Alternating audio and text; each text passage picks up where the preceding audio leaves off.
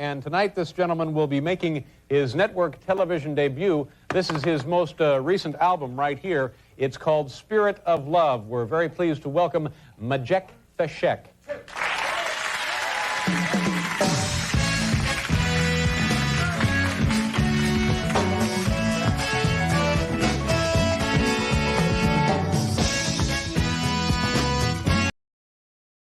And this interior, don't feel like you are making a mistake. And I've actually had this is exhausting. Our people, my God, this is exhausting. Don't. I think I'm going to leave this place because people are exhausting. I've had this conversation with CM. And he pretended as if he doesn't know the context you were talking from. This is scary. This is just scary. Our people, because people are so dishonest. You see videos, you know what? Sorry, forefather. You should come and take over. You are too dishonest. No, let me see. I'm tired of you people. It's unbelievable. Show can come and take over. Show you can come and take over, please. Forefather. People are just full of dishonesty. Please. They will never tell you the truth. I don't know whether what are you accusing me? You've seen whether it's deliberate or not. Calm down, something is wrong. Something is broken in our people. Oh, Father. Something is broken. Calm down. We've had long conversation. That's made this. They asked a question. A topic. I gave you instances. A long one. I gave you instances. What is see, unbelievable. See, listen, forefather. Let me tell you. Let me.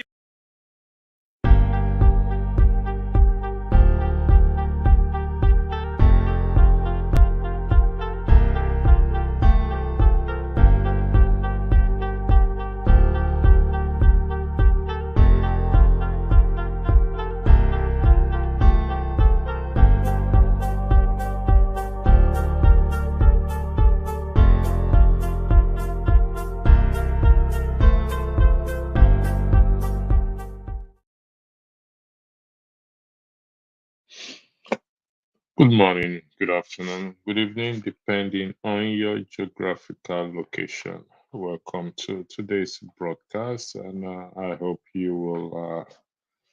You've had a good week so far, and you will be. We will be looking at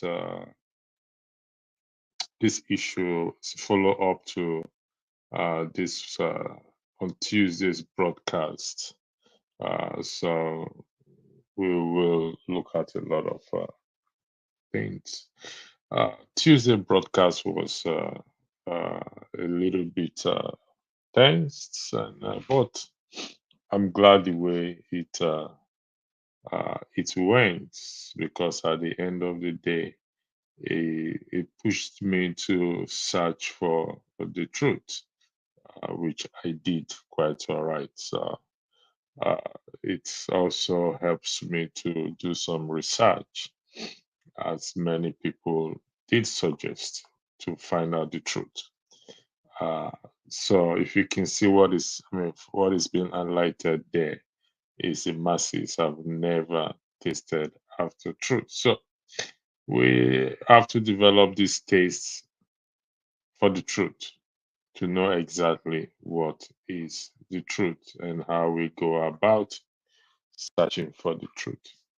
Now, you can see the topic there on the screen. I mean, the topic was there a boundary? Was there a country with no boundaries called Biafra in 1914 when the amalgamation took place? That is the topic of today's broadcast. And why this topic? The guest, the panelists, one of the panelists by the name Chiem, on last week's broadcast, did made this argument, and not just him, several others also have made this argument that there is an existing document somewhere that good afternoon to you, Augustine Opera. Good afternoon, Ojibe Eke, for joining this afternoon broadcast. Thank you very much. I will come back to your comments later on. So that there is a signed document that after 100 years, the nation Biafra will have to know, will go their own separate ways. Yes, OGP, I'm talking about the two. If you can see the question being highlighted there, is that was there a country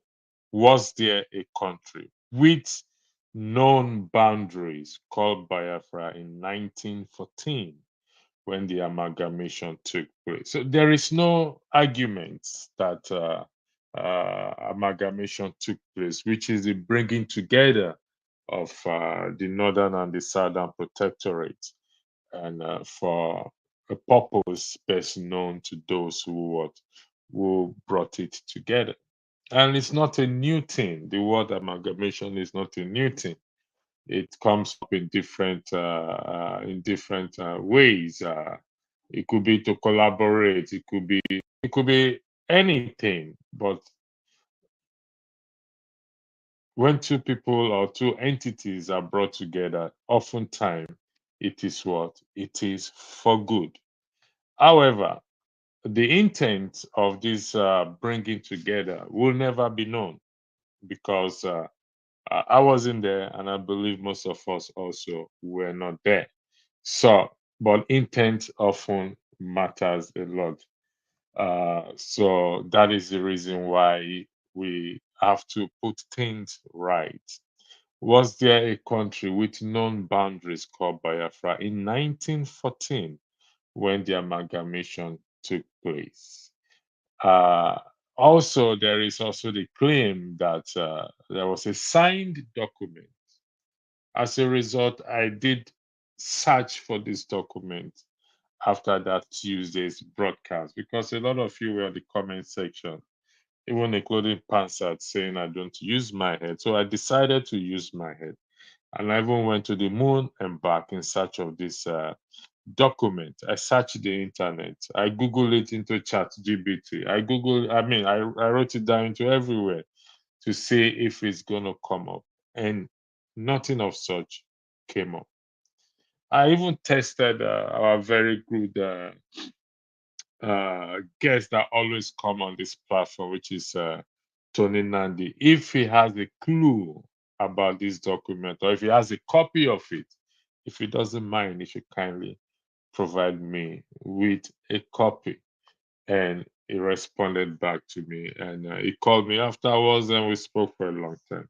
I went as far as to talk to another individual who is a researcher and an historian in respect to this document, that this purported document that by 2014, that was the 100-year completion of the 100 years. So they have to now let them go, just like the children of Israel in Egypt, let my people go. But I've not found this document. Nobody has provided me with this document. So is it the case that the masses or the people are being misled in respect to this purported document, or existence of this purported document, and yet nobody is providing it? Now, there is nothing wrong with self-determination of a succession. Let's establish that. There is nothing wrong. There's also nothing wrong if the union is not working and everyone wants to go their separate ways. There is absolutely nothing wrong in what? In self-determination. But what is wrong is when this self-determination is based on falsehood. When this self-determination is what? Is based on what? On falsehood. And yet the people are not what? Are not interested in the truth. Hence, I highlighted this that the masses, where is it again? The masses have never tasted after truth. So if you are interested in truth, you should be asking those who are selling this narrative to you, that where is that document claimed to have signed by 5 individuals in 1914? They've never been interested in it. All we are interested in is argument. All we are interested in is to fight each other over what? Over falsehood. So where is the document? And I mean, the guy that was here on Tuesday, Chim, I gave him my email address. I said, please forward me with this document. Oh, he said they will look for it and forward it to me. Today is Thursday. It's taking over, it's over 48 hours now for him to provide me this purported claim document that exists somewhere that nobody can find. Like I said, I've gone to the moon and back and I can't find this document. So, where is this document? Was there a country with known boundaries called Biafra in 1914 when the amalgamation took place? And as such, they claim that after 100 years, they are supposed to set them free and let them go. Like I said again, I'll repeat for the record, there is absolutely nothing wrong with self-determination. There's absolutely nothing wrong for secession. There's absolutely nothing wrong if the union is not working and everyone wants to go their separate ways. To your tent, oh, you Israel. That was what was told Solomon's son when he did not listen to them to lighten the burden the father placed on them. And the rest of the children of Israel said, to your tent, O ye Israel. There's nothing wrong with that. But when it is now based on falsehood, then that foundation, even if you get what you want, the foundation is already bad. So we need evidence for those who are holding to this claim as such, fighting for a Biafra nation. I am not against that. I am not against secession. I'm not against self-determination. But it must not be based on falsehood. The CEO of this channel is an Igbo man. So I believe if such a document exists, he would have brought it to the forefront for the whole world to see. And because of integrity of this platform, I had to come up with this and say, provide us with the evidence of this document. Biafra Voice 7. Good afternoon for joining the broadcast, please. Yeah. Good afternoon. Thank you so much. You're welcome.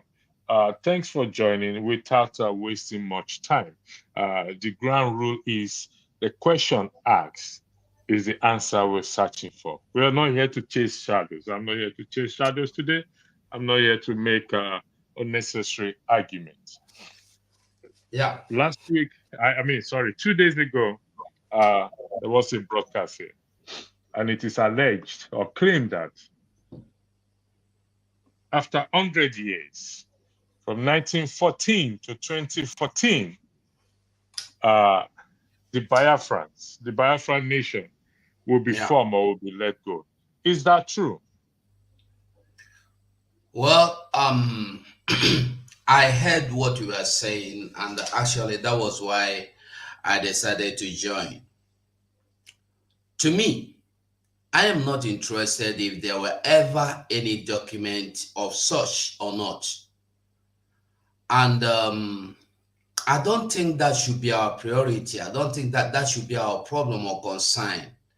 There was a clip you showed before, though I didn't meet that area very well. I joined you from where, after just a bit after, when somebody was saying he was about to leave because the conversation was like not well organized anymore. There were arguments.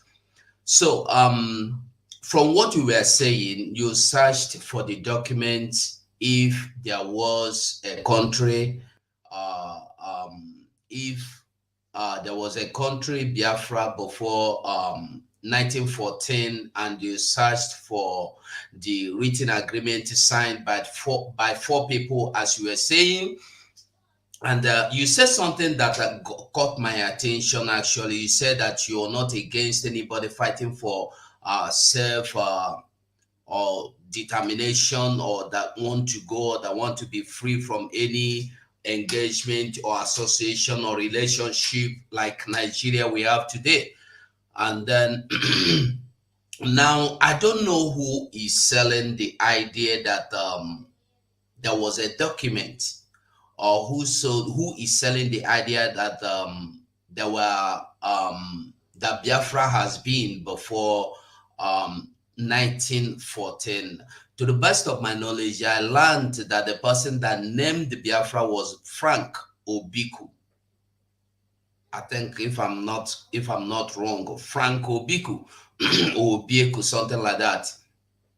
And I have not heard from Nnamdi Kanu that he is standing on the ground demanding for the freedom of Biafran people because he want because the agreement have expired, because it was agreed in 1914 that after 100 years the people of Biafra will be free to go.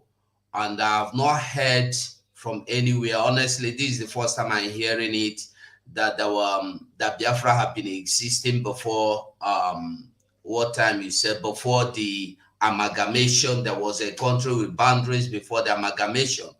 But actually, I don't know who are those people selling this. You know, some people might just want to argue. Some people might just want to raise issues that is not interesting, that is not important, I mean to say.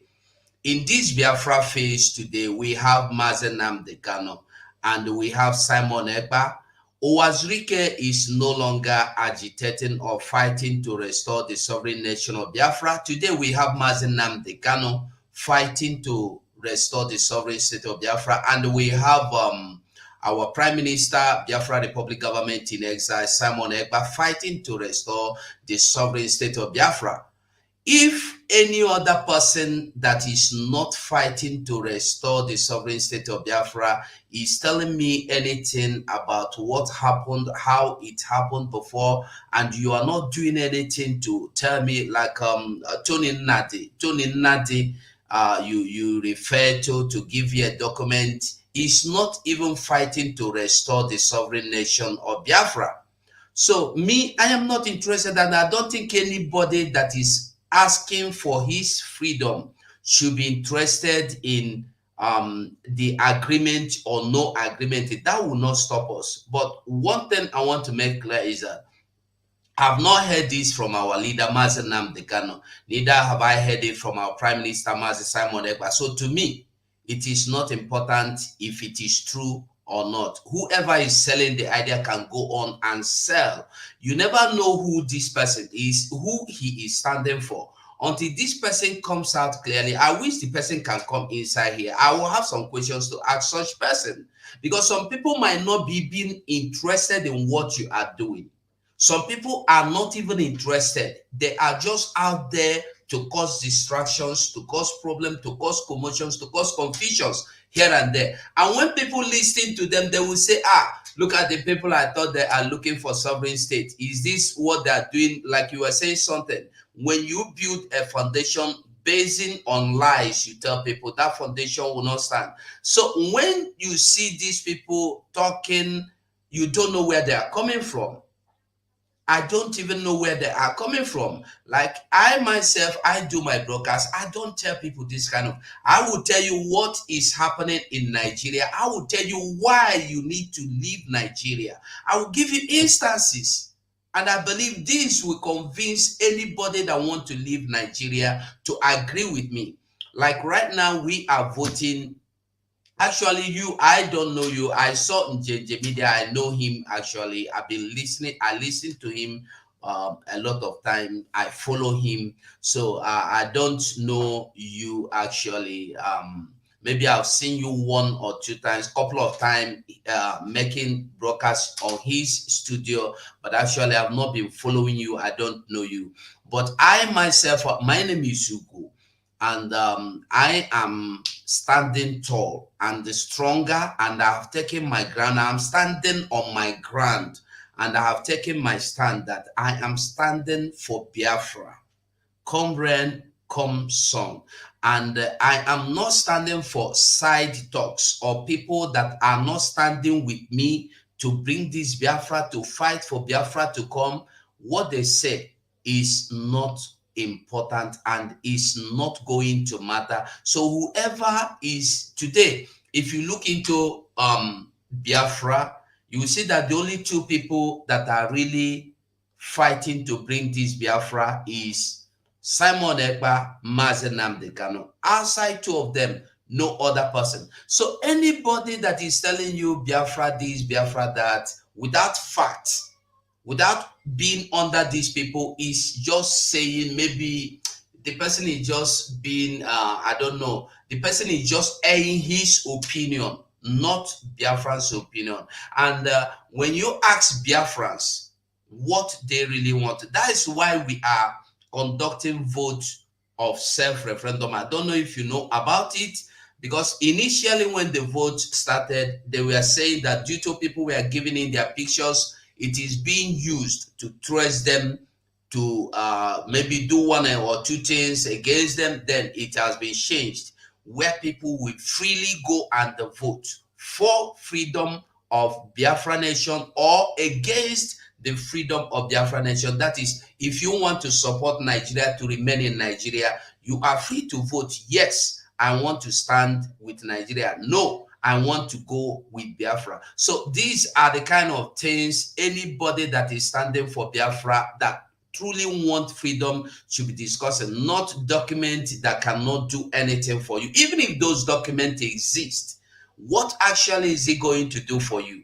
When we know that Nigeria is a land where law do not exist, where law, justice can never prevail. Rather, we see injustice prevail. On several occasions, we have seen it. It has affected so many people. When you go into Nigeria today, everything you see happening to people are injustice. So I heard what you were saying. That's why I decided to come in and join you. I don't know if you want to ask me a question. Yes, I will. Thank you. First of all, let me thank you for joining in, and let me thank you for weighing into the matter. And I also want, there are those who think Tony Nnamdi is against them. No, Tony Nnamdi actually helped me with the topic when I asked him. He sent me a write-up and I picked out of the topic. I'll just read a clip of what he said. There was no amalgamation document signed in the manner that had been peddled in the internet, claiming that only 6 people signed the amalgamation document. It is a deliberate false narrative set up to divert attention of those who should focus on the dismantling of the defeated 1999 constitution by which Nigeria is currently governed. That is in defense of Tony, even though he's a grown-up man. So for those who think he's against anything, no, Tony stands for the truth. No, sorry. I'm not saying you. No, somebody asked the question in the comment section, not you. Okay. Somebody asked the question in the comment question. Now, again, thank you for joining. And so I will be putting several questions to you if you don't mind. I don't know how long you have to stay. My name is Andrew Lode, aka Electricity. I'm one of the moderators on this platform. And the reason why I came up with this subject was that there was a broadcast here on Tuesday, and it ran for almost 4 hours. And this argument went on. And there is a guy called Chin, and several people have made this argument on this platform that there is a document that says that after 100 years, there should be Biafra should go. And like I said, there's no issue with if we want to go our separate ways, if the union is not working. But it must not be based on falsehood or to mislead people. Because if we are claiming that in Nigeria it's bad, and we now want a country and not basing it on falsehood, that means we are starting on a wrong footing. Now, if you can see what is the intent, what is written on the screen, the intent of the heart, I believe you've already weighed in on it that Nigeria is not working as such. So how do we pursue? How are you pursuing this agitation of Biafra? Because from my own understanding is there's what we call due process. meaning that it can only, this is my own opinion, this can be achieved when representations are made to our lawmakers. How can you achieve this without violence or resorting to war? Well, that was why I said before, I don't know if you have been listening to what the Biafra Republic government in exile prime minister is doing. You see, in anything in this life, if you want peace, like they said, you must prepare for war. But you preparing for war is being ready. Should in case eventuality, we are pursuing whatever we are pursuing peacefully. That was why you see today we have the government in exile. Nnamdi Kanu have been doing whatever he is doing peacefully. He never wanted anything like arms until the Fulanese begin to intrude into our land, raping our women and children, killing them, stopping them from going to farm. That was when the Eastern Security was formed, just to protect our land. If you listen to his broadcast or his address, he said that they are not the people that are going to fight for Biafra. They are just a security outfit to protect our forest and our boundaries from the enemies coming in. So, and I believe that was the major reason he was kidnapped, not because of any hearsay they are telling us today, but that's by the way. And then when we come with our Prime Minister Simon Ekpa today, he has been able to bring us to a place called government in exile.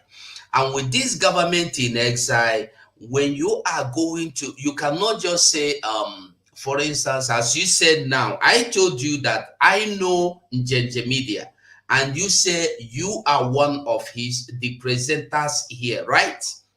Now, this is this is Dr. Damage's platform, and he's head on Njenje Media platform as well. All right, okay. I also know Dr. Damages as well. Rudolph Okonkwo, yeah.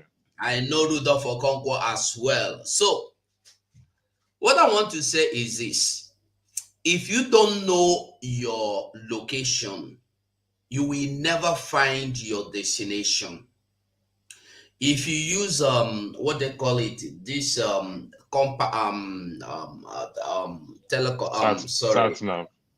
navigation. Sat nav. Yeah. Navigation. If you're driving, if you want to set to a certain location, you are going to, no matter how distance, you have to stop. It will ask you where you are, your present location. When you fix it, it will be able to get you to fix your destination. That's how it will be able to lead you. When you fix only your destination, it will always end you up in the wrong place. So what I'm saying is this. Now we have Biafra government in exile, and then we have somebody to represent that government in exile, and that person is Simon Ekpa, who was elected as a prime minister. And then sorry sir, let me how can you have a government in exile, and who elected Simon Ekpa as prime minister? When did the election take place? Where? When? Who conducted it? Are you interested in Biafra? Are you a Biafran? I don't understand that question, but I'm from Nigeria. I asked you, are you a Biafran? No, I am not. Good. Biafrans elected Simon Ekpa. When did the election when? Can you refer us to date time, please? It's not necessarily conducted. That's not what we are here for. The important thing is for you to know that Simon Ekpa was elected as the prime minister to represent the Biafran people. And before he was elected, I want you to know that the Biafran people also choose him as the um, um, sorry, as a speaker or representative, a representative to Biafrans. So Biafrans came together and we elected him prime minister. And in this government, hold on, I'm coming. Hold on, I'm coming. In this government, we have departments, we have bodies. Okay, we have departments, we have bodies, we have people that are well to do in this government. And in this government now, we've been able to do a lot of things. We have been able to reach some certain places where we wouldn't have gotten to had it not been we are in government. And with this government, you will be able to meet with anybody you want to meet as a government, not as a peer group, not as a political peer group. So whether Simon Ekpa was elected by the whole Nigeria, whether the election was announced or not, is not important. What is important really is that the Biafrans are okay with what is going on. And when I'm saying Biafrans are okay with what is going on, it doesn't mean everybody from Biafra land will accept what is going on. Okay, sir, with due respect, for the purpose of integrity, and if you read what is on the screen there, intent of the act, I am asking you a question, and I will appreciate. And if you look at the comment section, there have been several questions asked. How can you have a government in exile? When was this Biafra election? When did it take place? Date, time that Samuel Ekpa was elected as the prime minister of the Biafra nation? Could you please provide date, time, please? That was why I asked a question. Are you a Biafran? You said no. Okay, so is the person asking? Hold on. Is the person asking this question? Hold on. Is the person asking this question a Biafran as well? Hold on one second. I think the person. Hold on. I think the person asked Emeka Chiazo. Emeka Chiazo should be able to tell us if he is a Biafran. With due respect, sir. Hold on one second. There was an election that took place in Nigeria. Okay, I don't have to be in Nigeria to know that election took place. But if somebody now said to me there was an election that took place, I would like to know, oh, I didn't know there was an election. Could you tell me when this election took place? There's an election coming up in Britain on July 4th, if I'm correct, and it's already announced. I'm not a British citizen. So I am asking you, I don't have to be a Biafran. It is based on the claim that you just made. And I'm asking you to provide me details of when, how, who conducted, and how can you have a government in exile, please? Thank you. The floor is yours. We have government in exile. You must not agree with me, and the person in the comment section must not agree with me. But first of all, I want to make something clear. If you don't believe in what I am doing, that doesn't mean what I am doing is not working. And that doesn't mean what I am doing is lie. This is what I want us to know. That the person is a Mecca or a whoever does not matter. The date, like I told you, is not the important thing here. But we had election. Listen, the date is not important. The election happened before the election, before this government in exile. There have been people that come together on daily basis, sit together on daily basis, meet together, discuss, dialogue, look for findings that will lead to the other phase. The Biafran army you see today, people have been coming together to think, to put heads together, to be able to bring them to where they are today. So if your problem now is that Simon is the Our Prime Minister Simon Ekpa is the Prime Minister, Biafra Republic government in exile. I want to ask you a question. Is that the reason why you will not want your way out of Biafra? That Tinubu is your president today. I am asking you a question again. That Tinubu is your president today, you don't like him. Would that stop you from would that stop Tinubu from being your president? No. So okay, whether you like Simon or you don't like Simon, the date, like I told you, let me not lie, I am not sure of the date. If you want the date, I will find the date and I will bring the date for you. There was a date. And hold on. I just let it not be as if I'm running away from giving you a date. There was a date. If you want a date, I will give you a date, but it is not going to be now. So I don't give you history, and after somebody will find out it wasn't 3. That will make me a liar. I will find the date and I will give you the date. You know what? I will give you 5 minutes to Google it. If there was an election that took place and Samuel Ekpa was appointed. Does it mean if it is not in Google, it's a lie? Is that what you're telling me? Sir, I did not suggest. That's not what I'm suggesting. I am going by you see, look at what we're saying there. Intent of the I'm heart. asking you. You said I should Google it. Yeah, I mean, like, I've never heard of. What you are saying is that if I Google it and find it, it is true. And if I Google it and find it not, it is not true. Is that what you're saying? But if an election took place, in a nation called Biafra, and a prime minister was elected and known by all as government in exile, mind you. Government in exile. Yes. What do you mean by government in exile? You Google it. Since you know how to Google it and find out yourself what it means. Look at what it says. Simon Ekpa was elected when you were busy with your Nigerian election. PM Ekpa was elected in 2021, 2022. Is that correct? Do you know? Is that correct by what this person is saying, sir? I don't know. I don't know what the person is saying.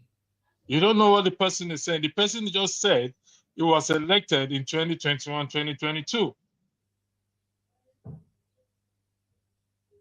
It does. I've told you, I am not going to accept any date until I find out. I will give you the date. If you want, listen, if you want the date, like I told you, is not the issue now. What you are trying to find out. It is an issue.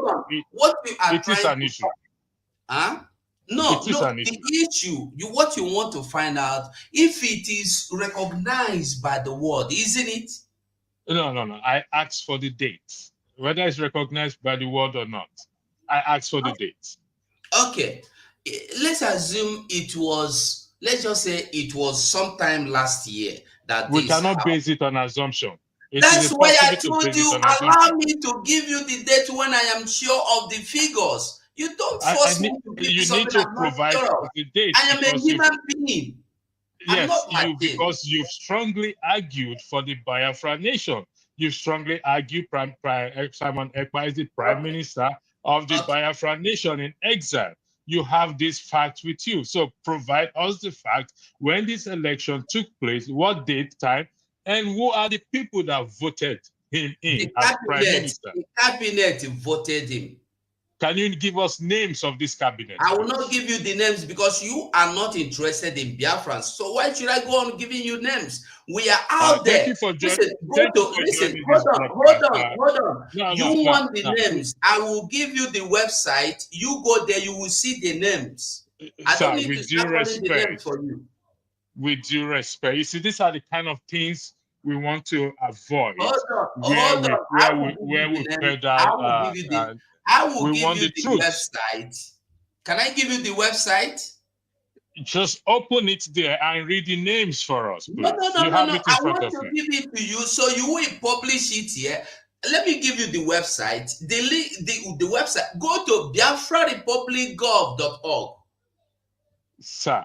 And then publish it here. So Hold on 1 second. So you want to give me a website which means you have visited that website yourself. Would that be correct?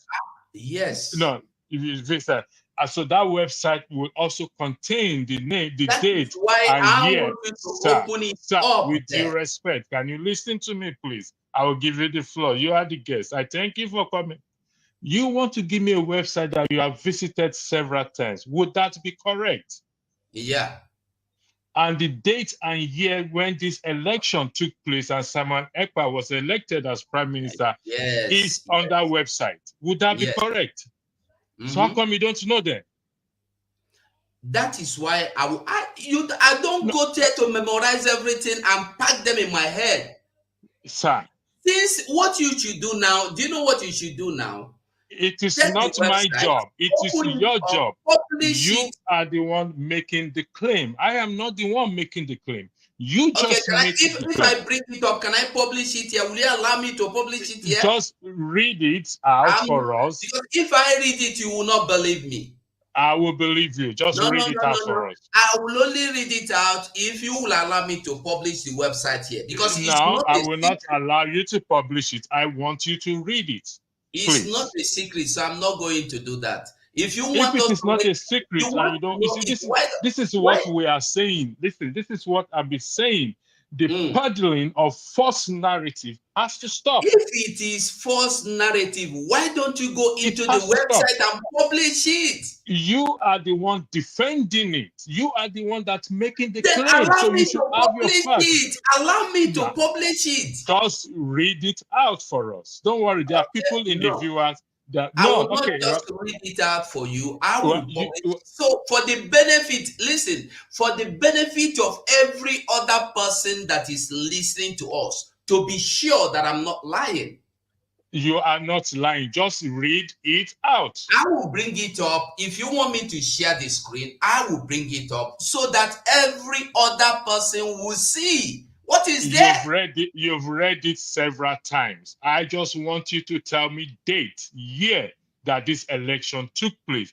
Then I will go and verify it. You just tell me the date and year. What is the point of you going to verify? Where are you going to verify it? I ask you a question, sir, respectfully, with due respect. You are making a claim. Hold on 1 second. Hold on. I don't want us to talk over each other. You just made a claim that there was an election. Yes. And there was cabinet. And Samuel Ekpa, who is in Finland or wherever he is, was elected as the Prime Minister of Biafra. So you have this fact with you. You don't even need to go and make that research, because you are part and parcel of this Biafra nation. So you have the fact with you. So I am just asking you, since you have this fact, just provide these facts. Then I will share this screen. All right, thank you very much. I will go to those in the comment section. If you still want to take some comments, I mean, if you still want to take some comment, then I will. But I have to be honest with you. The reason why I came here today, I am not, like I stated earlier, I am not against anyone who wants succession. I am not. Self-determination is allowed. There is no law against it, but it must not be based on falsehood. It must not be based on misleading the general public. It will not achieve anything. If we are condemning a nation, Nigeria, that is not transparent, there is injustice, and we are peddling falsehood, it takes nobody nowhere. That is just the truth. If I come, you say you don't know me here, and I said to you, I am a moderator on Dr. Rudolph channel. This program is heard on other 5 YouTube channels. I don't need to tell you, go and Google me and say, oh, I'm going to find out, Google me to say, oh, if this and that. I have told you, it is not up to you to go and Google to verify if that is the case. That I am a moderator on Dr. Rudolph channel for up to a year now, if I am correct. And you just made a claim that there was an election. If I wake you up in the night and, Mr. whatever your name is, tell me, when is the election? of so Biafra nation. You shouldn't think twice. You should give me the information. It shouldn't be this back and forth that we're going with each other. You should have the information right at the top of your head and give it to me. When was the Nigerian election took place? February when? 25th when? 2024, 2023, I beg your pardon. May 29, it was sworn in. May 29, we make it 1 year. I don't need to think about it twice. I just gave you those data right now. So if there was an election, we need it. I'm not against you, sir, respectfully. I just want the facts. Thank you very much. Let's see. Let me see where I stopped and I highlight some comments, because normally when I come on the show, I talk and I highlight comments with those in the comment sections. I want to know where I stop. Royal winner, gone too far. Okay, so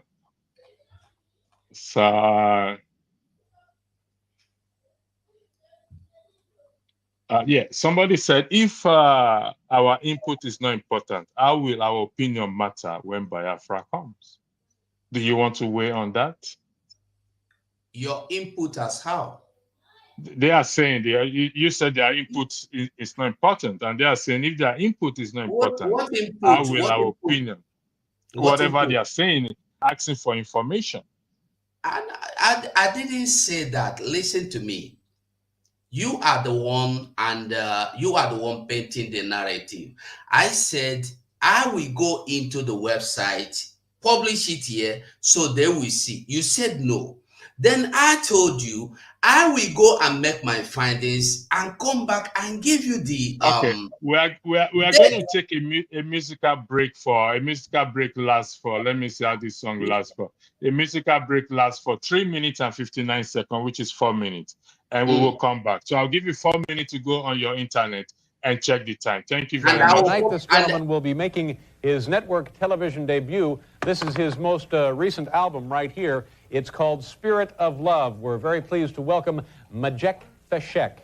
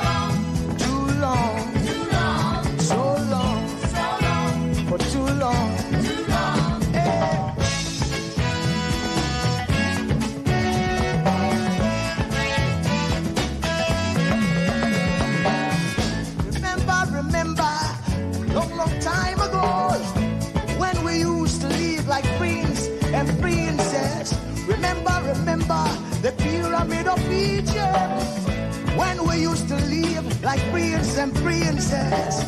Remember, Marcus Garvey, who are the dream for New America. Oh, remember, Martin Luther King, who are the dream for New America.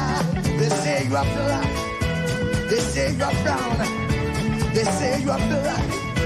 They say you are brown. Only the angels of Jah is white now. Only the angels of God is white. So long, too long, so long, too long. We've been sitting down so long.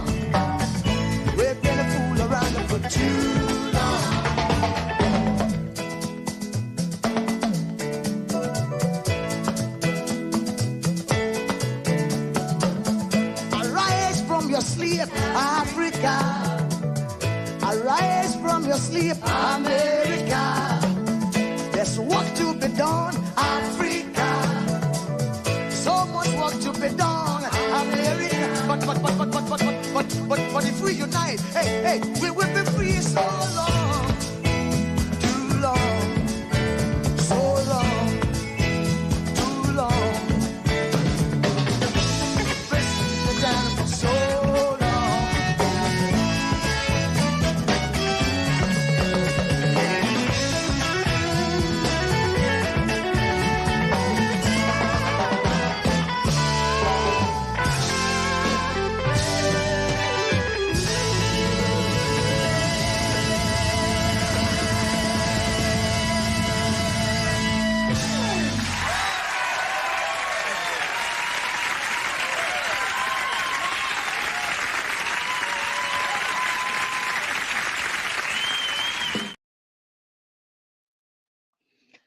Thank you. Welcome back. The gentleman has left the platform. I gave him an opportunity to search for the date and time and year that the claimed election took place where Simon Ekpa was elected as a prime minister. That was a valid question I asked him, and he decided not to. All he wants to do is to post the website on this platform, which I personally ain't going to allow.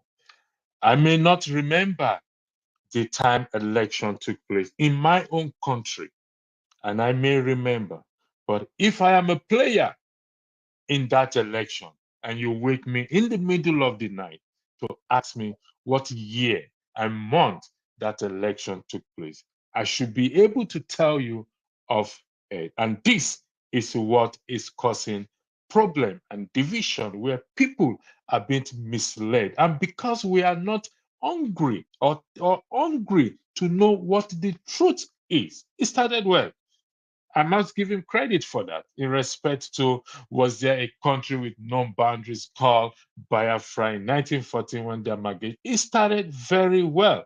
And then it now comes to the issue of Biafra, which I am not against. I just want the record to reflect that, which I did state earlier, that one, self-determination is not a crime. Two, secession, which is working well. But if you are going to form your own country based on falsehood, which we are fighting against in Nigeria, what difference does it make? That is where we are today. So we need to have what intent matters a lot. Intent of the heart matters a lot. What is their intention? That is where we are today. But it fails to provide aid. And guess what? I will not be intimidated. Trust me on that. I'm on fire on this broadcast. And I want those of you who think I am against Biafra to know that I am not against Biafra. I can come up tomorrow and say I want my own nation out of that country. I am tired of being part of this country. But it must be based on transparency, accountability, fairness. It must be based on what of the motivation must what and value must be based on this motivation value that drives an individual's action and decision must be a fair one. Must be what? A fair one. Like somebody said in one of the he said he know in Minja, he know Rudolph Okonkwo, he know this channel, but what? He doesn't know. He has not heard of me as a moderator. Well, I didn't want to highlight that to him, not to provoke him further. So please, if you are defending something, defend what is. There's a word I'm looking for. Pick your battle very well. Yeah, pick your battle. So I'll go back to the comment. Soji, thank you for Jagun. Thank you for those of you who have joined. I will highlight quick comments, whatever it is. I know some people are against me. Yes, I can understand. However, after Tuesday's broadcast, I went digging, and I mean digging. Where is this document that some people are using to create division, feeding people with false information?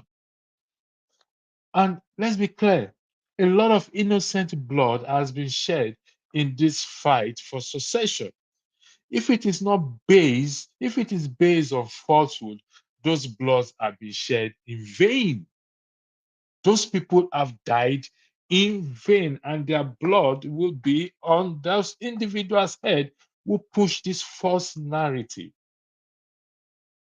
who push this falsehood narrative that after 100 years, even my own brother KJ, who comes on this platform, has reference to that as well too. We are free. Let us go. Let us go. Is anybody stopping anybody from living? If we want a change, then let's pursue the change based on what? Based on transparency. Let's pursue the change based on what? Based on the intent of our heart that we meant good for one another. We must not pursue this change on the basis of falsehood to carry out our own personal eating agenda. It doesn't work like that. It won't work. And like I said, I was not there when the amalgamation took place, so I can't determine the intent of Lord Lugard as a then, but I can only give my opinion that they meant well. Unfortunately, things are not working. But so if the union is not working, then if it means to go our separate way, then let's go. However, if I'm pushing for going our separate ways with falsehood, having my own intention, hidden agenda, then it equally will not work. That is just the truth. It will never, ever, ever work. It's not a cause. That is the truth. So again, thank you for joining this broadcast, and I will take some comments here. Let's go back to where I stopped. Let's be transparent. Let the process be transparent. I think, yes, bring the date. Yeah, it didn't bring the date, it's gone. So there's nothing we can do. Let the process be transparent. Probably think they'll come here and bully me. Ain't gonna happen, man. Like I said, I'm on fire for anybody who wants to come on this issue. If you know you have the information I am looking for, come on board. But I can be rest assured, he ain't gonna bully me. He ain't gonna talk me down on this matter. You can call me anything you want to call me. I will take it. I will swallow it. Give me fact. Then we will know where we're going. We knew Nnamdi Kanu came on board. Let's be transparent. Let's be transparent. A lot of countries, according to a lot of countries, have gained their identity country through their government in exile. Thank you for that. Is this your topic? Who gave you this platform? Go meet Dr. Rudolph. He'll tell you who gave it to me. Prime Minister of a country, Prime Minister of a government in exile. Tell me that one again. Soji, I don't want to highlight your comment, but I take note of your comment. So anyway, was there a country with known boundaries called Biafra in 1914?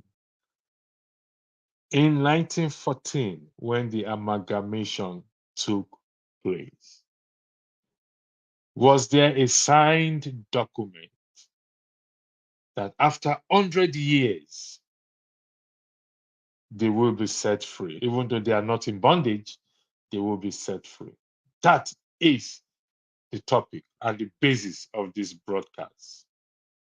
It will not be wrong, or it will be fair to reach that conclusion based on the speaker's argument, earlier argument. There was no such thing like a document that exists in 1914 that 5 people or 6 people or 100 people signed that after 100 years, that it is false, based on falsehood of certain individuals who want to carry out their own agenda and not even interested in the plight of the Biafrans. And some people dance along with them, not interested to search for the truth. This platform is based on the truth. If there is, provide it. We will fight for you. We will push for you. We will push for this to come to pass. But if there's not, then it does not exist. And there's no shame to say it does not exist. You cannot build any nation on falsehood, whether Biafra, Oduduwa, Ogoni, Nigeria, whatever it is. You cannot build it on falsehood. There is no denial that there was an amalgamation where the protectorates came together. The intent we don't know. If the intent is based on falsehood, that is why we are experiencing what we're experiencing in the country. But we don't know.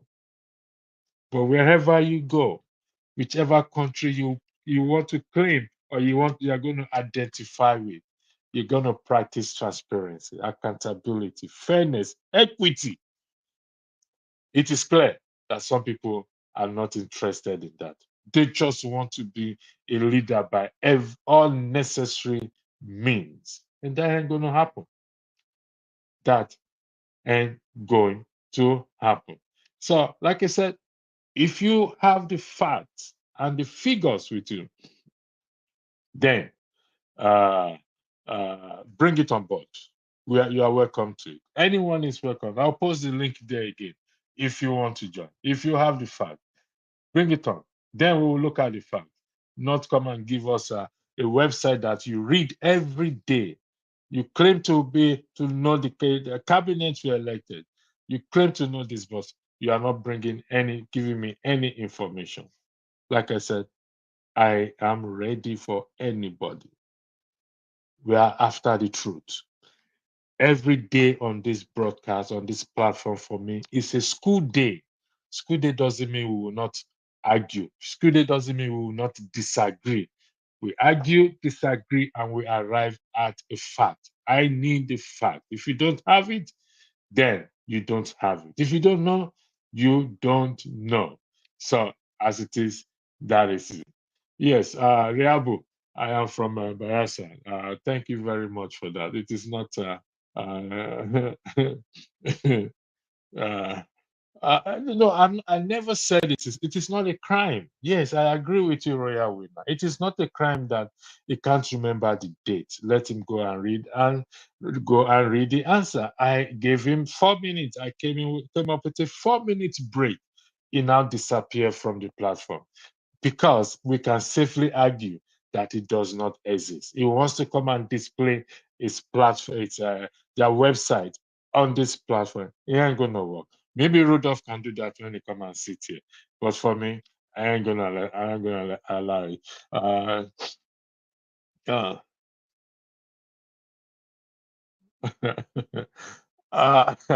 Royal Jones, you said my illiteracy is showing itself here. Are you in the Western world? Someone says he's not sure of something, and you have the audacity to force him. Gush. You know, yes, I am in the Western world. Royal Jones, if you, I don't know where you are, but I want to presume you are in the Western world. If you are driving your car, and you claim to have a driver's license, and you are asked your name and your date of birth and your address, these three things are listed on your driver's license. And you say you don't know, you can't remember. Let me go to my house and check if I will remember my name, my date of birth, and my address. Then the policeman will know there's something fishy. If you follow this man's argument, he claimed there was an election. He claims Samuel Ekpa is the prime minister of the Biafra kingdom. He claimed there's a website, and I asked him, "You must have read it on the website several times." On the record, he said yes, and yet he cannot remember the date. Then, come on, you judge for yourself. You what? Judge for yourself. Okay? Judge for yourself. Mr. One Nigeria, if you know that you are from Ibuma, you should know the Biafra was before Nigeria. Biafra was joined together with another country called region. You are welcome to that. Keep talking, keep explaining, continue. Give us the document. That is what we ask. That is what I'm asking. There is a claim that a document exists. Bring out that document. That is what you are. Merieke, bring out that document. If you have it, come on board. Argue it. It's an open platform for anyone who wants to argue. But you see, nobody's coming. The only one that came left. Nobody's. If I change the topic, everybody will come. We don't like the truth. We don't want to search for the truth. We are not hungry for the truth. Go back to all the clips of Dr. Damage. There has been argument here about this claim here, about this 100 years claim. Some people went as far to say that the Igbos are like the children of Israel. They are special. They are like the children. Fine. You can claim to be what speciality you want to be.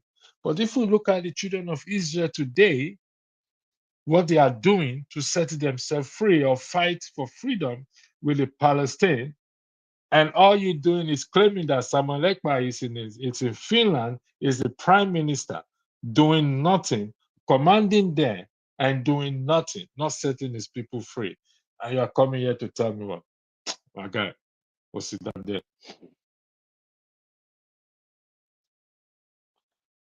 Macanelli, I disagree with you on that. This conversation is just pointless. To you, it may be pointless. You can share the webpage, which is the standard here at Electricity. It is not a standard. Okay? They choose to share the webpage in the context of this matter, this argument. In the context of this argument, the man has the information. All he needs to do is what? Is to provide the information. You don't have to share the context. You don't have to share the website. Give me the information that I'm asking for, date and time, year that this election took place. I highlighted what a viewer said there, that 21 to 22 he said he cannot recollect. Come on. Let's be reasonable here. If you think this conversation is pointless, that is fair. That is your prerogative to think that way, and I respect that. But the fact that you are making a claim that something exists is giving me a website. You don't need to give me a website. You made the claim, so you must have read it from the website. All I ask is date. Give me date. You don't have to share the website. Think about it. You don't have to share the website. You know the date, give me the date. Why did he leave? He should have given me the date.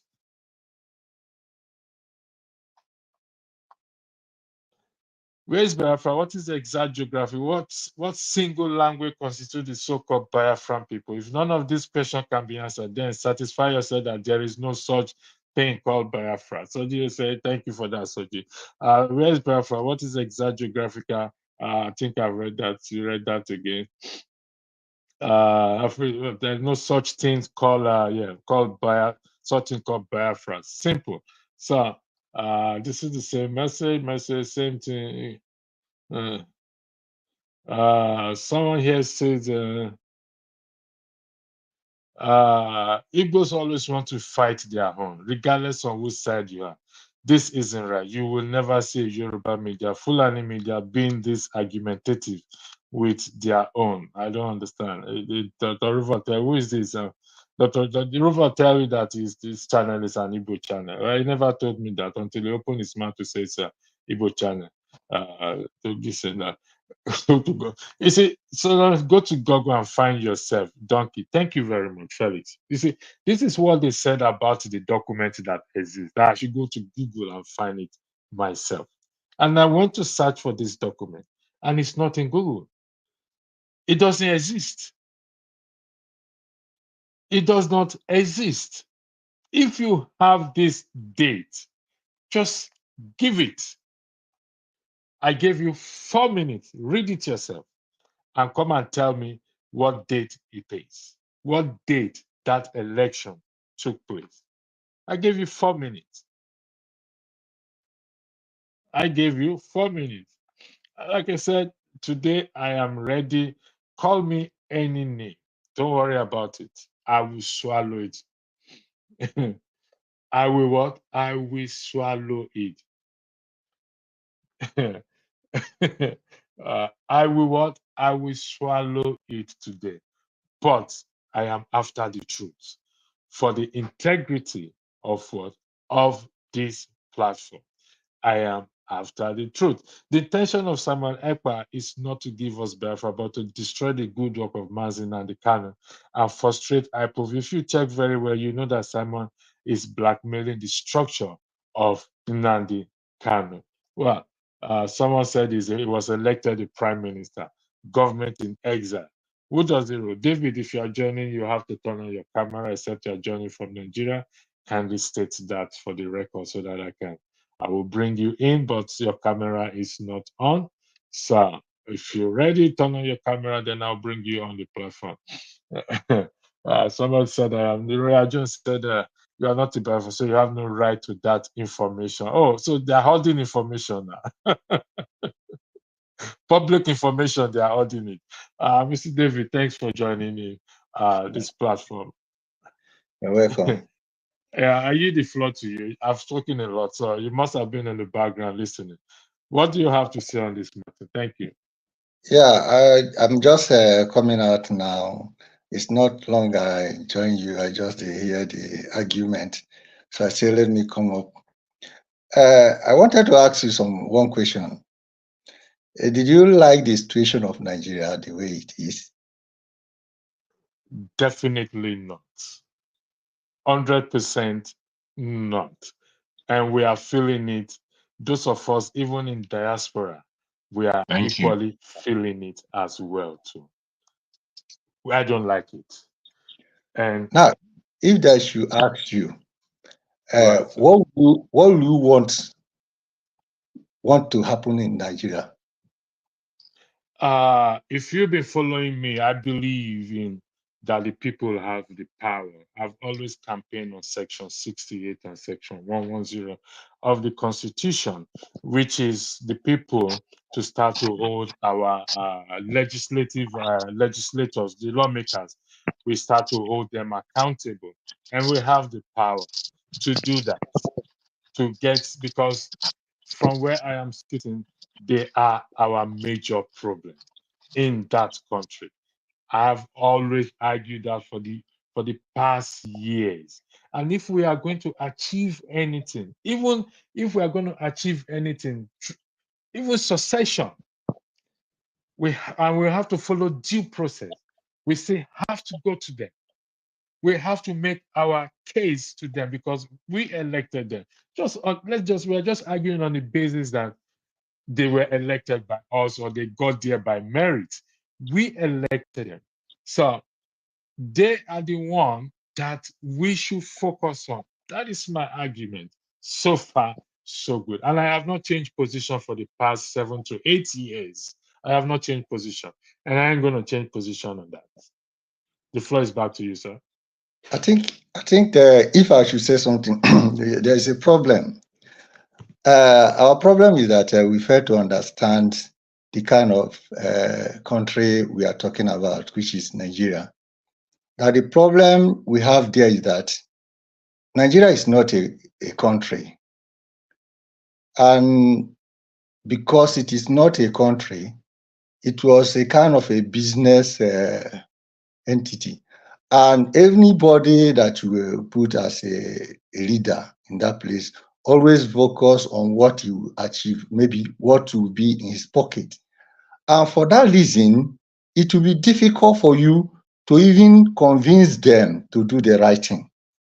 I think the best thing is that if we all, and everybody that is call himself Nigeria, should join voice together to disintegrate the nation. Why do I say so? If we disintegrate the nation, everybody stay apart, then we can argue of coming as a union. maybe each part have their own constitution, but now we come together and agree in a particular constitution that we govern each and every one of us. Because now, if you see the situation of Nigeria, a Yoruba man does not believe in Igbo man. Igbo man did not believe in Yoruba man. Hausa man did not believe in Igbo man. And Yoruba man did not believe in Hausa man. How can people that are not agreed to themselves be together? It is impossible. So the only thing to make things work, I think the best thing is that we should campaign that the country should disintegrate. Then on their own, they have to, maybe they can sit down and discuss the way to come together. I have a union that will have another law that will govern them, just like United States, just like Europe. Each of them have their country, but there has a union that bring each of these countries together. They have free access to any part you wanted to go as well. So, because one thing you have to see in Nigeria, you see the kind of debt that is going on in Nigeria. It's when it haven't affect someone, that person will be saying Nigeria is good, until when it hits the person.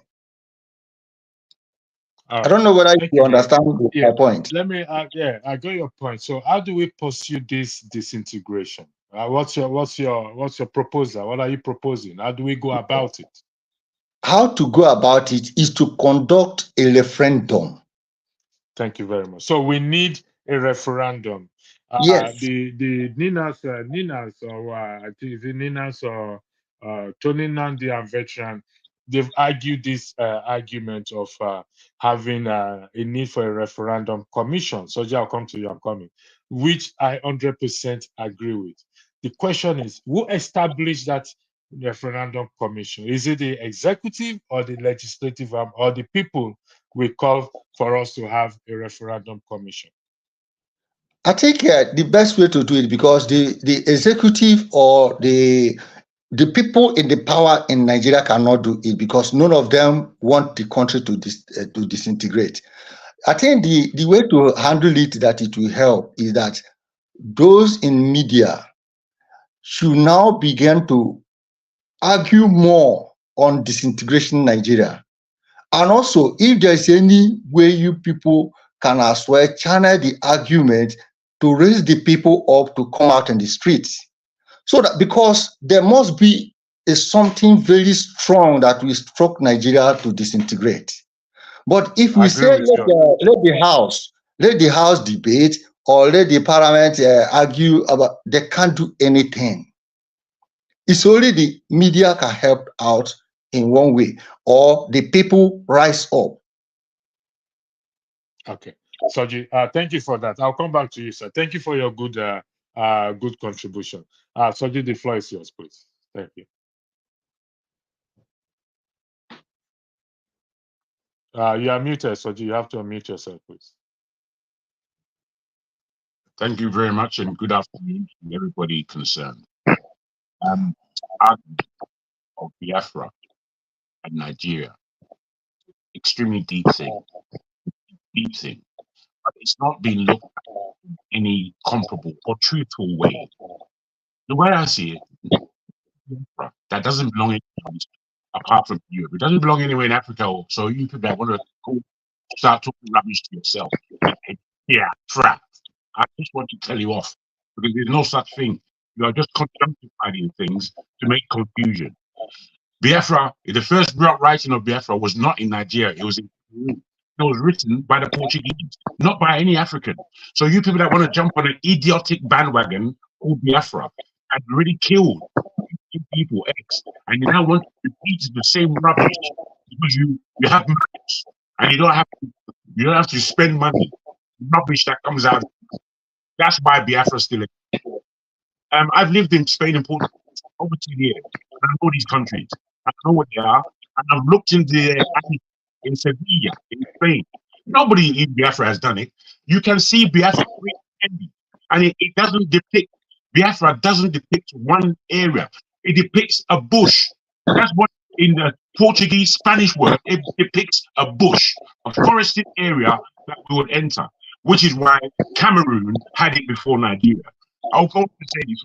So Igbo, another thing, if Biafra doesn't have a geography, does not have a geography, this is the Biafra. There's no such thing. Not on the planet. Never have been. There's no language called Biafra that's bringing anybody together. The people of the so-called Biafra that have arranged to carry on with, those people don't agree that there's Biafra with them. They don't. If Biafra had any truth, you know what? It would have included the Yorubas. If the Biafra included any truth at all. But clearly, there's some reason it doesn't include Yoruba people. The reason, I think for that reason, is greed and oil and control. The Igbos know if Biafra was containing the Yorubas, they would not have full sway in the that they call Biafra. So because they don't want to, and they want to be the Lord, they coined the word Biafra. I'm not here to play with anybody, just like you. I cannot be bullied on this. And the way you also called Biafra the subject, strictly from bully terms, strictly bully.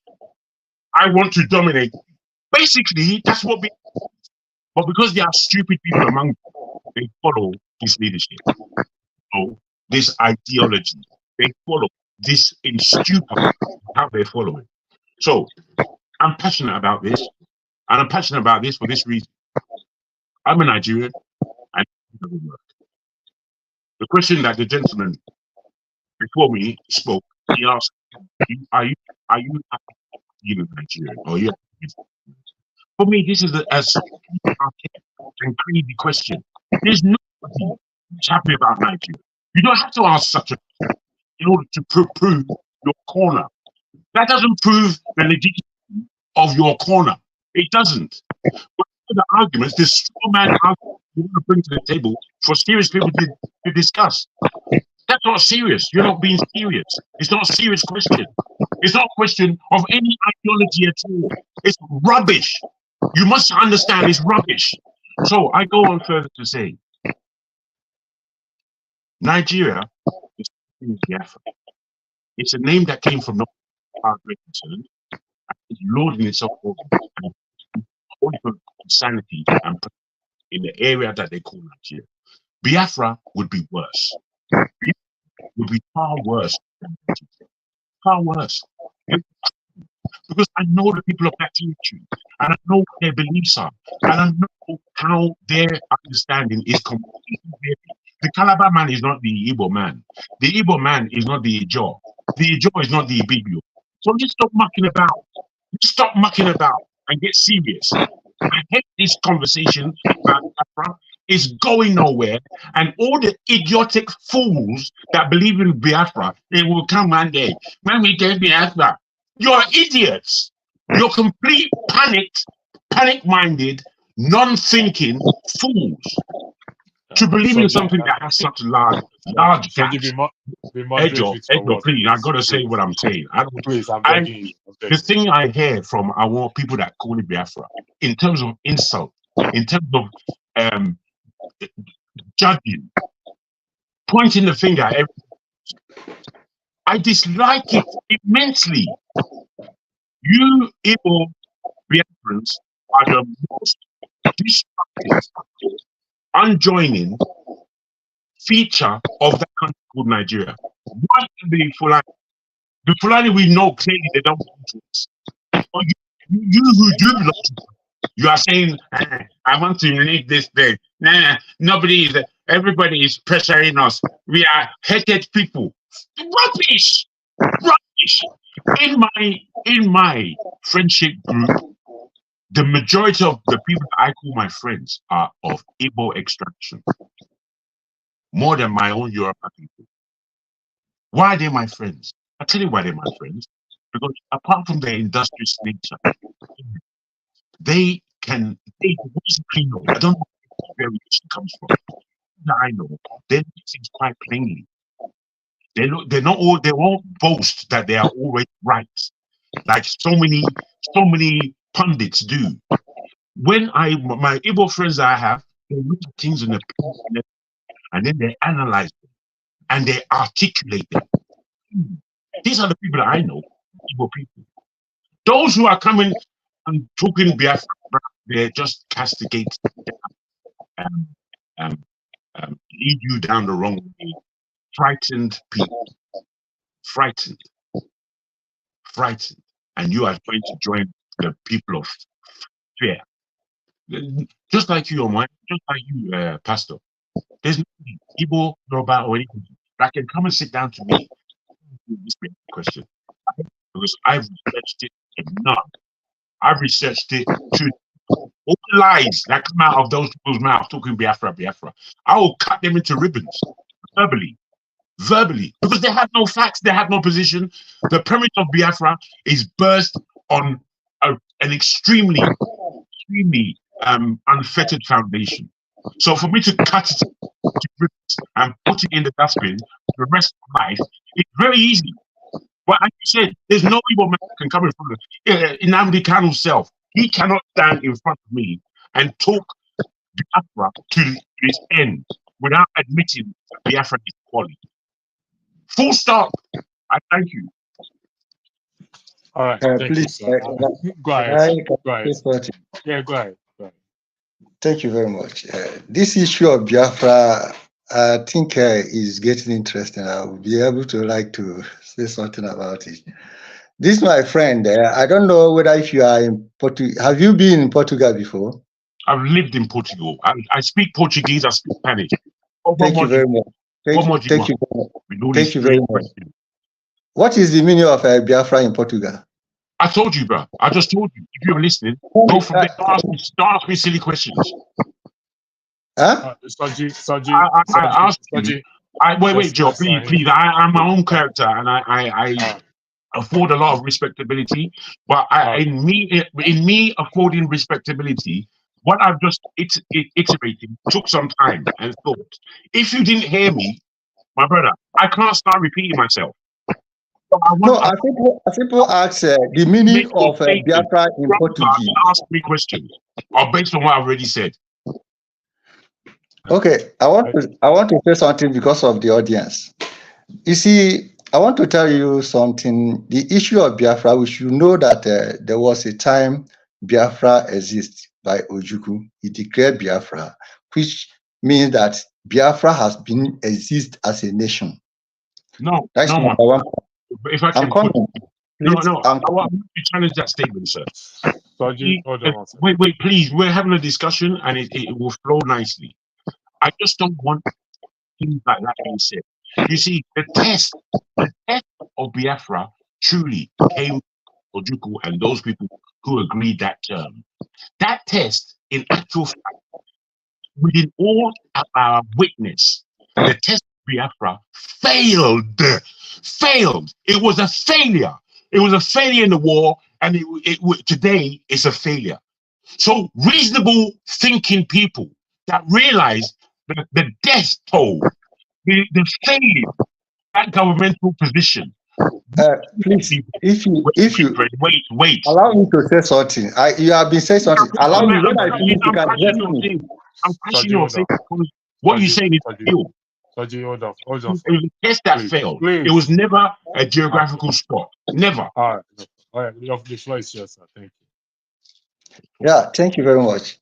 You see, when we talk about Biafra, I understand that the problem is that many people didn't know what Biafra is all about. I want to explain today because of the audience, people who will be here listening to us. Biafra is Igbo name, Igbo language we speak, because when we wanted to speak, what it means is come and see. Like now in Igbo language, if you want to say somebody, if you want to ask somebody, come and see, you say Biafro. Some people can say Biafma. Are you getting it? So it means come and see. And in that entity where you see Biafra, the real name is Idu. All the entire West Africa is Idu.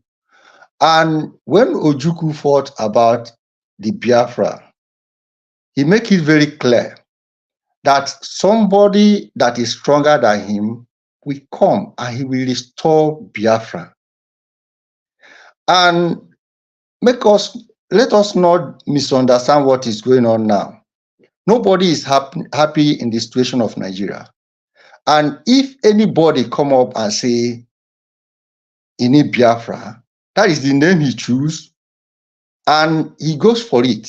I don't see the reason why people will be bothered or disturbed over that.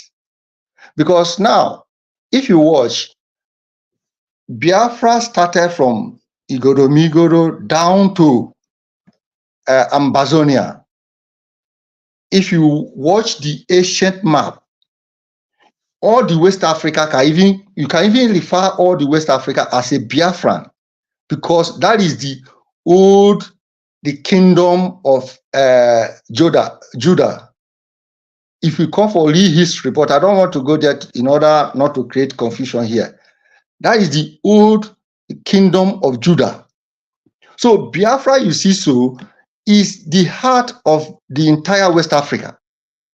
Can I ask you a quick question? Huh? May I ask you a quick question, sir? Go ahead and ask me. Are you aware that there was an actual place? Because you know that these maps, none of them were drawn by us. They're European, ancient maps. They're European maps, my brother.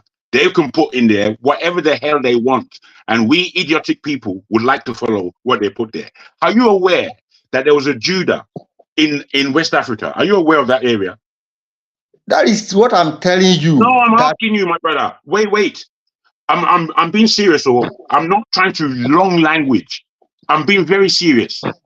If you know that there was a place called Judah in that West Africa, where was that place? Tell me where it was. It was this entity they call Nigeria today. No. It was there. My brother, the area that they call Judah is between Togo, Benin, and Western Nigeria. That's the area that is called Judah. In that, it doesn't leak outside of there. Even though we may all be Judeans, it does not leak outside of that geographical entity. My brother, you see me, I'm a historian and I'm a geographist, which means I love geography. People coming to talk their rubbish next to me, I cannot allow it.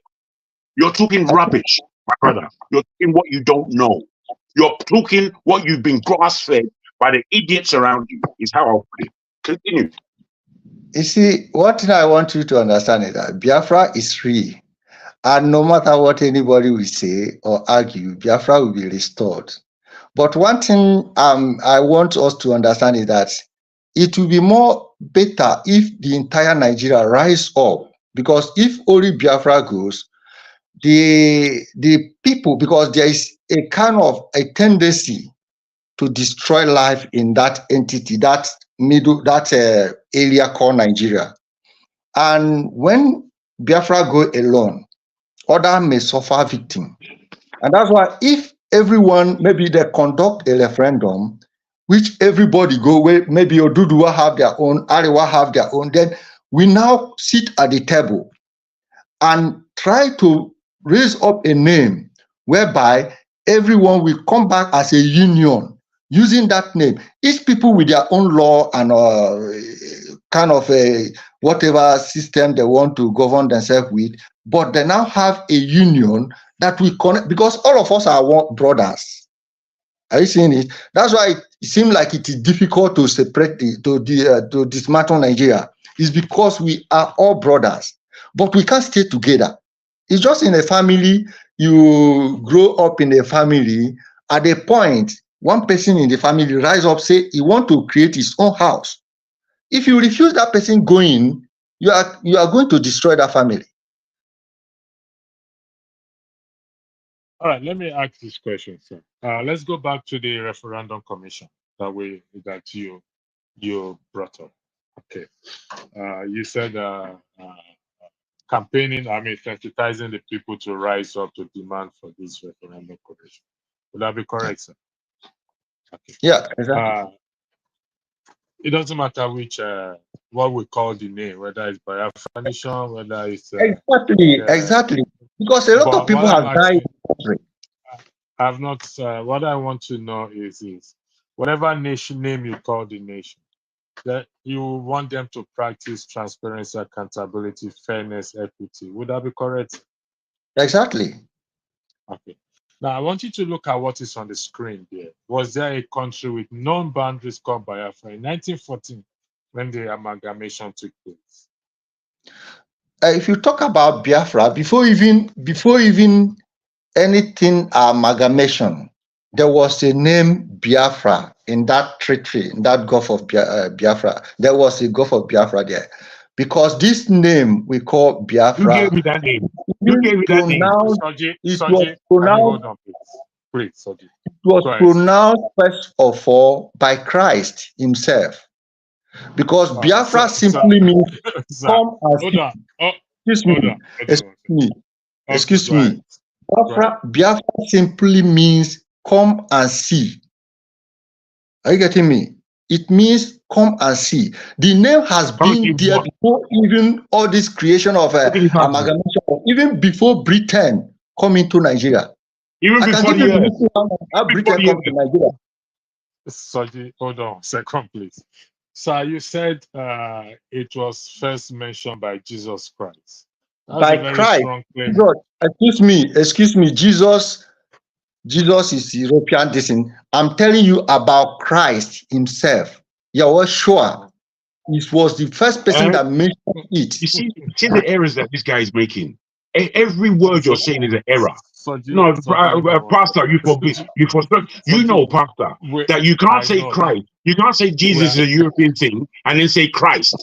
Christ is Greek. That term is Greek. I can give you if you don't know the interpretation of Christ. I mean, how are you allowing this? How are you allowing this intellectually? No, the man that's the truth. I don't want to insult you, my brother, because I feel that you're a very calm person. I really respect. Wait, let me make my apology to you. I don't want to come across as though I'm so belligerent. I don't understand your humanity. I do, my brother. Forgive me if I'm passionate about this thing. But my passion tells me that we are going the wrong way and we are blindfolded in our emergence into this wrong way. And I feel that we can't maintain this blindfolded approach to serious things. We're talking about life and death. We're talking about our people. We're talking about the power of the black nation in this world. How do we do power in the black nation? As you said, whatever you call it, I don't care what you call it. If you want to maintain that it's called Biafra, then it's called Biafra.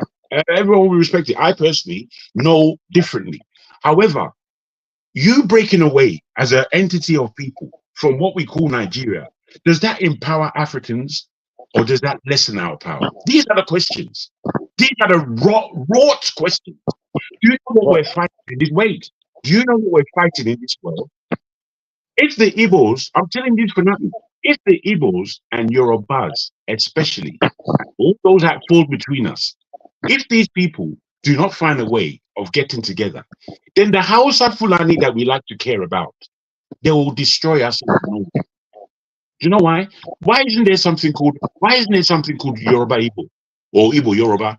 No, they didn't do that. They said Hausa Fulani, the people that just came. I don't think you're looking at the same thing. You just want to create division and you don't understand the power of unity. You don't. You have no understanding of it. What you have an understanding of is grab and run.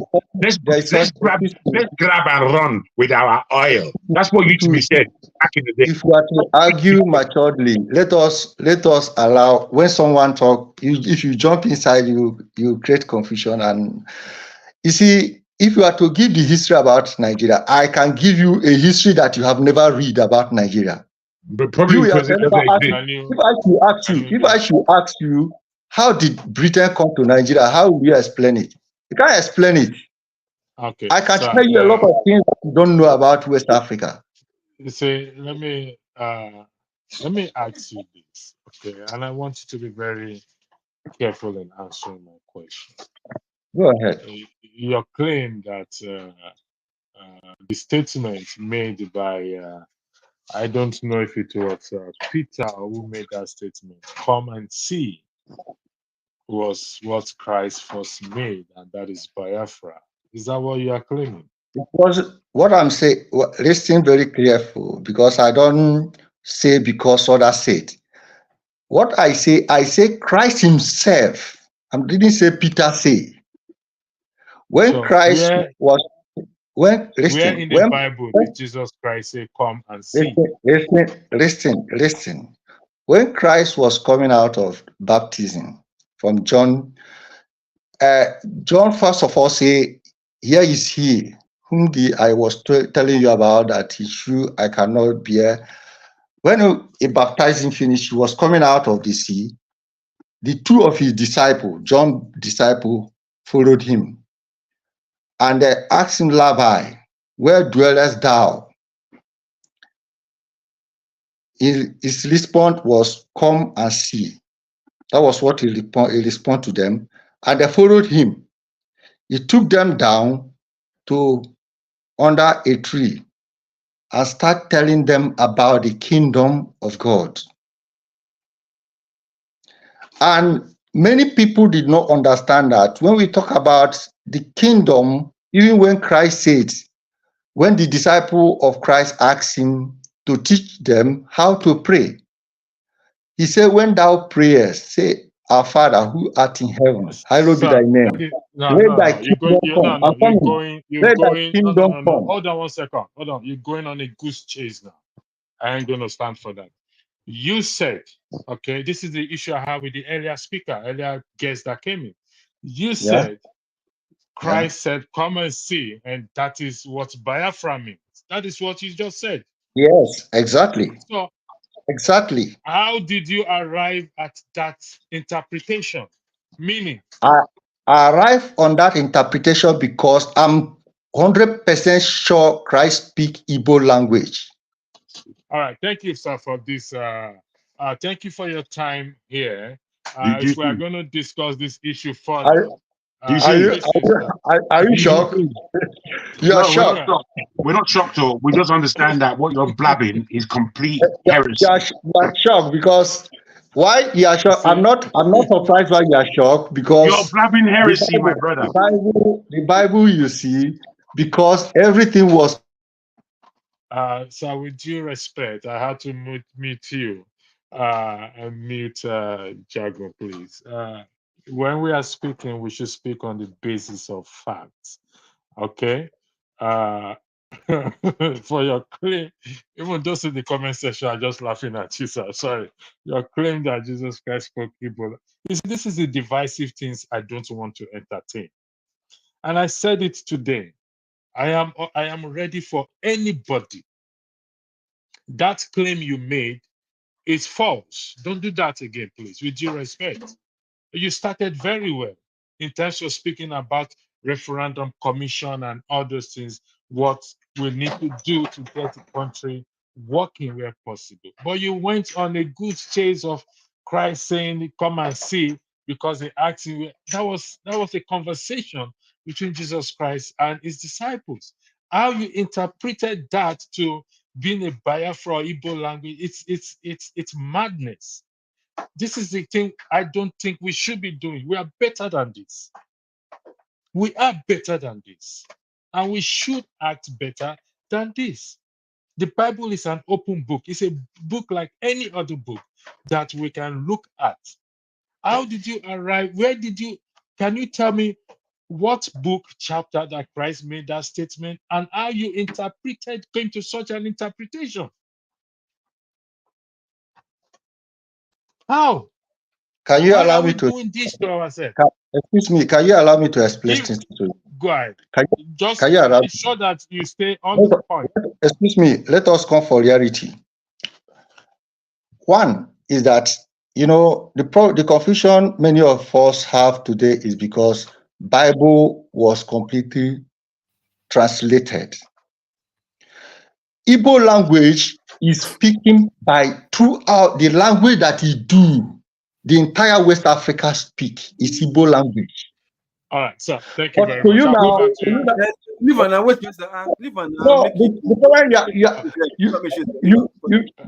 You are not patient enough to listen.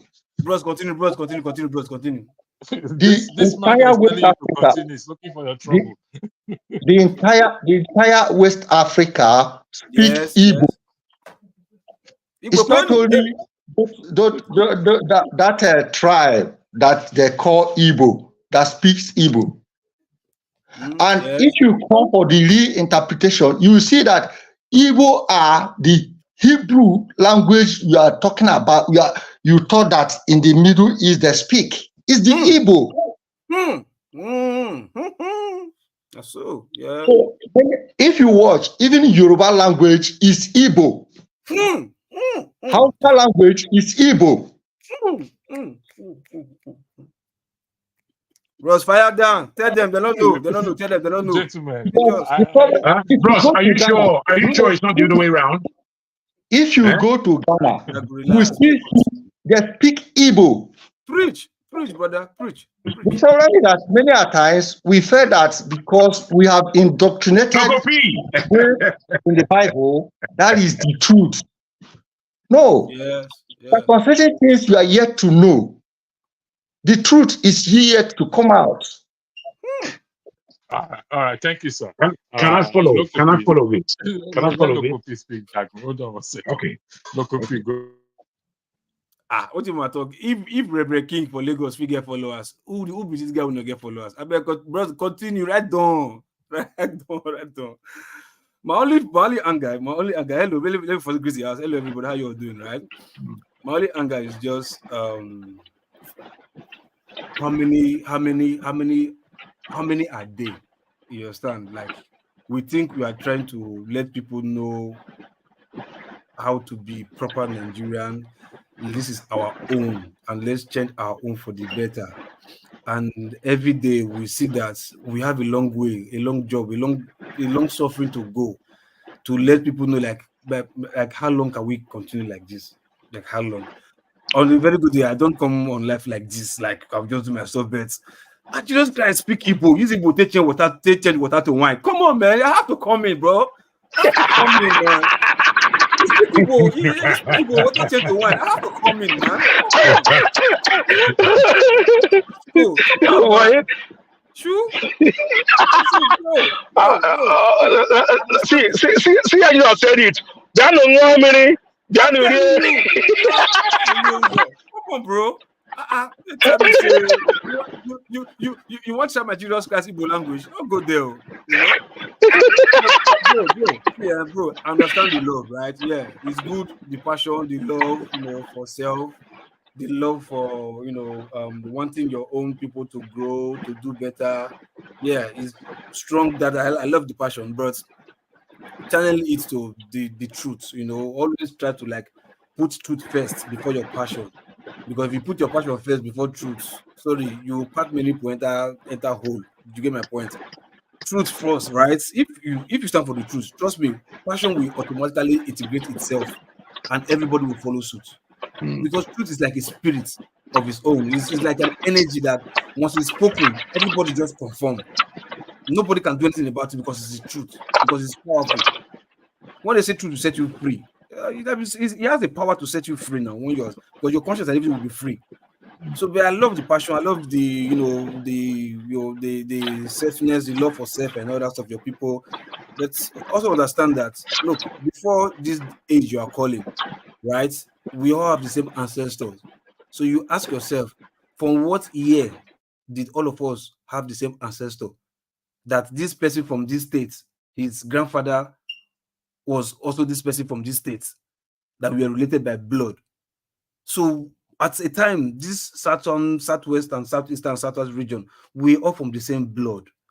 But by religion and politics and tribalism, we are meant to be separated so we can fight against each other. But most of you are blind to see that. Thinking small entity always win. No, check, it never happened. Small entities never win because that is the format they use to fight against yourself, to destroy yourself. But you think if you are, let me tell you where this nonsense ideology of the division came. Federal character, so that by the time we go to our own state, we can be receiving money directly from government and be building ourselves. Not knowing, no, the opposite is the case. They want you to self-integrate so that we can control you and oppress you. If you do anyhow, you see anyhow. Do you understand? Okay, let me give you an instance, for example, now, River State and Bayelsa. Those days when it was rivers, if you touch a John man, you are touching a rivers man. But now, because of greed, okay, no, we want to be on our own, you touch a John man, rivers man will tell you it's not our business. You touch a man, Ijoma will tell me it's their state, it's not our business. But before, you touch one, you touch the other. Same thing with Edo data. You touch an Edo man, you touch a data man. Better you want to be on our own. You think you are happy. You want to collect federal, which allocation? Because you are greedy. That's why you want to be on your own. So you collect the whole money, eat for yourself. Local P, thank you for that important. Sorry for interjecting. Thank you for that important. When before Edo and Delta were separated, it was Bendel states. That's right. We see ourselves as one. Before Bayelsa was separated to be now Rivers and Bayelsa, we see ourselves as one.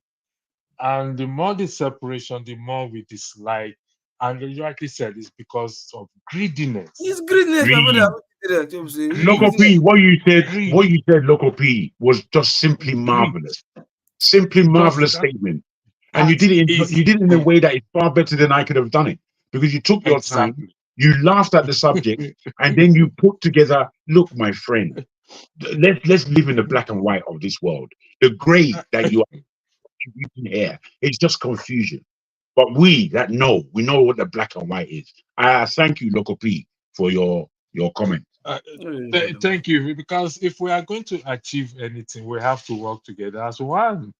That is just the truth.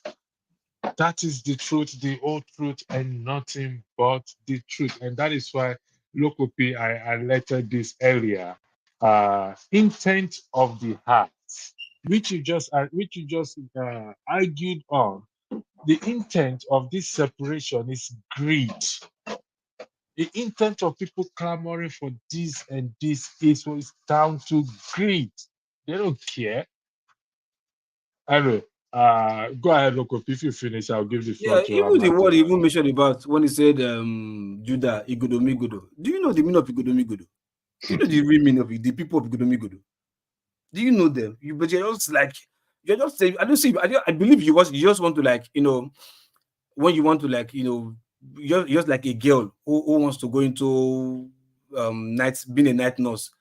She wants to do it, but she doesn't have to go. So she'll be looking herself, looking for somebody to tell her the truth. If you go to do night work, there's more this and that. You're just looking for somebody to convince her so she can convince herself for doing the wrong thing.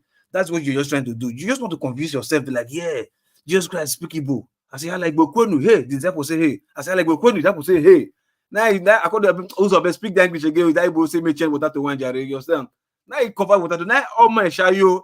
As all my shayo, now they get people like you. So, my brother, I always say, you can speak Igbo. But you see, the dangerous thing is that this kind of utterances. How many people is believing it? Wait, Local P. These kinds of utterances come from people that believe in rubbish. As you believe in rubbish, you will speak rubbish. It's simple. But what you won't recognize is that there are other people around who are not thinking the same rubbish as you and will always point you out. Simple. You are following the devil, so you're coming out with devilish stuff, and there are godly people around you who are telling you, "Na devil you they do, na devil you they do." Simple. You're creating a mindset within people who are not thinking like you, but who you are convincing to think like you for ways of you see, wait, if I can. If the Bro, I don't know what if I can just land like this. If I can just land like this. If the Igbos wanted to separate, wait, please hear me. If the Igbos want to separate, my brother, I give them my full respect. It's not I don't understand the question to the hell out of away from Nigeria. I give them my respect. But I ask them, doing this getaway, doing it as Igbos, or are you doing it as Biafrans? If you are doing it as Igbos, where does that leave you as a nation? If you are doing it as Biafrans, who are these Biafrans that are actually joining you? The complexity of answering these questions doesn't seem to sit with people that are clamoring for Biafra. And these are fundamental questions that need answers before you start to break up. What's the geography of your let me just say something. Just a minute. Loco.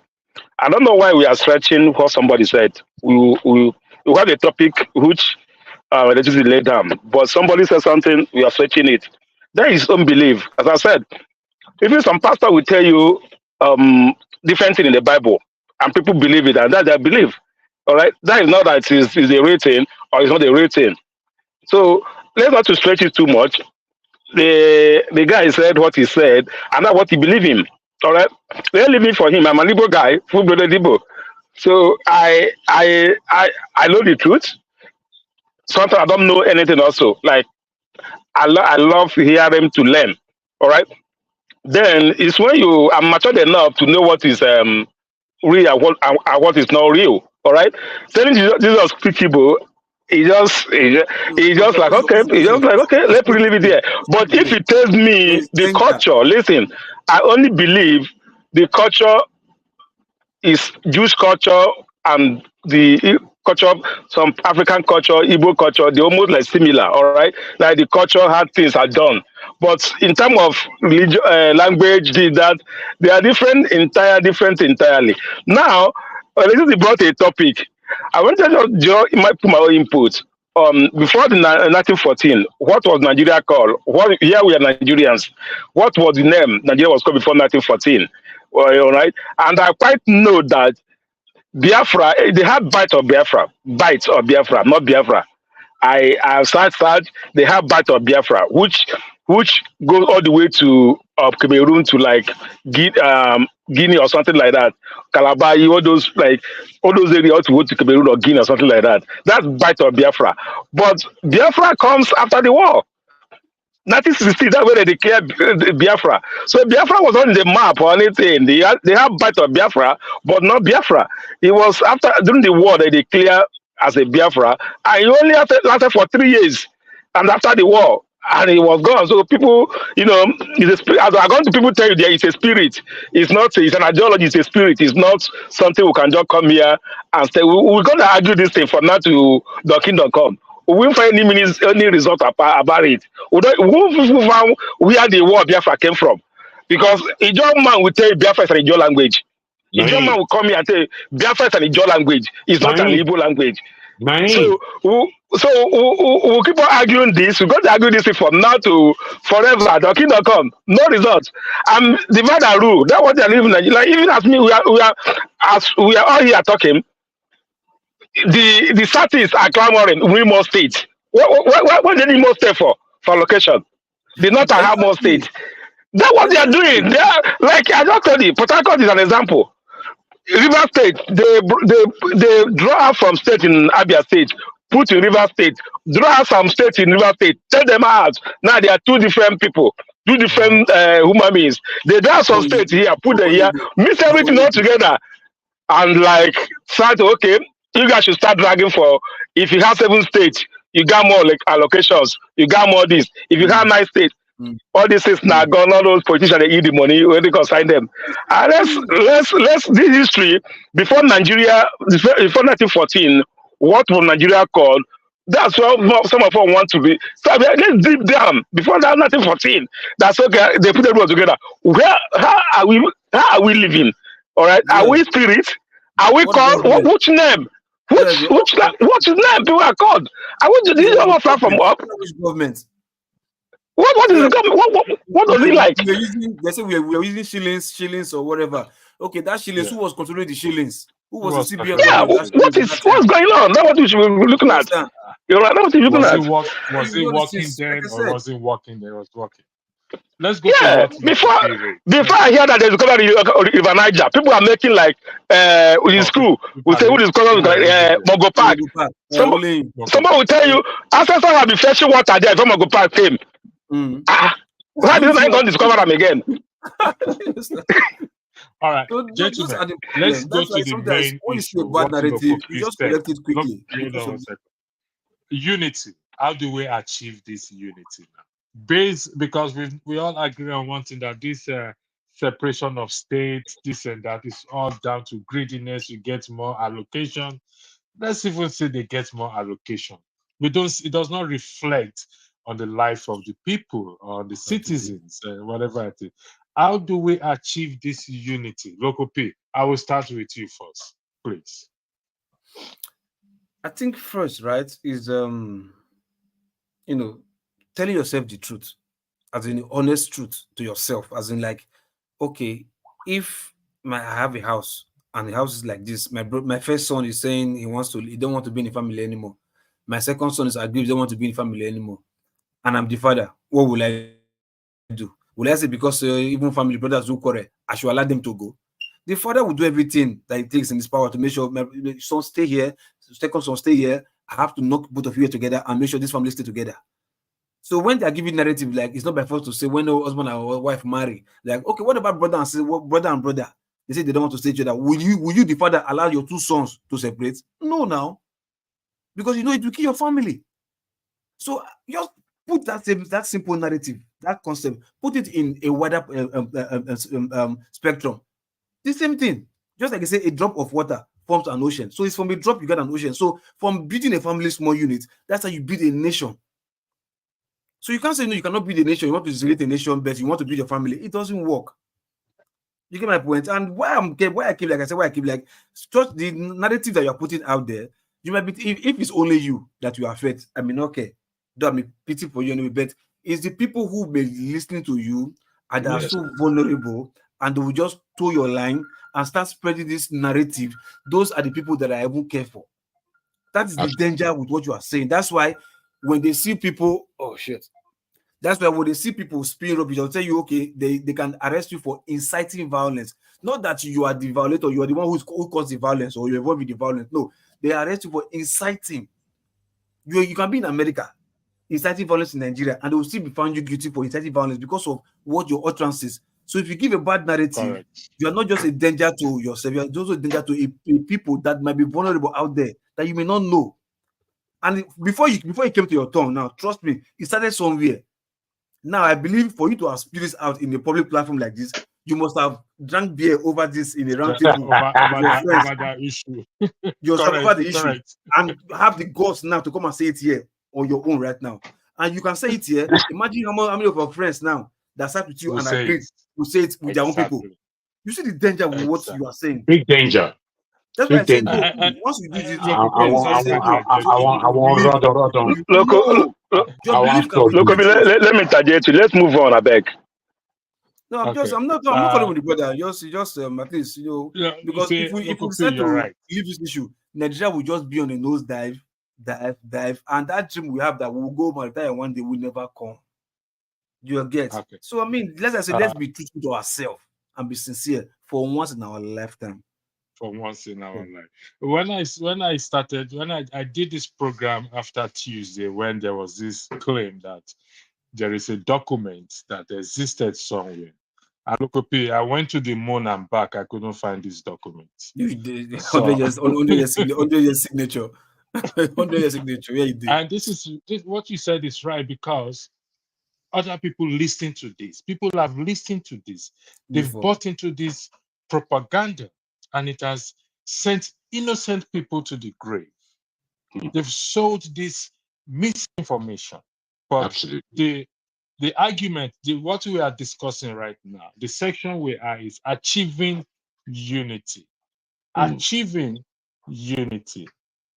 Even if it means we need a referendum commission. Please share the link. Share the link, please. Share the link. Oh, okay. Yeah, sorry, I wasn't looking at. Thanks for that. I will share the link now. I think some people want to join. Thanks for that. That's the link. That's the link there. Hold on one second. I'll come to you, please. I'll come to you. Who is next? Let me go to Mr. David. Mr. David, we are going to focus. You should say something here. Mr. David, thank you.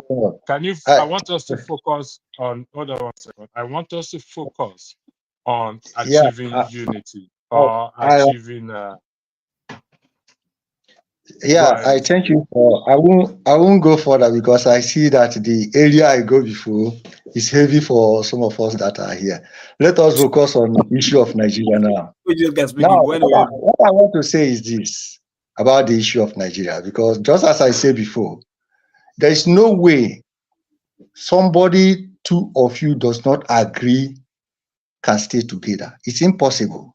And even in a family, if an elder son say, I want to build my own house, if you force him to remain in that house without going to build his own house and marry and stay on his own, you will destroy your own home, even the other, because it will be causing a confusion in the family. So what I'm trying to say is that the situation of Nigeria now, look at the kind of death that is going on. In North, you see how people are dying. Do you like it? So the only alternative here is that let Nigeria disintegrate. Then we agree how to come together. I have a union. This is the area, because there's no way you can stay together. For how many years we have been together, no solution. The death continue. So the only alternative, let disintegrate the country. Each people have their own law, because if you are like now, for instance, the Igbos people are Democrats. The Oduduwa believe in monarch. Northerners believe in monarch. Now, Igbos, even if they have monarch, but they believe in democracy. Their system of monarchy is different. So now you cannot join these three different people together. Now in Northerners, they are practicing Sharia. In Southwest, they are not practicing Sharia. In Southeast, they are not practicing Sharia. How can it function? So if now disintegrating the country, the Northerners establish their Sharia, then when we come to form a union, we have a law that will guide them, that will control their Sharia on their own area, not extending it to east or west. I don't know whether if you are getting the point I try to make, because allowing Nigeria to continue to exist, one day if you come to your door, you decide that Nigeria should be disintegrated. I yield my mic for here now. Thank you very much. So his argument is disintegration, and he also argued for a referendum commission, which I also agree. For us to solve a lot of problems, we need a referendum to take place in a lot of subjects. Who is next? Jago, I'll give the floor to you. Remember, stay on this current topic, please. Welcome, John Abba and Tone and Mr. Biafra Voice 247. Jago, the floor is yours. Jago, are you frozen? Are you there? Can you hear me, Jago? You're muted, Jago. You have to unmute yourself. Thank you very much. And I too would like to extend that welcome. Sticking to the subject, I believe that this is where we really should be in our discussions as Nigerians.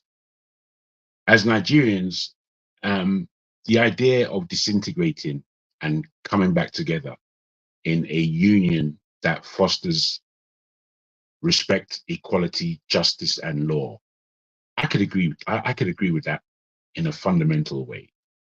However, you see, where truth and reality sometimes is concerned, it is important that we understand that we have received truth already. But as time goes on, the truth becomes extremely diluted until we're in a position that we don't know what we're talking about. The fact of the matter is, we had something in this land called federationalism. It actually worked within the years prior to our independence, and a good 5-6 years after this period. This period was the best time in Nigeria. It was the best time ever. It was the best time that Nigeria could boast of. The time since the first coup and the subsequent war that took place, Nigeria basically has been retrogressing in such a form and such a speed that is blinding most of us. So I put it to you that in going forward, because we're talking about the future, we're talking about our future, we're talking about the future of our children, we're talking about the future of our nation, we're talking about the future of us as a people existing in this world that has historically been against us as a people. They didn't ask any of us if we're Igbo or Yoruba. They just saw that we're black and that was it. we're their enemy. And we haven't recognized the game that the enemy is playing, that we too are now joining in with the game of the enemy. So I conclude, and I put it to you, if you are an observant person, if you are a person of heart, if you are a person of love, and I use these words candidly, but they are powerful words. They're not flippant in the way they're put out here in the West. When we speak about unity, as far as Black people are concerned in the world, if we don't get that right, we are doomed. That's what that's our challenge. So, given this narrative, I say to you that the truth has been given. Nigeria is an extremely fascinating country. It's an extremely fascinating geography. The people that are inside that country are extremely of a depth of culture that would merit any supreme or sophisticated culture in the world. That's who we are. Now, we can break that power up if we want. We can break it up and disintegrate. Watch how people jump on that breakup, because that's what they want. So I put it to you, in the case and the love of Nigeria, and again, Nigeria is another name, just like Biafra, where we don't necessarily know where it comes from. We can argue about it all day long. So keeping the name Nigeria, for argument's sake, that Nigeria should be a true federation in the deepest sense of that word. That way, you see, what happens is that I'm a Nigerian, but I'm a Yoruba man. I can travel to anywhere in Nigeria. And by the time I reach the East, I'm in the East. I'm in the East. The cultures and traditions of that place are going to be respected by me. Why? Because these are who the people are. These are the sons of the soil in that terrain. When I go to the North, what do I do there? I do there, away from this religious aspect, which is something that is fraught with stinging nettles and diverse approaches. So put the religious aspect down. When I go to the North, I'm with the people. I'm eating their food. I'm understanding the breadth and depth of what Nigeria is, and I'm loving it. When you are in the West, now Yoruba and Naina account is what we set up there in the West that's running. It's what we set up there. It's our economy we're pulling out of our ground. We're using our sweat, blood, and tears for, that we are putting into the central pot for everybody to eat off the fat of the land of the Yoruba, of the land of the Igbo, of the land of the Itikeri, of the land of the Hausa. You understand? This is where Nigerian unity needs to return to, in such a way that the world, the Black world in particular, that is so fraught with fractions, with diverse, with division. This is where an example would be laid down on this earth by these people who are so-called Nigerians to foster harmony and unity throughout the world. If we do the job in Nigeria and stop all this flim-flam rubbish talk all day long, rubbish talk. I say to you, I want Biafrans, rubbish talk. I say to you, I want Boko Haram, rubbish, rubbish, rubbish. All you're doing is getting in the way. You're only getting in the way of progress. So I put it to you in this term, that without true federalism, the breakup of Nigeria is the weakness of the people in there. If we break up as a people, then we are showing how weak we are as Black people. I land there. Thank you very much. I will go to, okay, Local Peace House already. I will go to, what's your name again? I know myself. Yeah, I'm at your house. Sorry. Yeah, go ahead. Yeah, electricity. I don't have more time, but I just want to say, it's that time to tell ourselves the truth. You know, let's not to speak on both mouths. You know, when you the night you say something else, afternoon you say. As far as that country is concerned, for example, I have just give you an example. In a federation, how you have two laws. I don't see how that worked. Nigeria, some part of Nigeria are still practicing Sharia law. All right, they don't follow what the Constitution of Nigeria, Federal Republic of Nigeria said. They have their own court, everything. All right, and it's also attached to our own Constitution. We have banned every other part in Nigeria. As far as we have two laws that guide we say we are one country, one federal, everything. We have two laws that guide it. What apply in some part of the north, it does not apply in some part of the south. All right. So if I'm from Southern, I go to some part of the north and commit a crime, instead of taking me to the court for the court of the federation, they take me to their own Sharia court and persecute me there. All right. Even when I don't know how they talk about, but if you're ignorant of it, they cannot judge you according to whatever. It's just like, for example, we are one Nigeria. I loaded trailer of Guinness to some part of the north. They will see it and burn it. That is against whatever against whatever the parties. Then from the same sectors, from that money, they will from the sectors and every other VAT I paid, they will allocate some money. Wait, yeah. Are you driving? Are you driving? No, I'm parked. I'm parked for a long time. Okay. All right. Thank you. Yeah. So from the sectors or whatever money they're going to make from Nigeria Brewery, they will still give an allocation from it. Most of all, I think it's a normal thing.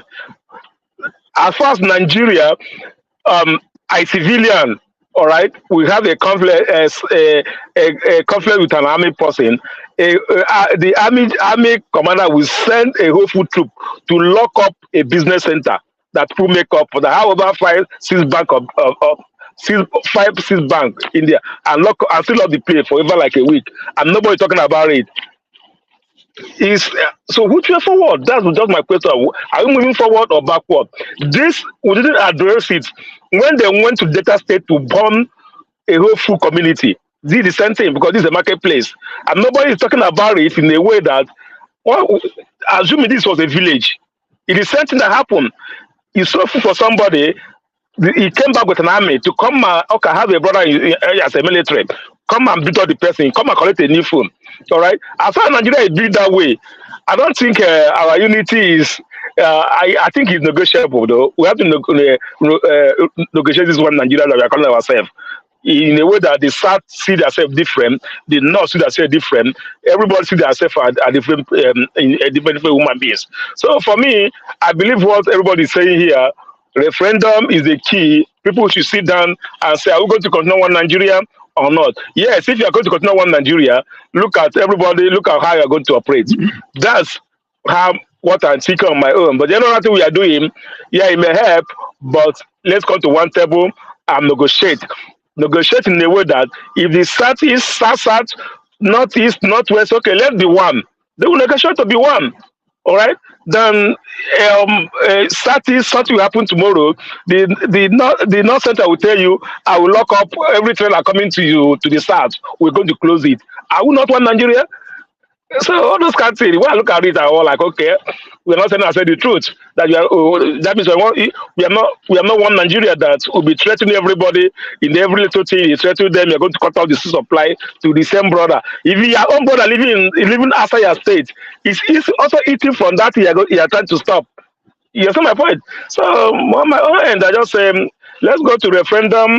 Let everybody decide if you are going to be one Nigeria or not. Even as some people are trying to marry from my state, they will need visa to come, and even Jonaba, before you come to Anambra again, you go beg to apply.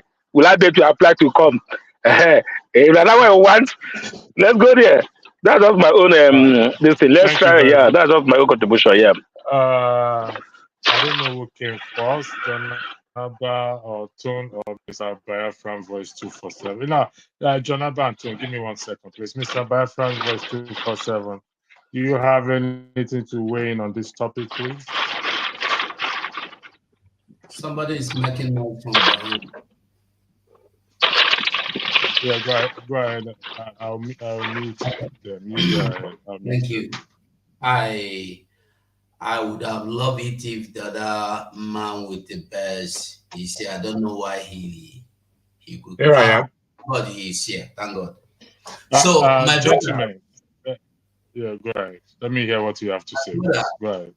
You were saying something about true federalism, and that if Nigeria would separate, that shows our weakness.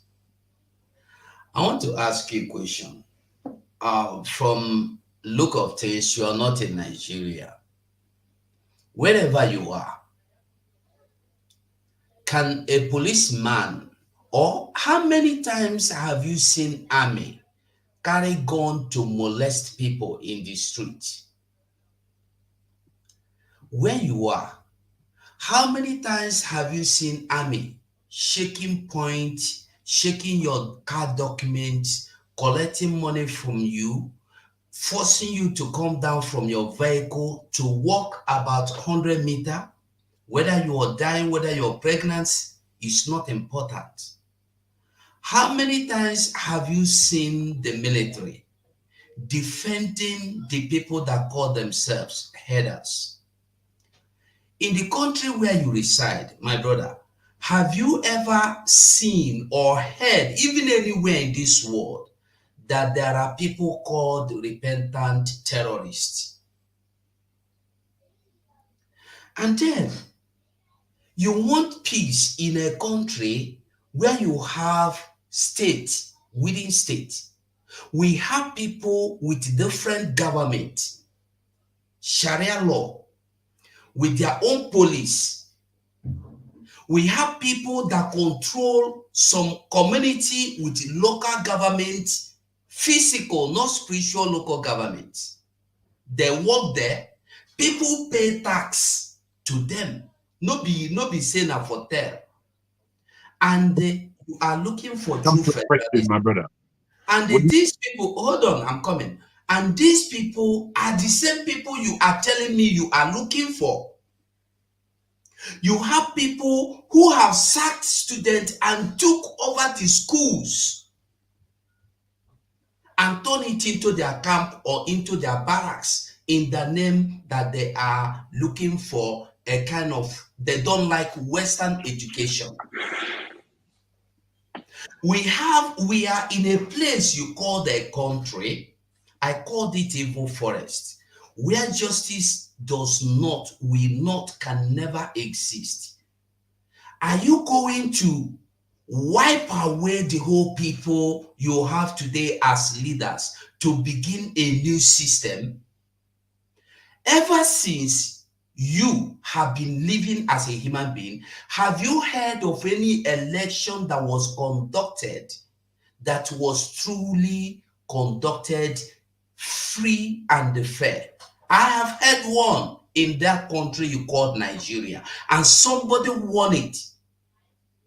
That was when I left secondary school, 1993. I was in Abuja. I took part, and that was the election MKO Abiola, between him and Tofa. MKO Abiola won. I went to Area 10 that evening around 4-5 to check my uncle's P.O. box. That time they uses P.O. box. I don't know now. I went to Area 10 post office to check. Then INEC office was beside the central post office. We say, I saw the result with my own eyes. Somebody did not tell me. Humphrey Wosu published the result there. MKO Abiola won, clean and clear. Abiola never tested what it looks like to give his people what they call him to give to them. He was murdered. He was killed like nothing. We forgot about it. We are enjoying lies, and you are calling me that I should not leave. I must stay because you are scared of facing the reality. In a place you call the country, is Nigeria a country where lies rule? My brother, is all of this for me? Wait, because you said you're going to ask a question and you're allow me to finish. If I finish, you want to say anything, you can say. We are in a place where somebody we saw openly, the media, Nigerian media showed us that he is a drug dealer. He is an internet cyber crime. He was involved in drug, cocaine. He was involved with cyber crime. He was involved with other things he was accused of. He has been allowed 2 weeks to go home and bury his mother. His mother that has been already buried. And we are in a country where we have somebody, you were saying something about somebody inciting violence. If I am inciting violence here right now, all you need to do is to find out where I am inciting. You don't even need to do it. The system, the internet today, that's why we're in global world, in global village. We find out that this person is doing this from this location. The police will come here and they pick you up. We are not in Africa. So if truly Nnamdi Kanu was inciting violence from Britain, why didn't Britain arrest him? Didn't they arrest one Yoruba guy, I've forgotten his name, for inciting violence or doing something like that? Why didn't Britain arrest him? Why must Nigeria go to Kenya to kidnap him? Why is it that you said you believe in justice and that justice have decided that this man, you kidnapped him, you must take him back to Kenya? Nobody have right to judge him. If you will try that, you are trying that on basis of terrorism. Why are we dancing around the truth as if truth is not existing? Because the spirit of something called Nigeria has infected most of us. We are afraid of facing the reality. You are in a country where some people will come to a community, massacre them, and they take over their community and rename it. And they live there. White indigenous people live in the IDP camp. You are in a country in Delta today, people of I will make this thing go around. It's just getting boring, man. Yeah, hold on. Thank you very much. Ton, please be just maintain. First and foremost, Mr. 347, let me bring you up to speed. We had this discussion on Tuesday, and I believe everyone here condemned the way and manner that Nnamdi Kanu was taken from Kenya, and there's an extradition treaty that exists between Nigeria and Kenya, and due process they should follow due process. So just to have that record corrected. So on this platform, we had a discussion this 2 days ago, and when I came up with the topic. So that is just to make you aware that it's not something we applauded, or the actions was not applauded by anyone. Due process must sorry, be followed. I'm not saying you. I'm not talking about you. We are talking about Nigeria, not you. Yeah, I know. If you condemn it, no. if you cannot condemn it, it's not the issue. We are talking about what is happening in Nigeria, not what you condemn or let what me you let me ask you a question. You reference Jago. I know you asked you a question. You reference police brutality. Give me 1 second. You reference. Just need to open the window. You reference police brutality. This police brutality, is it across the nation or a particular place, a particular state? Please. You are muted. We can't hear you. You're muted. Yeah, sorry. You have to unmute yourself.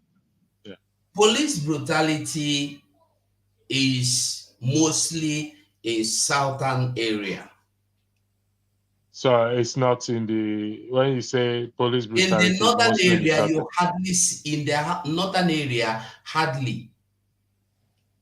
It hardly happened in the northern area. The answers, let me ask you, the answers, did it happen in the north? The SARS. We know it happened. We know it happened in Lagos. It happened in Lagos. No, I don't mean answers. I mean the SARS operation, the police brutality, what the SARS did or what police did that led to the answers. Was there any record of such in the north? No. Each state has their own police unit that they name or whatever it is. But the question I ask is, police brutality is known all over Nigeria. It may be higher in some places. It may be higher in some places than the other, but it's all across the nation. And we want something better than that. So, Jago, please, take, you have 3 minutes to weigh into the question. I'll be brief. I mean, what I want to underline. Please be brief. What I want to underline is that, one, my brother, you didn't get to the point of asking me any question. But what you did do is to use my name and then to pile everything that you had in your mind in it as though I said it. I did not say many things that you said. If you would like to ask me a question that is pointed to what I said or to what my understandings are, then please do so. But please, the passion and the overload and everything is somebody's fault. I'm not saying that that's your approach, but in listening to you, I gathered nothing. So I don't know if you actually want to ask a question.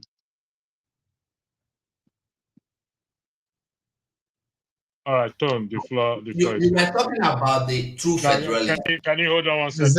It's not a question. Wait. It's going to be very quick. Sorry, Tom. Sorry, I beg your pardon, Tom. Jago, hold on 1 second. We're here. Don't worry. Let me give the floor to Tom. Tom, go ahead, please. Oh, that's quite strange. Can I just say something? You see, sir, you're one of the classic examples that why I will never, as an Igbo man and a proud one as that, from Anambra State, Onitsha to be specific, I will never ever support your brand of Biafra. I would never, because you people are deluded. You people incite violence during the election. Did not Biafra, the so-called IPOB, instruct people not to vote? Do you think it's legal? If everybody voted, perhaps the man that we thought that we all knew that he's the best candidate will have had a chance. You instructed everybody not to vote. You threaten people with violence. People, why are you laughing? You know it's true. You stop laughing, because when you laugh, you're just making my blood boil. I know that you incited violence. I'm not laughing at you. Sorry. People have come out many. There's been video evidence where you turned over people's goods because they came out and your so-called sit down Monday, until Nnamdi Kanu himself wrote a handwritten letter and told Simon, instructed that fool in Finland not to do it. Excuse me. You don't call anybody. Excuse me. I don't bloody care, because you're one of the people that you're one of the people that is confusing people. You. I've seen you before. You are supporting Simon. Simon is a criminal. Wait, he was. Sorry, Tone, I had to mute you. Your floor is still yours. Please, Tone, we want to avoid we're trying to run a zero policy on verbal abuse on this platform. Difficult as it may be, but we can do it. So the floor is back to you, Tom. Please mind your language. Thank you. You are muted, Tom. Can you unmute yourself, please? Apologies. I said Jago said something earlier, which I very much appreciate. When you go to somebody's region, you need to respect their culture and their way of life. My other brother, what's his name?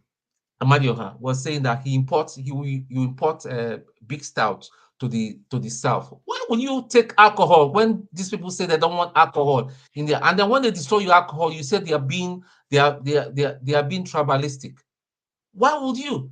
When I go to Yoruba land, I know that when I want to go to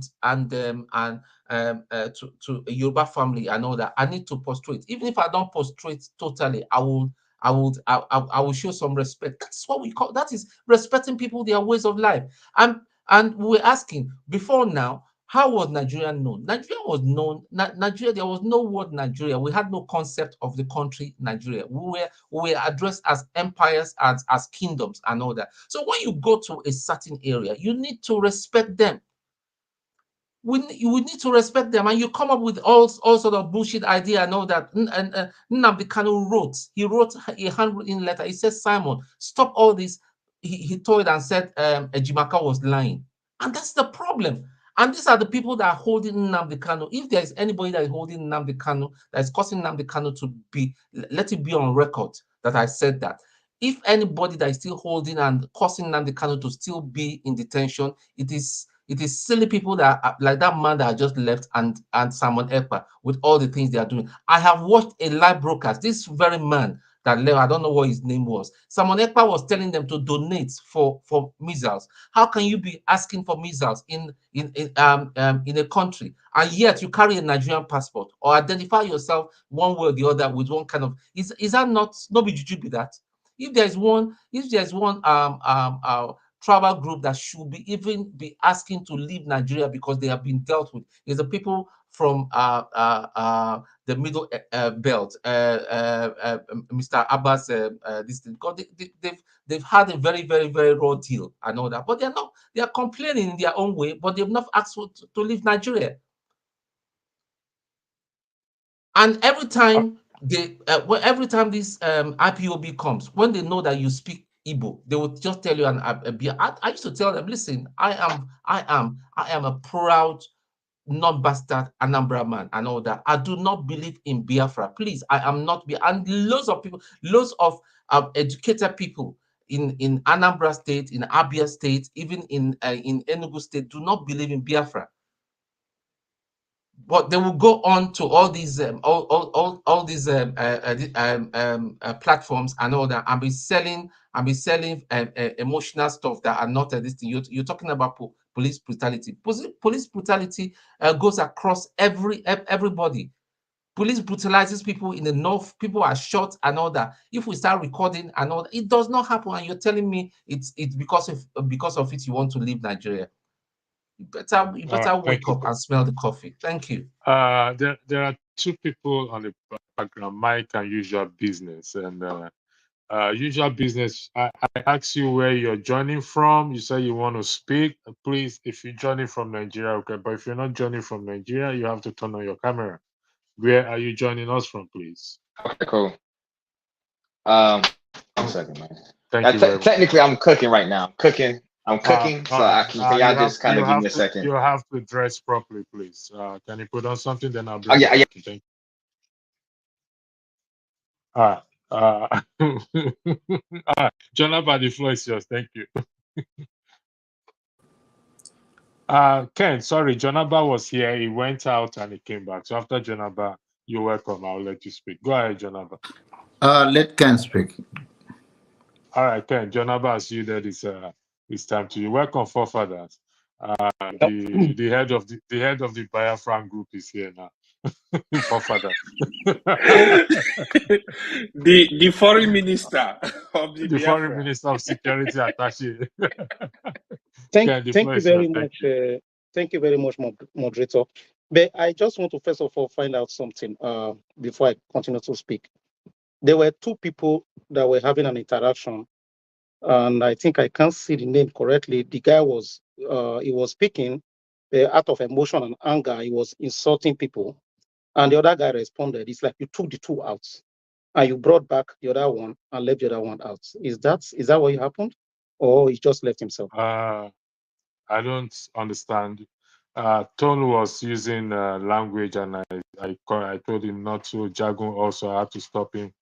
I didn't take anybody out, so I didn't take anybody out. Okay, sorry about that.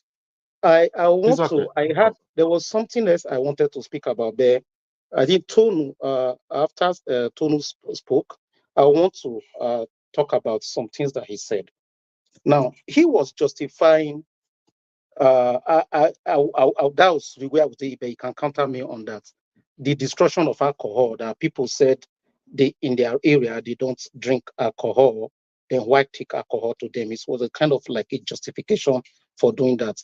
But do you know that, I don't know if I pronounced that name right, do you know that part of the VAT of alcohol goes to those states that you were just like supporting for destroying alcohol because it's part of their religion? So their religion does not forbid them to take the money from alcohol tax, right?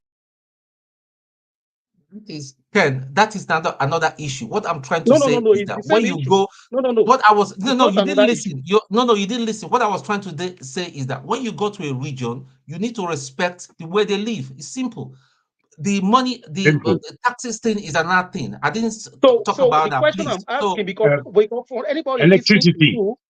Electricity. This is a moot point. It's stopping us from going forward. It's very moot. It's a point that was raised on this platform. What has been said by Tone? It is a point that was raised on this platform. You shouldn't allow this. We're trying to have a full conversation. It is a moot point. My mind is so this is not a conversation, right? This is not a conversation for you. It is a moot point, though. Okay, hold on. Jago has left angrily. He's trying to ask Tone a question, not any points, or making his points. So, I mean, let's be realistic in this matter, Tone. If we look at the issues on ground, that when tax is taken from anything, I don't think anybody now has the right, any state has the right. I mean, you can come to my house and I can tell you not to drink beer. That is, you are in my house. I can tell you not to drink beer because I'm not going to serve you beer. But if you're talking about the state in general, I don't think any law is against that.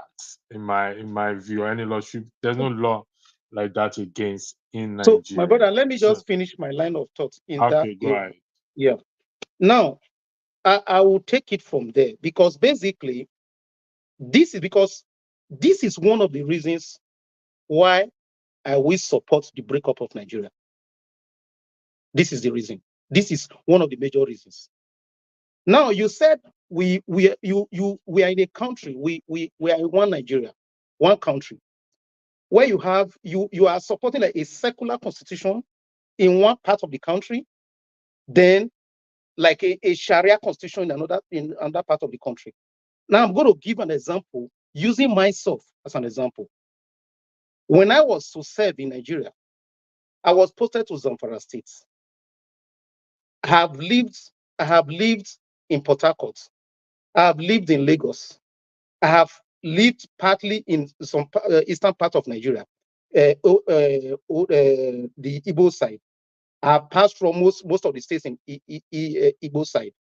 Onitsha has been there on multiple occasions. When I went to Zamfara State, part of the orientation, the first orientation they were giving to us, because I'm a football lover, confirmed Chelsea fan. They were telling me not to celebrate when Chelsea score goal for my life, for the sake of my life. Because I don't know who is sitting with me, which this club is support. In every other part of the country where I've lived, I have never experienced. In Yoruba land, in my house, I have any cable you can talk about. I have DSTV. I have free to air. I have about 3 different types. My light don't go off in my house. Whether light or not, I have 2 generators. I have inverter. I have everything. I don't watch match in my house. I go outside to watch match because that's where I get the groove. Where they score goal, you hold somebody close to you. You don't even know the person before. When I went to Zamfara State, I was instructed not to celebrate goal because I don't know what the next person will do to me. I only did 3 weeks orientation there and I redeployed. Ken, now you are telling me. Ken, sorry for interjecting. Let me say this. Okay, I don't think that is a bad advice. Okay, because I go to pub here back then to watch football. Okay, and when you are going to certain pubs here, and they tell you that, listen, that pub is for Man United fans. If you go there, behave yourself. I stand to be corrected. I'm telling you. Okay. It's okay. Electricity, 30 seconds. Electricity, 30 seconds. Now, let me I serve in Zafara. I need to make statement on that. Hold on. I don't think that is a religious thing. They are just telling you because some fans can be. Some people are these die-hard fans, and you sit near them. So there are no die-hard fans in Lagos. There are no die-hard fans in Lagos. There are no die-hard fans in Port Harcourt. There are no die-hard fans in Benin. There are no die-hard fans in Anambra State. Brother, there are no die-hard fans in Anambra State. We are trying to speak about the unity of our country. We can't divorce ourselves in this area. I told you, now mute point the brother will make. If we want you guys. If we want a country, Nigeria, to work, we have to first of all agree and say the truth when we say the truth. A country that wants to work cannot have two constitutions guiding a country. I want to ask all of you here on this platform, do you know what happened to the killers of Deborah that were on live video? There were two people that were there. There was one that showed the matches. Say he was the one that set her on fire. Do you know what happened to them? Are you aware that they have been set free by the courts lawfully? Are you aware what transpired why they were set free?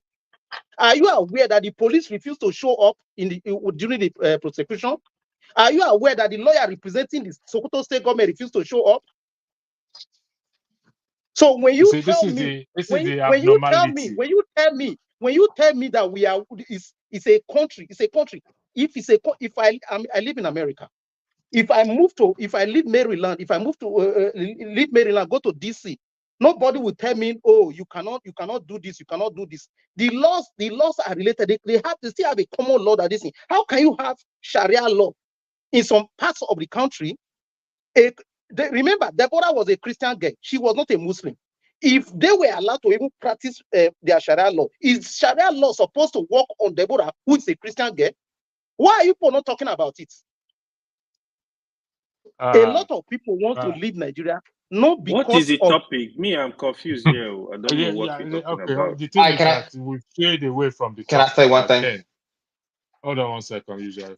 Ken, your point is noted, but we've strayed away from the topic. The topic is how we can achieve unity. And let me make this clear.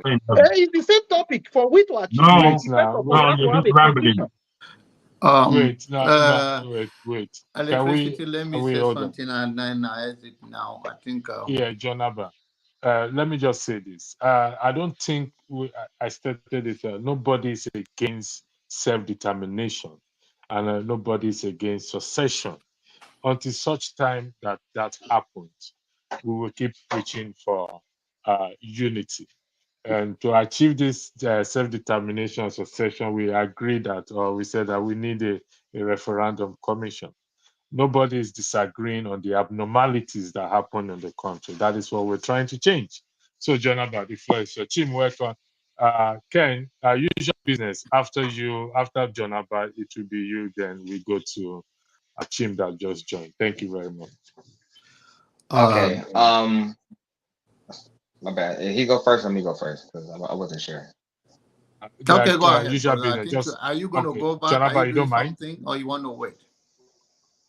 I'll go first because I'm gonna give you my outsider's perspective because I actually go to Nigeria. I settled and actually live in Uganda currently, but I live from the States. So I'm just gonna say one thing. Like when it comes to the greatness that Nigeria has, man, trust me.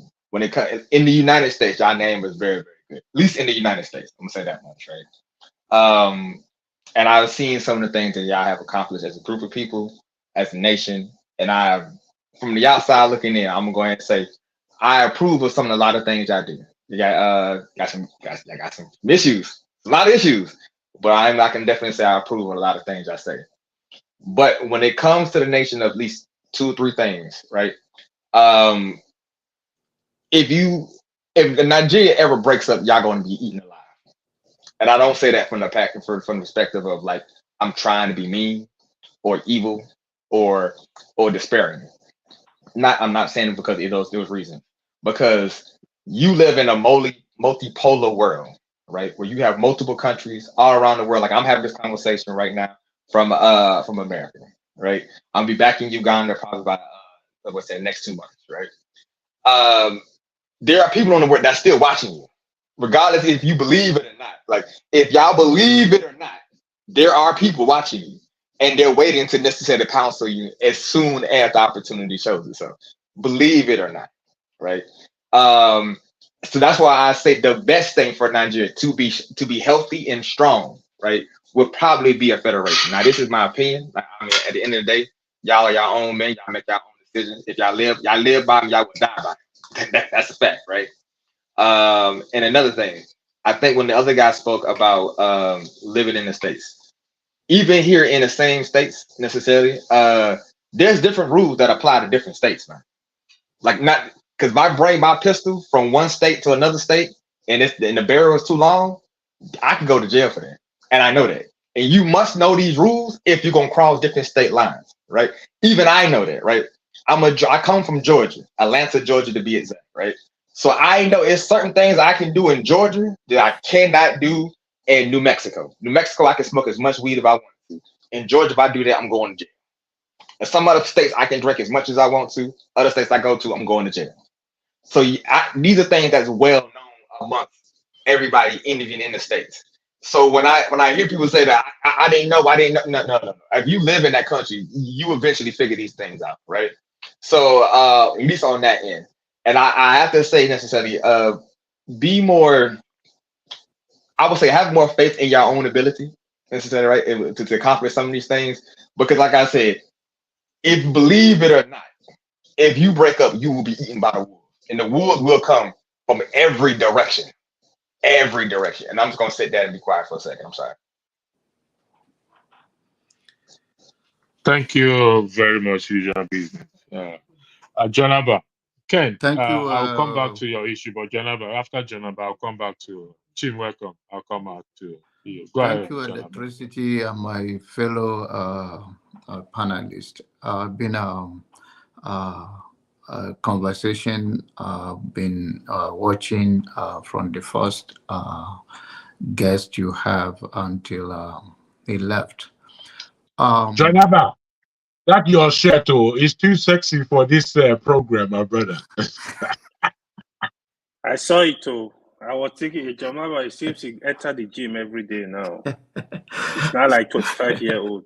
So thank you. I'll take it off not to be sexy again. Thank you. You see, everybody grow in their space, and everybody understand things the way they choose to. The greatest choice a man make is the choice that he takes somebody more important than himself.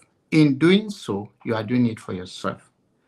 The value you want somebody to bestow upon you is the value you also have to enshrine the most.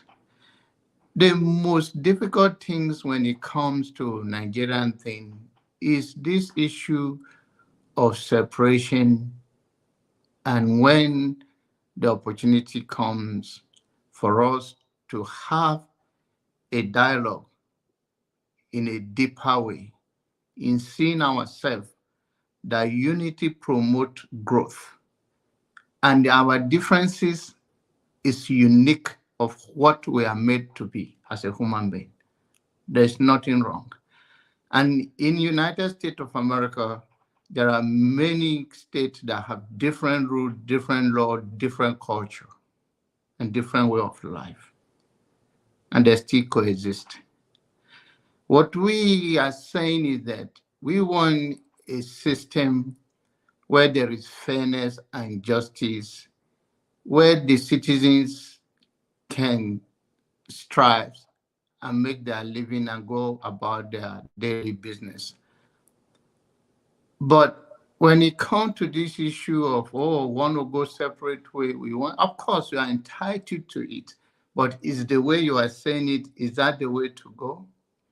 Someone will say that somebody is spreading lies, and the lies, the brutality, and was given opportunity to prove that a man in another country is elected as a prime minister, and that is not a lie to him. As a people, if we look at Nigerian critically today, Igbo are blessed. Their lifestyles, their lifespan, even other people envy them. But when it comes to this notion of this, even within yourself, the well-informed Igbo that understand, and I'm not saying you that disagree otherwise, you are not well informed. Sometimes it's because you are never a victim of circumstances. I've seen a young man here come the other day and blast everybody to move on.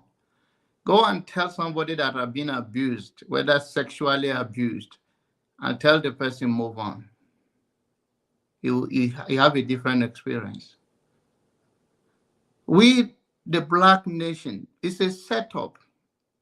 And the people that are setting us up within our society that are doing a cash out of our own disagreement for their own personal benefit, they know better. But so many gullible ones in the society propagate that somehow that will come to stay. We are better off the way we are, and to preach unity and development of ourselves. Oh, if people say, oh, if two people disagree, they go both ways. That's not. It's cheap talk. It's not in a real life. You and your spouse, you and your children, you and your colleagues, co-workers, you disagree on certain issues. Do you just go separate ways because you disagree? We cannot, especially we in diasporas. I urge all of us that let us not continue to push this poisonous thing, because it will lead to the go downward of the Black people on earth. We are supposed to talk about unity and our differences. How do we make most of it? We all develop in our own ways. They not have their own contributions. The South, the Southeast, the West. The people that are dividing us today, your politicians that from your region, that they are giving the same allocations, than they use it to settle the people around them and to ring election for them, whether it's a gubernatorial election or senatorial election from your district. They are still there. We cannot continue saying things that we are a beneficiary of it. Then it's a hypocrite, or we don't even know what we are being conditioned to. Our unity is a strength. If you see a genuine Hausa man today, he do not have a problem with Igbo man. He will say something in Igbo man. Some of them, even Passat, said the other day that they call the Igbo the Oyibo of Nigeria. It's not a credit. They respect that. And when you see it, and the thing you guys should look at it, to be honest with you, the houses are not majority in Nigeria, but the northern zone that whoever they created, they have more of a unity, not because they agree in everything. Nigeria is not just Igbo, Hausa, and Yoruba. We have other tribes. The percentage of the Hausa speaking, how many Hausa speaking states that this is Hausa speaking state in Nigeria? How many? The Borno state, one of the largest states, they are not Hausa. They are mainly Kanuri, Babrubra, and the rest of them, and every other tribes that are there. Is it in Kaduna? They have Fulanis and Hausas and all that. The main place that they call the Hausa state, then they use their language to write, is Kanu.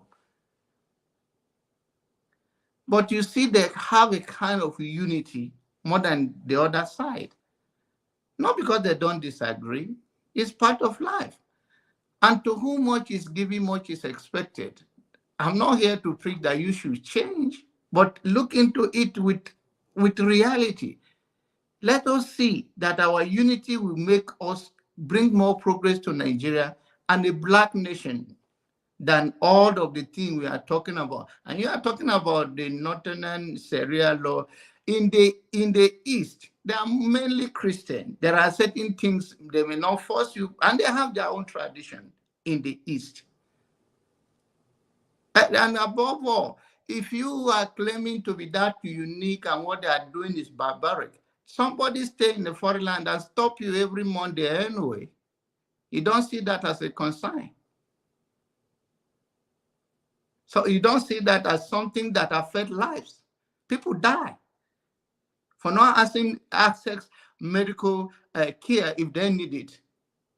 If I pass through that place that time, I will also be a victim. We don't want to see all of that.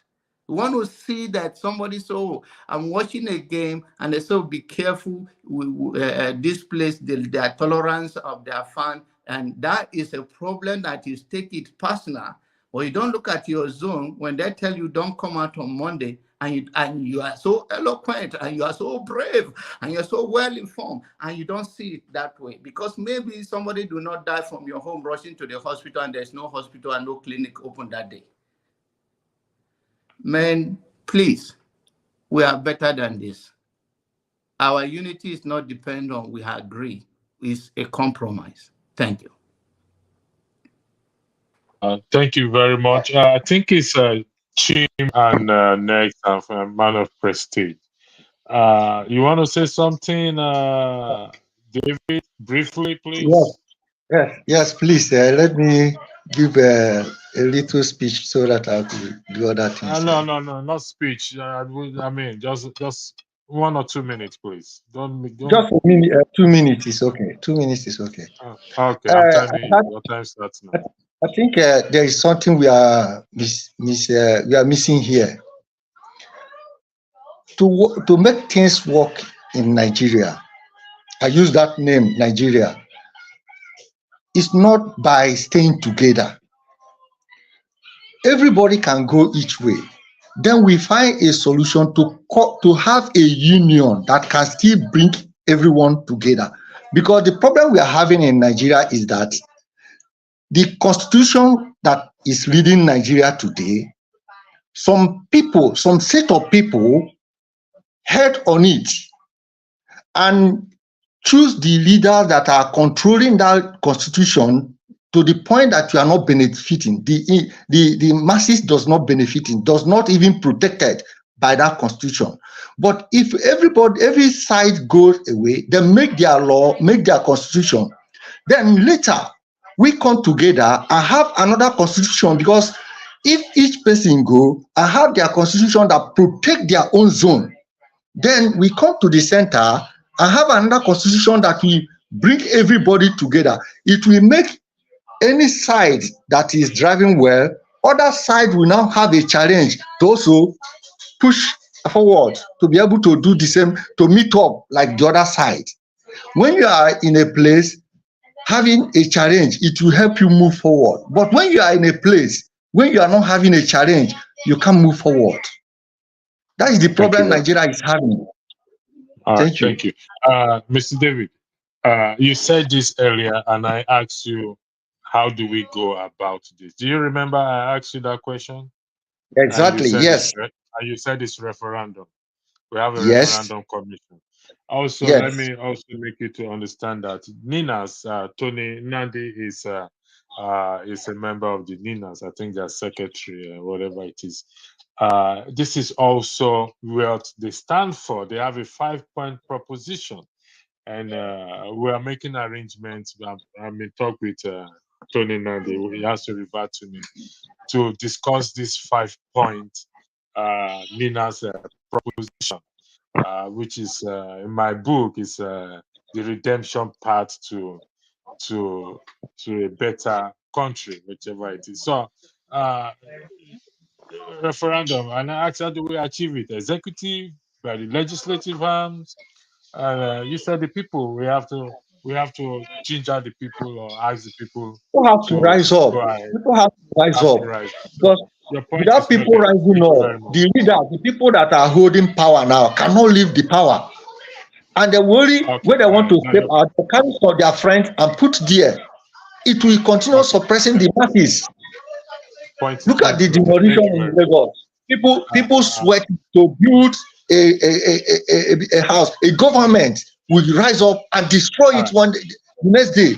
It happened in Lagos. It happened in Abuja. Who will provide those kind of things? Thank you. Electricity, you said I was going to do the I wanted David to stay. That's one of the reason why I came in, because there's some he's staying. He's been there since. He's staying. Let me round up my detail. I didn't conclude. No, Ken, I'm coming to you. There's a point you raised. I want to take you on it personally. Do you mind bearing a little bit of patience, please? Do you mind? I'm asking. If you want to speak, I'll let you speak. Yeah, if you can let me speak now, because I need to leave. I need to leave now. Andrew, I'm going for. I'm not. You can see I'm not. I'm not at work today. I have an event I have to go to. Okay. Ken, you raised the issue of Deborah, the killing of Deborah. I want to take you on that. Please bear with me. I'm asking you to bear. I'm making an appeal. I'm not jumping you over. So I'm making an appeal. So I'll come to you. Forefather, Chim is next, the man of prestige. Forefather is going to hold the reign for me in the moment until it comes to Chim. So at the moment, Forefather is the one moderating. Chim, man of prestige. Then I'll come to Ken later on. Okay, Ken. I don't have that. Hold on 1 second. Chim, can you yield for Ken? Do you mind? No, I can't. I can't yield for Ken because I want to make my contributions. I didn't even complete my submission before you stopped me. Well, Ken, too many people have spoken. Let me just quickly say what I want to say and go away, please. Okay, Ken, I don't know how to go about this, but Chim, make it brief, please. Ken, I'm still begging you, please. Okay, I don't know about this brief. You were supposed to be my turn before Ken started insisting he needed to speak. If I recall that. Anyway, so the question you were asking is how do we work towards accomplishing this unity in Nigeria, if I get you right? And there's this saying that before you can accomplish peace, there has to be some degree of war sometimes. We tend to believe that peace simply means that people should not disagree, shouldn't butt heads, shouldn't go to war. Americans fought a war. We have fought a war called Nigerian Biafra Civil War. The British have fought, the Europeans have fought wars and all that.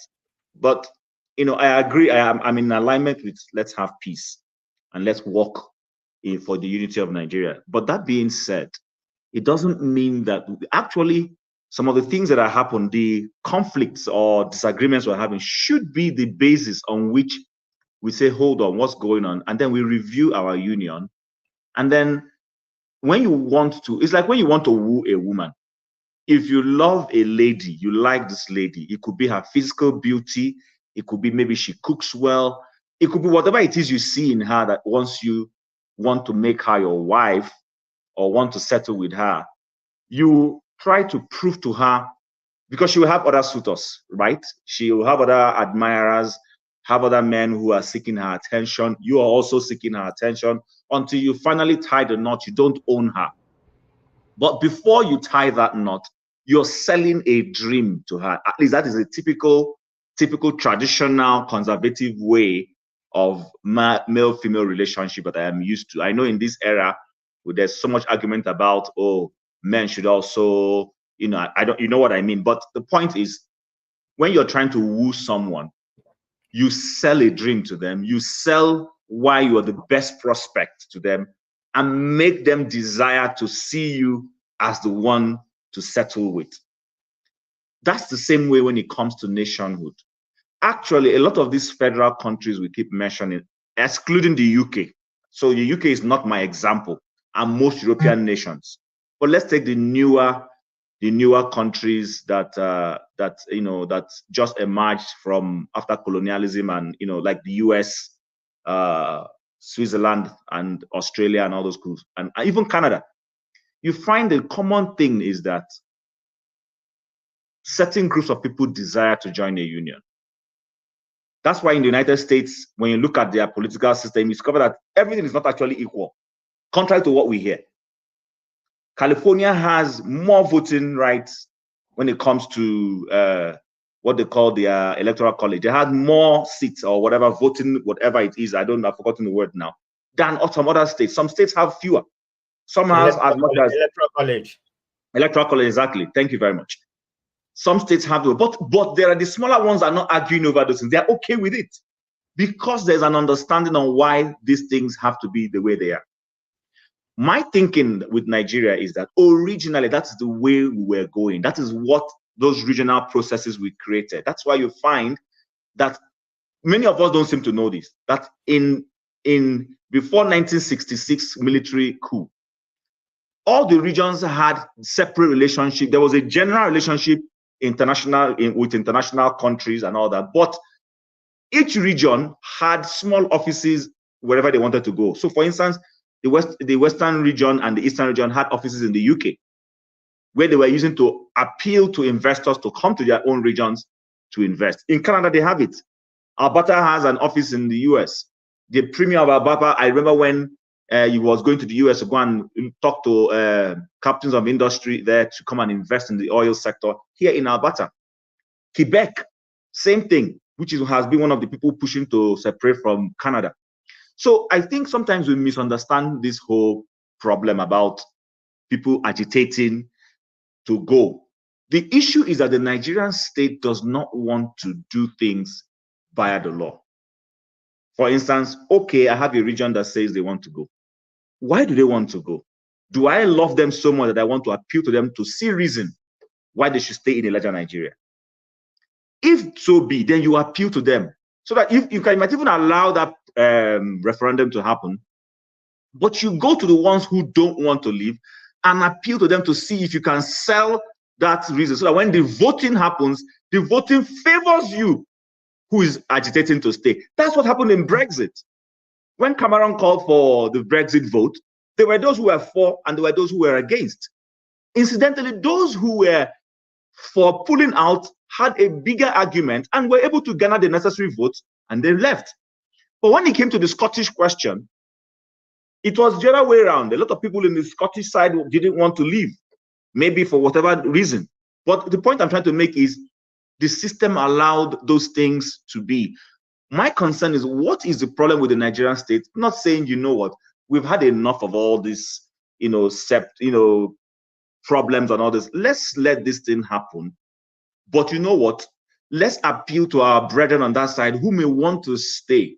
Sell a vision of a great Nigeria to them. Sell a good reason why they should, when the referendum and the voting happens, why they must want to stay. Most nations, like I think, where's that guy? He has left, the guy with the American accent. I love what he said. I agree with him totally. There is no society where there is one law. It's not true. The problem with the Nigerian situation is that, like I keep saying, is that the federal system sometimes often makes it look like they are supporting one side. I do not have a problem if some northern states say they want to have a Sharia law. But those things must be done in such a way that the rights of those who are not Muslims are protected. There is nothing wrong in it, actually. It's actually the way those things are being done that creates misgiving. So, for instance, we have this one big constitution, and then inside of that one constitution, we're talking one side is allowed to have a Sharia issue. No, our constitution should be secular. What should happen is that in each state, for instance, like the guy explained, there are states in the US where maybe the drinking laws are okay, maybe they don't accept abortion laws, maybe, and then everybody respects that. So if I'm a woman, I want to do abortion, I won't go to those states. I'll go to California. The California says, okay, even though we have a federal government, but we want to have a sanctuary situation where illegal migrants, we can protect them. That's up to them. If it helps their economy, so be it for them. But you also respect the other state that says, no, you can't come to my state illegally. I will not let you. That's actually what's happening in the United States, even though they are still battling it one way or the other. But you could see that you haven't seen Biden take laws into his own hands. I will give him credit to that extent to say he's going to go and fight Abbott, since Abbott is saying no. They went to the court and you saw the court favored them. You understand? So I think our problem is not being able to say this. There should be a national process that is national, that will guide the federal government and have equity for everyone. But every state is allowed to, within what makes reasonable sense, to say this is what they want to do. That's where it said sometimes the Nigerian system seems to be contradicting itself. But like I rightly said, the push for unity should not be at all costs. For instance, this whole concept that I don't know who came about it, that says that the unity of Nigeria is non-negotiable. That's bullshit. Pardon my use of word. You can't say Nigeria's unity is non-negotiable. European nations are every day splitting. In fact, if you go to Europe, you don't find very big countries in Europe. Let's be honest. How big is Luxembourg? Even the Yugoslavia that has splintered into fragments, they did it. The Czechs realized that, you know what, we don't want to go the way of our neighbors, the Slavias. And what did they do? They quietly split Czech, Slovak. If that's going to bring peace, beautiful. What I am against is that clearly anybody who is saying that in Nigeria there's fairness is not being honest with himself. And when Ken brought up the story or the issue of those who killed Deborah and his argument against what's that tax you collect from beer? If you say you're a Sharia state, you're against beer drinking, then you can't be collecting. I've had this argument. You can't be collecting that tax. That's hypocrisy. It's either you are for it or you're not for it. But you can say, you know what you can say? We don't want drinking in public. Do you understand? If you must drink, go to a private. For instance, if you go to Dubai is a Muslim state.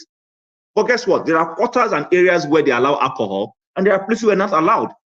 If you go to Dubai, you would think you're in the Western world. But when you go to Abu Dhabi, you will know it's the same different cities in one country. Abu Dhabi is literally where you find all their religious things. They keep it. But even in that Abu Dhabi, I can tell you, there are places designated for drinking. They allow it to happen in those places. Recently, we've seen Saudi Arabia opening up. They are licensing people to have bars and all those. Because, I mean, with all this boxing they bring to Saudi Arabia, are you telling me all those people who come to Saudi Arabia and pay flights and come and the Arabian government hasn't seen the opportunity to make money from this? So if you're going to be bringing boxers and boxing promotion, and you know what goes around boxing, you can't be shutting down bars. People will want to drink after having watched Fury versus Suchik or whatever his name is, or what, you know. So I think I will summarize by putting it this way: the Nigerian state should stop siding with one religion or siding with one group. When we say this nation there is equity, it should be evident to everybody. But each of the regions or states or whatever you call them should be allowed to develop at their own pace, pursue programs and policies that are unique to them that would help their causes.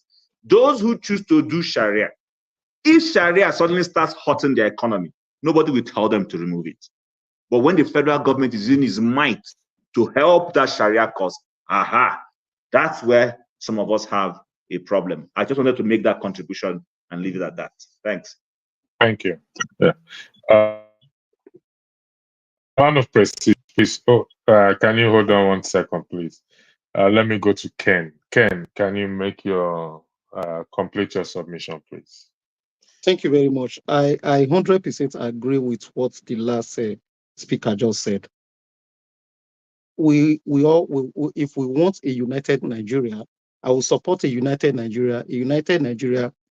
Now, if we are going to do regional system of government, or we're going to do confederation, or we're going to do federation, then it should be exactly as now. So my kids don't have to score 300 to gain admission into a unitary school, where other places, and they have these children that have the same brain, will have to score 100 and they'll get into the school. Edo State they don't need to pick only 2 people for PTDF scholarship in Edo State, while one university in the northern states, more than 10 people will go for the same scholarship. That's exactly what is happening right now. And I don't want to say much because the last speaker has already said a lot of things. Now, you wanted to talk about Deborah's case. And now let me make something very clear on Deborah's case. Do you know, is everybody on this platform? Yes, is everybody on this platform? You can go, you can go, Google it, check yourself. Are you aware that those 2 people that we all saw on videotape, that set the one that was shouting, "I set her on fire"? The police arrested them quite well. Do you know what they charged them for? They charged them for conspiracy and inciting public disturbance. You want one Nigeria, right? Is that the one Nigeria you want? conspiracy and inciting of public disturbance. That thing carries 2 years jail term. That was what they charged them for. And do you know what happened in court? On the day of the sitting day, the government, the Sokoto State government prosecutors refused to show up in court. Go and check Sarah reporters, is there. They refused to show up in court. And the judge discharged them and acquitted them. Is that the kind of country you want me to be part of? Okay. And I want to speak to Abba. Abba, you made reference to something. You talked about, first of all, you can hear it from my accent. I'm not Igbo. So let's get that very clear. Now, you talked about, if we are talking about Deborah, do I support people doing sit at home? Is it not the same thing? Number one, there is no comparison between civil disobedience and murdering somebody because a Christian girl, because he live in your state, because you said he blasphemed. She's not a Muslim, first of all. There's no comparison. And now, if there was even comparison, let us go. John Abba, you live in the United States, and I live in the United States. Are you aware that in the United States where you live, now you can, if you don't want to use your private car, you can hop into a bus or hop into a train, and any seat you see, you sit down comfortably. Nobody will hold you. Are you aware that people sacrifice for a year and about 3 months for you to be able to enjoy that privilege? Were they enjoying when they took that sacrifice? Are you not aware? Are you not aware that people were trekking for good 1 year, 3 months? They did not take bus. Did it not affect their economy? Did it not affect their productivity? But here you can enjoy the sacrifice that they made now because you are living in the US. Okay. That's all I can say to that. Let me ask you this, okay? In relation to Deborah, going by Chim's argument, will you agree that fairness is not across board in Nigeria? It's not just Deborah. There are other people that have equally been killed as well too. Do you agree on that? I don't know, in the perception, you're talking about religion now. So you don't broaden it, narrow it down. When you are talking about fairness, are you talking about religious fairness? Do you have a case to cite of a Christian? No, you have a case. You want to do a comparison. Do you have a Christian? Andrew, I don't understand what you're pushing. No, please. leave him. I will answer him. Leave him for me. I will answer him. Killing is killing, regardless. There was this lawyer, I think a year or 2 years ago, was killed by some policemen in Lagos State. Nothing has come out of that case. There are several people who also have been killed. What I'm trying to say is Deborah case is not an exceptional case. No. I'm sorry. No, leave him. He's asking me the question. Leave him. I can handle the question. No, let me just add one thing and then I'll let you. So, Andrew, I think that's a very porous way to look at it. No, Chim. You guys are being very selective. You guys are being very selective. Okay, let me leave. I don't an Igbo agenda. No. Hold on. Why? Jim, don't leave. I need to say something to you, Jim. You should leave the two of them to argue. They just everyone stay apart. Let them go through it. Okay, Jim, go ahead. So what I was trying to say is this: that's a very porous way to look at this. We're talking about trying to build a nation that gives confidence. That our system so far is choosing and picking doesn't make that right. I did not allude to that, Jim. No. Jim, but that is not what I alluded to. I see, Andrew, I understand you, but what I'm saying is that when you are making that kind of comparison, that's what people who don't know what is in your head will be taken away from it. So well, the fact of the matter is, what the point is, you see, we shouldn't argue every point. The point that is being made is that as far as this case of murder to an innocent in our Nigerian state, as far as that innocent taking of life that is being not regarded in the law, that case is not the only case in Nigeria that pertains to that. I'm not approving of it. Hold on 1 second, Jack. Like Tim, I am not approving of it. I am not supporting it. I am not clapping my hand for it. But what I'm saying is that everyone deserves fairness. That was your argument. Yeah, but we have to start from somewhere. We have to start from somewhere. And one thing that could have given people. So, Andrew, the point I'm making is this. Sorry to cut you. Please don't forget my bad mannerism in this instance. I apologize. The point I'm trying to make is this. You see, every time our system goes through a challenge, I personally, and someone said it somehow, I'm not sure who said it, it's usually an opportunity for us to recalibrate, but we keep missing it. What is wrong in saying, God damn, how dare you kill someone for a little misunderstanding between two of you? And those people who did it, especially the person who came out openly, go in for this and let that judgment be passed as a deterrent. But you see, every time stuff like this happen, we excuse it, we look for lacuna, and the person goes scot-free. You keep taking away confidence in people's confidence in the state. Jim, wait, Jim, if I may, if I may, please. Hold on one second. No, please, can what I you're have doing, a follow-up with the what you just said right now, I understand where you're coming from, but you're unwittingly giving the people that support IPOB violence they are scoring. Sorry, I have to mute you. Sorry about that. I have to mute you. Let me say this. The rule of law applies to everybody. Nobody is above the law. We are trying to fix the nation where possible, whichever way we want to fix it, even if it's disintegration or anything. But my point I'm trying, thank God Ife is here. Ife's friend died of, I think I've forgotten the lady she was. Nobody should die of pure tone. I muted you, so you're not listening.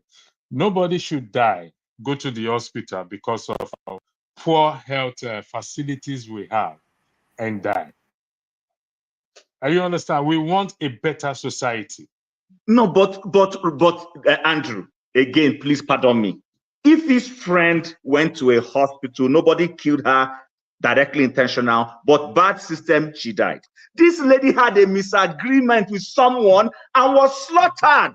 The state is supposed to come and put it down. Chief, the law should work. We want the law to work, But if his friend has nothing to do with the law, if his friend's death has nothing to do with law, it has to do with the system that is not working. If the system is working, nobody should go to hospital. For crying out loud, Chim, can you hold on 1 second? Chim, okay. Chim, listen to me. I have a child that died because of poor medical. Don't give me rubbish here. I have a child that died because of poor medical team in Nigeria. Who's giving you rubbish? Calm down, guys. Just hold on 1 second, please. Nobody's giving you rubbish. Don't use that word, please. I use my leg and my data to come to this program. Don't tell me that. Please don't say that. Apologies for that. What I'm telling you is that if you go to the health facilities in Nigeria, people die because they are not providing them. It is the system not working. Deborah's death is the system. The people not being brought to justice. You can put your hand on your head as much as you want to. I am still. Guys, Jim, before you speak, Jim, and if I may, electricity. You see, the two of you are making seriously valid points, and I don't believe you necessarily need to be crashing. I think Jim explained his point, even though I didn't get it, but by the time he ended, he explained his point to the point that he confirmed that, look, man, we've got to come in this country to that something is shocking enough to allow us to change the paradigm by means of the law working. And I think that is a powerful point that you made. At the same time, I think what electricity is saying that, look, these things happen in this thing called Nigeria every day to everyone. And it's not any one particular thing apart from the system that is broken. And I think you have to accept both points from both of you, as opposed to, because what you're saying, both of you, is extremely valid in my ears. In my ears, though, I don't know about anybody else. But Jago, thank you very much for that. I agree with you. I'm not, if he's listening, I'm not disagreeing with him that the system doesn't have issues and all that. No, what I'm saying is this. In looking at that system, we must be careful to draw parallels properly. Someone who went to the hospital and the hospital system failed them is totally different and is condemnable. We should cry about it and look for a way to fix the hospital so it doesn't repeat itself. But it's not the same as someone who I have disagreement with Jagu, and then Jagu becomes angry, or I become angry and I take a hammer and I sledge Jagu's head just because I have a disagreement. When the law refuses to say no, this is This is clear murder. And for murder case, if the law says anybody who commits murder should die, execute them or carry out that judgment. But like what Ken tells us, these people go to court, and for religious reasons and powers that be somewhere, they are let go. You are sending a signal to the people who are saying break up Nigeria, that this place where we have is an animal farm where some people are more equal than others. It's a clear statement. Yes, the you're right. Of the lady is not a clear statement. Bro, you are so right. You don't have to make the point. You don't have to make the point. If I can, Ejo, please, if I may. You don't have to make that point again, my brother. It lands squarely in my ears. You understand? I approve. But what I believe is that in the case where you underline the hospital, it is not the hospital. It is the system. And that's where electricity is coming from. I agree with you. I will let man of precision talk, but I will thank follow you. up Hold for on, what sir. can mention my name. But go ahead, please. If the floor is yours, please. Thank you. What did you say? Ify? What's the matter with you? Listen, wait a minute. Sorry, man of prestige. Man of prestige is gonna kill me. Man Sorry. of prestige, you are free to talk. I'm just here to listen. Hi guys. So man of prestige, come down. Hi, Kim, long time. Thank you very much. Kim, I congratulate. I thank you, my brother. I think you spend a lot of time consuming American news than Canadian news, but brilliant to you, okay? Because it seems to be very vast when it comes to American, news. But anyway, that's how I have to say in that.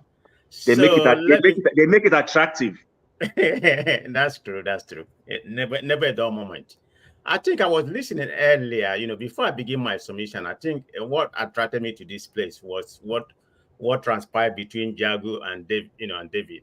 I mean, both of them, make senses, but I was kind of lost. I kind of think that's misguided when David went to a different trajectory, saying that the whole West Africa or whatever he was, narrating, they all speak Igbo. So I was kind of lost in that. I don't know where he got the history from.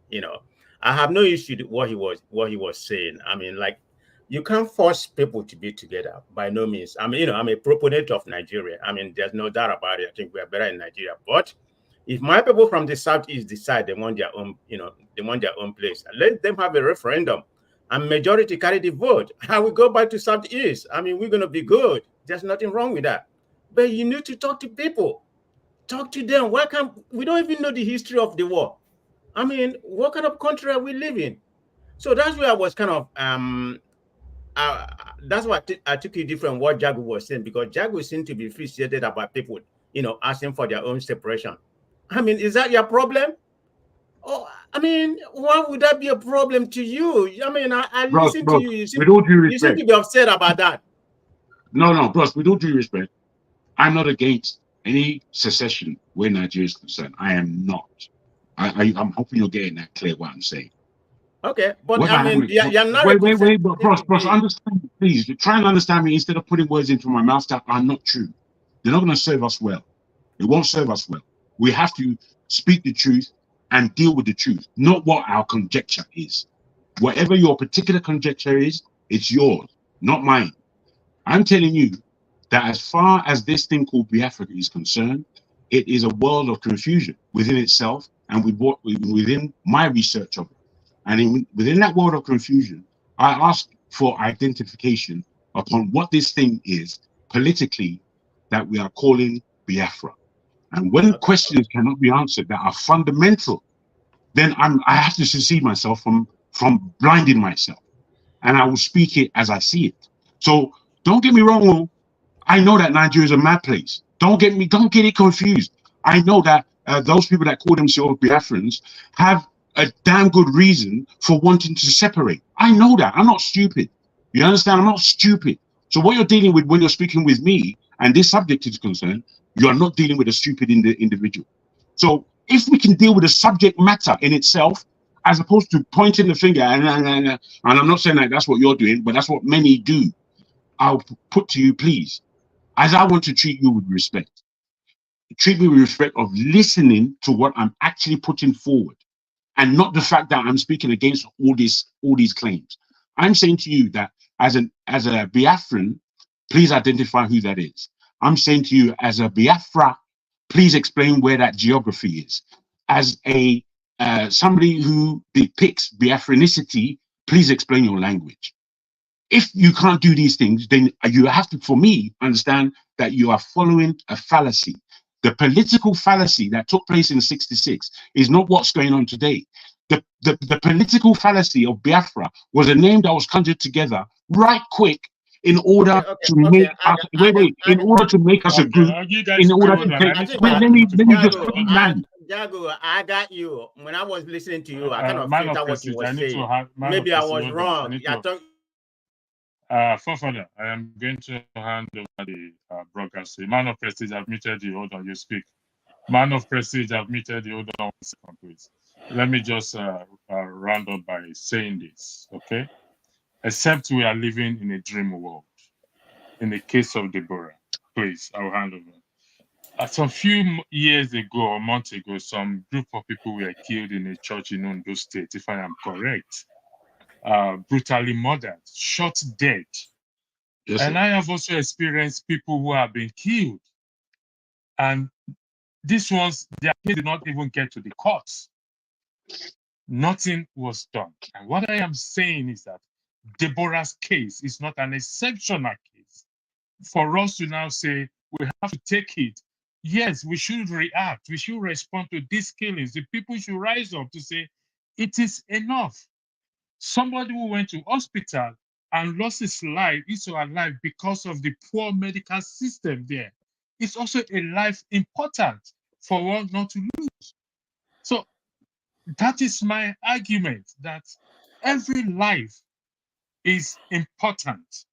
Whether the life is lost in the hospital because of care medical facility, they focus on money before providing the decent they have to give.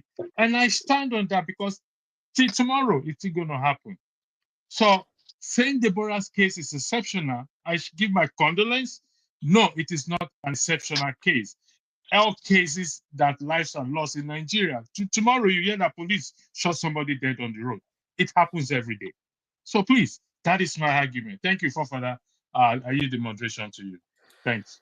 I've not had my say now, and if I start talking now, they say I'm still speaking now. Man of Prestige is the moderator. You can't talk. You see, that's what they're going to start saying. The moment Did you see how okay, what is going to happen is I will stay after Man of Prestige. If he put it, then I'll hand over to you for further. Is that okay? Okay. Well, let Fofana have his say now. Yeah, Fofana will have his say. That's what I'm saying. Yeah, go ahead. Okay, thank you very much. Jago, I think I filtered what you were saying. I was kind of busy at that particular time, so don't take an offense. So I thought no offense at all, bro. I thought it was just talking about the separation part of it and all that kind of, but I didn't know you are coming from the angle of geography and history. Okay, in that perspective, I respect your opinion in that. So that's what I have to say in that regard. So having said that, I think that Nigeria has a problem. Like I said, we need to talk. The government need to talk to the people. What happened, getting each region together, talk to the people, give us the history of Biafra and war and whatever. I mean, have certain kind of peace.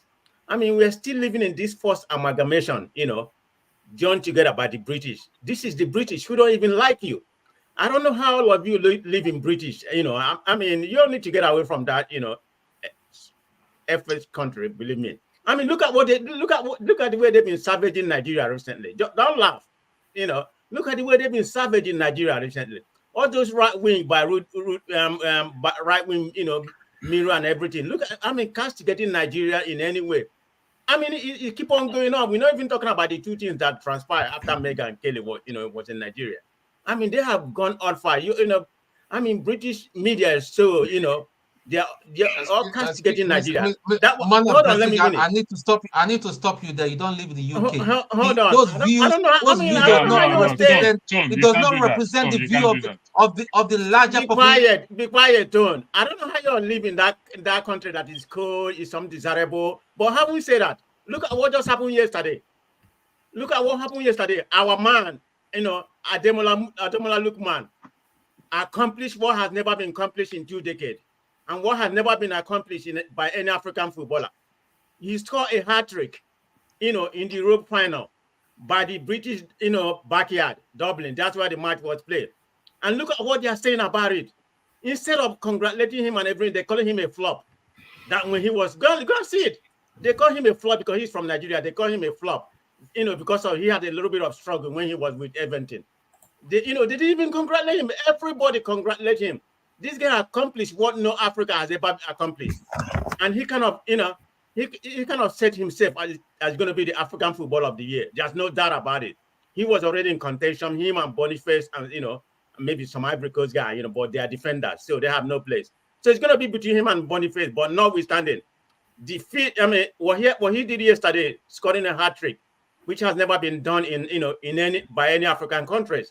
So I couldn't even believe what the British people are talking about, instead of respecting because it's a Nigerian.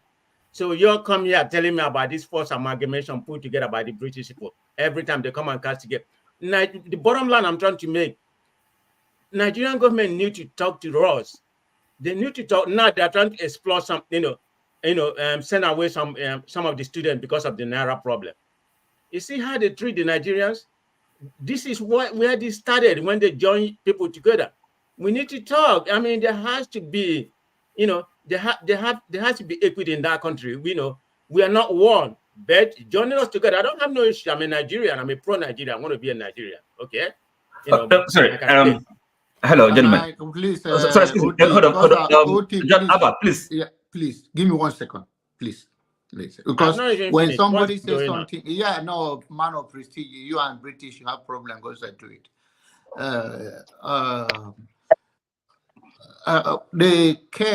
I was not comparing the death of Deborah to sit at home.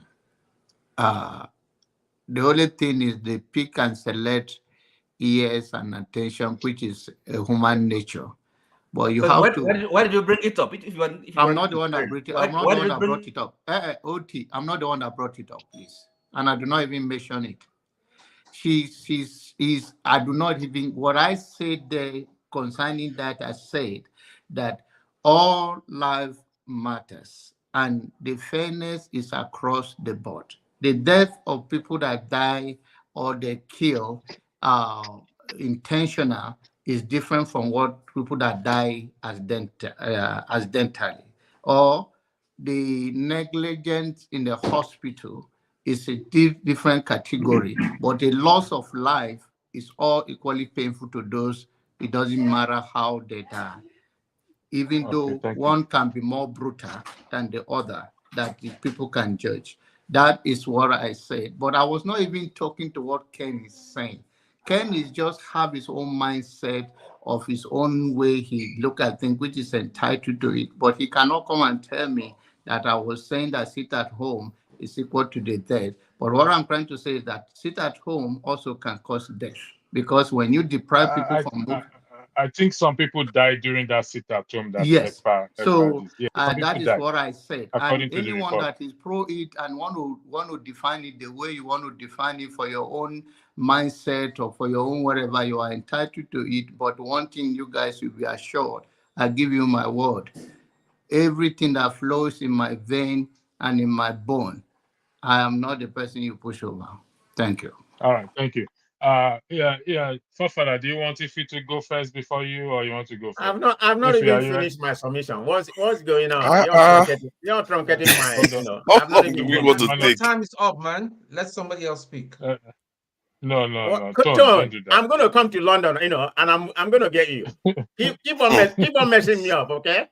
Okay, Fafana, if he's not ready, keep on messing me up, brother. Yeah. Oh, if he's not ready, okay. Normally she should go first. Ife, are you ready? Are you there? Electricity. I'm going to tell you. I think you are very unfair to me, but that's. Oh, she unmuted though. Yeah, man of prestige. Man of prestige. I know where to. I know where. I'll direct you to his house. All right, Ife, go ahead. I want to cheat you. Hi guys. Good evening or good afternoon. Everybody. Actually, what brought me up here is what I don't know if you guys saw what Wole Soyinka said about P2B. Did anybody see that? No, I've not seen it. And honestly, If I see the caption, but I've not read everything. I see the caption. I know what he said. I hope Peter Obi doesn't contest next presidential election. His team is incompetent to lead Nigeria. See, let me tell you guys, I've listened to you guys argue about this country called Nigeria. I don't know why we can. Sometimes I feel like, okay, let us go our separate ways. And sometimes you just feel like, okay, let us stay together. But honestly speaking, this staying together is not working. You can never tell me that anybody, okay, whoever that is there, Tinubu that is there, we have seen how competent he is. He said he's the master planner. He is the this. He's the best politician. And look at our country in a mess. Everybody giving him all this accolade that, you know, there is no politician like him. Look at where we are. I'm not a fan of anybody, like I've always said. I'm not a fan of Peter Obi. I'm not a fan of any Nigerian politician. But how can you say that somebody has an incompetency? Come and lead Nigeria. Let us see. You know, we all have mixed feelings and opinion about this country called Nigeria. But if we can be honest to ourselves, and I have said this before, like somebody said, somebody will score 100 in northern part of the country and get an admission. Who does that? And somebody that will score 250 in the southeast will not get admission. Who does that? In what country? Or in which country? All of us, most of us here, we're in different countries, you know, civilized country. How are you going to move Nigeria forward? Whether we like it or not, we can never be united in that country. Everybody just, you know, going around, moving on their own. Like sometimes they feel lost. We don't have government. We are suffering. People are suffering back home. And we have the mastermind, the best politician. If this is the best politician ever we can ever produce in Nigeria, that means we don't have anybody. If this is the best we can put together and say that these are the people that are actually ruling or leading this country called Nigeria, then they are incompetent. Naira was 700 and something. Today is double. It's doubled for almost 1,500. And I bet you it's not going to come down anymore. The prices of everything has shoot up. I understand there is inflation all over the world. With the war, indirect war, America is fighting with Israel and the Ukraine. Yes, I understand that. But people are suffering in Nigeria. We are paying money to 90 billion to subsidize Hajj in a country, the war capital poverty. This is something that's supposed to be your private life, you and God. Now in the country, in a civilized country where we are, forefathers, you are in Europe, Tony, you are in Europe, man of prestige, I think you're in America, Oti, I don't know where you are, Jagon, you're in Europe. Can this type of thing ever happen? Can this ever happen? 90 billion, I said it last time, if you invest this money in Nigerian economy, do you know what it will do to our economy?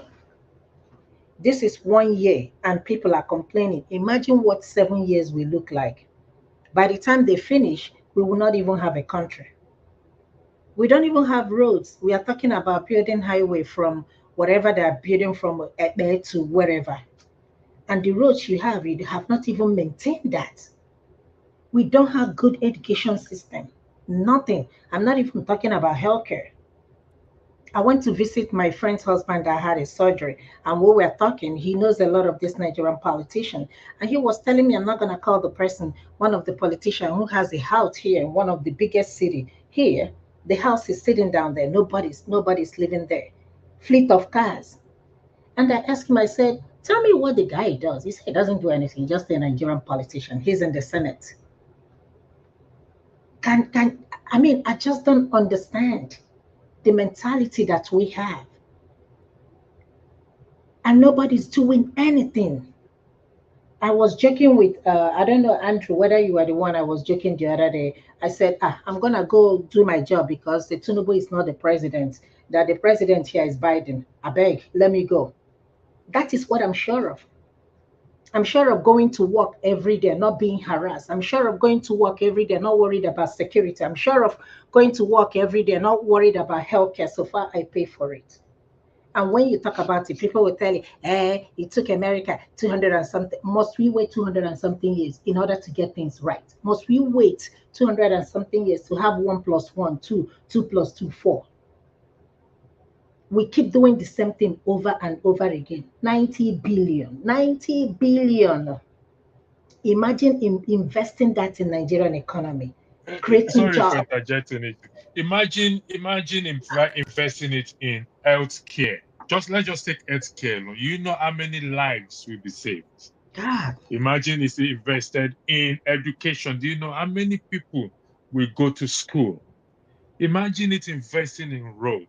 Then someone is coming to tell me that I should treat Deborah's case as a peculiar case, an exceptional case, compared to all those who have died the same way and manner. Again, I repeat.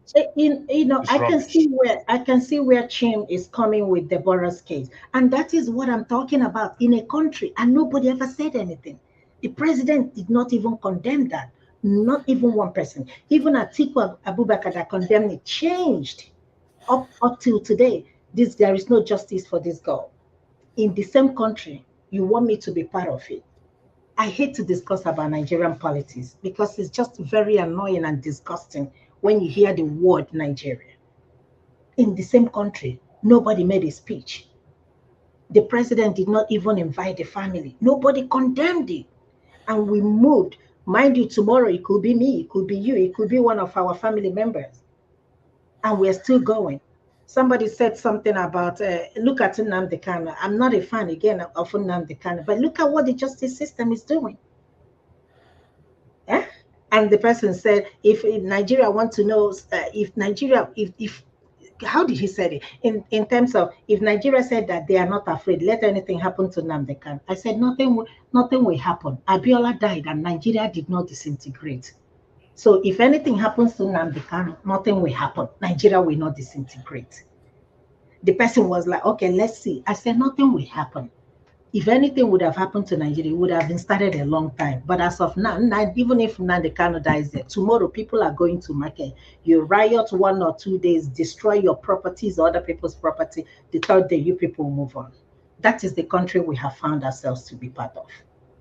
Thank you. Yeah, Ify, give me a minute. Let me buttress what Ify was saying about Wole Soyinka. Okay, Wole Soyinka said that, we shouldn't judge this government until after, 1 year. It's 1 year already. Let's just say it's on the 29th. And he said, Obi shouldn't contest because they are incompetent.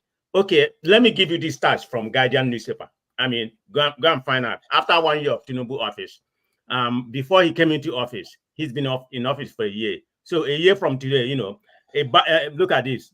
A basket, a basket of pepper was 5,500 naira before Tinubu took over. I'm getting all this from Guardian newspaper. It's not what I'm making up. Today, a basket of pepper is 22,000 naira. Look at that percentage. I have more to go now. Just give me a minute. Let me give you this figure. It was from Guardian newspaper. You can go and find out. They just try to narrate what's going on with Tinubu 1 year in office. Spaghetti cattle, we used to be 1,000, it used to be 1,700. Today is 28,000. Tomato, I don't know how they put that, it used to be 3,600. Today it's 58,000. Beans per bag, used to be 28,000. Today is 75,000. Rice, 50 kilogram, used to be 26,000. Today is 85,000. I can go on. Samuel Vita, 10 gig used to be 6,000 naira. Today is 19,800. I can't even talk about, even noodle, even the gari. A poor man is something where people they drink. Gari, by that time, used to be 1,800. No. Yeah, I think about 1,800. Today is about 45. I mean, on and on. It's not like 100%, 200%. And Wole Soyinka has the audacity to come, paint that narrative of which. I mean, I'm not saying Obi should compete or not compete, but he said we should give him time until 1 year. Then he will come and evaluate Tinubu. Tinubu is already 1 year. Now you're talking about Obi not to compete. You see the misguided Nigerians? I just want to bring your people up to form because I got this from the Guardians. Go and find out. Thank you for that. I think the blind and the deaf knows that the administration has failed. So I don't we don't even need to judge anything so far. 1 year, what has happened? Nothing has happened. People died, people are hungry. It's not even something Shoinka should even open his mouth and say, to be honest. But unfortunately, Forefather, the floor is yours before I go to voting. Yeah, thank you. You know, what I find in all these debates, I feel like some Nigerians have different ways of expressing frustration on Nigeria about Nigeria. First, I need to thank you for having me, Pastor, and greetings to everyone on the panel, the chat, and the viewers. Nigerians have different ways of expressing their frustration, which they are entitled to. But what I consider extremely problematic is, let me just say this about some of the best characters I've seen in this world. The best characters I've seen in this world is that they disagree with everything that they are about to do, but they lend support because they believe in the greater picture, even if they don't like the approach. I've seen that happen several times. And you have a meeting with people, this person disagrees with everything about that meeting. But yeah, when the agreement is done, the person will just say, okay, I will contribute with everything. And I think that is some of the most, I don't know, some of the best characters that people don't recognize. When you hear most of these Nigerians just come out with every single excuse they see, they just badmouth their own country. As much as I like to understand their frustration, they are also dangerous. Because these people, they will give them gun tomorrow to fight their own fellow black man. They will take it and do it. Some of them. That's how dangerous they are. And they don't know it themselves. They are conditioning themselves to be that instrument against their own people. Like they've been done before, like has happened before. And I don't know how we cannot see this. And maybe it's our leaders' fault, or the kind of people we are allowed to get into office that don't give us any sense of nationhood. Because we are in a bigger ethnic group now, which is Nigeria. Go and check the definition of ethnicity. You are stuck in it. It's like being part of a family and you don't even recognize it. You keep thinking that you're going to hop out. Like saying you're not going to be a human being and thinking that, okay, I'm going to turn into a horse because I have total disdain for human beings. I turn into a horse. Is that going to work? It's not going to work. You can try, but other people are going to still see you as a human being. You like it or not. You are a Nigerian. And I really like the way the African Americans spoke. And what I found with African Americans is that people many Nigerians like to deride them because they are Nigerians. We do my degree. They are very smart. They see the bigger picture. Nigerians are almost incapable of seeing it. With all those degrees, they're incapable of seeing it. They will focus on the small things, what you call downstream problems. Instead of confronting the bigger threat, you are confronting the tiny problem. I just saw a news about in Iowa that people died due to storm in Iowa. Can you imagine that person? There's a storm going on outside. The whole house is about to go off, and the person say, "You know what? This is time to cook food because I'm hungry." That is a secondary problem. You have a bigger problem. That is what the African American came here to highlight. He highlighted that we have a bigger problem to face here, and some people still think the border is your biggest problem. I'm not going to call them. Sometimes I just get frustrated. I know they are frustrated with Nigeria. That's why they are saying what they are saying. Oh, Father, you just did. What are you talking about? I'm sorry. I know they are frustrated with Nigeria. That's why they are saying what they are saying. But do some hard work. Do some common sense work. Like you did now. You pulled out cost of items 1 year and now. Do some more hard work for your people, because where we are right now is not good. It's easy to just blame one thing for it. Pastor actually said it now. He lost a family member. People die all the time because of negligence in Nigeria, because of things that are supposed to be done, because people steal money, because of wickedness, or just name it. All kinds of vices are killing people left and right. We are somehow we just pick on one and say that's the main one. And even when you deconstruct it, you can see holes in all the argument that make no sense. As if they don't have traditional court in the south.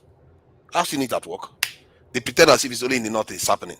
I believe in America there you don't have the variations in different states. Like the African American came here to say that it's gone. If you carry gun in one state and you can't carry it in the other state, you don't see them losing their mind. America doesn't even have a referendum that they can write off. They just say things. They don't even do a little bit of hard work.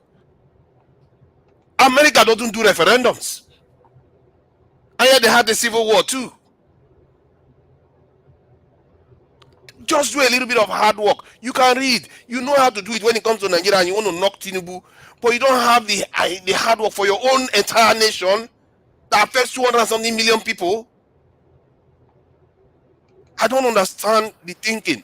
I understand why you are angry with Nigeria, because I believe that most of all these people that are angry with Nigeria and are talking about separation and all the rest of it, the moment Nigeria starts doing well, more than move on and get on the country, will be fine with the country.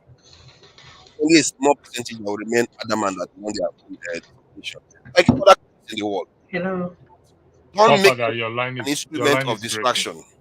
Okay, my line is breaking. Yeah, no, you're back on now. I think. Yeah, sorry about that. I don't. It's very rare. I know where this is. So, don't make yourself an instrument that is used to even knock. The country is already on its knees. How many of us pay into our country? When you check the list of revenue the country generates, nobody. We don't pay into the country because we treat the country like as a one arm. This is like a disease that we can flicker away. This is your land. It's your inheritance. If you don't like it, go somewhere else and be slave and see what the reward is. What? God has given you everything and you won't fight for it. You think your leaders are going to hand it over to you? The way I look at these things is that we are some of the best people we have in our country. I'm telling you, the rest, they are not that many. You guys are the top 10% of the country. And if you are behaving like, what future has the country got? What future has the country got? You have to sooner or later face that we are facing a tough situation. Life is going to be hard for us. If you think life is not going to be hard for us, then you are totally living in a la-la land. Which of these countries that are doing well didn't go through hell? And I'm not talking about just going through hell. Inflicted ones, the ones that they made tough decisions to get to do. Real tough ones. They went through it, they went through hell, and they came out on the other side. You have to sooner face it than just complain about the government and complain about, many of these people don't pay into the state too. Many of these will see the government as arm's length. If you look at Nigeria's revenue, I was shocked to see it. One of the least revenue in the world. You have a country, the budget is almost zero. And you think your leaders are having too much money? When the UK spends $1.4 trillion in the economy every year, then we are spending $30 billion. How much money they steal like so big that we think is that big? I just saw Taiwan. This is South Korea. South Korea wants to invest $19 billion in their chip manufacturing now. This is a country smaller than Nigeria. It's so tiny. Forefather question. Well, I don't understand what you're talking about. Yeah, hold on. So the question is not about the amount of budget, but what are you doing with the money? That is the argument. You can listen. We can budget $100 trillion. We're not gonna see the money. Okay, the money is spent recklessly. We don't see the money. So I disagree with you that is it working well? These people. By your understanding, is working well. The point is that Americans, we can see what the money is being used for. We are still talking about buying cars for National Assembly in a country that doesn't have money, that you're borrowing to, have a budget in your country, but you are focusing on buying cars for your National Assembly. I don't get it, but I'm gonna leave you guys. I will come back later. Let me interject, Forefather. Okay, let me just give me a minute in reference to your narrative. I think I disagree with you too, like other people have stated. I mean, you're talking about money. Yes, there's money in that country, but they embezzle the whole money. Look at Tinubu, they are going to borrow about 740 million more in order to electrify the village, to put the pole in the village. But you have given the local government, you have given the state government money, and they're supposed to give it to the local government, to electrify their area. And you are going to borrow money from World Bank and give it to them again that is not even going to get to them. I mean, the point you're making, you make some good point, but I think Sorry, what are you talking about? Electricity. I'm not going to stay long here. You're being deception in what you're saying. Quite quick. You're quick to mute me. I'm not going to stay long here. I just want to say a few things and then move on. Okay. I don't waste my time. I don't have a lot to say, but if you allow me, okay. I don't know if go ahead, Oti. Okay. I mute you. I am quick to meet you because yes, you are. No problems. Look, for ahead, I don't understand you sometimes. You know, you never is all the same thing, the same old story. Okay, so is Nigeria working? And if it is not working, what is the reason? Now you blame Nigerians. You blame those that are complaining. Why should they complain? Okay, they're frustrated. Are there not enough reasons for people to be frustrated? And so now should we just be waiting, folding our arms, and until Nigeria turns around? Things become is that what is your solution? What is your idea? You're not making sense to me. But anyway, what did I have to say first? Is okay, this, okay? No, just hold on. I have not finished talking, you see. So no, you've been talking. You've already asked your question. So you want to take over? No, not taking over. Can you just hold on? Let me finish what I'm saying. Listen. It will come back to you, Oti. It will come back. Don't worry. Your turn is coming now. Your turn is still there. Father, you are the moderator now, please. Oti, let me finish what I'm saying. So, see, you think I don't know why people say what they say? I said it now. 90%, 80% of them will give up this talk when Nigeria starts functioning. I know it's because of frustration they are saying it. How? But I also know that Nigeria starts functioning. Yes, if Nigeria start doing better, they will start peeling off those people. Okay. See, I agree that the leadership in Nigeria right now, they're highly compromised. They are not doing things right. But I also see that the people themselves are not doing enough hard work to see through what the leaders are doing and where they fit into the equation. They are not doing enough of that. It's easy to just throw fingers. If you do that, they win. The people that are creating the problem with our leadership, they've won. If you just say, oh, yeah, let's throw our fingers up, that is exactly what they want. Who is suggesting that? Because you are just saying, let's criticize. It's easy to criticize. Solution is what people need. You have to be honest. Call us. Solution is what you. And do you notice what a lot of people say all the time? To let you know that people are very facetious. You see that like in the Israeli-Palestinian conflict, where some of them were saying they want the Palestinians for slaves. They want to use the Palestinians as slaves. People always want people that they're going to oppress.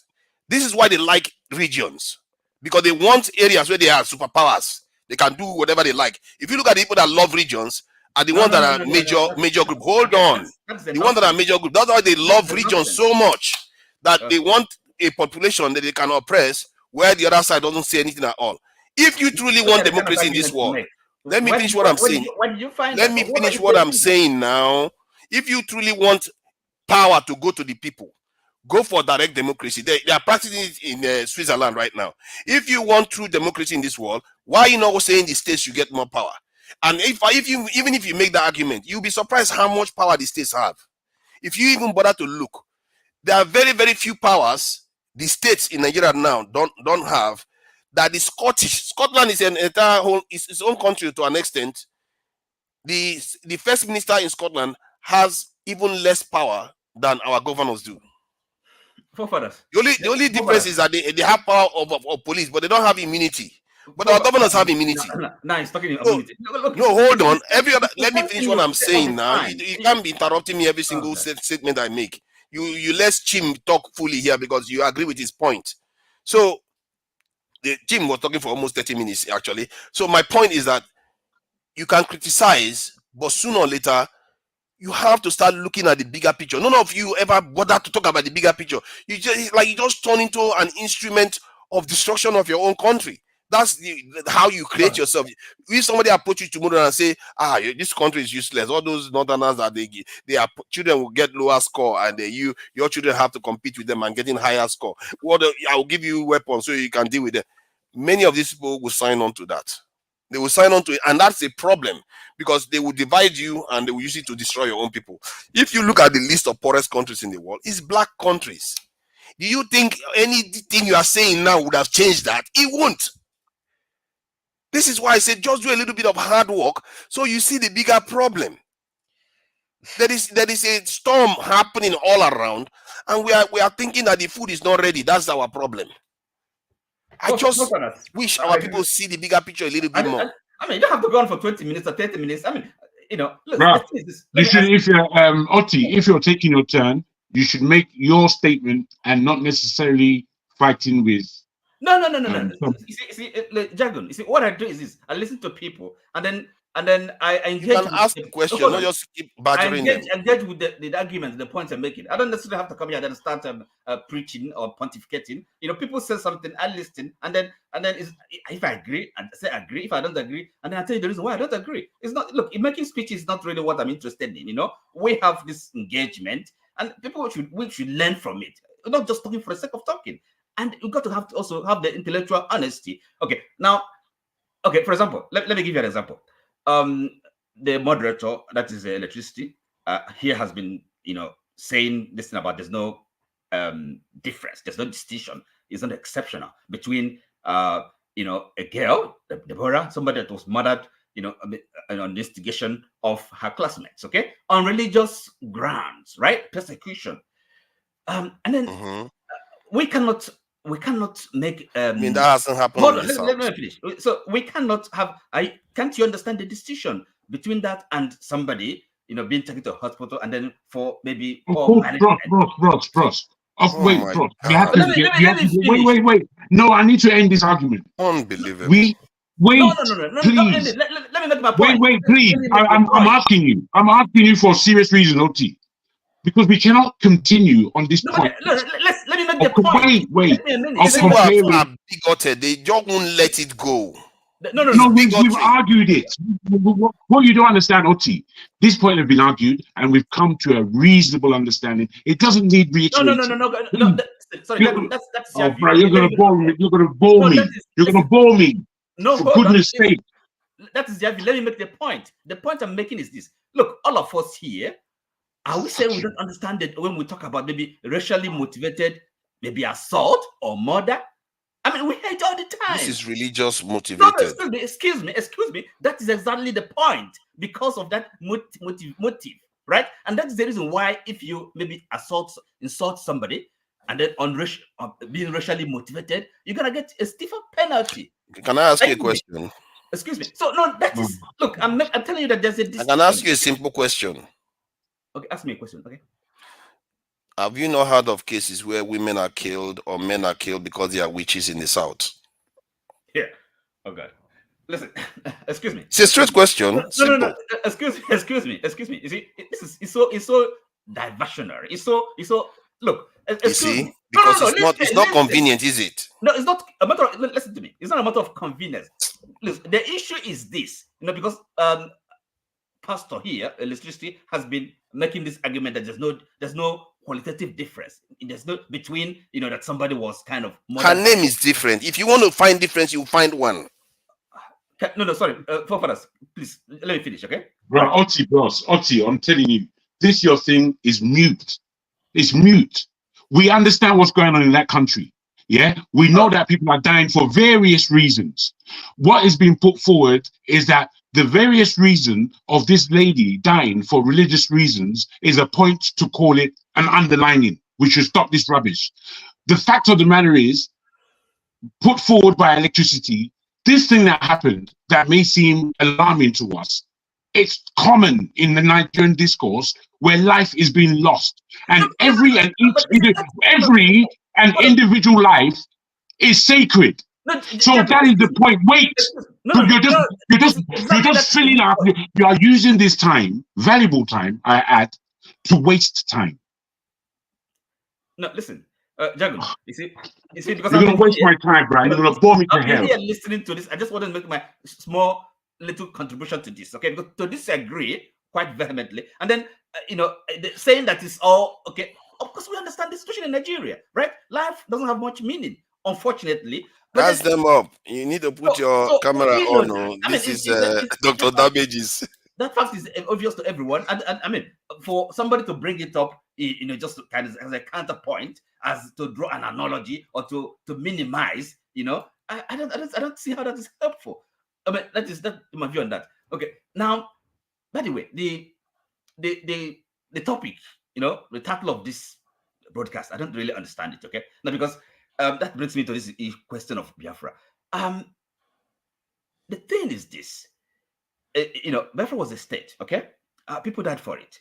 Okay, and it's not all people who lived under the territory of Biafra, the Igbos. Okay, let me say, are kind of really, if there's to be a referendum today, not everybody would vote for it. I, for one, would not. Okay, or even. But the thing is this: you can't just foreclose a discussion. Okay, tell people you're not gonna talk about this, agitate, argue for this. No, you have that right. Okay, and if you are really questioning, Biafra, what is this Biafra? Come on, even we have more questions to ask about Nigeria than even Biafra. Okay, so in other words, how did Nigeria come about? Why shouldn't we discuss it? Why shouldn't we talk about our future, our present? Where are we going? So why do we? Assume that unity is something that you can enforce, can impose. And again, forefathers, you fail to understand the difference between a nation state, which is kind of an instrument of political power, it could be an instrument of political oppression, political domination. You don't draw that decision, between a state, a nation state, and peoples, the human beings living in an entity, a country. Okay, so a state, nation state, is something different. You can't just be defending it at all costs. First of all, you have to see, is this serving the needs, the interests of people living under its. Okay, can I ask you a question? That is okay. Ask me a question. So you want do you prefer? It's two questions. Do you prefer that everybody has a say in everything that goes on in Nigeria? Every individual person has a say in everything that goes on in Nigeria. That's the first one. And if so, do you support direct democracy, like a type, something more advanced than the type that they have in Switzerland? Look, see, the first question can be a serious question, okay? Now, because it is not realistic, it's not practical. There's no way. Just answer it. Just answer it and stop blabbing. No, excuse me. Dragon, can you just keep quiet, please? The question. I'll try my best, bro. I'll try and listen to you when you stop. It's a serious question because there's no way. I'm not even in a village meeting. Can everybody have a say? So you don't want people to have a say? No, you could be accused of looking for people to oppress. Not that I don't want, but it's not a serious question in the sense that there's no possible. It's not possible. It's not realistic. It's not practical. We're talking about a country. It is possible. I just told you it happens. Oti, I'm afraid in terms of discussing these issues, you are making it very difficult for us to follow a conversation. What you are now doing is turning what can be a conversation into an argument. Now, if you like to answer the question, that may be the beginning of us following what you have to say. Otherwise, we don't know what you're saying. Okay. No, the answer would be yes, if possible. Okay, right? Yes, if ideally, but we live in the real world, right? Okay, so there are some questions that people have to have. That's why we have a representative democracy. Okay, people elect their representatives. Are you with me? They represent them, argue for them, vote for them in their interest. So the question whether I like it is not possible, but that would be the best scenario. Okay, so we wouldn't allow the best be enemy of the good, right? So people should be, as much as possible, be represented, carried along in making decisions that affect their lives. That's the answer to the first question. And then the other question, second question, is asking about direct democracy. Again, it's all about a matter of possibility. The politics is the art of the Sorry, Oti, sorry about that. Pastor, there's this guy that I know from my channel. He doesn't normally come on camera, but I know him for years now. So he's asking whether he can come on, just to contribute to this stuff. He's a Nigerian that is in America. I'm not even sure where he is. You so know, you can contribute briefly. Rudolph made the rule that to be on the platform you must have your camera on. I didn't make the rule, so I can't break. Normally, if I'm speaking from my channel, if I was streaming from my channel to here, the rules are different. So I guess we need to. Can I just round off? Yeah. The thing is this, okay? I can vacate the platform for you to make that decision. It must be obvious to everyone. It's all right. Excuse me. We're having this. Nigeria is not working, okay? As presently constituted, the structure is structurally unbalanced, and we know that we're having problems everywhere, insecurity, and the economic failure. There is, anybody can see that. So, and what is the problem? And you have to know what the problems are, and then of course the solution to those problems. So, if you are just saying, as far as here, no, we just have to wait. We're gonna turn a corner, and without indicating how we're gonna get there. Right? You see, so you are enemy of democracy.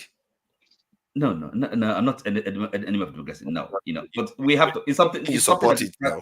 Something that is practical and something that is possible. Okay, it is practical and possible. No. Excuse me. When it comes to really, let me tell something. If democracy, I'm not an enemy of democracy, but I'm not saying that also a kind of. You see, sorry, Oti. You see what I find a little bit problematic. This is why I called them out. I said these people just want a regional system where they have people to oppress. Who are these but people? You see, what is flushing you out now? When I ask you that everybody should have a say, you are like, that is not so good now, because that means those people who are oppressed will have a say. No. Is that what you're trying to? Excuse me, forefathers. Let's say, for example, okay, to be serious, really, unless we don't want to have a serious discussion, okay, and then it's not really an argument, but I like to kind of engage with people when they say something. Yeah, but you can just say yes. No. I said yes if it's possible, and I know, and you know that it's not possible for it's everyone. Possible, actually. It's a lot easier than breaking Nigeria up, actually. Now listen. So now, okay, let's, for example, this question of a constitution, okay, the basic law of a country. Okay, there's no way Nigerians, if they have to discuss, vote, agree, approve a new constitution, it can't be everybody. They have to be representatives elected, okay, to form that part of the Constituent Assembly. So when it depends on the question, it's something that is fundamental, as for example, on how do we really want, on what basis do we want to live together, to be united, if we want a unity. Okay, don't forget, this unity can take different forms and shapes. It doesn't have to be a unity of one central government, having power, having unimaginable powers. It could be a loose center. So it's a fundamental question.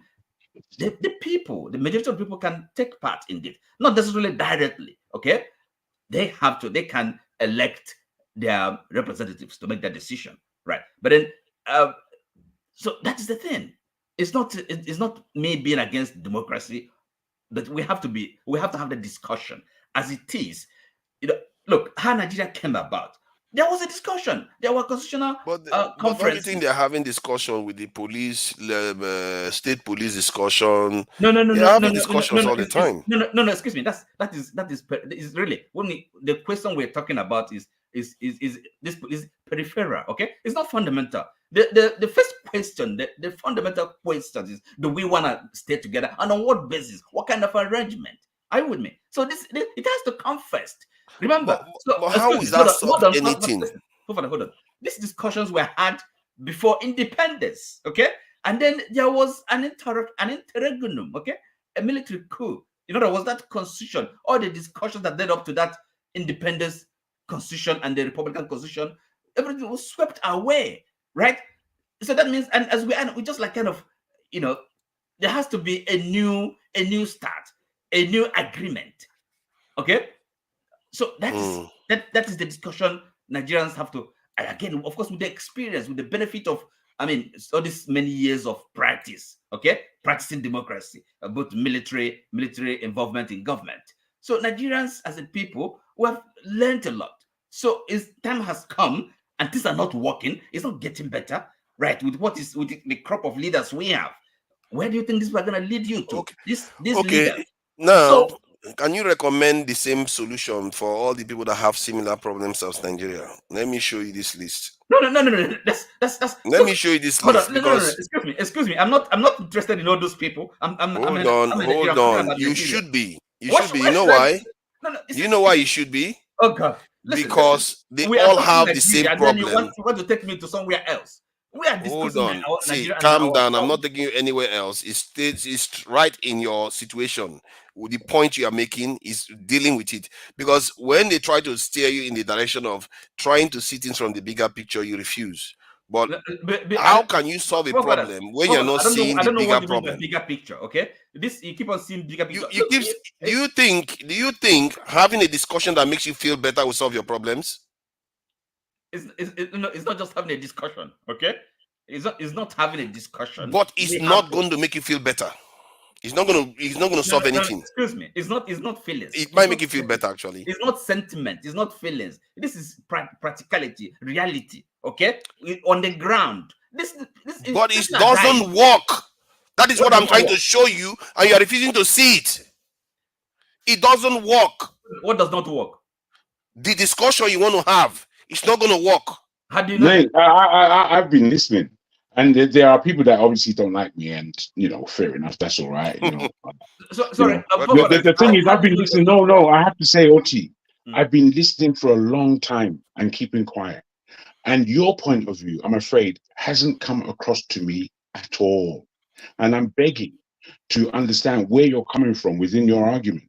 You are making an argument of some sort. I can see that, but you're not making a clear argument in any way. When a supposition is being put forward, you reject it immediately, and that is what you're making of your argument. Just a point of rejection. What are you putting forward, my brother? Because the discussion here is the discussion on the unity of Nigeria, whether or not Nigeria should break up, whether or not Nigeria should remain one. What is the unity of Nigeria? What's the importance of the unity? That is what we're discussing here. Okay. I'm not hearing anything from you that is online with anything that has been said. Sorry, and people are there writing rubbish in the comment section as they normally do. Jargon, unity. I don't disagree with unity, but it has to be on the basis of unity that is not imposed. Okay, it's not. Yes. And what we're asking for you is to come forward. What is unity to you?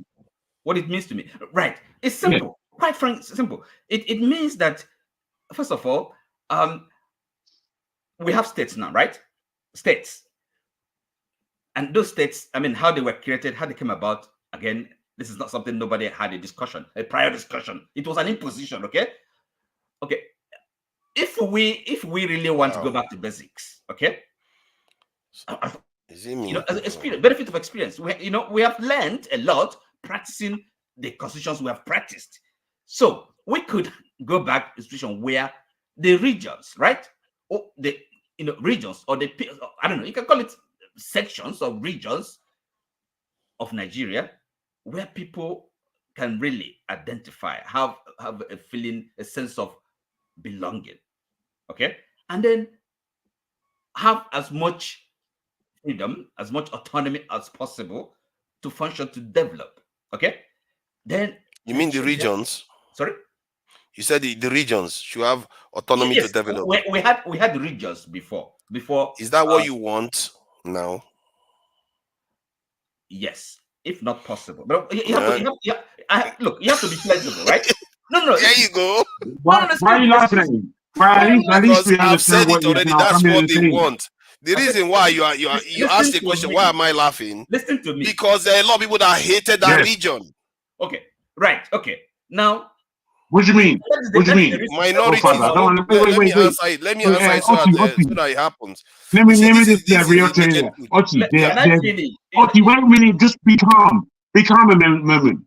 There are only 4 of us on the panel. Let's please take our time. We're having a discussion.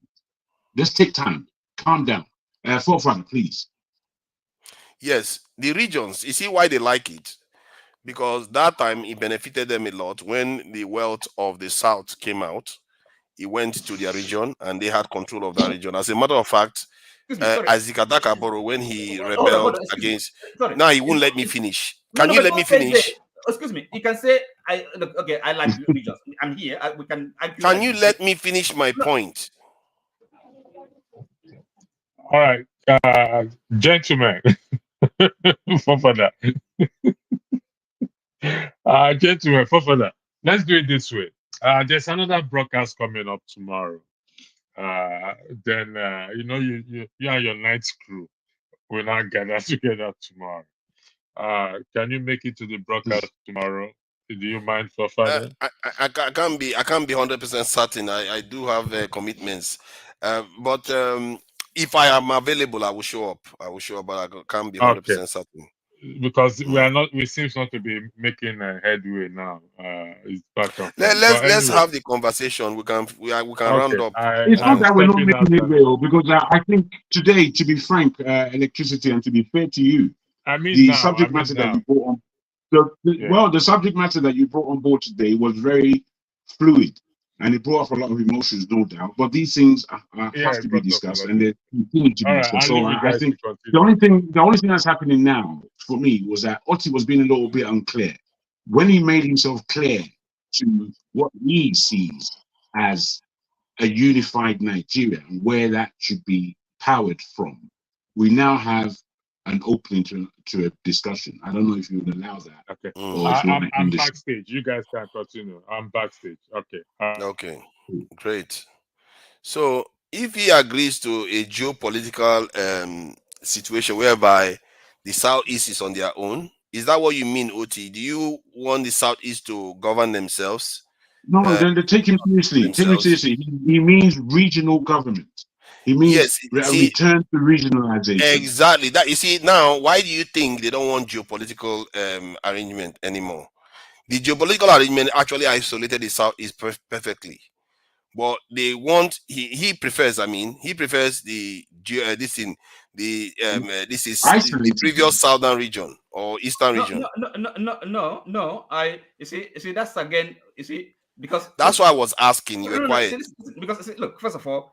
The answer can only be in broad outlines, right? Because I'm not, people have discussion about this, right? And then of course, as I keep on saying, we have learned lessons, right? So perhaps maybe the original regions, won't suit the present circumstances, all right? So you have to be flexible about these things and practical.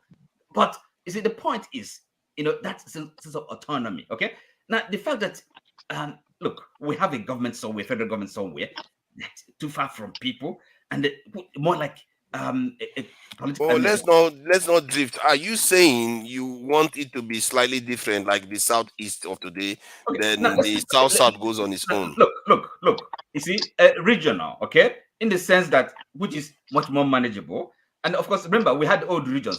That the new region may not be quite as extensive as the former Eastern region that encompassed. But you want it to be bigger. You want it to be bigger than where it is now. That may not be as extensive. But you want it to be bigger. Oh, come on. Listen.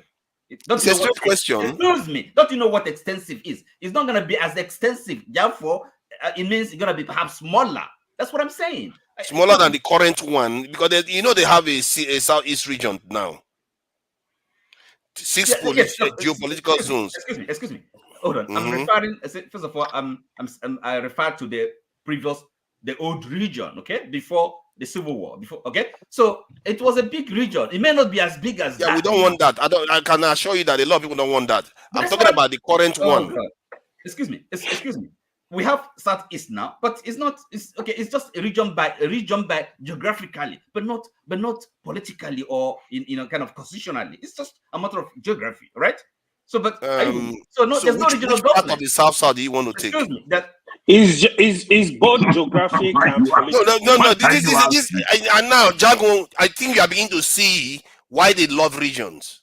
Which part of the South do you want to take? No, my brother. My point of view it seems that it's different, because at some point I was thinking if my point of view is similar to Oti's, but he was finding it very difficult to explain his point of view. So I hastened him along, and he came with a reasonable point. Now, as far as regions are concerned, where I must put it to you, I must mark my difference. Wait, bro, to Oti, take your time. I must mark my difference in opinion where this thing is concerned. I've said it before in this program, and I don't know if anyone was here listening, but I'm underlining that where Nigeria is concerned, the disappearing unity that we've had is we're ever entering into it further disappearing.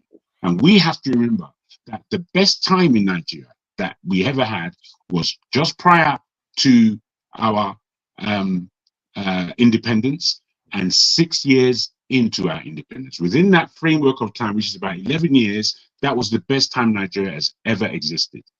Now, it existed under that because of regionalism. You know why? Wait, let me land. Let me land. Let me land. Let me land. Let me just land, please. Wait, let me land. We're forefather. Just let me land, please. I'm putting that to you as a remembrance of what may not have worked perfectly has worked better than any regime of today. And in the regionalization of the West, the East, the North, needed breaking down because this was still the geography of the Oyinbo.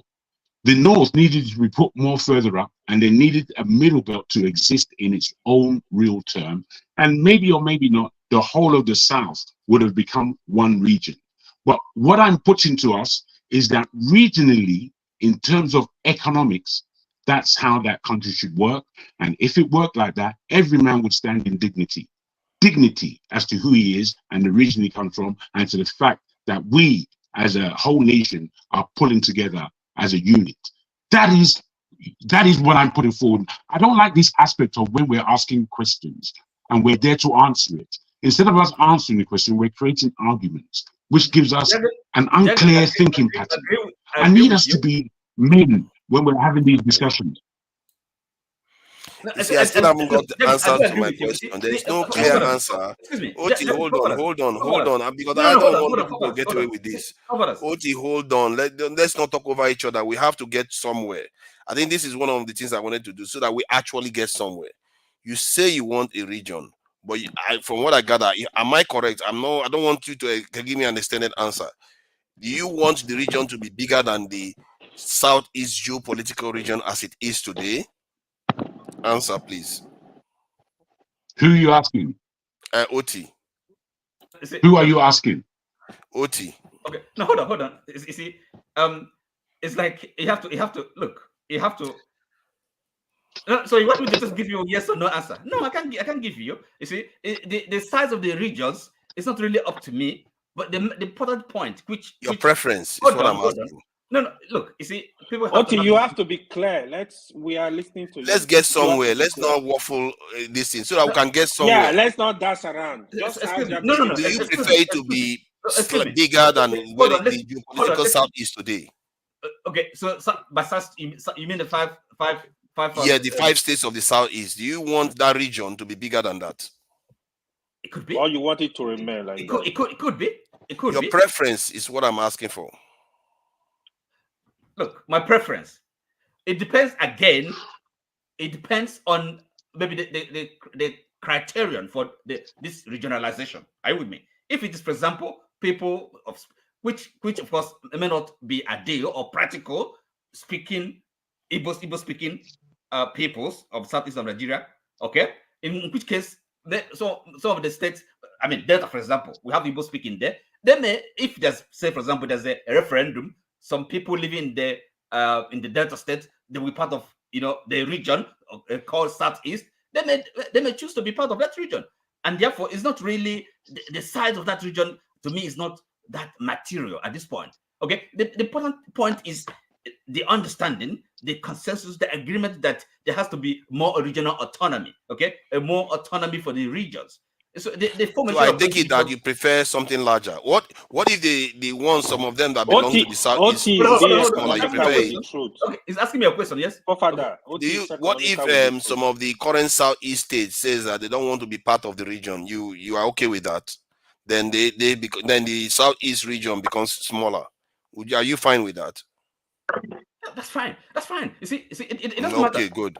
At least that's honest. No, listen to me. You see, that's why it has to be consensus. It's agreement. It's understanding. It's people's choice. No imposition, right? Are you with me? So when I say that this unity, it can be imposed. It can't be forced. People have to have a choice. But you know that the way they created the states right now, they knew those Delta area, they knew they spoke Igbo, but they chose to be part of Delta State. Who chose? The people that created it, some people like not the people. Let me explain now. Not the people, but let me say who did it now. Calm down. Let me just say who did it. many people say that it was Babangida's wife, Miriam Babangida. She's from Asaba. She could have chosen to make Delta State. Forefathers. Why don't you say Nigerian state? There's no look Babangida or his wife. Come on, Nigerian state created. They are Nigerians. She's a Nigerian. Nigerian state. Nigerian government. If you do it, you are just the same as Nigeria as she is. What makes you different from her? Nigerian state, the power of the state. That so don't you understand that? Nigerian state. It's always going to be the power of the state.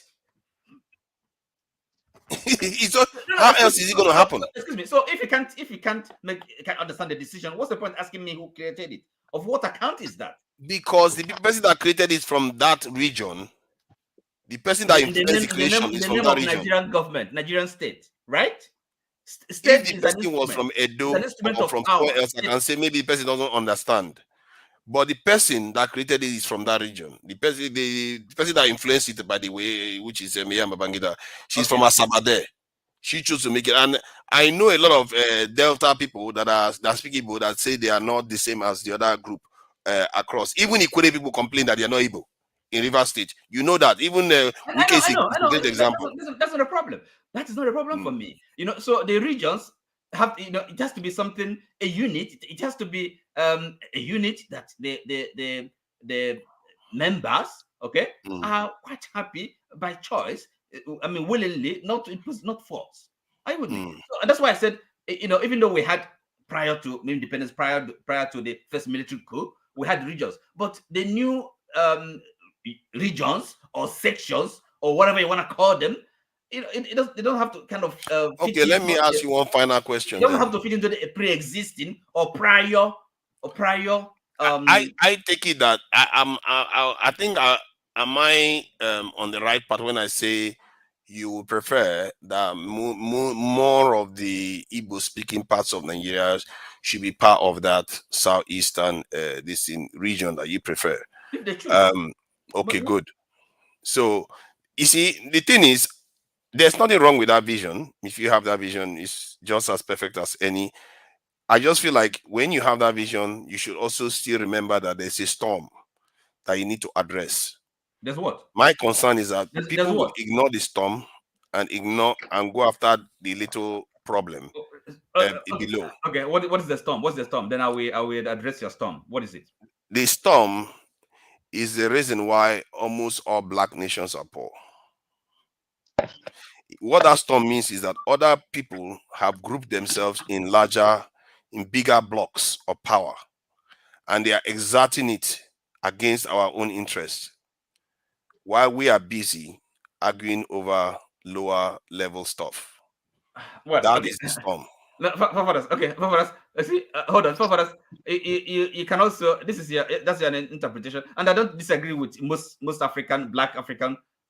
black countries are poor. I agree, but you know, perhaps the root cause of that poverty, that underdevelopment or that undevelopment, may lie somewhere else. Now, for example, this country of ours we call Nigeria. I mean, how it came about, you know, the brain behind it. It may not be necessarily, you know, I mean, the founding, okay, and the way it is constituted. Oti, if I may, because it seems to me where you stand in your utterances, in your argument, it's chaotic. It's very chaotic in my ears. If you agree with what forefathers said and the tenets of what he said, I think that is much more tangible than whatever has happened in that we wait. I have to take the camera from. I have to take the mic from you, my friend. We've listened to you, my friend. You don't seem to understand how much time you've taken. You've taken a lot of time, and we've been listening. What I'm saying is, you're unfair. You're unfair. You are impatient. You're kind of wasting our time, bro. I'm wasting You're your being time. wasteful. Forefathers, you see what in my ears, that's what's going on. Sorry, excuse me, forefathers. Now listen, the undevelopment you correctly identified. The real question is, what is the reason for that underdevelopment? Is it because is it perhaps, I mean, the nations, if we add the context of Africa, for example. No, I mean, the problem with our oh my God, the problem with our present situation is disorganization. And what we need to do is to organize. How do we do that is the question. Where you are going in this history, we are all history guffs here. We understand what the problem is and how we got to today. Don't bore me. Stop boring me. You have been extremely boring. I think I'm here. let's I'm try here to. with my time as well. You people don't want me to speak. Yeah, don't mind. Everybody is just ignoring Masca and AY is always causing mischief. He's gonna say, I don't want to talk about this topic anymore. This topic we shouldn't talk about it anymore. Let's move on to some other thing. The question somebody's asking me. I think like to be fair to Oti did answer some questions. All I said was to try to see the bigger picture. Allow other people to come to speak. Let them contribute. Can I just share this thing before we start talking? Just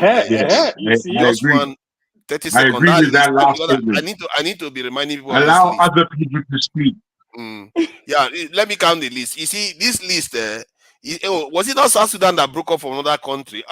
It's the poorest country in the world. Jesus Christ, how did that happen?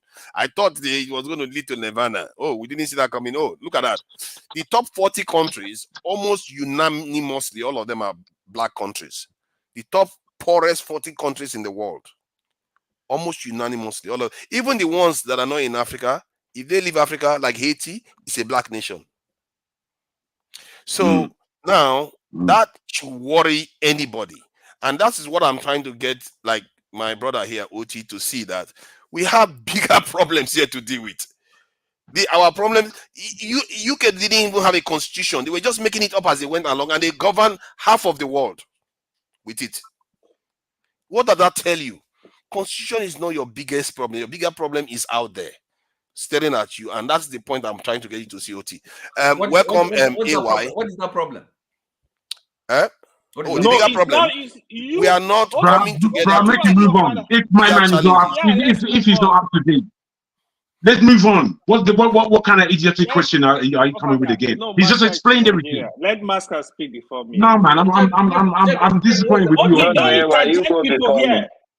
Okay, let me say this, right? Two gentlemen, let me say this, right? Thank you, Masca. Let me say this. Oti was supposed to be clear. I was expecting to boom, boom, boom, boom. This is what you should do to achieve this.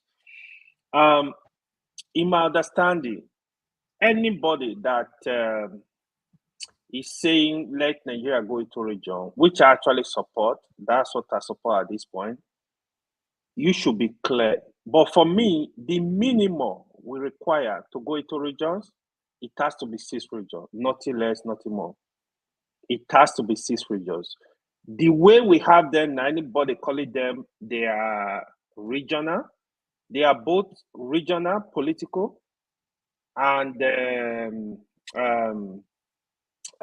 it's not only political. It's the way the region are structured. They are actually political. They are okay. But here is it. Here is my issue with people that come. They want to fight for their region. It's just like when people call Biafra.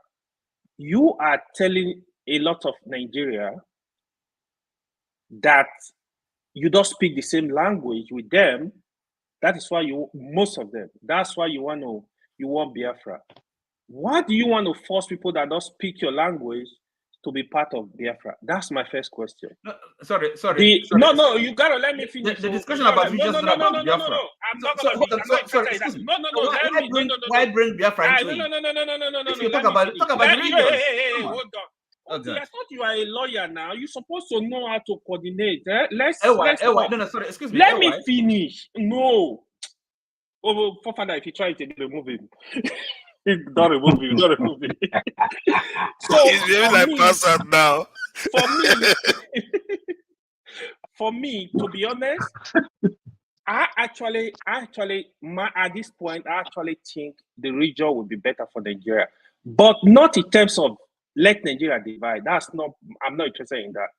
When I mean region, because let Nigeria develop at a smaller region, let the region develop at their own pace in such a way that region can even compete. The idea of Nigeria going to Abuja, the governors going to Abuja every month to share money is BS. It's not sustainable. I know one day we're gonna leave that nonsense and start developing ourselves. In this sense, what I want is, if you are saying, for example, oh, Northeast, what are they producing? No, region in Nigeria that is not sustainable. If they have the plan, even if you want to do agriculture, the tools. Let me say, correct. Thank you, Jabu. We should not do this with hate. It's not about hate. We are still brothers. We're gonna help ourselves. Let Southwest do what they are good. Let them invest. Let them do stuff. Let Southeast do their stuff. Let all the region. As a matter of fact, any region that is super rich gives part of this money to the federal government. Government can match investment in other regions. Let the whole country develop. That is the reason I think if we take this path, it's gonna be like easier for us to grow, to develop. The way Nigeria is structured, governor go to Abuja every month and share dollars. To me, I don't think it's sustainable. It's not gonna work. I really have problem with that. Again, when I'm calling for this, it's not about division. It's not about Igbo should go to their way, Yoruba should go to their way, Hausa should. No, that's not what I'm trying to. What I'm trying is, by the time these, whatever you call it, premier or governors, whatever you want to call those regions, let them develop. Let them, when they get into the office, they think of how to improve the revenue of the region. Improve everything in the region. This is my interest. Let me finish. So I don't want you to interject me today. You know you always interject me. So this is what I think will work for Nigeria. In such a way that we kind of work together to make sure the country, because by the time you start giving money to Zamfara state, we know that the tomatoes and pepper that are wasted in that state, the governor should set up a plan and start producing a canned tomato to African country and the world. They will make money. Come on, Dangote is in Nigeria building industry everywhere, making money left, middle, and center. This state need to wake up. If they want to leave it at the state level, leave it at the state level. Let these people start thinking. I don't even know how a road will pass inside the Delta state.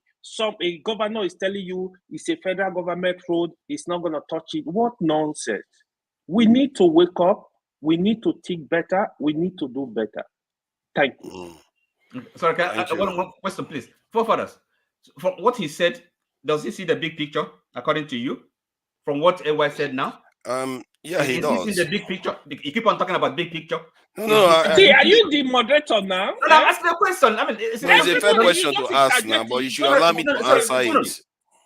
Excuse me. Forefathers, tell me, is from what he said, is he seeing the big picture? Yes, he does see the big picture because he's not using that. Let me explain why. Because he's not saying. Tell me the big picture he's seen. He's not saying that the nation can never solve his problem without doing this referendum or having a conversation first. Okay, so who decides he said 6 zones? What can there be, 8 or 10? Who decided this? No, you can have 10. This is my point. He said 6. Who decided? I said 6 is the minimum. You can't remove. Minimum. Okay. So now, Oti, tell me, show me one of the. I'm asking your question. You're asking me. Look, you said I already answered your question. So now minimum 6. How do you decide it? See, based on discussion. I thought you wanted to have discussion. I have that same question. Excuse me. I have that same question. I wondered why you wanted 6 particularly and why it couldn't be less or more. It's just so let me because you said no more or no less than 6. So I just wanted to understand. Jago, here is my whole idea, right? Yeah. I said 6 should be the minimum. We can have 10. In this way, it can even be at state level, like instead of having region, give more power to the state. Let's take control of their resources. Let every governor start working. Okay, that is my own idea. AY, let me show you this and show me which power doesn't belong to the state among this list. They don't control their resources. Full stop. That is the biggest one. Agricultural and forestry. They don't have their own police. They don't have their own police. They don't Agricultural and forestry, the state control it. Benefits, the states control it. Consumer, this one is a given. Economic development, they have ability to do that. Education and training, they have ability. Election in states, yes, states conduct their elections. Energy, the states control it right now. Environment, equality legislation, they control it. That's why you have Sharia and all the rest in different parts. Fire service, they control it. Freedom of information. Let me answer the question for you. Yeah. Let me answer the question for you. So here is what happened, right? So the energy you're talking about now, to develop this stuff need a lot of money. First of all, let each state or each region, whatever you want to call it, let them control their resources. Give percentage to the federal to take care of the military, of the custom, of all those stuff. Give percentage to the federal. Now, okay, even this electricity we are talking about, each state, now, luckily Buhari signed that bill, he opened it up. Each state should start, even if not generating your electricity, distribute. You should have the power to distribute your electricity, even if the states are not generating. Hold on, let me finish. You can. No, I wanted to. I said you should speak, but I felt I wanted to just support you because you can buy energy from the national grid. That's funny. The states will have facility, develop facility. I'm trying to find this. The energy. Let me tell you, the bigger part of energy is civil distribution. Is bigger than production. So we need to know this. We don't even have facility to distribute energy. I can tell you this for free. I know here is one of my fears because of they are not paying Nigeria living wage. When you invest in energy and start having, for example, 24 hours electricity, bills are definitely gonna go up. It's not gonna be cheap. If you think it's gonna be cheap, the government needs to also come in and subsidize this energy. So that the government you wanted to weaken in one moment, and the next minute you wanted to come and solve the problem. Stuff like energy all over the world, government subsidize energy in most states. Let the states that keep their resources solve their energy problem. Yeah, they will, but they will still make money. But you need to. Why are you making the money? The reason but that is what is happening now. You see, AY, I think you are also falling for a little bit for some of all these lower level problems. That is what is happening now. Let me explain now. You see this police, that's the only one that I can see on this list that the states don't control in Nigeria. Most of the resources go to the states. Like if you look at the oil that they get from the states, from the center, it returns back to the south. That's what their allocation is. What is the percentage? How many percent? 13%, if I'm not mistaken. If I'm not mistaken, 13%. Wait, sorry, please, wait. Let's understand. Let's take time. What is the percentage that goes back to the state? I think it's 13%, if I'm not mistaken. Now, 13%. This is where I believe it's upside down. 13% of the produce from an area is what's being given back. So we're talking 93% that goes. 83% that goes. 87 indeed, that goes back to the federal. Now, I'm afraid that's the wrong sums. It's supposed to be the other way around at some level. Basically, the majority is supposed to stay in the state for the state to function economically soundly. Otherwise, you're just begging. But it's not like that in the UK now. It's not like that in America. The idea that doesn't matter. Where it is like that or not. You want to set a different standard. Wait, my brother. It doesn't matter. What matter? You see, back in the day when it was the Western region, what they were putting into the state was not the majority of what they were earning. What they were putting in there, and it made it work. It's what works that matters, not because they're doing it over there. What's laughable now? Why don't we always look at the outcome? We always look. This is the only one that has endured for 20-something years. That one ended up in a civil war very, very quickly. No, that's not the failing of that. That's the failing. But the center is weak. No, man, you're off key, bro.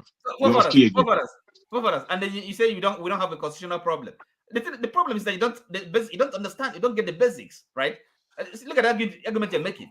And then I'm making the argument because this is a secondary argument you are making. When you talk about the real issues, that is on a higher level. Our problems are unique, and we have to look for the solutions to those problems. I mean, what's the point of get each time? These problems you're arguing about is a secondary problem. Make no mistake. We are having that conversation right now. But if you really want to deal with the problem of Nigeria, this is not the conversation you should be having. I don't know if I can appeal to the panel to allow Masca to speak in order to move this thing forward. Because we're stuck. He refused. Masca, go ahead. Oti don't interject him. Oti is a Passat boy, so if he interjects, I will not be surprised. The boy will be acting like the master. Anyway, so thank you guys. Good evening. I beg to disagree with all of you because you guys are just, what I would say, whiling away the time. Yes, the reality is that we are proffering good solutions, but in terms of implementation, the fact is that we are missing out on who is going to implement it. Oti, who wants a Biafra nation, not really a nation, but a tribal enclave. Sorry. I don't. When did you hear me advocate for that? Because look, you answer questions and your answers will determine who you are, Oti. That's the reality. That's the danger of sitting. Wait, Oti, just hear me out. Hear me out. They ask you whether you want.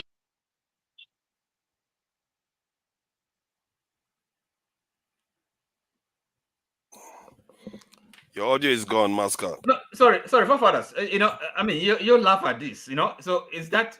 I mean, I talk about region. It's the same region AY was talking about. Look, the point I was making, we have to be. You are pretending, Oti. They ask you questions and you answered. They ask you who and who. Is it the Igbo? Look, you've answered. I don't waste time if we go back to that issue.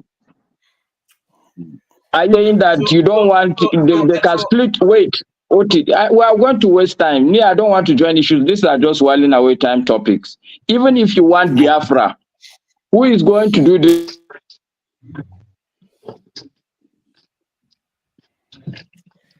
Masca, you. Oh, John Zion says from Anyoma.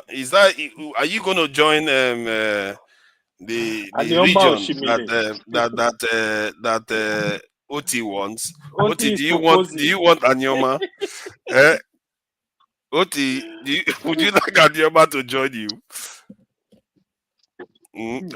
Oti is not answering. See, the point is that excuse me. Look, if we're having unless we're not serious, quite frankly, because for us you laugh about these things. No. See, hold on, listen. Hold on. Can you just hold on for a minute? You did answer the question, so I'm just joking. We can't have a conversation. Come on. Actually, wasting my time really. If you can't allow me to say something, a word, okay? You were asking me questions, and I was answering your questions. First of all, you asked me, is it gonna?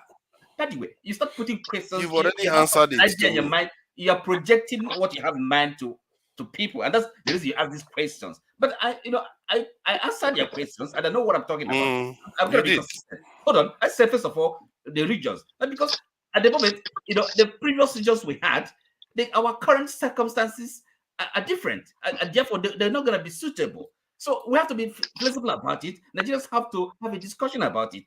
AY says 6. So on what basis did you arrive at that? That's your opinion. It could be 6. It could be more. So can you guys, AY, can you hear me? And then I'm making this point that then you find it funny or maybe I don't know what I'm talking about. You can hear me?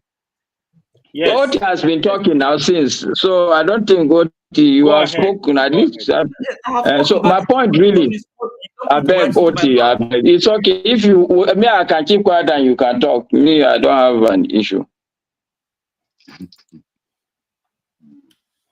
Okay, let's get busy now. Please go ahead, Masca. Masca is off again. Your mic is not very. Your connection is not very good. Yeah, it's a problem.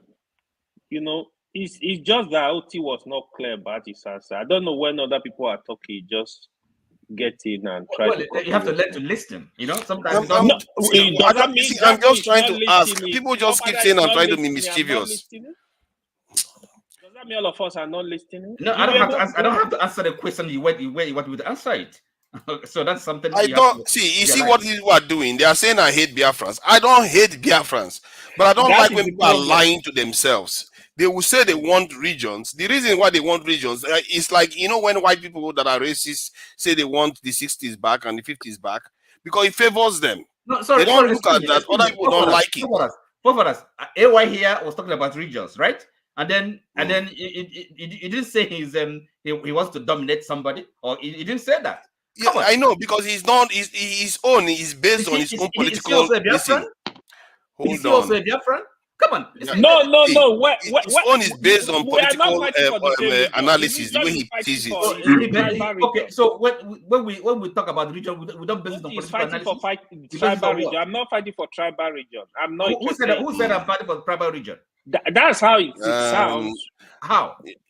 Are you going to allow Hausa to join your region? Look, you see. Can we have the Ruga come and join? Can we bring the Ruga from the north to come and join the region? Would you allow it? You know you would like it. Either you're not serious or you just be honest. We have to joke a little bit now. Since you want to talk about secondary issues, you don't want to talk about the big stuff. Let's talk about the small stuff now. You see, all this your laugh. It shows that it's either you really being mischievous, you just wasting people's time. Yeah? I'm not being mischievous, actually. If you want us to have a conversation, we have a conversation. No, Oti, we've already had a serious conversation. You answered all my questions. I've told you. You didn't. We got somewhere. You said it. Let me tell you what you told me. I can repeat exactly what you told me. So all we are saying now is just repetition, really, and it's a joke. Don't take it seriously. Yeah. You see, I'm taking it seriously. I mean, I don't come here to have a joke. Seriously. We've already had a serious talk. If I can't have a serious conversation, and learn something from people, share ideas. I mean, I have to enjoy yourself. It's not allowed for me. Seriously. We've had a serious talk now. Okay. Let's see. What is a South? Imo and Abia alone are more south of Nigeria than Edo. We see, though, all the lies and the anti-Igbo agenda. There is no anti-Igbo agenda.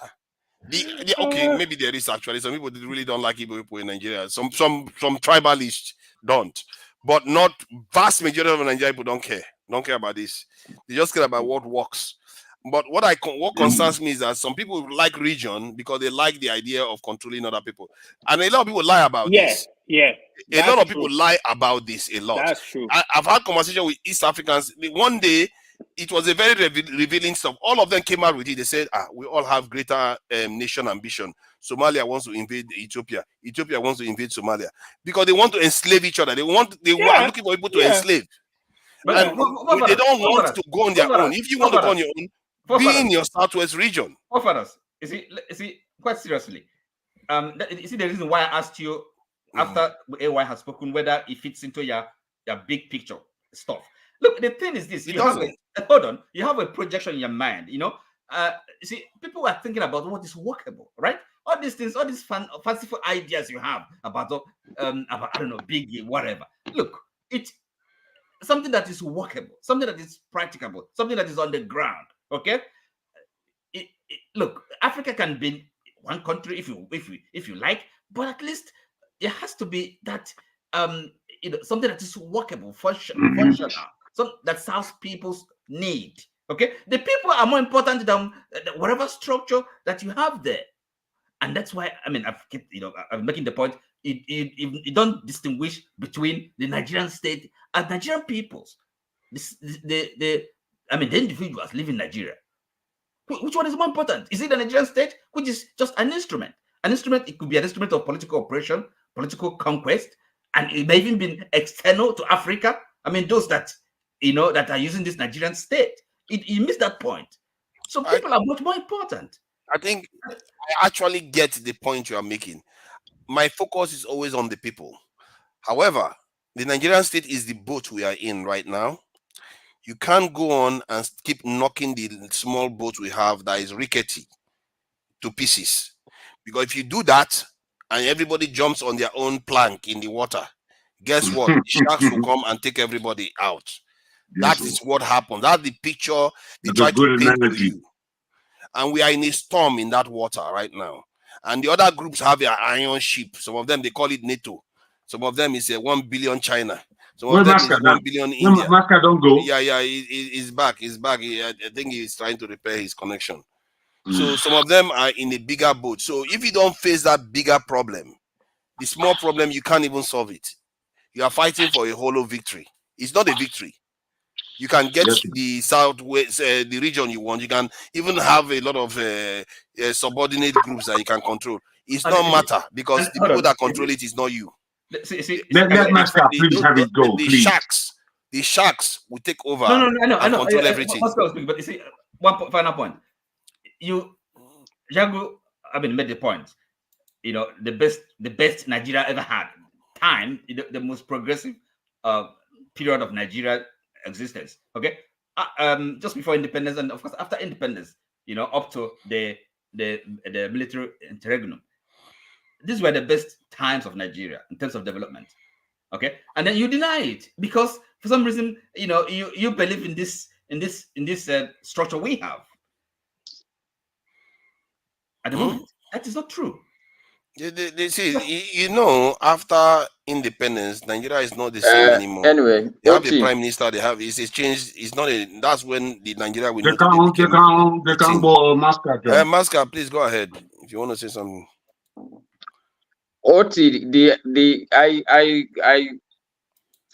I see where your line of argument is going. That there were regions at that time. But there are other issues also that other people can argue. Oil was not discovered at that time. It could be that the regions we are operating were okay, or it could be that it was because we did not discover oil. And I can push that argument. Venezuela is a very poor country today, but it's because they've discovered oil. So, but that's a separate argument. The point I really want to make, I think all of you are separate. I don't think it's a separate argument. I think it's a very underlying point, the oil factor. But continue. Yeah, so but no, I'm gonna push that aside because the argument of where did we get it wrong is a big argument. But I think the overall overarching argument is that we've gotten it wrong. Yeah. Nobody will argue. No Nigerian will argue that we're okay now. I think we're just wasting time. That argument has been dealt with. We all agree the system is not working. Now, for me, what people want is okay. If you want referendum, the question is how do you go to get referendum? This is OT. If AY wants to devolve power to the states, how do you get to do that? Because for me, what I see when I look at the country, I see a group of people and a system where these people that are running it are enjoying themselves. Absolutely. The idea that they would devolve power to the states, it's absurd. It's just a dream. It's pipe dreaming. Or the idea that somebody will wake up and say, I like these Igbo people. Let me do referendum so that we can give them their tribal enclave. I think it's also a pipe dream. So the discussions we should be having, first we agree the system is not working. Is not working because how do we get to change the system? By the time we change the system, we can then decide how to design it. By the time you look for a good, credible, responsible leader and vote him into power, if he's really a responsible person, he can then begin to listen to your needs. Those that want to go their separate way out of the country, they can go. The remaining part of the country also, if they say, okay, we are the remaining country, but we want states to have more power, he can do it. And without thinking of how to get this kind of people into power and clearing these people away, you are wasting your time. I must say, in Nigeria... So yours is essentially of... the practicality, okay? But my own is let's focus on the next election. No, I'm going to answer you straight. Let's focus on the next election and see how we can at least bring some reasonable people inside so that we can begin to have these discussions with them. These people that are there, this system that is operating, it's not going to work and it's not going to listen to you. No, hold on. But someone like Fofaras here, I mean, would not agree with you, because for him, No, I don't have to. No. See, why are you saying that? I'm not saying that you should agree not to talk of forefathers or jargon. This is my peace, and I don't care who agree with me or don't agree with me. I say my peace and go at peace. That's how we are here. We're not here to muck about. So it's not an issue pointing out who will agree, who will not agree with me. It's not going to add or reduce. What I mean is this: is it for him? Well, of course, no. Link up. Are you wanting? Do you agree with me? No, yes. And what for you? What for you? I agree with you. I agree so with then you. that's all that I'm interested. Forget forefathers. The only okay. So let's even call it forefathers. Do you agree with me? I agree with you about the next election to get good people into office. Okay, I agree with you on that. The further project. In other words, because to get the further project, you need allies in the structure of power. In So words, it's vision, in line. really, the grand vision. Do you buy into it? Yes, it's in line. As far as my agreement with Masca, I agree with his premise. However, being a political person, I don't believe in the politics of Nigeria 1 inch, 1 iota. And given 2027 as an election period and hoping without a plan or organizing without issues, I don't believe in this. I believe so Jagon, if you listen to me very well, what I said is that any discussion outside discussing how that can be achieved, I'm not saying that it will happen. Okay, yes, I totally agree with you. I don't believe in the politics. I don't believe in it also. I've said severally in this on this platform, half of my life, the candidates that have been presented to me for election, it's like you present two devils for me and say I should choose one. That has consistently been what has been happening. Yes. So that whole system doesn't work. And the reality is that some of us that are political science students. This is where it comes to a serious discussion about our unity. I want a serious discussion. I don't want flim-flam. And what I mean by this, I'm looking at Oti forefather Masca, AY, if you're still listening, is that the way we should approach this thing is with all of the ills of Nigeria, we should know where we've packaged it. These are the ills, and I've put it here. Now, from these ills, what are the solutions and what is the realistic position of a future and the way forward? This is where our minds have to be. We can't continue squabbling because the squabble, I'm afraid, is boring. It's boring to hell. Boring. Rubbish. And if we are looking at this paradigm of the issues of our country, and we who are the generation of custodians of our country, this is our talk we're having. It can't be flim-flam talk. There has to be talk based on the seriousness of where we are right now. We have a projection of Nigerians who are all over the world, and they're doing stuff. They're doing stuff as individuals. How is it they have this power? They have this power, my friends, because they're Nigerians. And this power has to be enhanced. And it has to be enhanced inside the place that we call Nigeria. Because if Nigerians work outside of Nigeria and they can't work inside of Nigeria, that's where our problem is. That's where our problem is. So the squabble that we entertain here, and then we think we're intellectualizing, I'm afraid I'm completely bored of it. And let me just land on this, so possibly we will get somewhere. So when Oti, we are being asked about our unity, and we turn it into an argument, as opposed to putting forward our thinking as to the Nigeria that I know, in order to put it in a position of progression. This is what I believe. If you're not doing that, you're coming here to encourage argument. You're coming here to encourage argument. We're looking for a grown-up conversation. Wait. I'm going to finish it because this is how I see it. I've been listening now for an hour and a half to 2 hours. This is how I see what's gone on in that last time. So given this, We know we have a projection of fantastic people, almost superheroes, that call themselves Nigerians in the world of entertainment, in the world of sports, in the world of business, in medical terms, in terms of administration. We're there. Why is none of that taking place inside Nigeria? It's not taking place inside Nigeria because there are a whole heap of people who are listening to stupefying rubbish on a constant basis.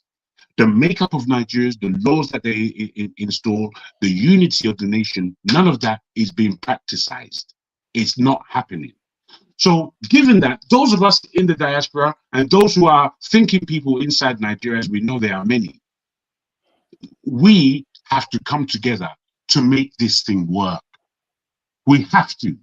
And the arguments are going to be serious. That this table isn't for crybabies. This table isn't for the emotionally imbalanced. This table is for people who are gifted with a mental sobriety in how to move the polity forward. We have to be sober. We have to be sober. We cannot be here coming to clamor upon stupid minutiae when there is a bigger problem. There's a bigger issue, as forefather has put forward. We have enemies.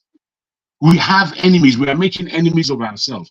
I tell you, the gun violence that goes on in America where they're killing themselves, the stabbing, raping, and killing that goes on here in London, it's amongst the black community. When I look back in our history, I think, where does this come from? When our culture is so high and cultured. I tell you part of where it comes from. It comes from the slavery issue.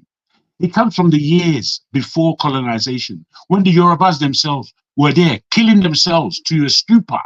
They became so tired, when the British actually came, they couldn't kill any English people. We are continually being blinded by our own shit. It's the shit that we are smelling that is confusing us before we pack the shit away and dispose of it so we can get on with the real options of the day. I hate hearing rubbish, Oti. I hate hearing rubbish. I need to hear things of a much higher degree. A much higher degree than you put to the table today, my friend.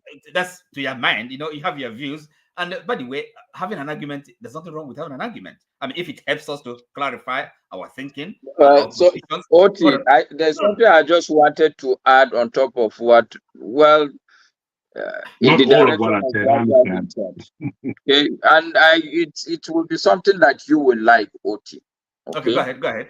My position is that, look, the idea that we all would like the same thing, or the idea that good Nigeria means the same thing for all of us, I think is also a fallacy. There are some people who all they would want is to see Nigeria modernize, okay? Throw away religion, throw away culture, carry on a lot of things. Not every Nigerian will like it. Not even on this panel will agree on that. Some people would want to remain very cultural, would want Nigeria to maintain its heritage. Nothing wrong with that. Whatever we all want, me, I'm okay with it. But the point I'm making is that we should, for now, shelf what we want to buy in the market. Okay. Let's get to the market first. My response to that would be this, okay? Different things. But how do we get to that market? Do we get? Because now, if we start arguing about what I want in the market, what you want in the market, the boss will even leave. So and leave us where we are. Let me respond to you this way. You see, what I, as a person, and what I want for Nigeria is something I would want for everyone, okay? And that is this. You know, any section of Nigeria should be able to live a life and have the opportunities and not be hindered from, achieving, fulfilling their potential. Okay, I would mean. So that is, that's what I want for myself, and that's what I would want for anyone. So I wouldn't really stand on the way of anybody, anyone's progress. I mean, if you speak on individual basis. So, and I don't see how anybody can argue with that, right?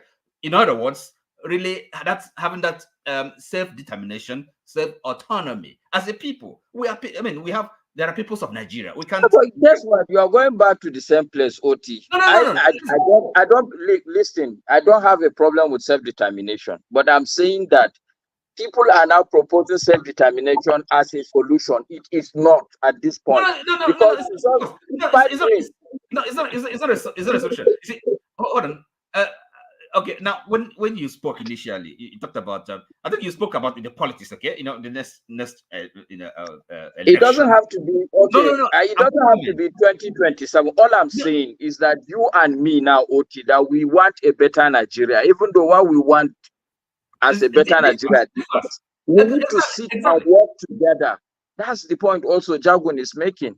We maintain our differences. I will not be an Igbo man for anything, but I will work with you as an Igbo. Wait, I will work with you as an Igbo man, knowing that at the end of the day, what you want is to leave the country. I will be fine with it. If what I want also, I will get it at the end of the road. So and you have to understand that for you to get what you want, for me to get what I want, we must shove our differences now and put it aside. No, hold on, listen. What we do and what I've seen everybody do is to bring his own differences and desires to the table. Look, excuse me. Hold on. Politics is a messy business. Come on, let us not pretend that we're gonna have all these disagreements and discussions and arguments, all that. You know, it's part of it. So the thing is, but at least we can have, in other words, having. We are not playing this. OT, are you a politician? Oh no. Let me finish what I'm. No, wait. Have you ever sat with politicians? This is not how they talk. No. No. I sit with some of these people. This is not the way they talk. They all have their, just what I'm saying. Everybody, look, this is what I want. This is what you want. But they sit down and articulate a strategy. How do we win the election? Me, I want to be Senate president when we win the election. Me, I want to be a minister when we win the election. But we're not talking like politicians here. We're not talking like politicians. You are talking politics and you are saying you are not politician. You can't. You are making things up. If you.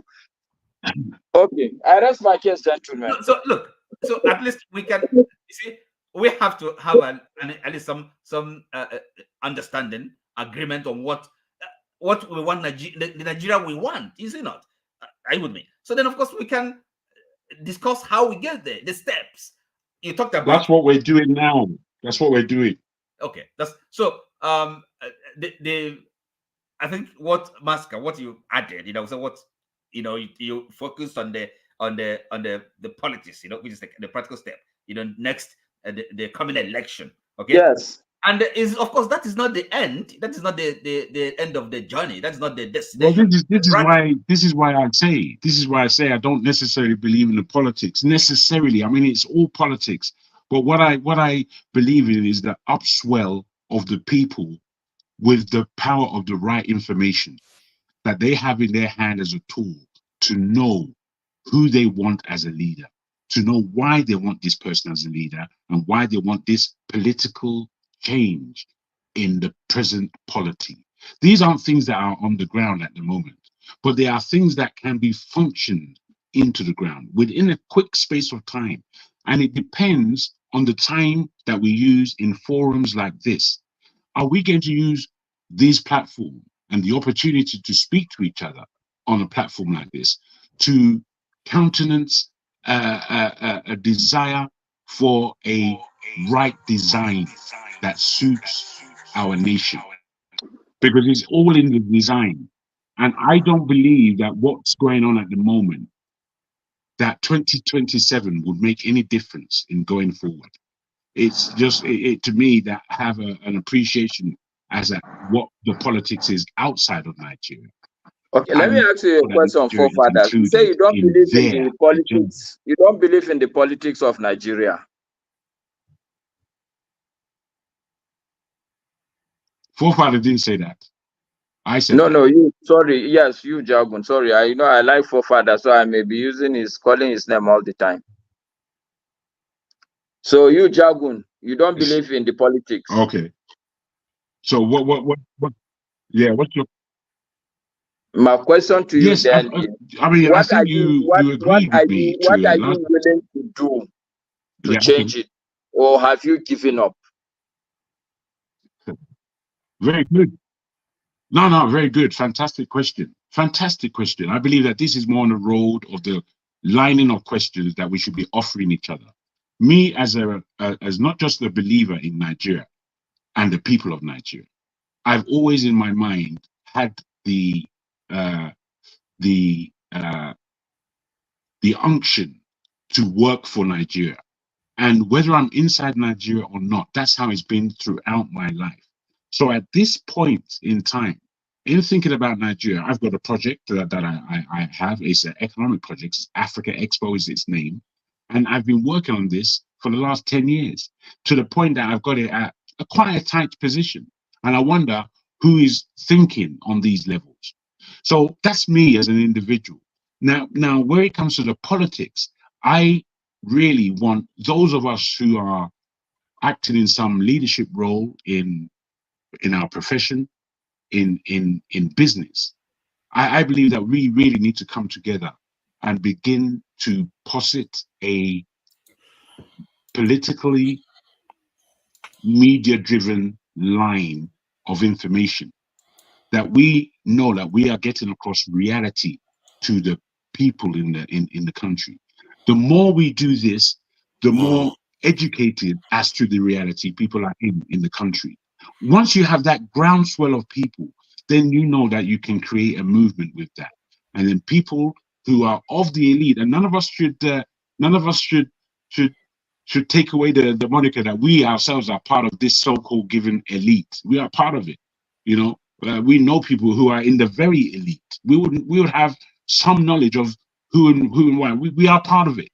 So given that, we have to take on board the responsibility of action and not just I love this statement you just made, that to take responsibility for action. Can I agree with that? And I think there's something I'm even looking into. Just one question to Oti. Do you agree with what Jagun said now? Is it one about I mean, I totally agree with him. I'm just asking whether you agree with him. Taking responsibility for actions. I mean, that's the one point I think that made quite an impression on you. I mean, I agree. Is that all you heard? OT, a troublemaker. I say he's Pasat's boy. The boy will act like the father. Don't mind him. Oh my God. Taking responsibility for the action is the one that put an impression on you. Is that all you heard? I'm saying I agree with that. Oh That's my the one God. perhaps, I heard, and then that's at the point you kind of you gave me a thumbs up. No, do you agree with him? I do, yes. I mean, I always take responsibility for my actions, and I say things, I mean it. So I will ask the same question to you that I asked Jagun. So what are you willing to do? Hey, it's my turn. In what context? His question, you answer is the same question for both of you. No, Allah. No. In what context? What situation? What context? Sorry. Okay. What situation comes to your mind? Look, you see, I'm ready. Okay, if from what I'm doing where I am, okay, I'm making sacrifice. I'm involved in community organizing. I do things, and I mean, my situation now, I'm doing that. And if I happen to be in a different environment, if I were in Nigeria, I would be involved in politics. And you don't have to be. No, the reality is that we don't have to be in Nigeria. No. See, I said if I were, but where I am, and I'm telling you that I'm doing something, I'm making sacrifice. Okay, so I don't know what else you want me to say. Okay, yeah, fantastic. No, not to say what I will advise. Mm-hmm. Okay, let's begin to look for, not for people who agree in the type of solution, but let's be looking for people who are willing to see things change first. Mm-hmm. If we agree that we all want to see changes, then we can begin to discuss what are the things that we think can make it happen. Mm-hmm. Okay, I agree. And I can tell you, coming to this forum, I've seen not everybody that come here really want to change.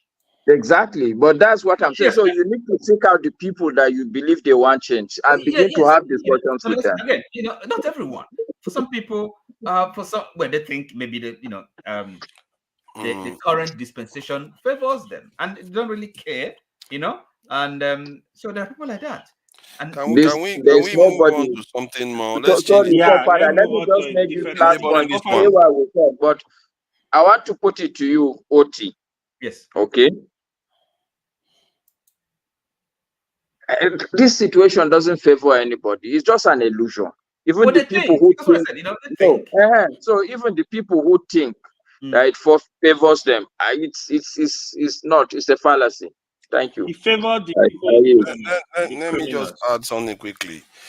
Today, Jide of TVC interviewed our defense minister, isn't it? Or no, minister, defense army defense. Chief of Army Staff. Pardon? Is it Chief of Army Staff? I think it's Chief of Army or Defense. There's a defense one in the army too. I think. Defense. Okay, I think that's what it is. State Minister of Don't worry, I will bring him up. I forgot it. How did I manage to forget his rank? I think he's probably CDS, isn't he? Chief of Defense Staff.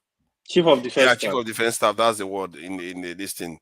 So I interviewed him, and I will play this so that you will hear what you make of the sense he's made in this sort of. But it's okay. I don't want to, add my own prejudice to it.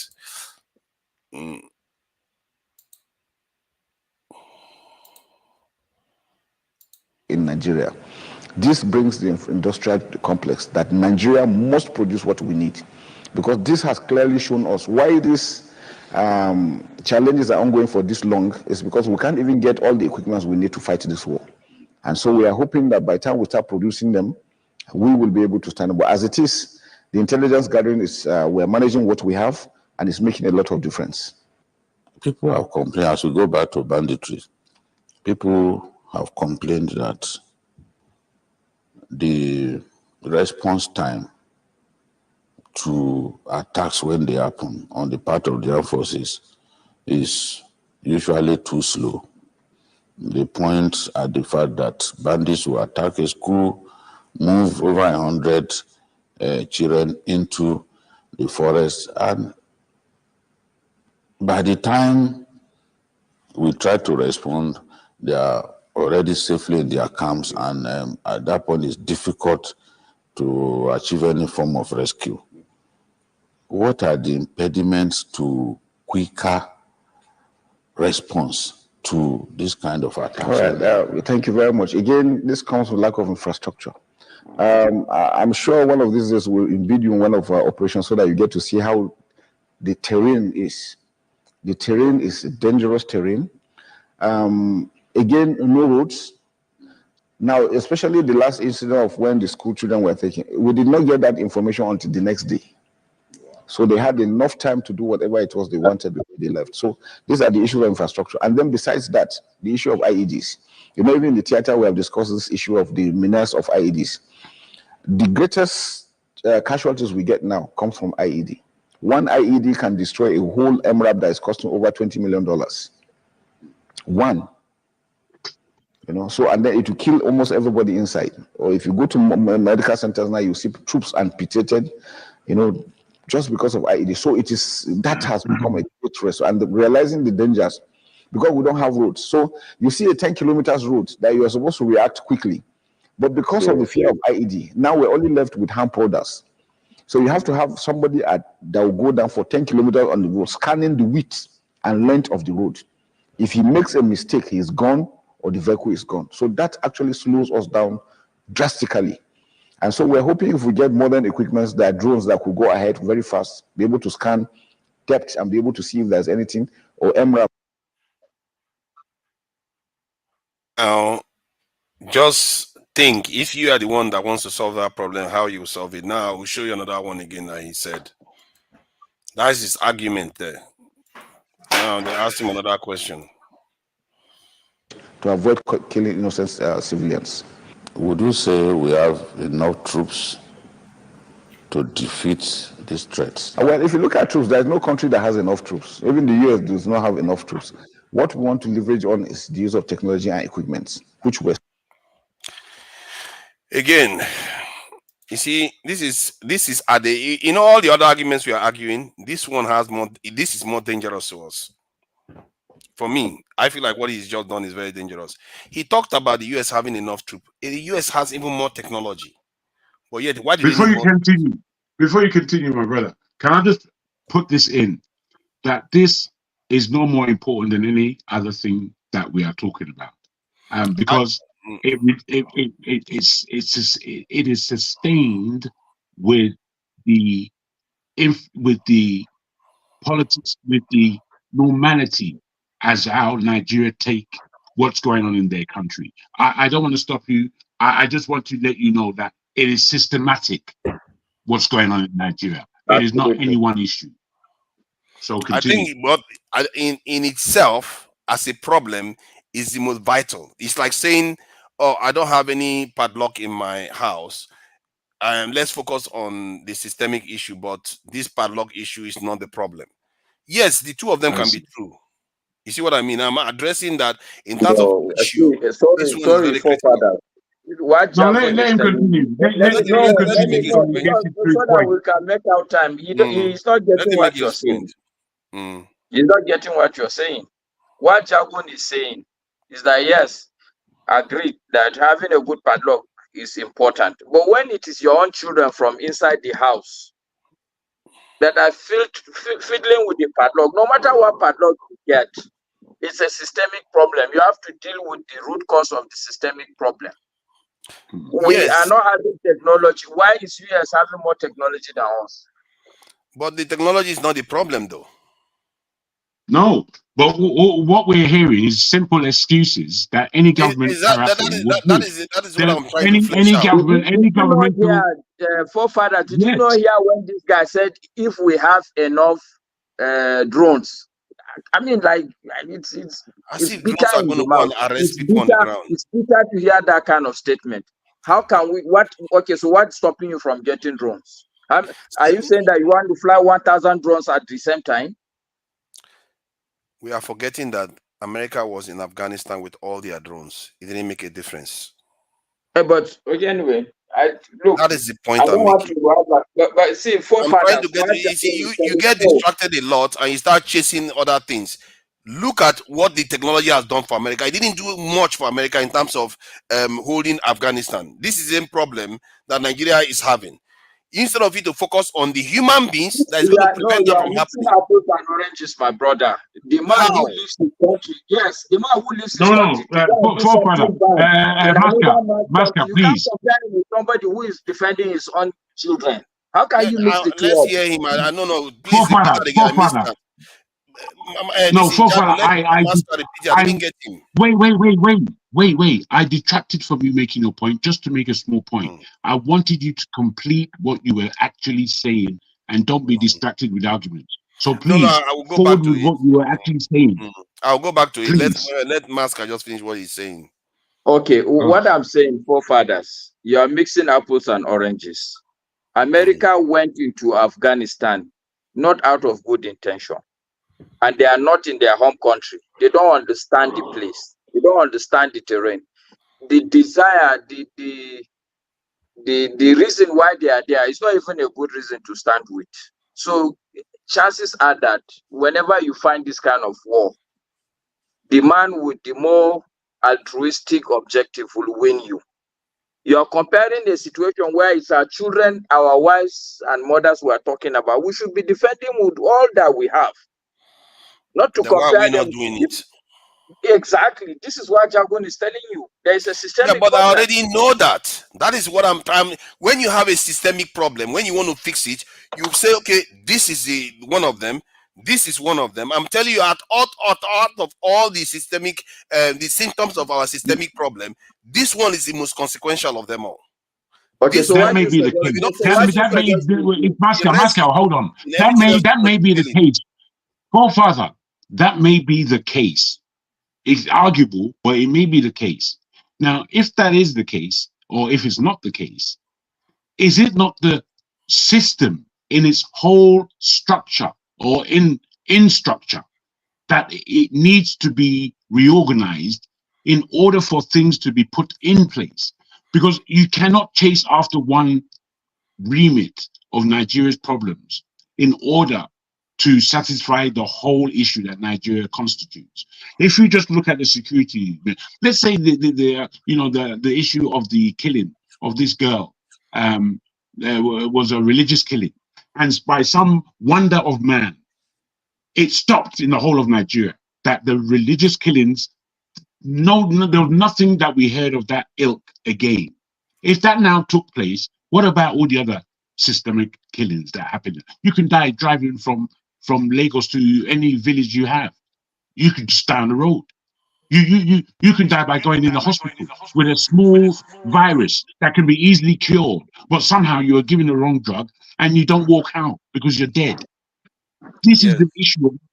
What lottery should we take?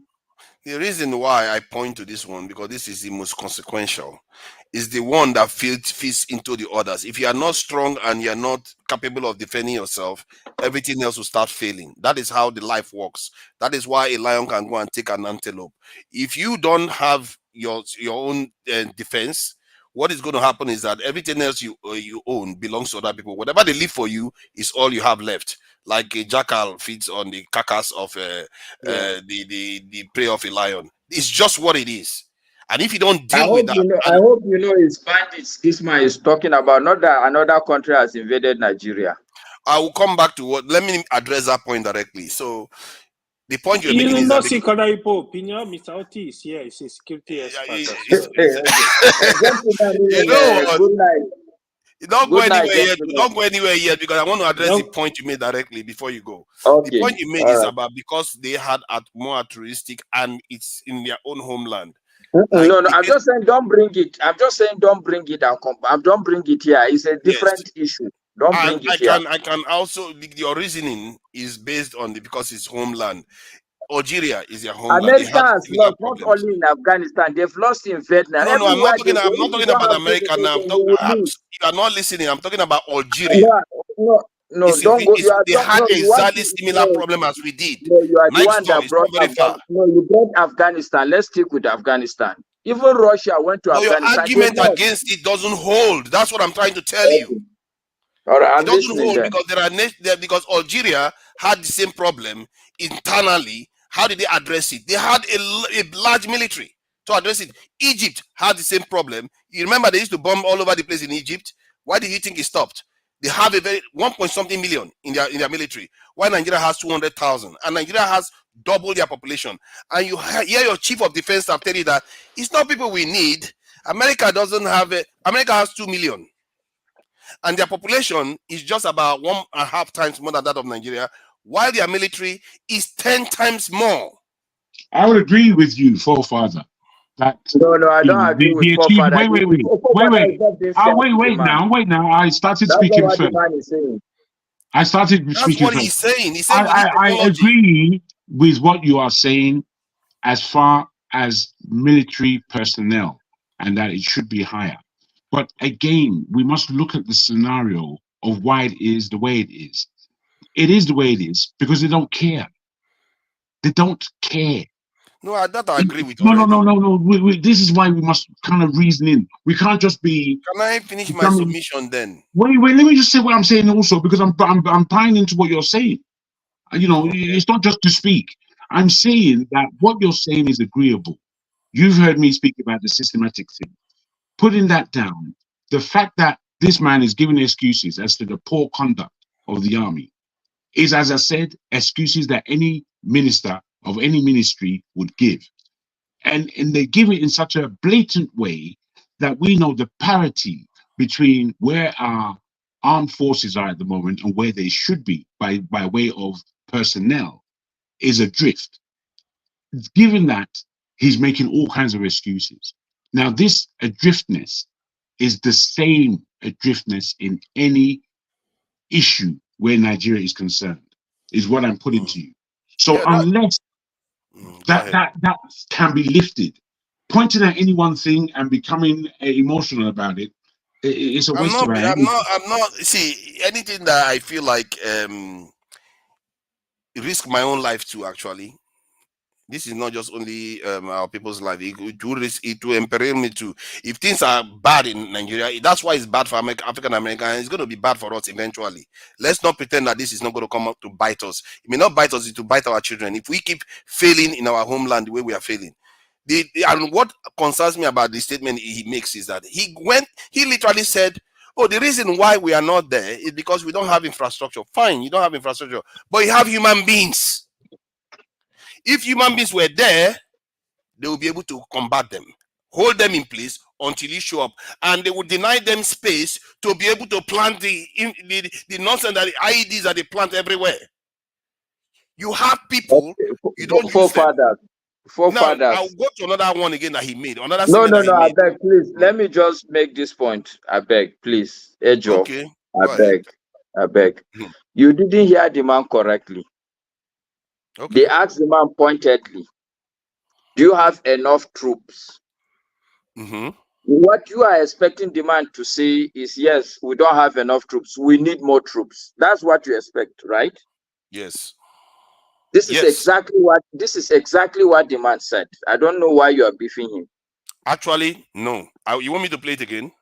No, you don't need to play it again. All of us had it. The man said even America doesn't have enough troops. You know what he's saying? You can never. We need more troops, and we will continue to need more troops. Troops will never be sufficient. Even America that has a large army, they should still get more. This is what this man is saying. You know that you are not listening with the right frame of mind. No, because he went on to say, he said it the way he said it.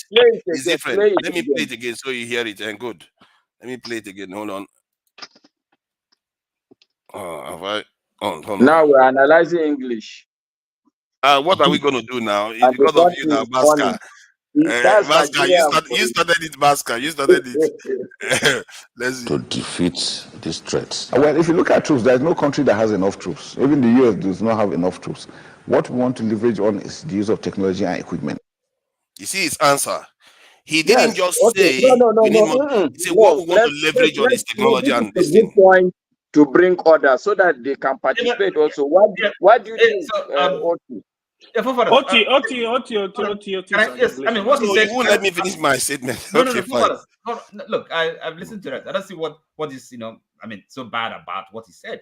It's you have your projection, because you're obsessed with this security and military and numbers and all that. So that's otherwise it's factually correct. I mean, no nation has enough food soldiers.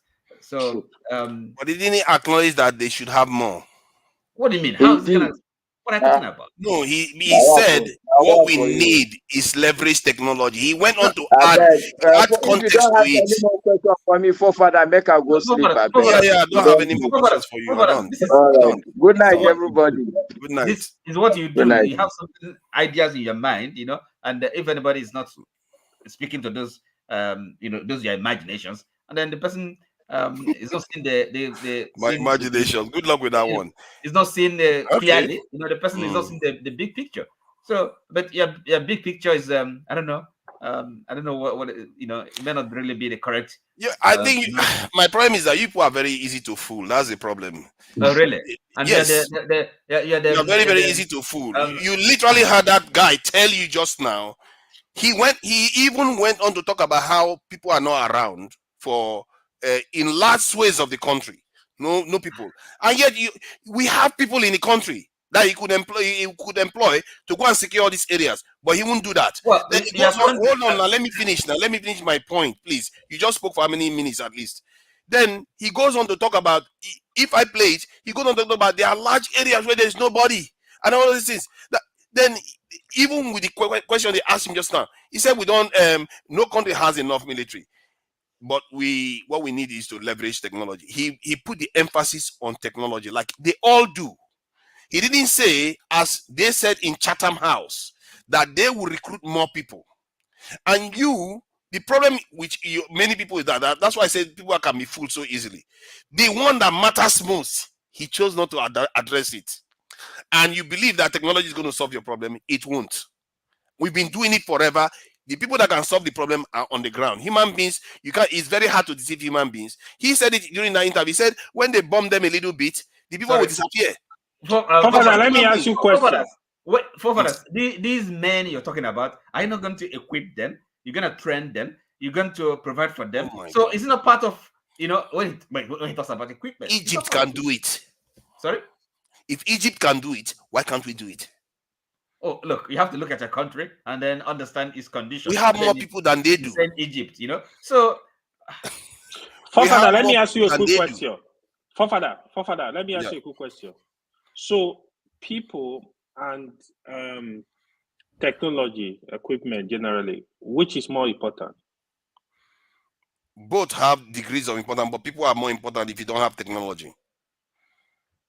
They will fight with stick and hand. No, that question is not a one or the other. Technology is important, but people, it depends on how you balance your military.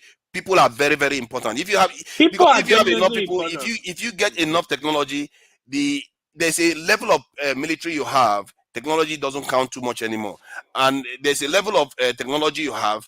No matter how many you have, if the people are enough, you won't defeat them. It depends on their military strategy. Like they couldn't defeat Taliban. No matter how much you bomb, America bombed, it makes no. Look at Hamas. Israel has been bombing for how many months? Do you know how many bombs Israel has dropped in more than 2 Hiroshima bombs? Hamas are still fighting. They are still fighting. That's what human beings can do to you. In fact, 2 weeks ago, it was very tough for Israel, man. That is how powerful human beings are. And yet our soldiers pretend as if they don't understand it. You know why I know they understand that? This is what annoys me most. Because I've seen our Nigerian military, when he was training other soldiers, they were showing him on this same channel. He said the strength of a soldier is not his weapon, it's the soldier himself. So you know. And yet you have our youth sitting in the country, not defending the country. They know. And that is the problem. That's why I say people are easy to deceive. These people know what they are doing, and they refuse to recruit and defend our country. And because you know why? If you make Nigeria stronger, Nigeria will have influence in the entire African continent. And guess who is going to affect? It's going to affect a lot of foreign powers. And this will don't want to annoy them. In this interview, he said Nigerians go to Sierra Leone, even Central African Republic. Nigeria sent troops there to go and train them. Right now, with only 200,000, we are doing that. Can you imagine if Nigeria had 2 million? The power Nigeria is going to wield from West Africa to Central Africa. I'm telling you, if you say you want power, OT, if you say you want money, you want your children to enjoy, this is what we should be doing with our country. But these men pretend as if they are doing good work for us. They make us seem like we are just babies. 200 million in population, a country endowed with oil, with gold, everything. And they tell us that we need to just only 200,000 soldiers when Egypt has 1.3 million. What is that? See, this is not. I'm not making a stupid demand. I'm just making a common sense demand that everybody has. I'm not asking for much. If I was asking for what we should have compared to like Sri Lanka, we should be having 4 million. I'm just asking for a reasonable size to deal with our country, deal with our geopolitical zone. And they promise to do it, and they are not doing it, and we are not holding them accountable for it. Tinubu promised in Chatham House that he was going to recruit. Now it's about technology. It's about synergy. and then you say you have a problem in your country. You should be holding them accountable to their promises, even their own promises, not to mention the one that they didn't promise, that you're supposed to hold them accountable for. But that is me anyway.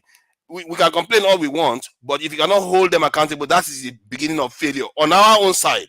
It's easy to blame people, but when you're not doing your job to hold them accountable, who else do you think you should blame? I think we are even more to be blamed, because they are politicians and they lie. If Oyibo man promise them tomorrow, World Bank promise them tomorrow, they can deceive you. But how about us that they are deceiving? Why are we not calling them out on their deception? And then we say that things are bad. Things are bad for us. Pastor is here. Are you forefather? Are you forefather calling anybody out on the issue? I'm calling him out right now. What do you think I'm doing right now? I'm calling him out on his BS, because what he just did just now is like It's like insult Nigerians. Maybe he's actually right. Insult our intelligence. He's telling us that there are no people there. Oh, you can't have people there, but you have people in your country that you can recruit that have no job. Okay. Father, sorry that I jumped in. I'm actually agreeing with what you are saying, that the fault is ours. We are not holding them accountable. I think I've said this several times here, that You are saying it this morning. It is us. We can argue from now till the kingdom come. We can argue and go to the moon and back. It is still down to us, the people. Let's blame all we want to blame. Let's call anybody name we want to call. It is still us, the people. Yeah. So, it's crazy. They don't want to hold them accountable, and then you wonder why they are deceiving you. If you don't hold them accountable, why they would not deceive you? Even on their own promise. You think Tinubu was stupid when he came out on Tatamat and said we are going to recruit more people? He didn't talk about synergy then. Suddenly, when he got into office, it's all about synergy. Why do you think they always change tactics very quickly? Father, I beg, leave Nigeria matter. I'm not the problem of Nigeria. That one is serious for me. I'm not taking that one as a joke at all, because that one is the one that is killing us every day. That's why our nation is so poor. It's so poor. The data is so blatant, and then the historical data too is also there, showing you that this is at the core of our problem. And this man comes on TV, keeps saying this is, and people are not irate. The UK now, they want to increase the size of their military by about 30%, and they are not even at war. Nobody's kidnapping their children. They are even thinking about conscription. They've not even gone to war yet. They know it now. Jagu knows it. Pastor knows it. We are in the UK. They know.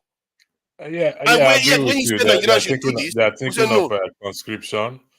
Imagine that. They say their military is depleted, so they need to war. If war breaks out today, what will happen? Maybe they're preparing for Russia.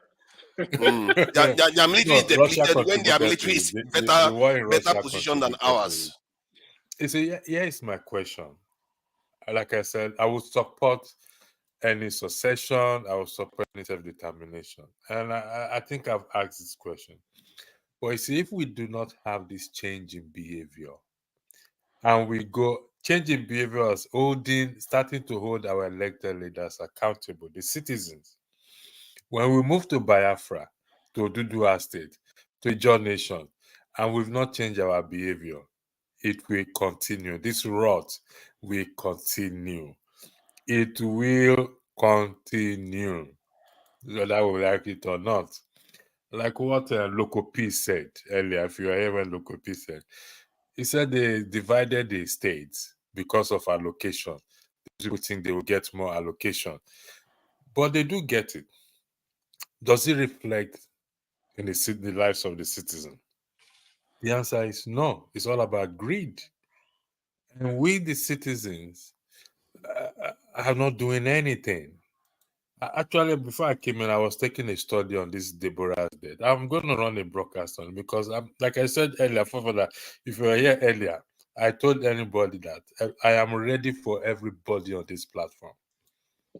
I am prepared for everybody on this platform because I've come to understand that we don't love ourselves. We don't have each other's good interests at heart. People will push narratives, evil narratives. We don't have it. We want to hold other people accountable, but we don't want to hold ourselves and our leaders accountable. We keep blaming the white man. I'm not disputing the fact that they perpetrated their own atrocity even up to tomorrow. But we come across or we come out as if we don't even have our own senses to make decisions for ourselves, to stand on our 2 feet. And every day we will be blaming them. We will be blaming them. We blame them when we're in Nigeria. We blame them when we left Nigeria. We still blame them till tomorrow. But not accepting responsibility for our own self. Not standing up to the challenges that is ahead of us. As far as the excuses.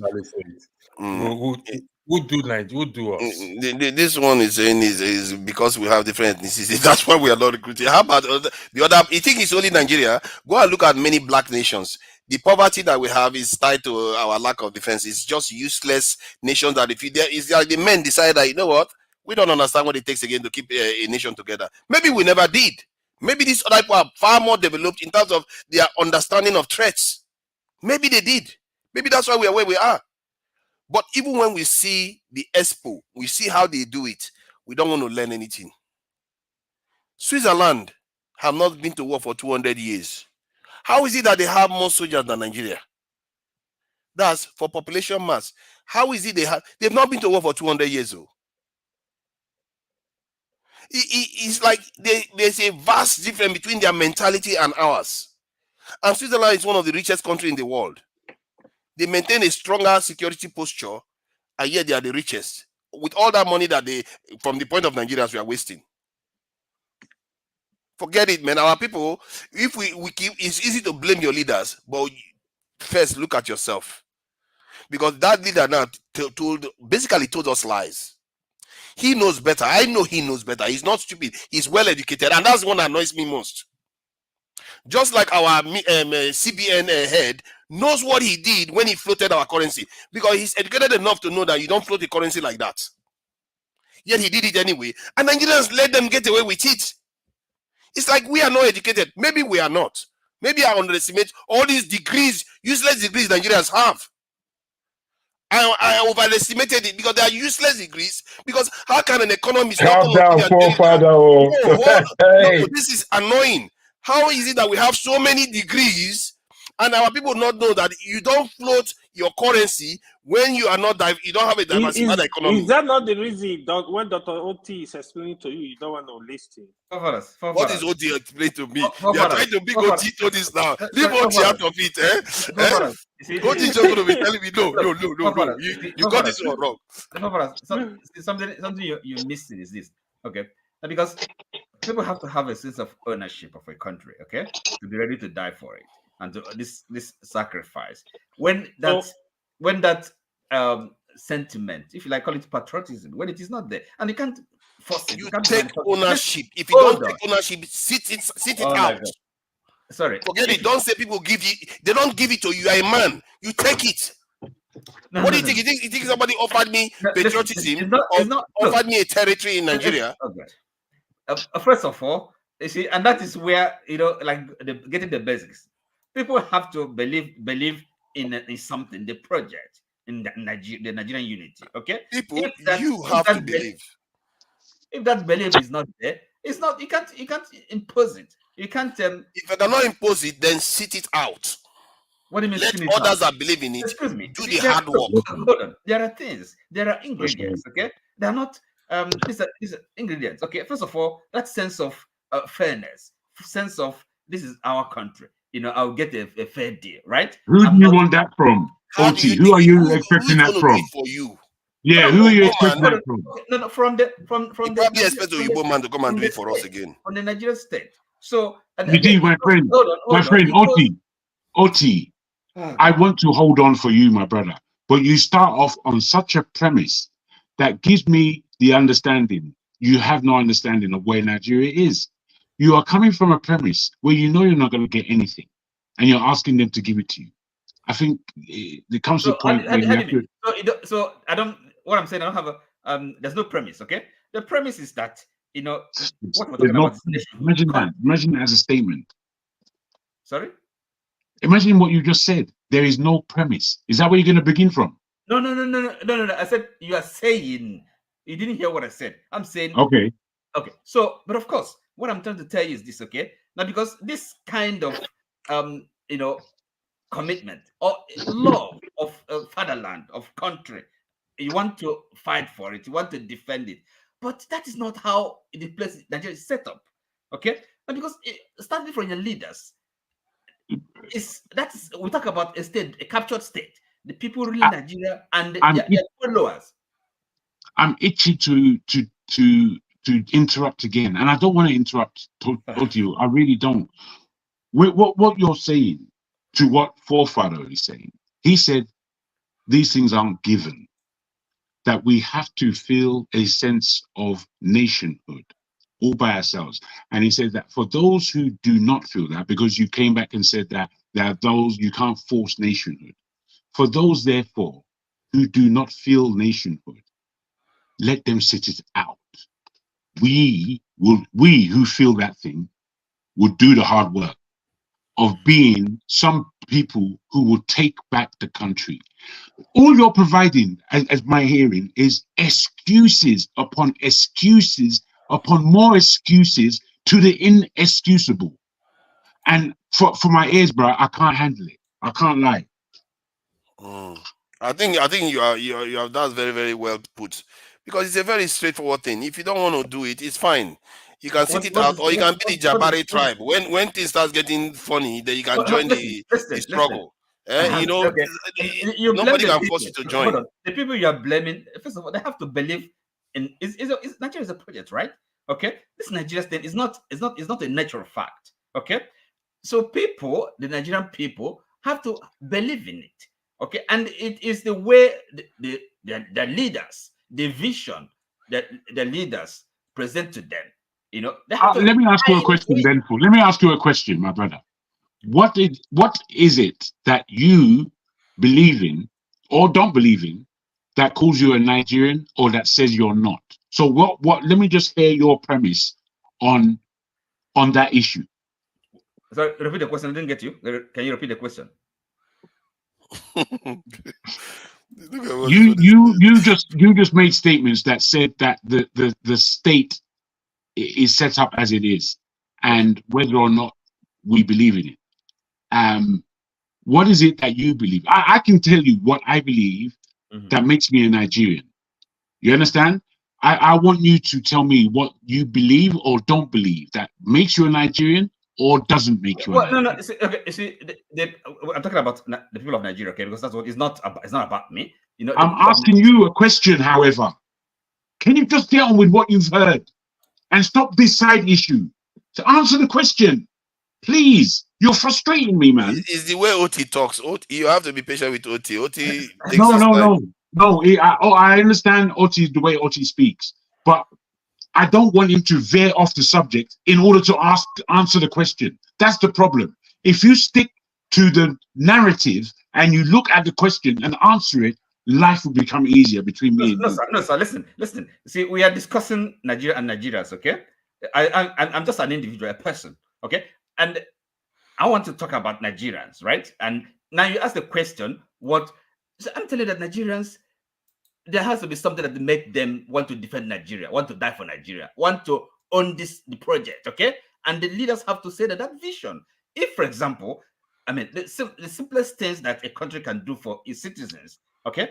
If Nigerians can't do that, protect their citizens, defend them abroad or even at home, I mean, they are slaughtered, you know, then how do you expect the people really to believe in Nigeria and to want to die for Nigeria? That's the question. You see, it goes back to really the fundamental, the basic questions we'll be dealing with. There has to be something that make people of Nigeria to want to be, to be involved, have a buy-in in this project. You can't force it. You can't force people to love. Nobody is forcing you're in a relationship, okay? You can't force somebody to love you, okay? See, I think what we've heard you. Nobody is forcing it. Like I said, sit it out. Let the patriots do what they need to do. Let me explain. Let me explain it. The people that are willing to fight to build a nation, if you are against them, then you are going to be a problem. Can you leave it?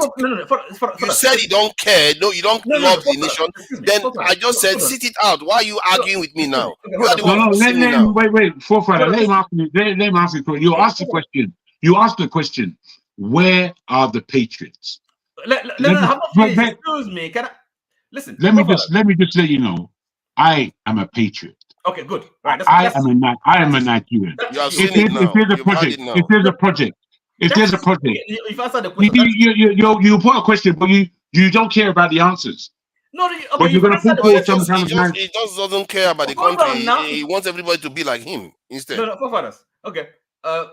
Now you're talking about patriots. Even when you're leaders, because it's about leadership, right?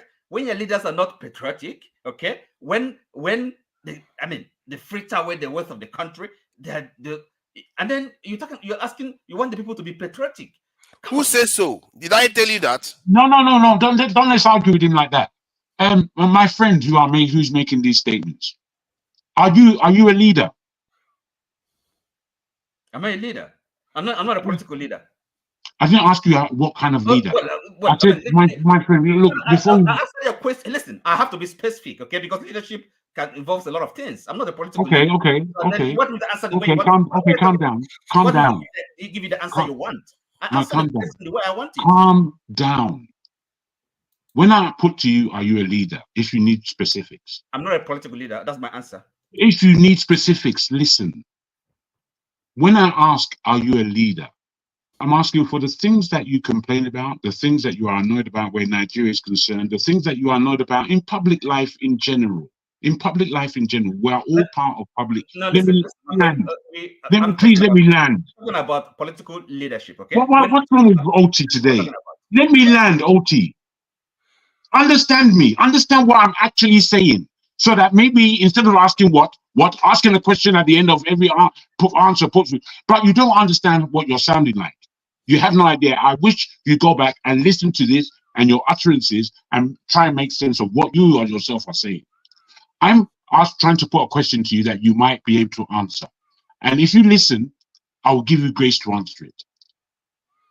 I'm asking you, if you, at the age you are, with the expertise that you have gathered through your years as a professional, I'm putting to you, are you a leader by way of public affairs in the surroundings that you are in? I think you're in Ireland, and in what you have some level of affiliation to with a country called Nigeria. In this aspect, are you or could you be a leader? I am, okay? If that's the way you put it, the question. No, but you see, when we talk about leadership, when I say leaders, I'm referring to political leaders because it's political leadership. That's the most important thing, okay? I know who you're referring to, and I'm quite clear. But you see, where the problem of Nigeria, is, what forefather has put on our table is to suggest that we are all responsible as individuals to the well-being of the country called Nigeria. Sorry, excuse me. Sir. I don't deny that. I don't deny that. Can you wait and understand where people are coming from? So when you argue, you can argue from a point that we can engage with. Because where you're arguing from, brother, it has no premise. It only has premise in argument. And we're not just here to have an argument. We're here to purport different views that may be argued for or against in order for progression, not for argument's sake. So please listen. I'm saying to you, sir, that if we take on board that we love Nigeria, one way or the other, even if it's just that region that we love the place called Nigeria. In this love that we have, we all know it's going hey crazy wrong. And it's been going hey crazy wrong for as long as our lifetime. Given that, whose responsibility is it to put it in order? Given that we already know our political leaders have failed us miserably. You see, we have to take the conversation out of the hands of the status quo. Otherwise, the status quo remains. These are the poignant issues that men who call themselves Nigerians should be talking about. But we know on platforms like this, we pontificate upon lies, propaganda, rubbish, idiocy, and we propagate this as palatable for young Nigerian ears to listen to as to the way forward. My brother, I'm saying, please, let's deal with the problem. Let's deal with the real subject matter. Okay, so what is it? Listen, you've spoken well, but to me, I see the problem. Quite simple. It's leadership. We have our responsibility is to install good leadership, responsible leadership, right? However we do that, that is the challenge. You see, if you don't have a good leadership, There's nothing you can do. It doesn't matter how you can also change the actions of leaders too. That's another option. Right. Well, can I ask you another? Can I ask you another question? Yeah. Can I ask you another question, Oti? Yes. For the leadership that we have right now in Tinubu, do you think that you, in the Oti that you know you are, do you think that you could do a better job than him at the moment? I'm being serious. Okay, first of all, can I do a better job? That question. I don't know. These are things that you haven't. That question. These are things you haven't thought about. But you're pointing fingers. No, hold on. Please answer the question. Of course, 1,000% better. You see, that is the honest answer. 1,000% better. I don't want. You want me to go? Finally, yes. Now that you've said that, then you have no. Now that you have said that, finally, yes, it's says to me that you know authoritatively that you are a leader. Okay. And that is where pointing the finger as you're doing doesn't work for me. No, but look, gentlemen, sometimes kind of we argue at cross purposes. Look, I'm not saying that, and you did put it earlier to me, which I accepted. I'm a leader, but it depends on the kind of leadership we're talking about. Nigeria, if we're talking about Nigeria as an entity, as a state, as an organ, it's political leadership we're talking about. In my home, my house, I'm a leader, right? Maybe in my place of work, I'm a leader too. But Nigeria, we're discussing the problems of Nigeria and the solutions. Okay, it's political leadership. Are you with me? And of course, it depends. So there are people that occupy that role at this moment. We have our own responsibilities as followers, as citizens, but they have to drive. They have to drive the trend. They have to give direction. Leadership is everything. That is my view. I agree that leadership has a role, but there is a way you can get leadership to do what you want. Like the cybersecurity bill that was about to be passed, people criticized it so strongly that the government pulled back for a bit. I think we miss the fact that you can interact, you can pressure the government to do stuff. Like some of the stuff we are doing here is part of it. Maybe one person will hear it, pass it to the next person, pass it to the next person. Maybe if we organize ourselves a bit more, like from one platform to the other, we push one agenda one at a time, they will hear us more. That is what I'm arguing for, that we need to amplify our voices, because if one man is doing it, Nigeria Watch is doing it, all of them are shouting about the same thing at the same time, they will hear it. And the Nigerian government, they do respond when they fear that they are stepping on a political landmine. They do respond. If they hear that people cut them out and say, you know what, your defense minister is blaming the road for the reason why they are not able to secure the country, as if this is the only country that doesn't have road, then you might remember that they promised us that they are going to recruit into the military in Chatham House and actually start moving in that direction, because people are pushing them. You have to put pressure. You know it yourself. If somebody comes to you every day and makes everything they offer you free, you take them for granted. But if they condition everything they do for you, like even a woman conditions everything she does for you based on the way you value them, you treat that woman better than the one that doesn't put any conditions. That's how citizens are. Citizens, to be a citizen, you have to also participate to pressure the leadership, sometimes to do what they will not normally do. This is not new invention. This is something that is known in politics already. So when you say leadership, followership matters too. That's the point I'm trying to make. No, I agree. I don't dispute that. Jonaba, thank you for joining us. I got a little bit angry and passionate about it because it drives me mad. They are messing with our intelligence, and I feel like, how can you be blaming the road and no infrastructure when you have? Do you know how many people I know in Nigeria without jobs? They are doing 30,000 naira jobs. Some of them 20,000 a month. They are looking for a job. As a matter of fact, many of those bandits are looking for something to do. If you look at the bicycle that they were riding, my God, the poverty around that area. and these people they are blaming the road for the reason. Forefathers somehow still believe that Nigeria is a normal country. No, that's what I'm telling you. You need to displace them. The country is not the country, it's us. It's us. Those ones that are representing you right now, either you displace them or you make them do the right thing. That's what you do.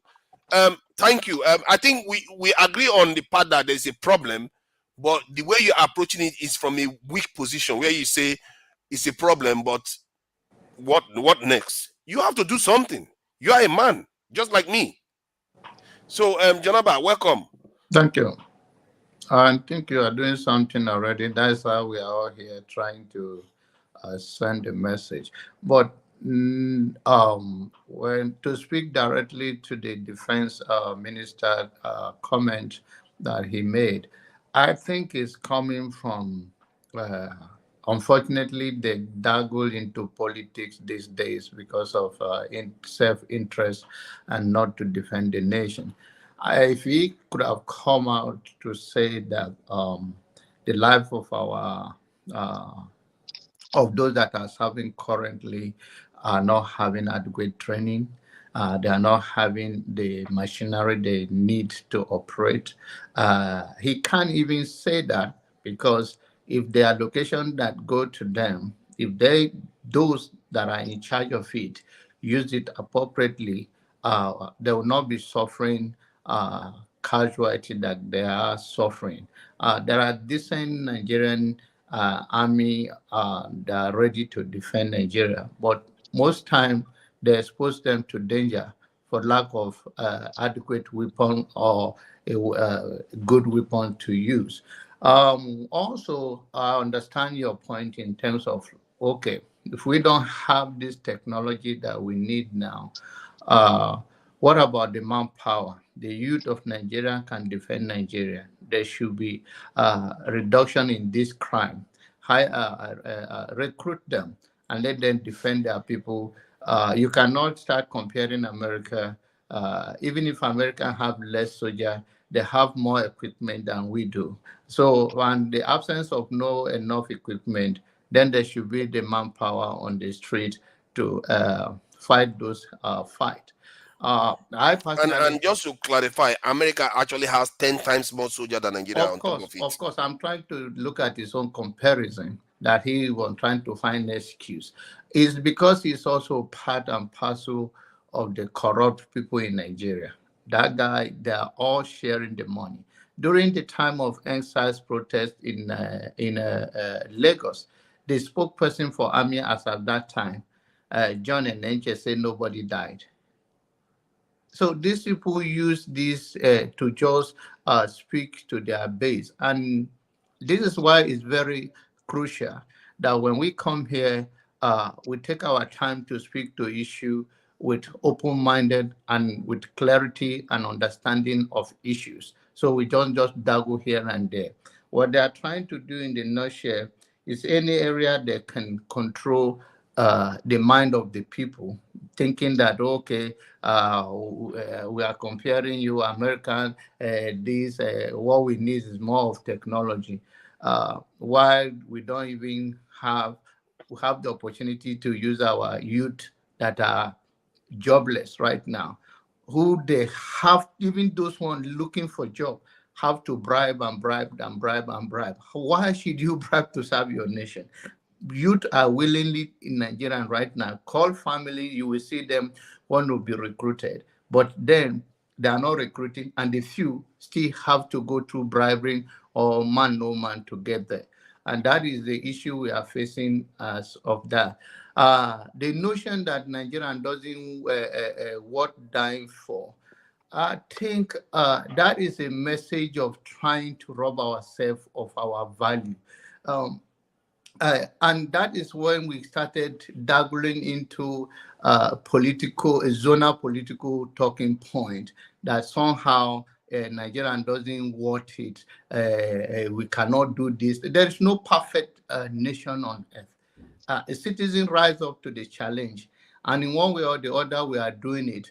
It may not be faster enough to some people's pace, but then this is the pressure we put by speaking out, and eventually it will get to the mood of organizing people to push. But that Nigerian does know what dying for the nation. And is it a person, is it a country that the prime minister is in abroad that you don't know that what dying for? I don't understand the narrative we push sometimes. We fool each other. Thank you. Sorry, can I? Yeah, go ahead. Well, sorry, Janaba. I mean, such statements, you can understand where it's coming from, you know. I mean, when somebody, well, if I say that Nigeria, you can understand. I mean, the people are, it's not a sentence or statement somebody you should take lightly, and because you just mentioned that people actually bribe, you know, to be recruited into the Nigerian army. Even, I mean, the young people that want to serve the country.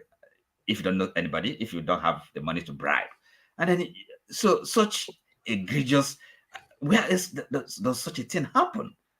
I mean, it's unimaginable, and therefore, and the things that happen in Nigeria, are you with me? So and if somebody says it's not a normal country, it's a serious statement, and people don't make these statements casually.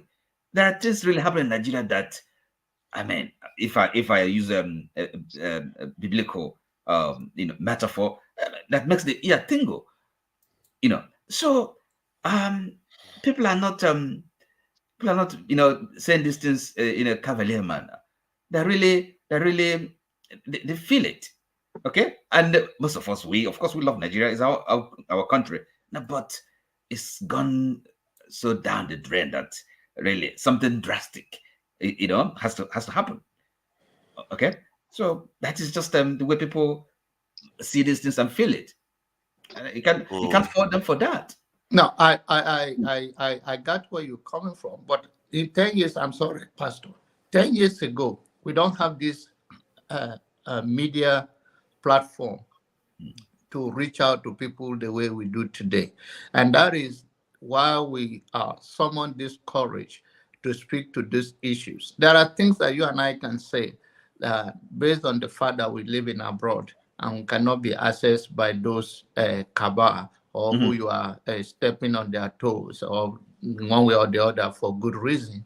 But then there are many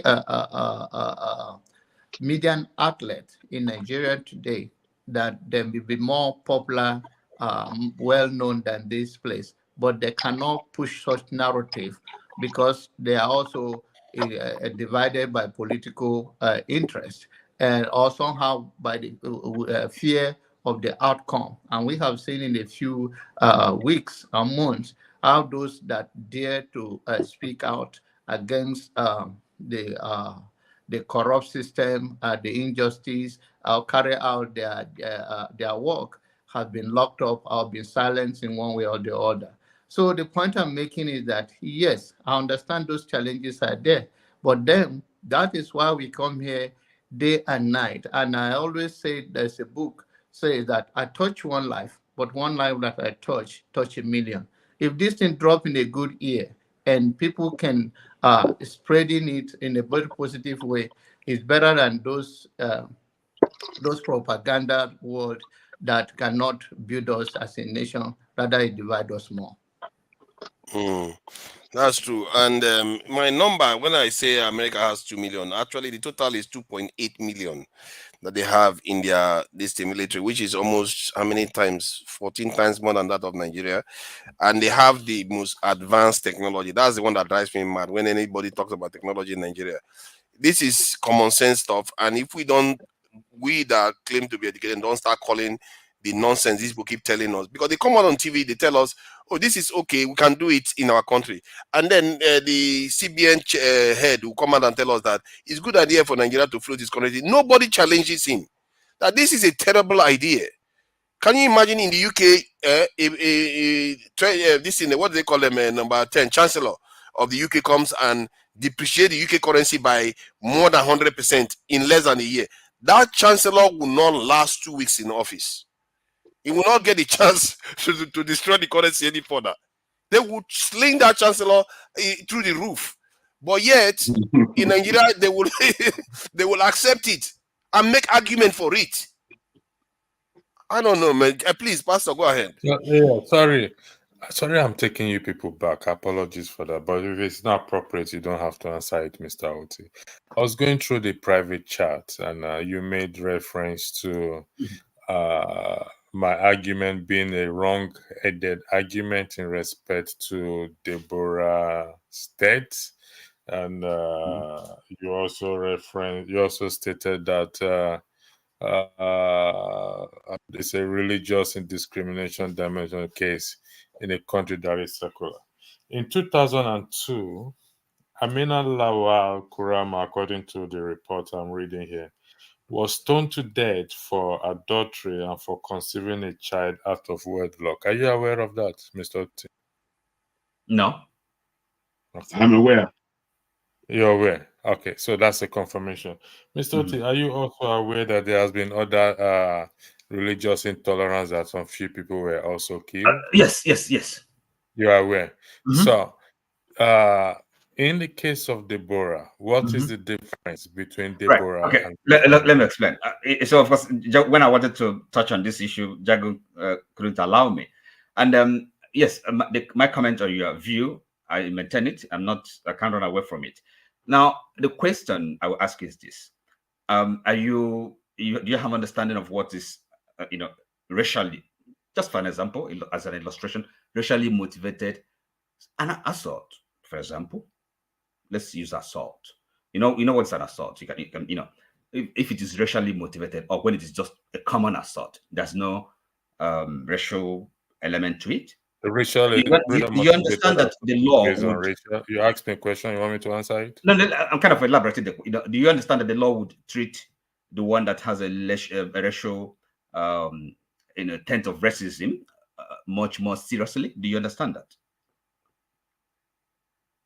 The reason why I'm asking you this, if I may explain, is because I'm trying to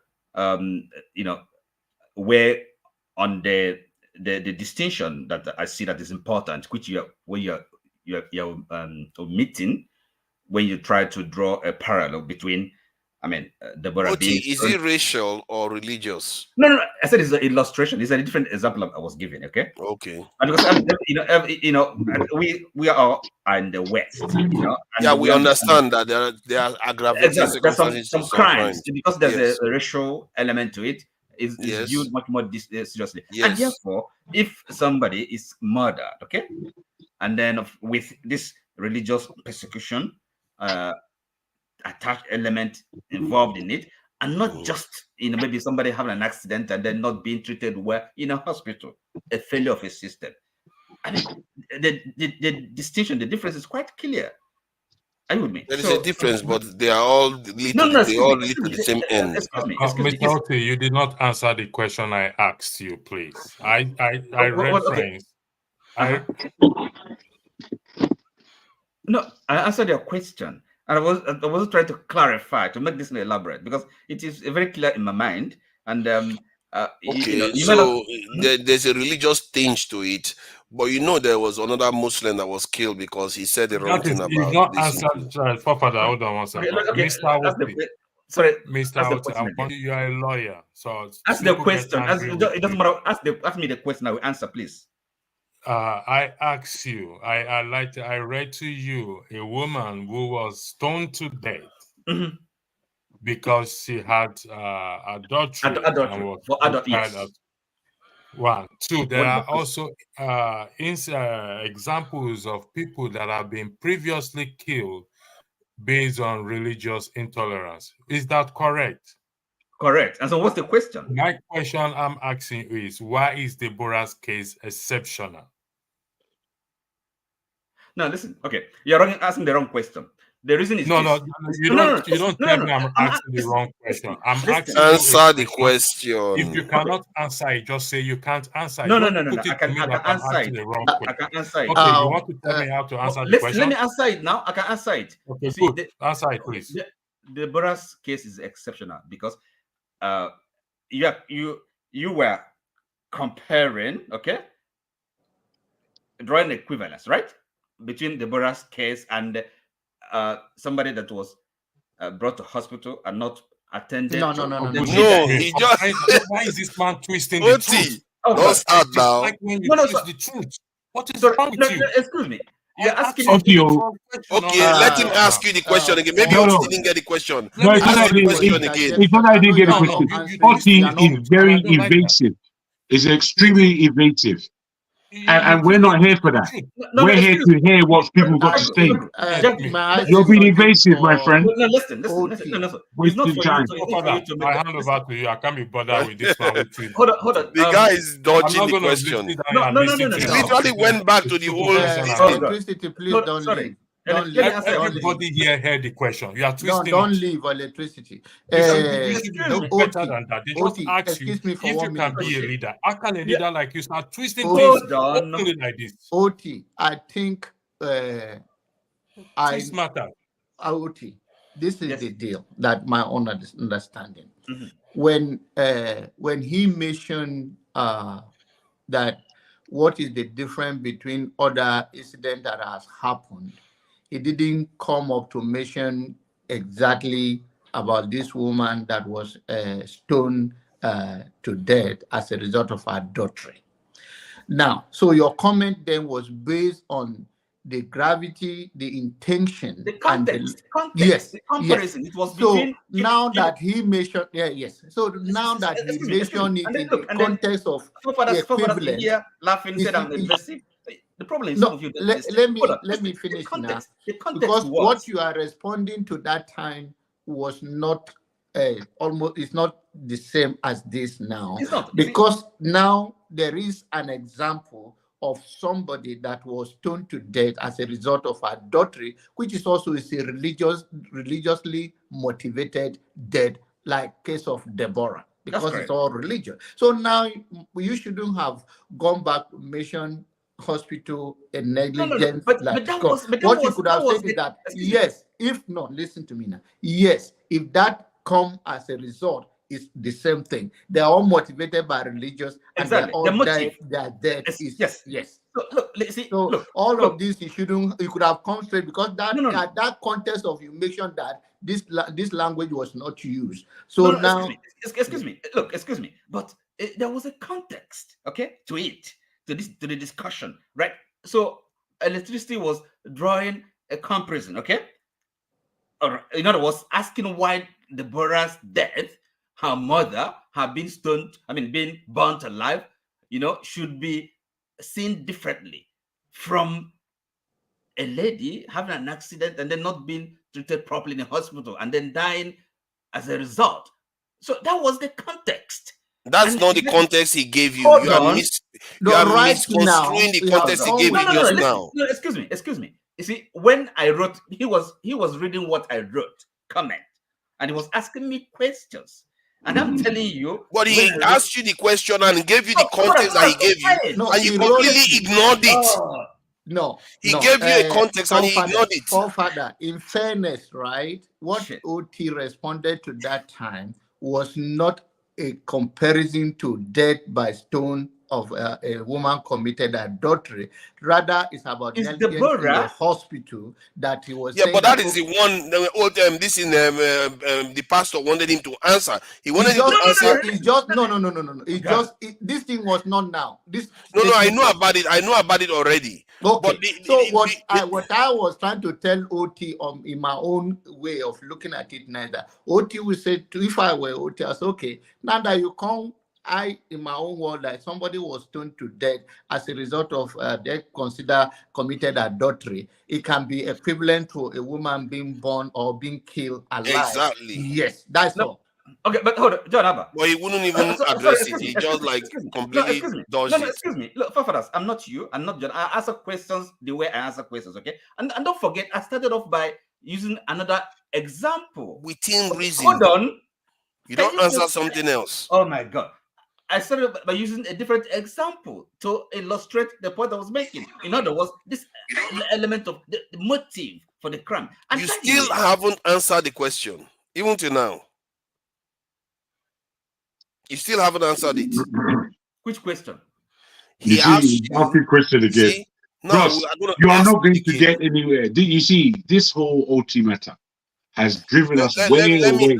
I'm going to allow you. I'll allow you. I'll just make this statement. When you jumped in. I'll just make this statement. You jumped this whole focus on OT which is understandable, but it has taken us way off where we were speaking from. I will say that one. Two, I would reveal to you that you are not going to get any straight answer off Oti. If you haven't realized that in the last 2.5 hours, you're not going to realize anything. There's no straight answer coming from him, nor is there clarity, nor is there a premise of which he stands upon.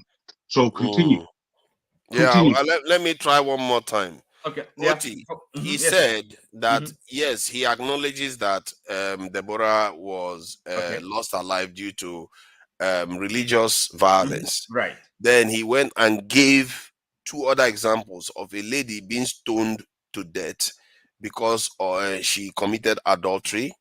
And there are other religious cases where a woman, like in the case where they accuse somebody of being a witch, that she loses her life because of either beating or the torture that they tortured her, that she loses her life.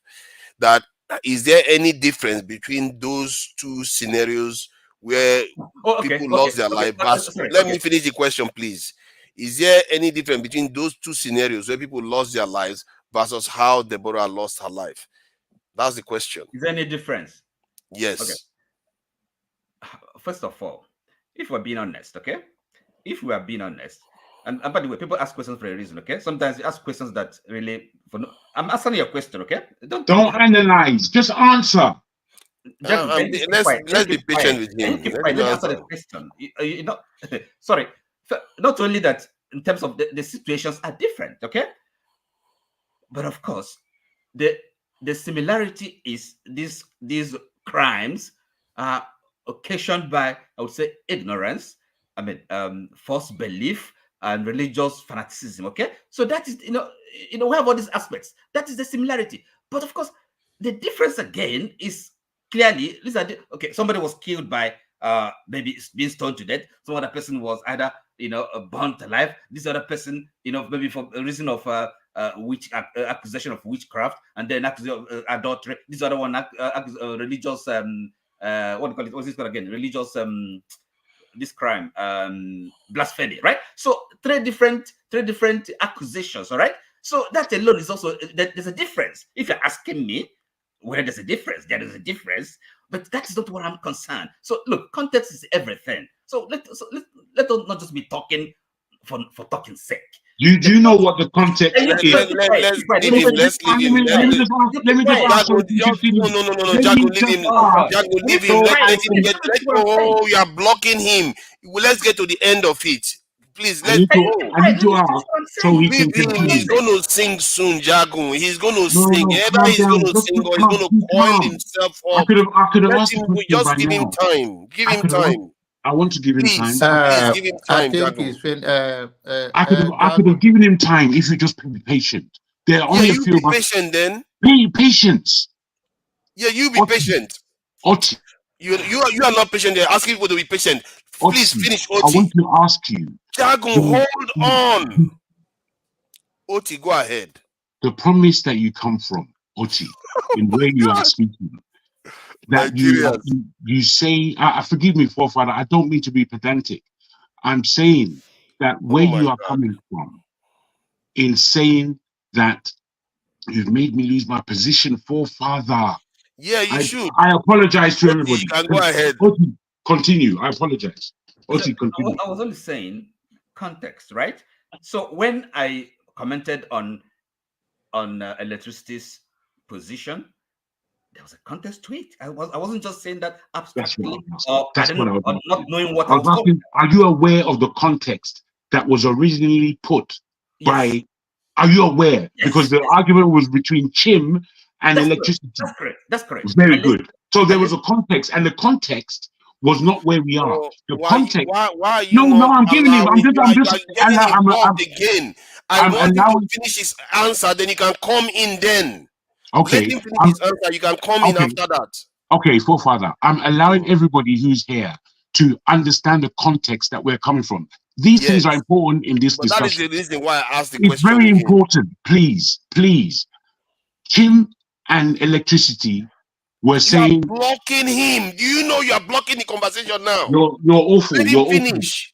You're awful in not being able to understand you are that the underlying of the context is the most important thing in this discussion. Don't worry, we are I'm going. not worried. I'm not worried. But I don't think you're doing necessarily a good job of making sure everybody understands where I'm we are. trying to let him finish one answer. Please, let's allow him to finish. Please, Oti, carry on. Well, I think I've almost come to an end. So the thing was this, okay? Because electricity came and read what I wrote, okay, in the comment, and then he wanted to take me on, take me up on those.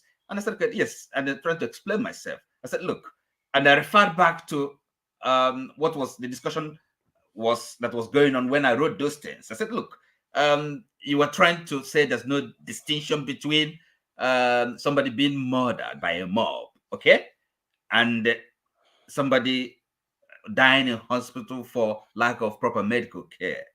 See, now he's taking it back again. We are talking about this current scenario I just painted. Come on, I'm explaining. That was the current scenario. I know about the other context. I just wanted you to finish this scenario that I asked, and let's see where it gets you. Now, if I said, okay, there's a difference, okay, qualitatively between the different incidents. So what is the point of the question? So by that standard, then there isn't. Then I will ask you. Then by that standard, there's difference between every single mother in the world. That's basically it. So what kind of question? If you are understanding, if you are going by that standard, what you just said, forefather. Every single mother in the world. What you just said, forefather, is basically it. The context, if we understand the context, was that electricity was coming from a point of view. It is a systematic issue that we face. Chim was coming from a point of view that we have to say enough is enough now, based on the issue of no. Wait, let me finish. But this is where Chim was arguing from, based on the fact that murder was committed, slaughter of an innocent through the violence of religion. This is where he was coming from. So that was the context. If you stay in that context, then we won't be having all this story. That is your understanding, okay? Let me tell you from my own understanding and perspective on that. Misunderstanding of the case is. I would say electricity was trying to minimize, the death of Deborah. Sorry. That's not what he was doing. No. I'm saying it's my interpretation. Yes. No, your interpretation should not be damning to somebody. I don't see the reason why somebody else. We can be careful how we. I mean, you are OT. You have the right to speak the way you want, how you want to go about things. But it's for the who even came up with it was a guy called Ken that came up with that scenario. That's about how the people that killed her already been released and all of that before Chim even commented on it. But the whole thing is that in the summary, it's all tragedy and it's all painful and it's all have a similarity in terms of it's all involving religion issue. And that is where electricity was coming from, that there is injustice and this thing happened in our nation, across our nation, and it shouldn't be subject to a certain local area. And I didn't hear him saying that even it happened in the east or south, but he's trying to say that this thing is no different. It happened all the time. And as I'm talking to you, there are some remote village that even children have accused their own mother of witchcraft and set her on fire. Wow.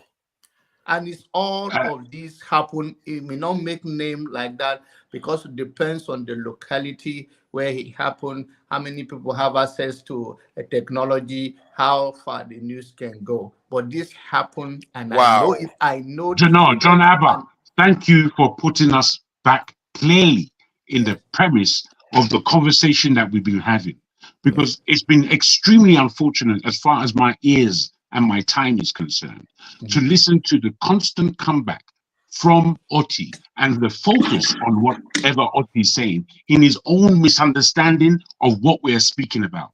I'm putting to the hosts of the panel, since this has come up, that the focus on Oti, trying to explain to him the right paradigm with which we are all thinking has been a waste of our time.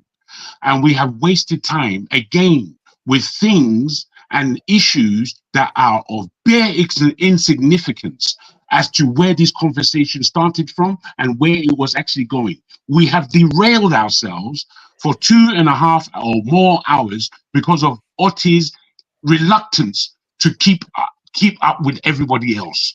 If you haven't kept up, switch your camera off and then watch and listen. That's what you should be doing instead of coming here and wasting time. Thank you very much. Jago, that is quite unkind, Jago. No, he's not a defense lawyer. He's not a criminal lawyer, but he's a lawyer. I'll let him come and arrest you for saying that. Don't mind him. Don't worry. When you need a lawyer, you might stumble across OT. You are bringing lawyer. We are bringing lawyer when it's a fist fight. This is a fist fight, so nobody can bring lawyer.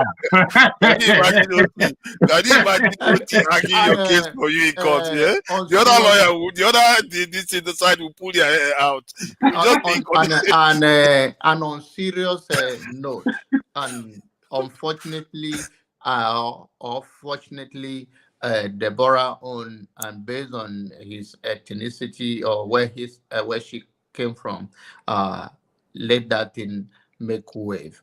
But then, in fairness to whosoever say that I'm saying categorically is still going on in Nigeria today in many areas, not only in the north. They know, everybody know. Okay, so the issue, that is what the electricity is speaking to, that this thing is still going on everywhere. Why is this thing? And to me is that it's because adage in my place say, if you are not by fire, your own yam will be put aside. There are many things happening today. It depends on the one that people share with you or the one that is more in the public domain.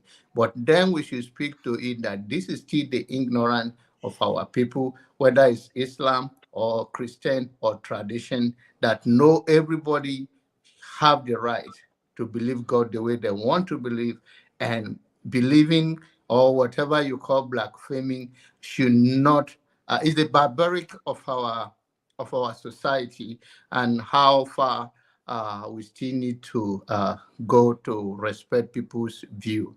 And that is one of the most important thing to me, that when I have opportunity to come out here, I try to speak to things based on, we look at it from empathy.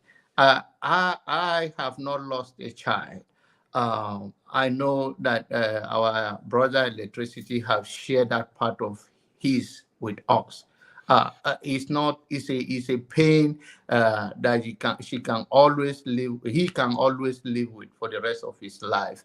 And whenever he sees it in that way, maybe he come across to him in the way that only him that have gone through can say it more than anyone else that have not gone through such thing. So we should be sensitive when people express themselves and find excuse for them, even when we think that whether they are right or wrong, that because of their experience. Yeah, that's true. Because I think this idea that one aggravating crime that leads to loss of life is less significant than somebody losing their child on the tragic event too. It's just comparing tragic events. In the end, they are all bad, especially when they are even closely related, like some of the ones you described, where setting your own parent on fire is unbelievable stuff. That's bigotry. That is all kinds of layers of ignorance that leads to innocent loss of life. I know of a case where a Muslim was also killed in almost similar manner as Deborah for saying the wrong things. A Muslim too was attacked. He was in a marketplace, from what I gather. It wasn't even that long after Deborah's case. He was attacked in the marketplace because he said something, and he's a Muslim too. He lost his life in the same the kind of similar circumstance.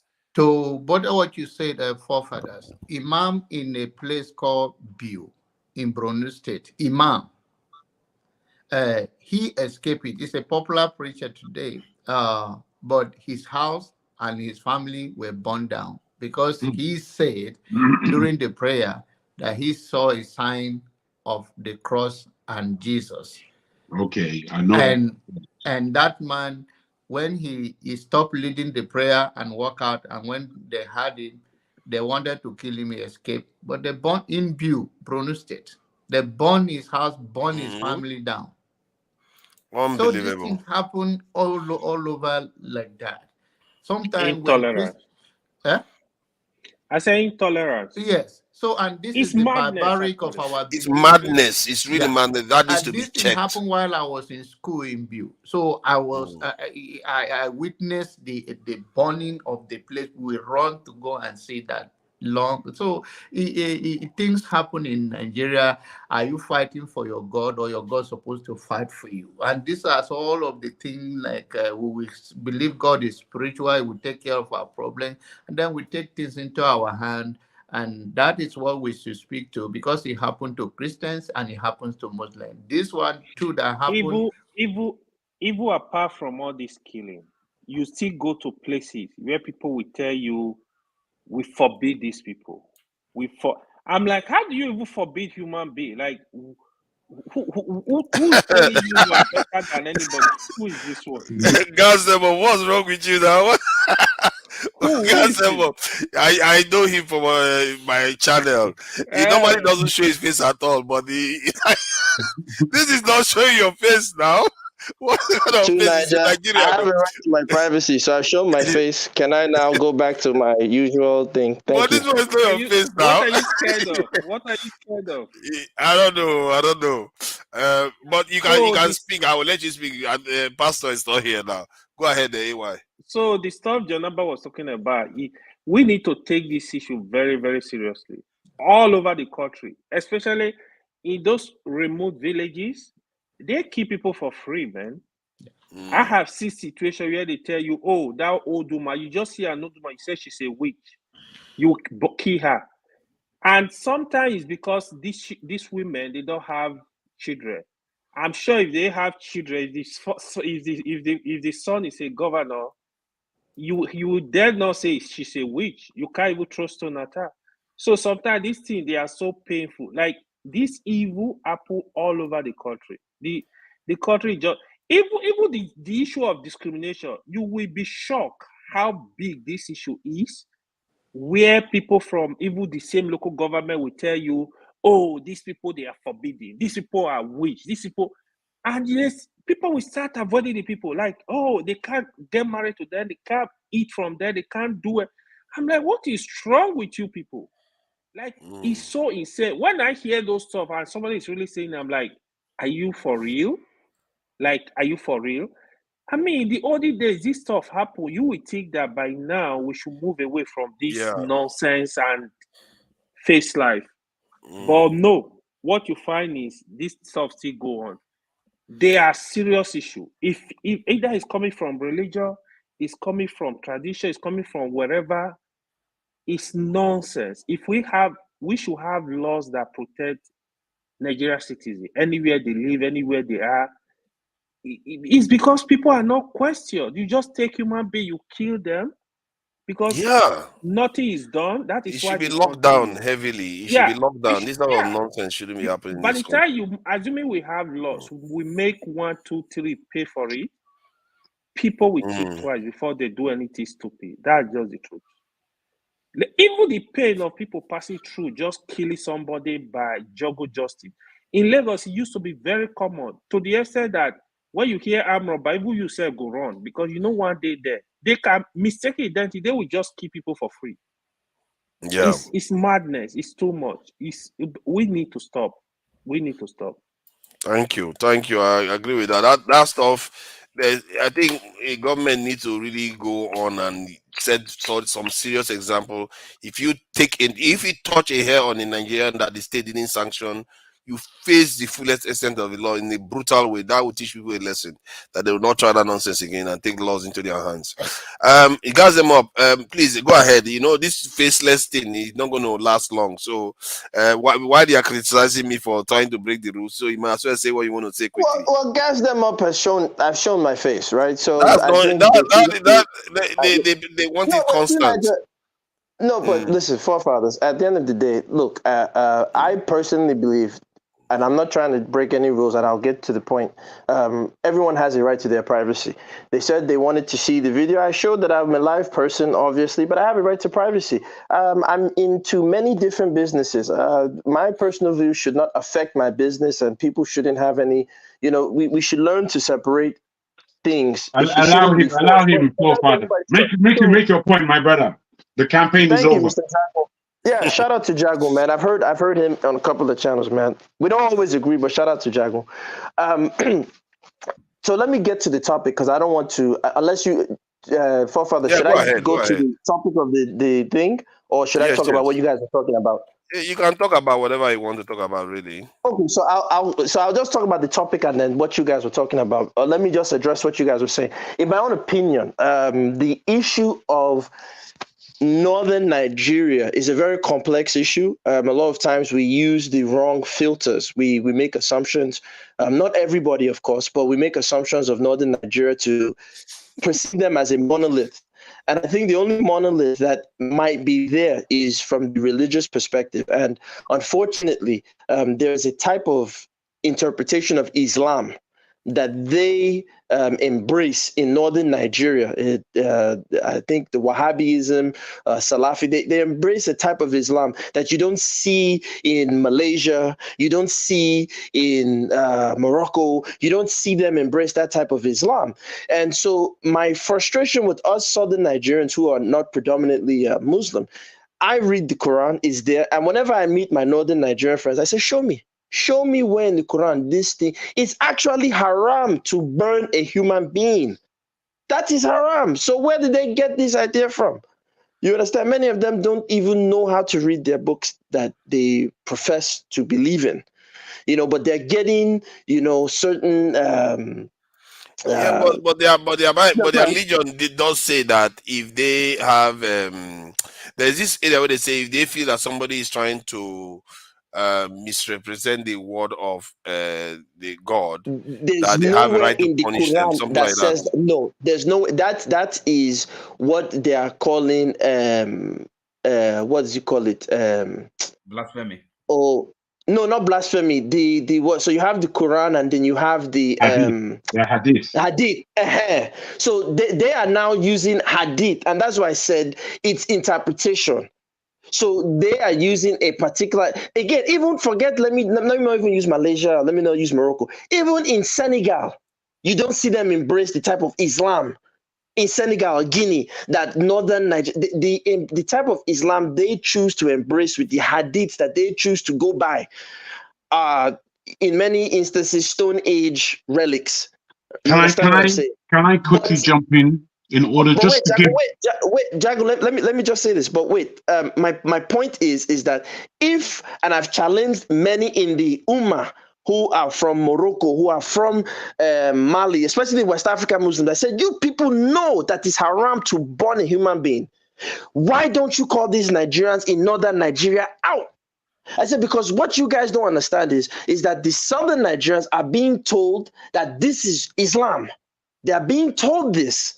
And then when I interact with you, you tell me, no, brother, Aki, that is not Islam. What they are doing is right. I say, okay, so call them out. You guys get on live, get on a platform and say, you northern Nigerians who do this, if you are burning people, if you are calling them this, if you are doing this, you are no longer practicing Islam. You are not in the Ummah.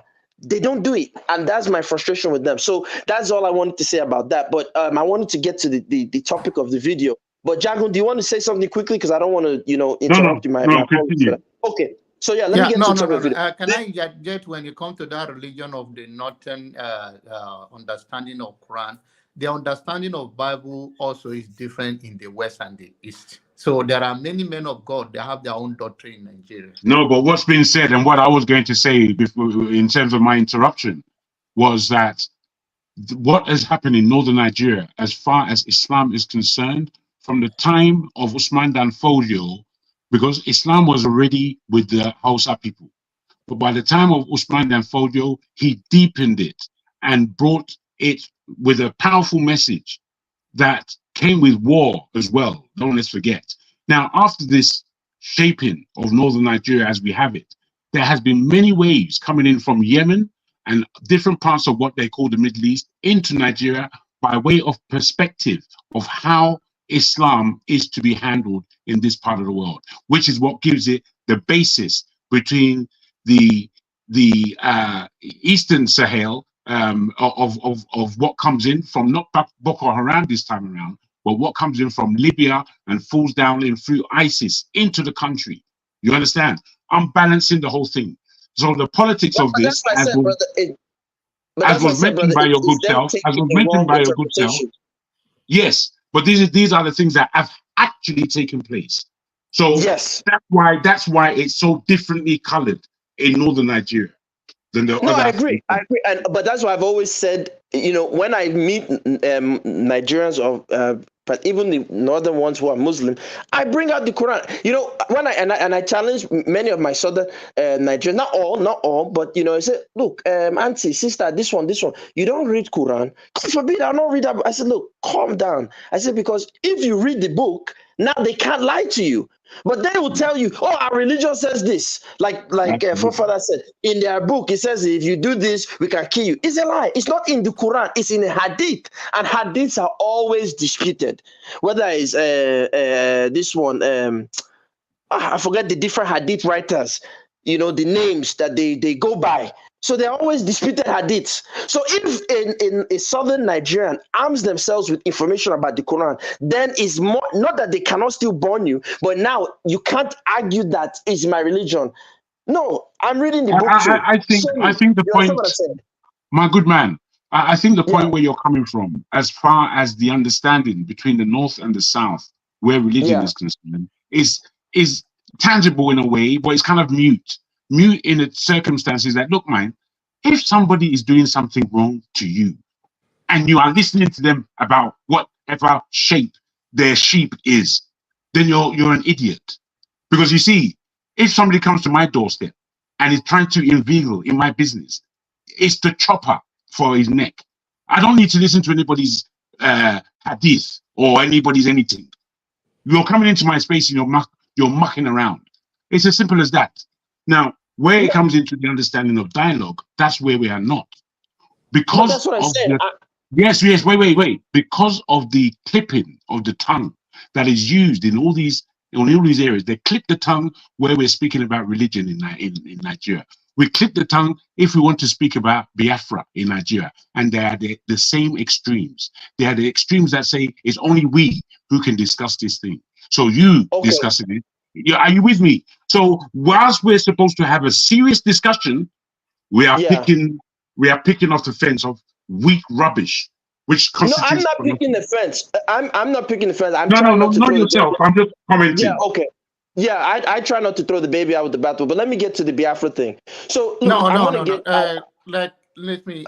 I'm sorry to inject you. Because I know that I don't want the people to complain. I don't want them to, you know, forefathers might push me off. They will complain. No. It's okay. Yeah. Forefather is hosting here now. But that is all I want in this. Saying is fairness. Okay.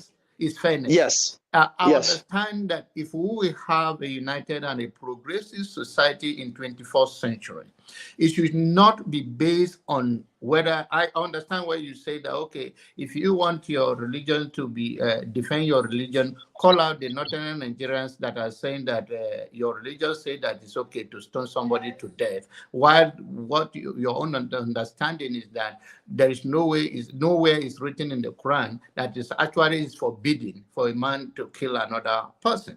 Now, it's to burn somebody alive.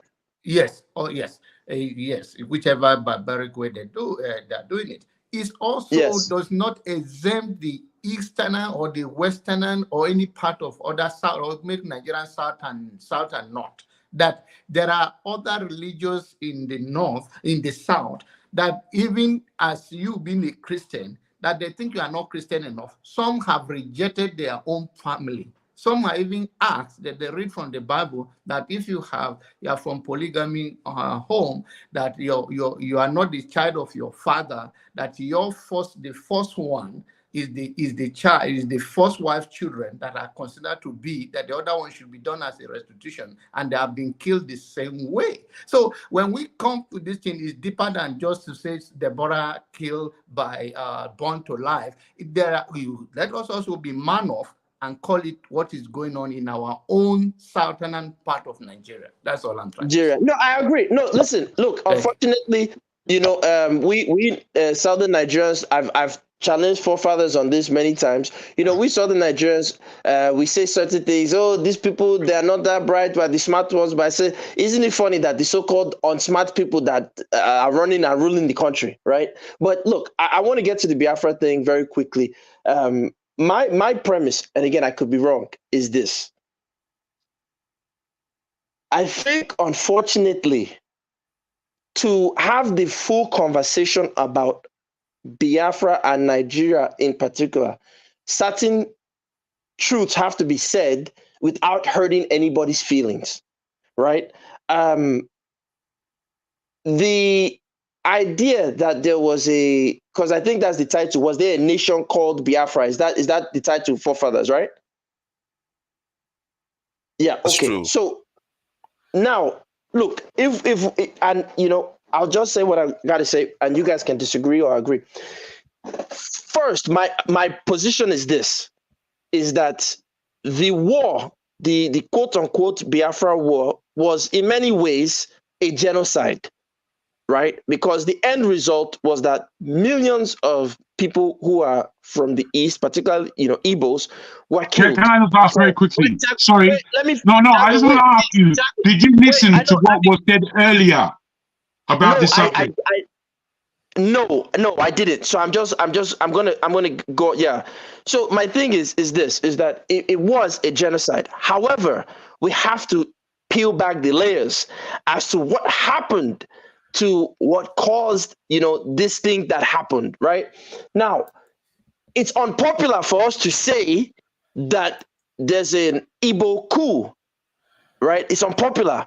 However, I won't say there was an Igbo coup. I will say, however, that it does seem interesting that the perpetrators of the coup, majority, not all, majority of them came from a particular region, right?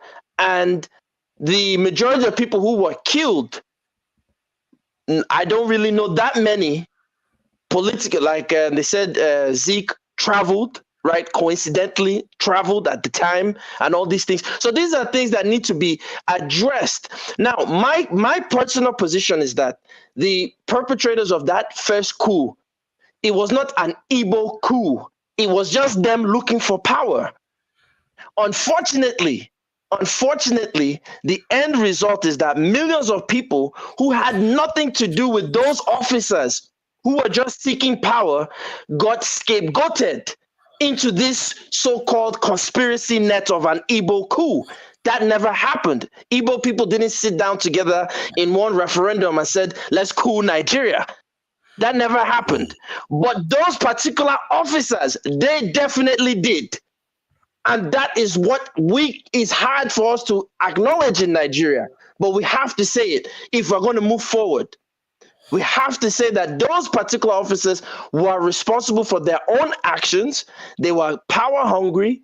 That is from Aguiyi Ironsi down and all these people. They were power hungry and they made wrong decisions. Unfortunately, the end result of their decisions was that people who in the East, who did not plan with them, who had nothing to do with their power decisions, got scapegoated for their BS. And I think until we can acknowledge that as Nigerians, that is going to be a big bone of contention. And then also adding to the fact, as forefathers said, when you look at a guy like Adaka Boro, his complaints about being marginalized in the East, that's another problem when you hear the Biafra agitation. Because the Biafra agitation, they're not taking into account that, okay, if you get this Biafra, Isoko people going to stand there and support this Biafra? Ijaw people going to support this Biafra? Are they going to go for it? Not forget those other groups, and I'll end with this. Even internally within Igbo land, this is another unpopular thing. Igbo unification has to address the Osu thing. I'm not Igbo, so I can't speak on it, but it's there. It's an underlying issue that there's no the unity. So I'll say it with this: Innocent is making cars in Nigeria. The Nigerian government should be patronizing his cars. All civil servants, everybody from Tinubu down, should be buying Innocent cars. But let's start at home. Why are none of the Eastern governors patronizing this guy? I thought they were doing it too. I didn't know they were not doing it. At least I thought some of them were doing it. In terms of state policy, state mandated policy, there should be no Toyota car. There should be no foreign car. If you start from home, but the reason why I will say again, I'm not an Igbo man, but as an outsider looking in, those issues that are internal that Igbo people have to address. If Biafra is to, let's say, Biafra is to come to be, they have to address their own internal things, their own internal cooperation, and then if it's also after they address that, they have to make do with the other groups around them. That's the Benins, that's the Isokos, the Robos, the Ijos, the Efiks. They have to make a government. Can I add something? Can I add something that gas them up quickly? I think where some get this so-called coup that was Igbo in '66 is that the coup was not the problem. I don't think if it was the coup standing on its own would have been a problem. It's the events that occurred after that. That's what led it to become a problem. Because the coup on its own, yeah, they killed some people, but No. most Nigerians were fine. I can't agree with that, forefather. No, the coup. right. You know what? Wait, please, wait, calm down. Be calm. Be calm. You go talk now. The coup, and I think you have already agreed with this premise, was the most heinous and disgusting thing to have ever taken place in Nigeria. The killing of the Saudana of Sokoto and the standing Prime Minister himself was the most, when you look back on it, is the most abhorrent thing to have ever happened in a country called Nigeria. So young. And if we put it down to greed alone, we must really have a look at that aspect and what really took place and who were the perpetrators. Because you see, that whole conjunctified event is what leads us to today in real terms. And because we refuse, as my man has rightly underlined, because we refuse to analyze things in Nigeria and come out with the thing, what is, instead of squabbling over the history as we like to do. Because the way I look at the history, I'm looking at it cold, and I've been looking at it for a long time. I've looked at it from the aspect of my parents' eyes. I've looked at it from the aspect of certain media. I've looked upon it from the aspect of the Igbos directly. And when I come away from all of that, looked at it from everybody else's point of view, and I look at it for myself in the cold light of day, it's clear as day what's going on. And I'm not going to make mention of it, but it is as clear as day. And the aspect and the deepest thing of it is called greed. Greed and the greedy is what is spoiling that country. And if we don't analyze who and what, where and how these people who are greedy are, we will continue in this rubbish. As I was saying, can I just finish what I was saying? That the events that occurred after is like not prosecuting or like when you just hit it. That's the head on the nail. You just said it. Aguyi Ironsi. Look, listen. You are the head. Let me finish the point I was making, please. I'm not going to go long. That the prosecution, the way you deal with the people that plotted the coup, which resulted in the death of the first Prime Minister of Nigeria and quite a lot of top Nigerians at the time. One of them, I think, Nzogo was just jailed. Then there was a bit of a mocking from people in the south. They were mocking the death of a northerner, that Agwin Rosie had to pass a decree to stop it from happening.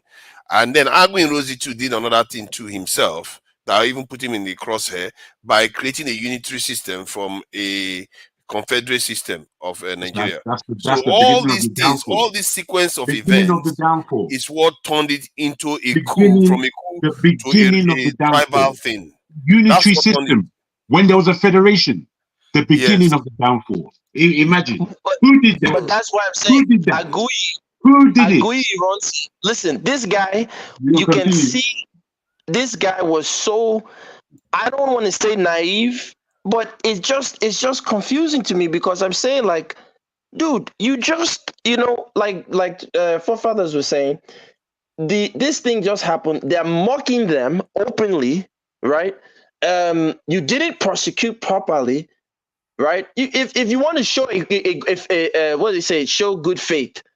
If, for example, we have a child, all of us, most of us here, I'm guessing are fathers. We have a child. Our son goes and breaks our neighbor's glass.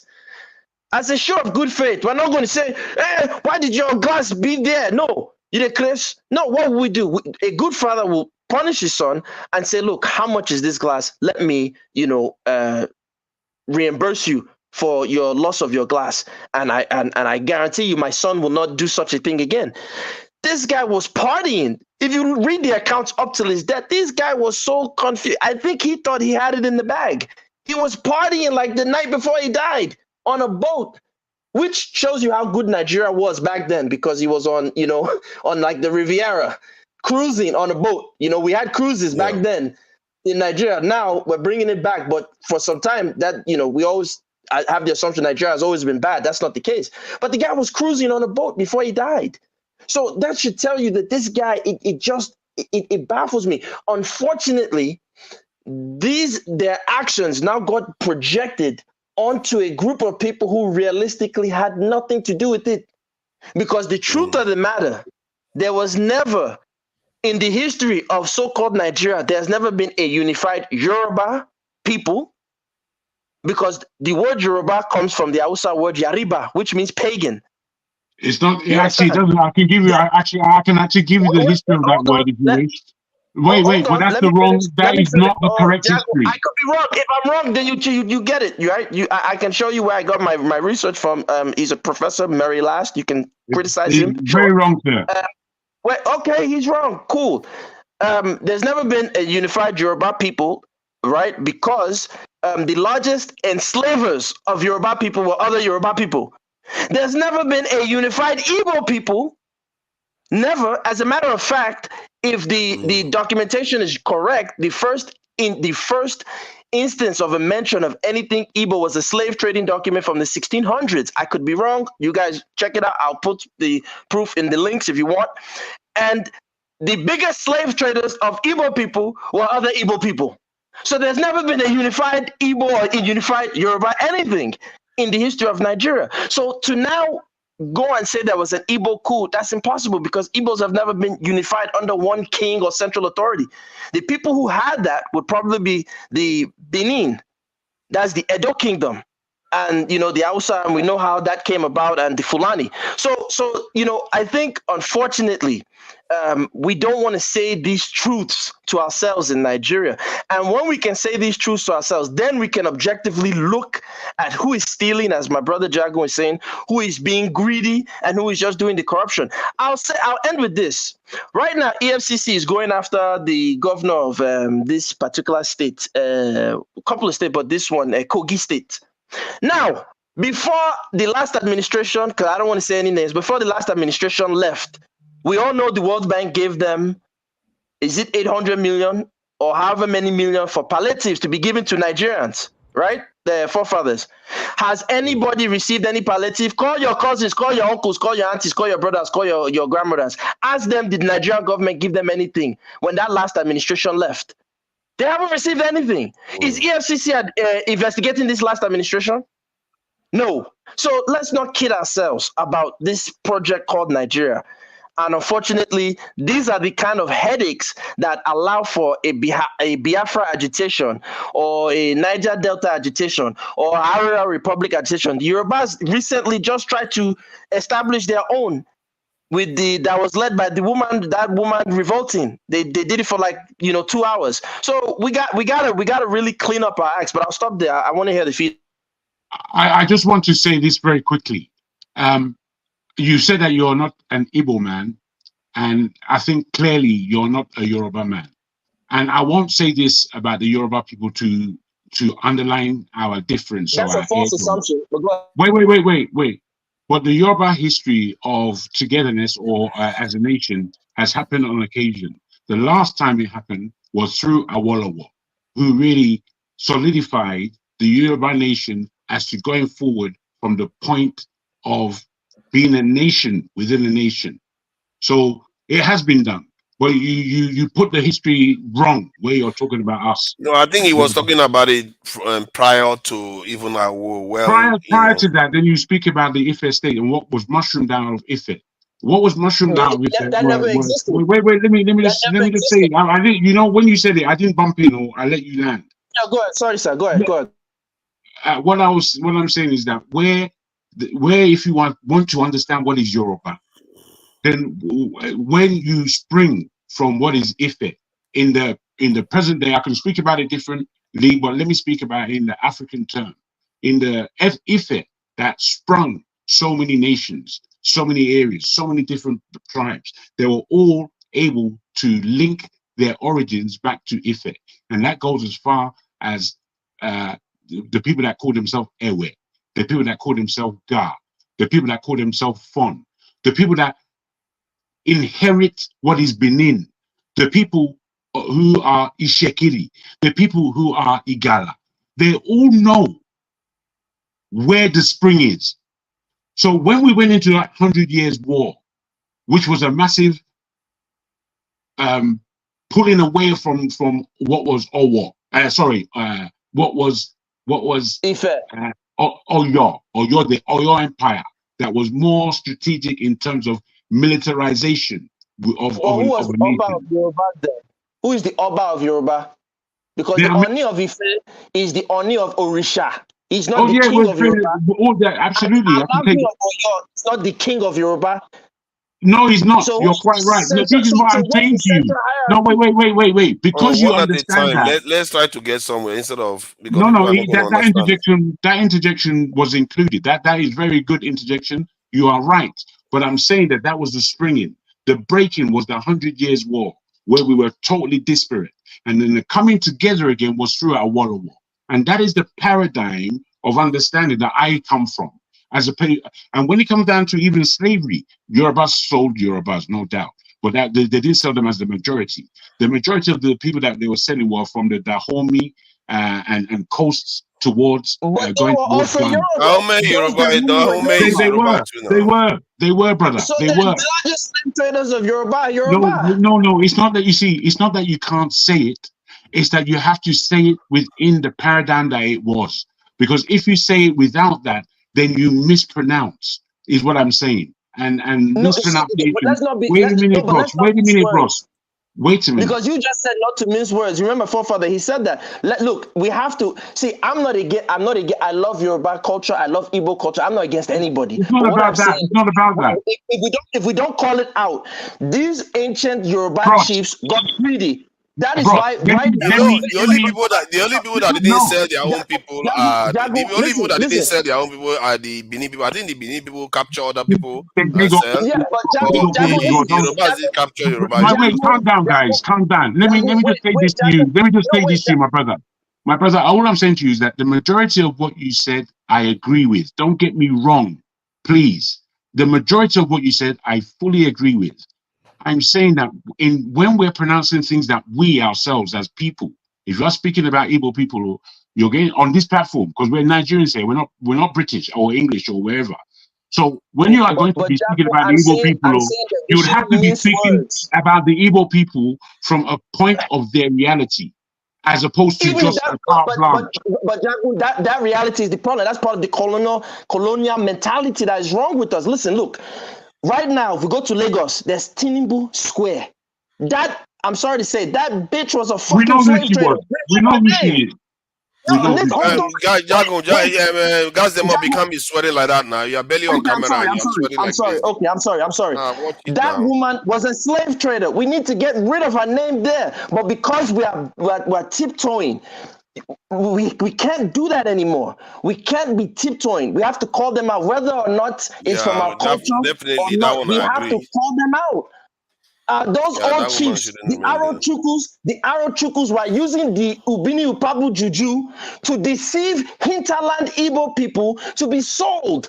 That is wrong. We got to call them out. I can't sit there and mince words and say, oh, well, because I don't want to offend my Igbo brothers or my Yoruba brothers. No, listen. The biggest slave traders of Yoruba people were Yorubas. The biggest slave traders of Igbos were Igbos. That is proof that there was never a Yoruba united nation. There was never a united Igbo nation, because if it was united, we wouldn't see Osus. We wouldn't see the Arochukus selling other hinterland Igbos.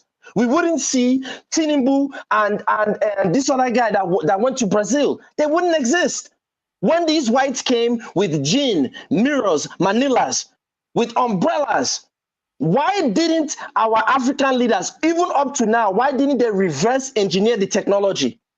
We could have reverse engineered the technology and done something great. Instead, we did the whole, song and dance. We were drinking gin, getting fat. Go and read The Two Princes of Calabar and see how the Oyibos took over Duketown. They went and gave Newtown money and guns to fight Duketown, the Old Town. This is what they did. They played us like a fiddle. So we got to stop this stuff. Right now, we have to start looking at how we can make Nigeria work for all of us, regardless of our background. But if we don't call it out, what will happen is we'll have a guy like Ibori, the Deltas will protect him. Not be only Ibori thief. We'll have a guy like the guy in Kogi, not be only in thief. We'll have the guy that was helping Hush Puppy, the police officer, not be only in thief. That's the problem. We got to stop mincing words regardless of where we're from. And if we're going to make Nigeria work, let's make it work. Yeah, thank you. That's why Biafra and all these things will continue to spring up. I think that last submission was quite solid. I think your time is at an end because of all these. Okay, you can take me off. All these enemies of progress. Yeah, I really appreciate your submission. I'll listen in the back. Thank you, Jonathan. I'll listen in the back. All right. Ify, thank you for joining. I did like that last submission that he made about next time. Come and give us more breakdown, of the history of that conflict. Because that conflict, we need to see how we behaved with each other. We put ourselves in this mess. Which conflict? Not us. The wars that happened in the colonization wars, how it led us to where we got to. We're still dwelling in the past. We can't even fix what is happening. If you don't start now, something that happened even way before I was born. We haven't addressed the current issues, the past one that you want us to address. See, we have a long way to go. Good evening, Jago. Good evening, Oti. Good evening, Mama. Father, let me tell you guys, like I always say, I just come here to have fun. When I don't know when this issue of Nigeria, like my brother that just spoke, he spoke very well. People are agitating because Nigeria is not working for us. Trust me, if Nigeria will work at least 20 or 30%, trust me, Nigerians won't be complaining. They will manage the rest of and find their ways to survive. But if you're telling me that at this point, I don't even know if we go our separate ways, if it's the solution. On the other hand, if you look at it, you feel that is the solution, because this us staying together, I don't think is working, and I don't think it will ever work. So, but just let's leave it for another day. If you want to stay united, we don't have a choice. We are stuck on the boat. So my last word, just kind of follow up to what Ify said. Really, whether we're staying together or going our separate ways, there has to be coming together, discussion, and understanding. So that's really for me gonna be the bottom line.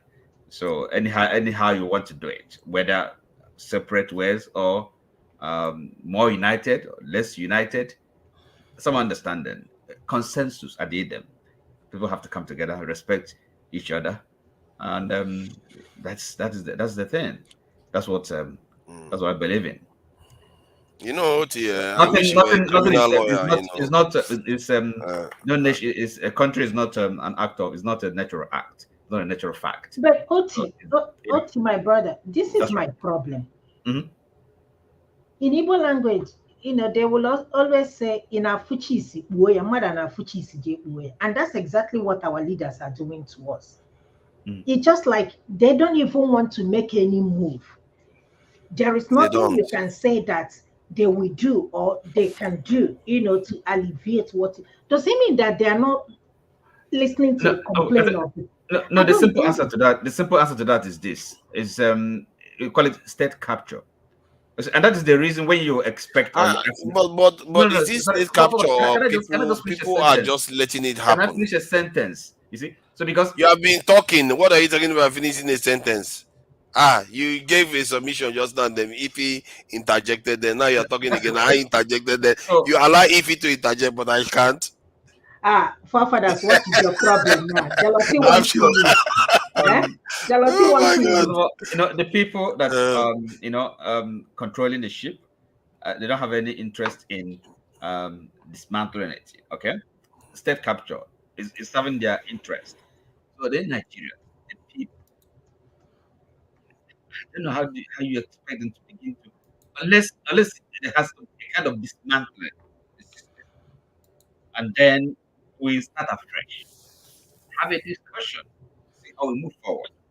It's not working. It's not designed to work.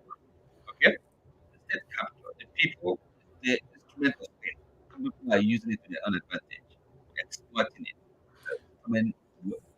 Thinking wealthy. Other Nigerians are dying. So that's I think your audio is fading in and out.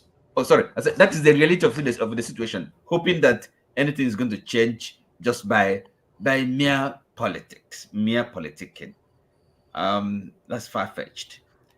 That is far-fetched. But that is what you're advocating now. Is it not? If no. Advocating, what I'm not advocating. Should come and talk. What I'm saying, see, the challenge we face. How do we that step that we need to take? In other words, to dismantle this structure. Okay, it's still politicking. You are advocating. I don't know how. The challenge, if we're lucky, or we get a kind of we have kind of by act of providence, it's possible. You can't rule anything out. Maybe some visionary. Dismantle what structure? Can I finish, please? I want to know what you are saying, so that you can be challenged appropriately. No, but let me just finish a sentence, and then you can, So what I'm saying, because I said the challenge is how do we take this step, because we have to take that step. As we are today, we can't progress. Okay, since 1999, in terms of the administrations of Nigeria we have had in Nigeria, the one coming after is always worse than the one before. So the leap is this: to have a restructure, reconfigure the system. And even they agree, the political elite, they agree on that. Everybody is in agreement. But the thing is, the way you are looking at it, you are not seeing it clearly. The system that you want to reconstruct or almost literally kill to pieces is the one that has survived the longest. And the reasons why let me finish my point now. The reasons why the system is worse now, it's not because the system was better before. It was incrementally getting worse. So the fundamental, that's why the reason why I pinpoint security as the core thing that we never fix, because every other nation went through the same problems, but the only thing we didn't fix that they fixed is their security. We had good economy once. We lost it. Do you remember you were alone in this your analysis, this your understanding? Okay. You're not countering it with a concrete evidence. Put me in the backstage. Let me see this patient right quick. So the thing is this. Okay. As I said, even the people who understand Nigerian politics, the players, the actors, they agree. Something has to be done to the structure. Okay. Are you with me? even the AY here, it's the same. Can I ask you a question? It's the same discussion we've had. Can I ask you a Like, question? how do we? The challenge is really how do we? Can I ask you a question? What's the question? Can I ask you a question? The question is, which nation do you think that has ever fixed their fundamental problem because they went to constitutional conference? I mean, so really, so you have to you really have to go outside and look for a nation before you understand. Because you have to ground whatever you are saying in reality before you start talking. It has to be grounded in the world, not in the nether realm. Excuse me. That's why I asked you which nation has solved any of their greatest problem by going to constitutional conference. There must be one out of the hundreds that have been created. Now, the actors, you know, the Nigerian, I mean, the actors, Nigerians, the political elite, you know, both, I don't know, constitution, people that understand the system are active in the system. Even ordinary citizens know this. Okay, so you are advocating something that you don't know has ever worked anywhere else. Okay, and I've got to go now. Good night, everyone. So are you serious? It's pointless. Did I just catch you out, Oti? No, it's pointless. You just advocated something that you don't know has ever worked anywhere else. Are you serious? You are actually advocating something you don't know has ever worked anywhere else in history, in all of history. Seriously. So how many countries don't have constitutions, fundamental laws? Okay, I'll give you like the UK that doesn't have a constitution. Okay, listen, I'll give you an example. If you're looking for one, Germany, for example, after the war, Second World War, it wasn't the constitution that fixed their problem. What fixed it? The Americans. How would you know what fixed it? The Americans. I'm good. Good night, everyone. It wasn't the constitution that fixed it. Good night. All right. Thank you for joining us, Oti. No matter what, I think there is benefit in debating you because you instinctively said, no, you are wrong. That's helpful because it challenges everything anybody says. So I do appreciate that. Thank you for joining us. Right. Yeah. And I don't think there is much to this story. We're going to be ending soon anyway. We need to close that. Today was supposed to be brief. And personally, I don't normally want to be engaging in this topic because it just leads to more division. I would rather be dealing with the government in the way that they respond to. They respond to pressure. They respond to Nigerians criticizing them. Like when they criticize them for the student loan, they moved. When they criticize them for cyber security bill, they moved. When you criticize the government, they do move. And Nigerians don't see it. They just say it's a captured state. It's a capture. But the politicians are afraid of the people too. They listen to the people when they fear that the people won't like them. And they know that if the Nigerians don't like them right now, before you know it, it's 3-4 years time, there's going to be an election and they get kicked out. It will be easy for an opposition to unite because if the opposition feels that the government is not popular, they will be more likely to unite to come to remove the government in office. People should not always see that as if it's a hopeless situation we are in, that we cannot push this government out. You can push them, or you may not even have to push them. You might force them to do what you want them to do. I think I played that video before where the guy said that you can make the wrong people do the right thing. If you press them enough, they will do it. And if you want them to sort the nation out, you press them. I was saying maybe I should take responsibility for that, where I will have the various channels, all of them, just for 1 month. Because there are channels out there that says free Nnamdi Kanu for 1 month. They are campaigning free Nnamdi Kanu. Why are we not using that to say recruit into our military as she promised us, secure the nation as she promised us, electricity for the nation? Why are we not doing that? But they are willing to promote Nnamdi Kanu for 1 month, 2 months. Just as you do that, you should also target it and do one thing for one other cause too. Nnamdi Kanu, one of the greatest achievements was being able to use the internet to influence such large amount of people on the ground in Nigeria. He was able to do that because he was dedicated and focused. And not only him and the people that worked with him.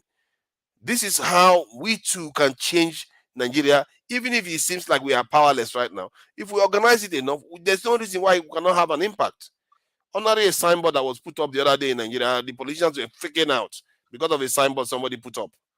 Not to mention if one is organized enough to pressure them to do the right thing by the nation, calling them out that they are lying to the people. How can Cardoso come and tell us that floating the currency was a good idea? You can come here, show him a lot of economic situations around the world and how they never did that. Why did he do that? But you don't see anybody challenging him, not even in media in Nigeria. None of them come out to challenge the economic paradigm that they are preaching to the people. And I can't believe you see some people coming on TV to say that this government has done very well. What metrics are they using to measure doing very well? Wow. Forefather. I don't know, man. People shock me. Nigeria shock me sometimes. No, Forefather. I called your name. I called your name, Forefather. I hear you. Thank you. I called your name because I was wondering if my monologue you were entering into that other people did their hair. I was. I know. I need to slow you down. That you need to understand that we're still doing the show. You're right. You're probably about to close, and you're right to say that. Obviously, it was a brief meeting that we were supposed to have, but it has eventuated the way it has. And as far as what you're saying now,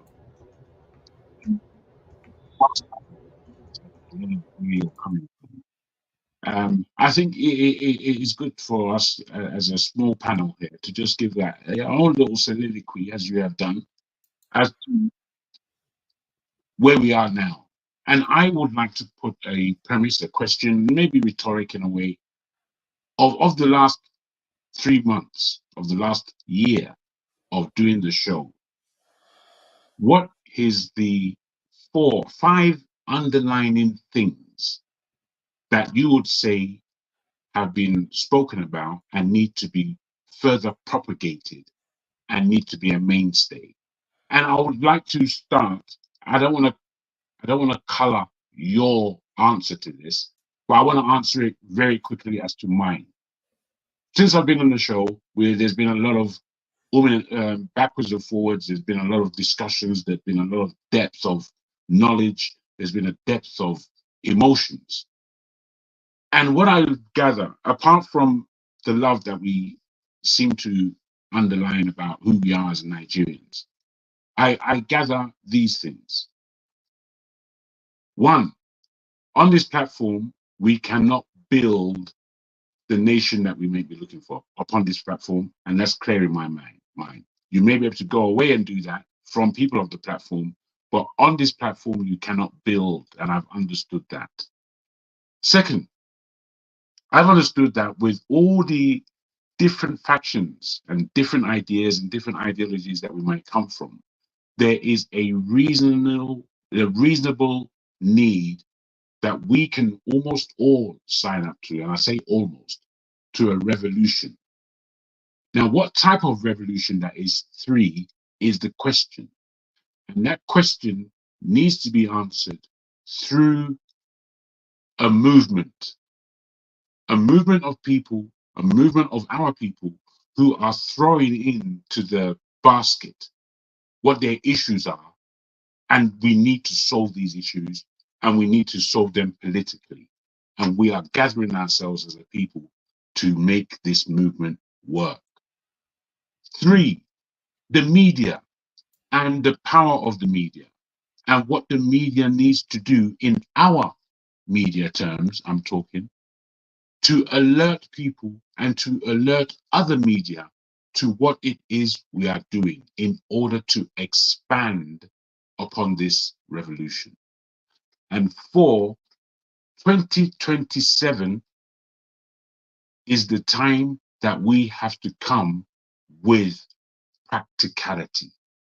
If we dawdle upon just having conversations, then we will just be watching on television what's happening to us as a people, what's happening to our nation, what's happening to our country. So please, these are my understandings, and this is how I'm following these things, and this is how my mind works. I would like to ask that same question of you.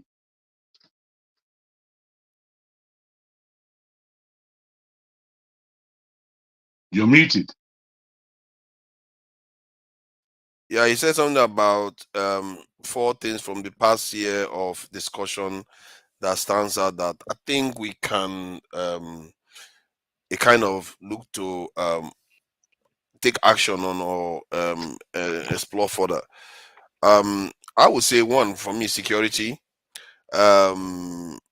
electricity, a big one. Electoral reform, people talked about that a lot. But that is not for me. If you ask me whether I should go ahead with that, people talked about that. That's why I'm highlighting that. That's not my top this thing.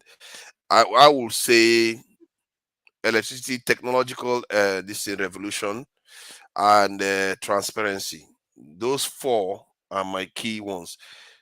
Security, electricity, technological revolution. Those two first. Transparency, electricity. Technological revolution is going to bring electricity anyway. So there you go. Except I missed something else, but that's mine. I don't know. I don't know whether you have any list on your own. What you think we've spoken about in the last 1 year that you would want us to, move forward and take more action on, talk more about. Everything. Everything. Okay, that's good. Everything. I don't know. I mean, honest. Just tell me one thing that is working in Nigeria.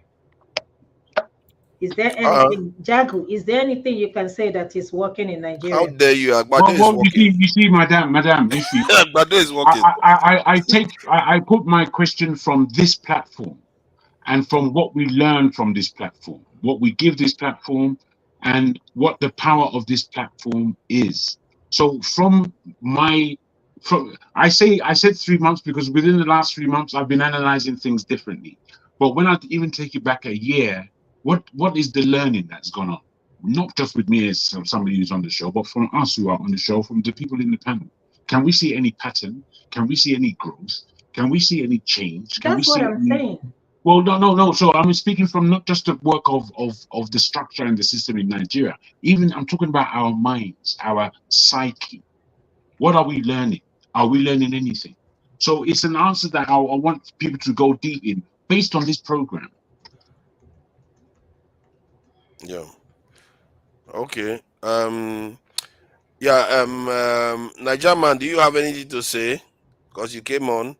I'm taking it that you came to say something. Yeah, good evening, everyone. Good morning. Good evening. For my own, I think I can say the government this 1 year, but we can't just say they didn't make anything. They have achieved a little, the one they can't. Like but what people should be looking, Nigeria is just 25 years of a democracy. We don't expect. Just look at it. We don't expect a child of 25 years to start calling him a man or a woman 25 years. We do. No. Singapore is actually be younger than Nigeria. Why are you gonna say Yeah, that? wait, let me finish. That is what I don't like. So at least we are trying. We have made a mistake, and we are trying to still correct. So and number two, like on the 29th, I was listening to the scorecard of the FCT minister today. By the 29th of this month, he said the light train will be working in FCT. So there is they are finished it. That is another achievement in this administration. Repeat that again. What the FCT minister, Wiki, I was listening to his scorecard today. What did he say he did? The light train, he said will be working today. I thought we already had the light train. In Abuja, in the FCT. Oh, not interstate, within Abuja itself? Within Abuja, yeah. Okay, that's a new one. But it started under Buhari, isn't it? Under Buhari, yeah. So okay. But that's good though. It's good news. That is a good one. You know, there's no transportation in the FCT now. So at least that will be a good achievement for them. They are able to complete it. So the government, what my main goal for this government, what I want them to do, because there is 3 key things that I'm not yet understand.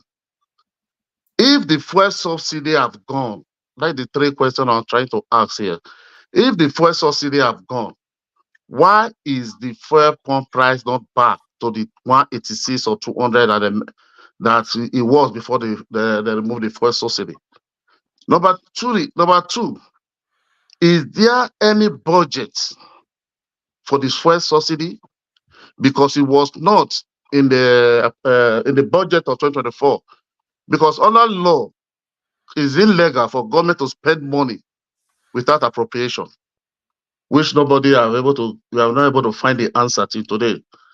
And number three, people are getting more poorer, more hungry, and the government is not doing enough there in the agriculture sector. That is my main goal, because we are going to talk about light. That we are, unless we just want to be deceiving ourselves.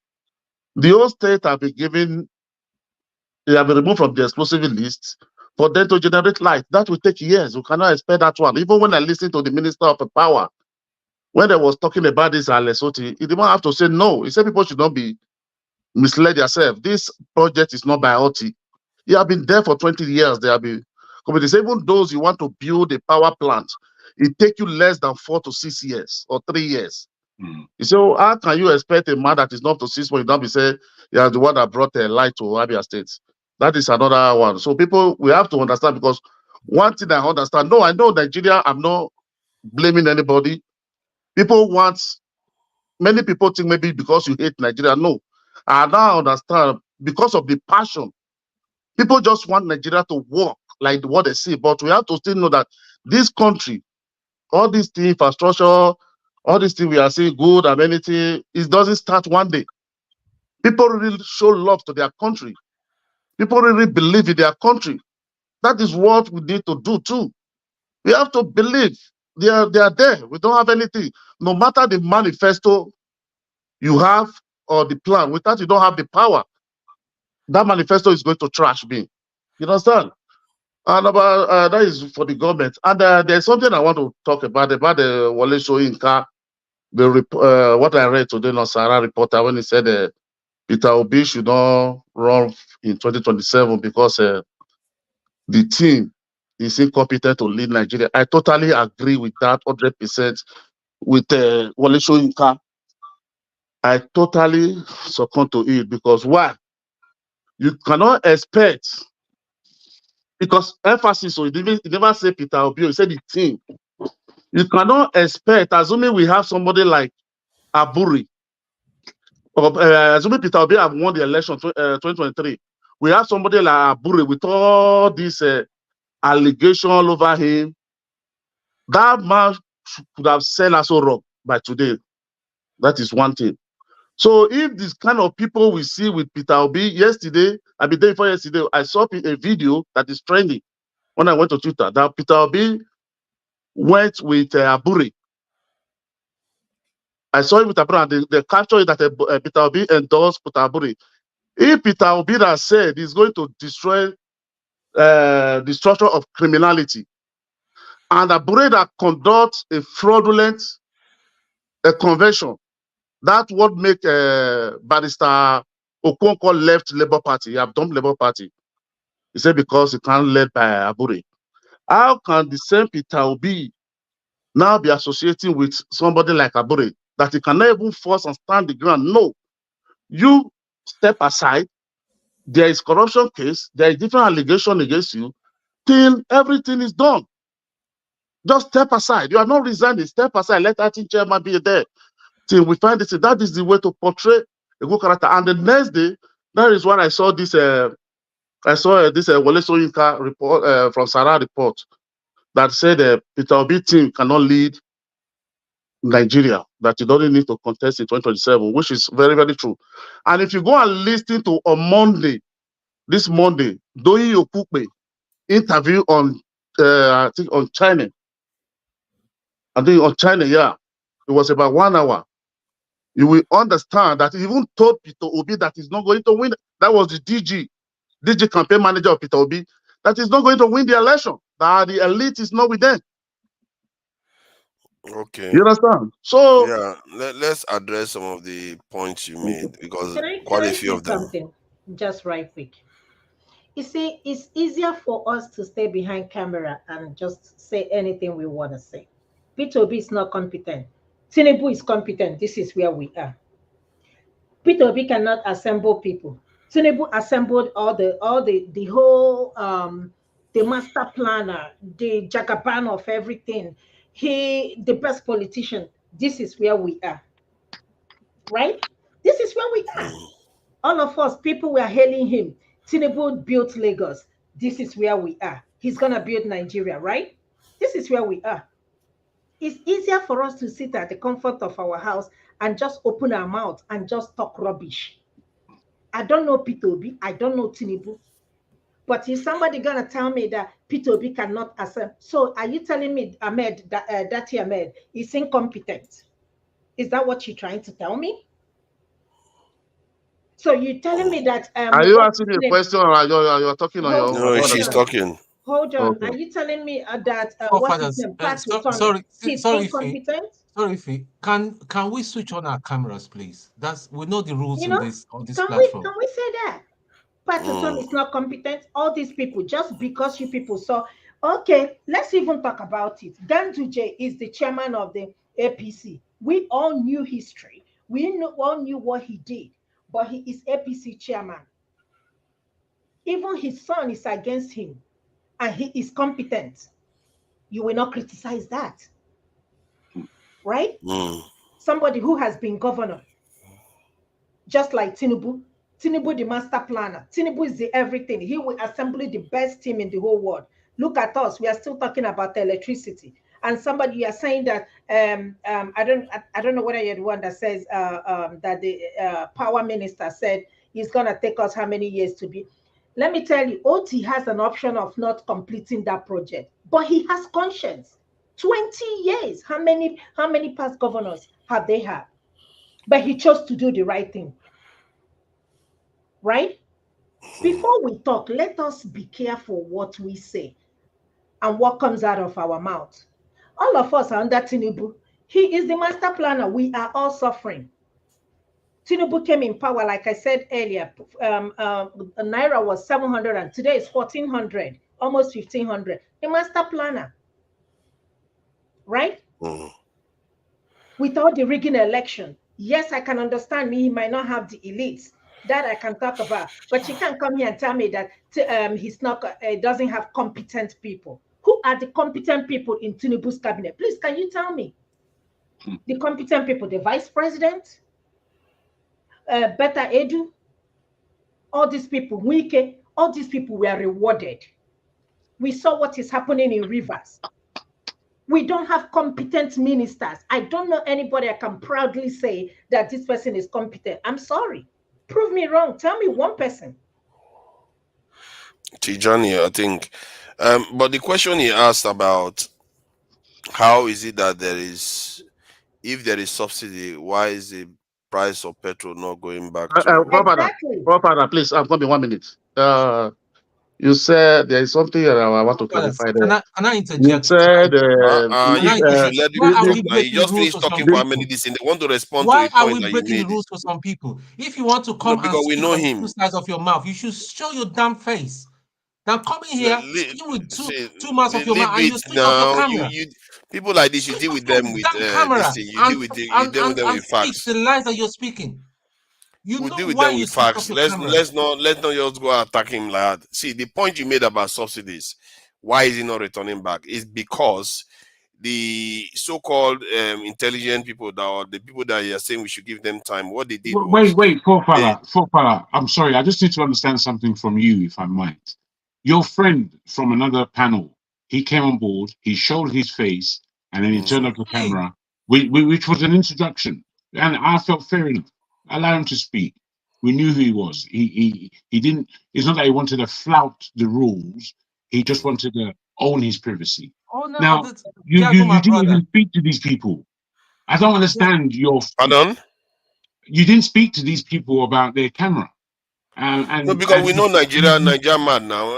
AY, we know AY. Not AY. AY is not there. That's why he's turned his camera off, which is fair enough. That's fair enough, but somebody who's speaking and addressing us. If you want to speak, because you asked your guy to go. You asked your guy to go at the end of the time. Sometimes it's allowed. We do allow masker sometimes. Sometimes you can be a little bit flexible with it. Okay, I just need to understand. We allow masker sometimes. We allow some Nigerians to do it. I don't believe it. How can Nigeria work with your one rule for some people and another rule for another? Okay, what if I decide that the rule some of you people hold on.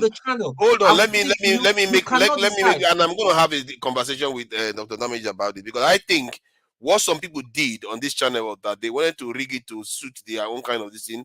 Then they pressed Dr. Damage to make it so that only people in camera can show up here. And I'm going to have a conversation with him about it, because it's actually denying some people that prefer their privacy. Some people that work in industry, they will not be able to come here. Can I finish my own statement, please? Because you came here and said calling people. You came here and said calling people. Hold on. Hold on. We are missing a segment of the population that don't necessarily want to come on camera because they work in industry, they work in sensitive positions. We should allow room for that. You can't. Can We I are say missing this? some aspects. I understanding you very well, forefather, and I really do. I myself am somebody who never ever have approached an open camera like this on the net. However, I've learned to do it through this program.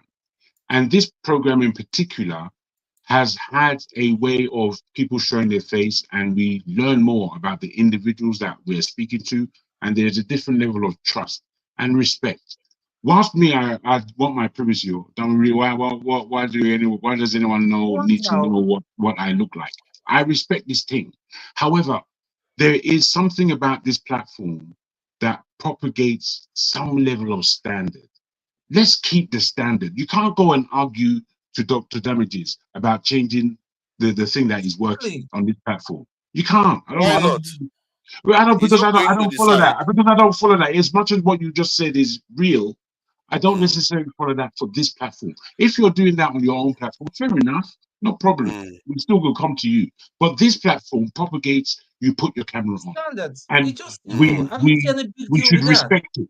We should respect it. You are the ones that did it, and you don't even know why it was done. This was done. This was done. Hold on. Let me say my piece, please. Explain that. You can't just keep talking over me when I'm talking all the time. I'm saying you just explained what you're saying now. Yeah.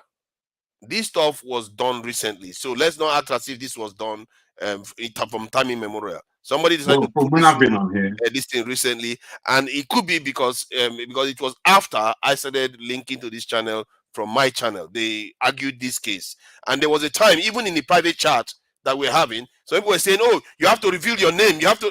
People do these things for their own reasons. They don't care what I show your face. So the only reason why they do, look at the tone that is talking right now. You are the one that causes all the time. You're not supposed to cause on this channel, but you do. You see, you break rules when it suits you, but when some other person is just trying to bend it a little bit to allow people that actually have valuable stuff to contribute, you say they are breaking the rules and all that. We start pointing fingers, which is fine. And I said I'm going to have a conversation with Dr. Damage about this. If he refuses, am I going to force him? It's his channel. I'm just going to make a case for it. Forefathers, see, you know what we are all talking about. You know what Jagmu is talking about. You know what I'm talking about.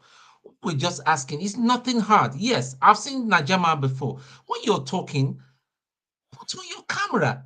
He has never told you that he's a politically he's politically what's the word now? He's a political person that can't even show his face and all that. Why is he, or he doesn't have light? If he tells us he's in Nigeria, he doesn't have light at the minute and all that. I can even understand. Let's continue the show. Talks all the time with his camera on. Before we repeat ourselves again. Sometimes to do that because we know them already. Forefathers, it's interesting that you mentioned that private chat. Can I just tell you now on camera why that never worked? Because nobody knows your name. Forefathers, nobody knows your name. Nobody knows where you. Because I don't want you to know that. People have been attacking you. I know that. Nobody knows your name. Nobody knows your state. I know that. But you and nobody knows who you are. And yet we say we want to change Nigeria. So if you want to go all about that and all that, we want a level. At least I know Jago now. That's his fate. See, I know Jago. Hold on. Can I? While I agree with you, right? Okay, so whatever Niger man is saying, I actually lean towards where he's coming from. All right, but I do also agree that based on what this forum is about, it'll be fair, especially if you are going to be saying certain things to at least be visible, even if for a little bit, let people know. But that's on the people that run the show to decide.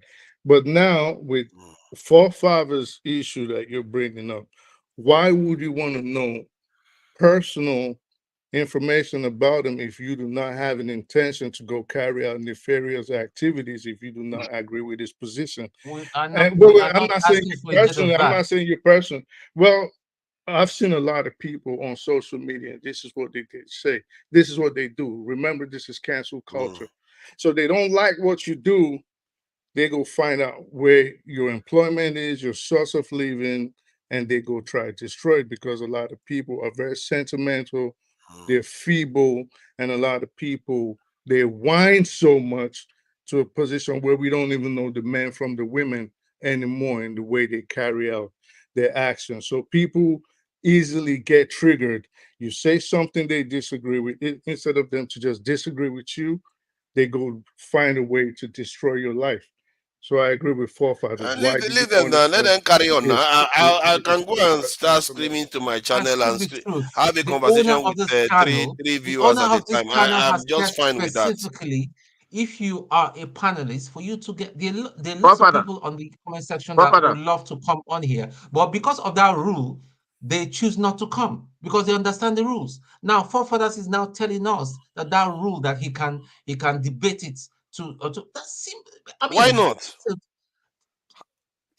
That is the whole point of life. You go and speak to the person that put the rule in place and say, maybe we should address this point until Rudolph changes that rule. Please ask this man very kindly to put on his camera. Is it that hard? But you know that Rudolph doesn't tolerate insults too. You like to get thrown out the moment you insult. No, let me tell you what. See, listen. If you give it to me, I don't take nonsense. You can just. But Rudolph, there's a rule that you shouldn't do that. You can stay there and be moping and be receiving insult. I'm not like that. If you give it to me, I'll give it back to you. It's just as simple as that. But you see, we are not supposed to accept insult here. We are supposed to take people out when they insult. Okay, right. But so we are not enforcing it strictly, are we? Because we know when you put people at the back, you're going to be throwing people out all the time. They do not agree with you. Is that right, forefathers? You put people. People have seen it where you put people at the backstage. No. I don't put people backstage because they don't agree with me. Guys, let's not use this time. Honestly, let's not use this time to argue. Please, Tom. The guy's not putting his camera on. The guy's not putting his camera on. Can you people just respect a moderator for once? It's not that we want to disrespect, but you're engaging in an argument. That's just going to be an argument. This ain't going out nowhere. Yeah, let me just answer him, because sometimes people are listening and they want to hear the answer. Man, you love this. You love your own voice. I don't care about loving my voice. The point you are making, we have a strict rule that you shouldn't have camera. You should have your camera on, or you should not insult people on this thing. But every time you see everybody allowing that to happen and forgiving, and sometimes they punish it. Like in case of Pansat, he does it. They throw him out. But other people, they don't throw him out. One man, they throw him out. Other people, they don't throw him out. So you see that even Rudolph says it something that sometimes you can use your discretion. He allows Masker to speak without his camera on, or allows some people from Nigeria to speak without the camera on. It does happen now and again. The idea that it's something that, it's like, something I feel like it's because of the opinion that he's expressing. It's why they feel so strongly about this camera issue now. Which is not right. There's something very unique. Please don't continue, Tom. Let that be the last word. That word, what he's just ended on, is a good point to say this. What's happening right now with people with their cameras off, that's how it's going to stay. Let's stop the argument and continue the conversation. And you just created a precedent. This is a very dangerous precedent you just created. Oh, dear, my goodness. It's going to be we know him. He's not dangerous. We know him.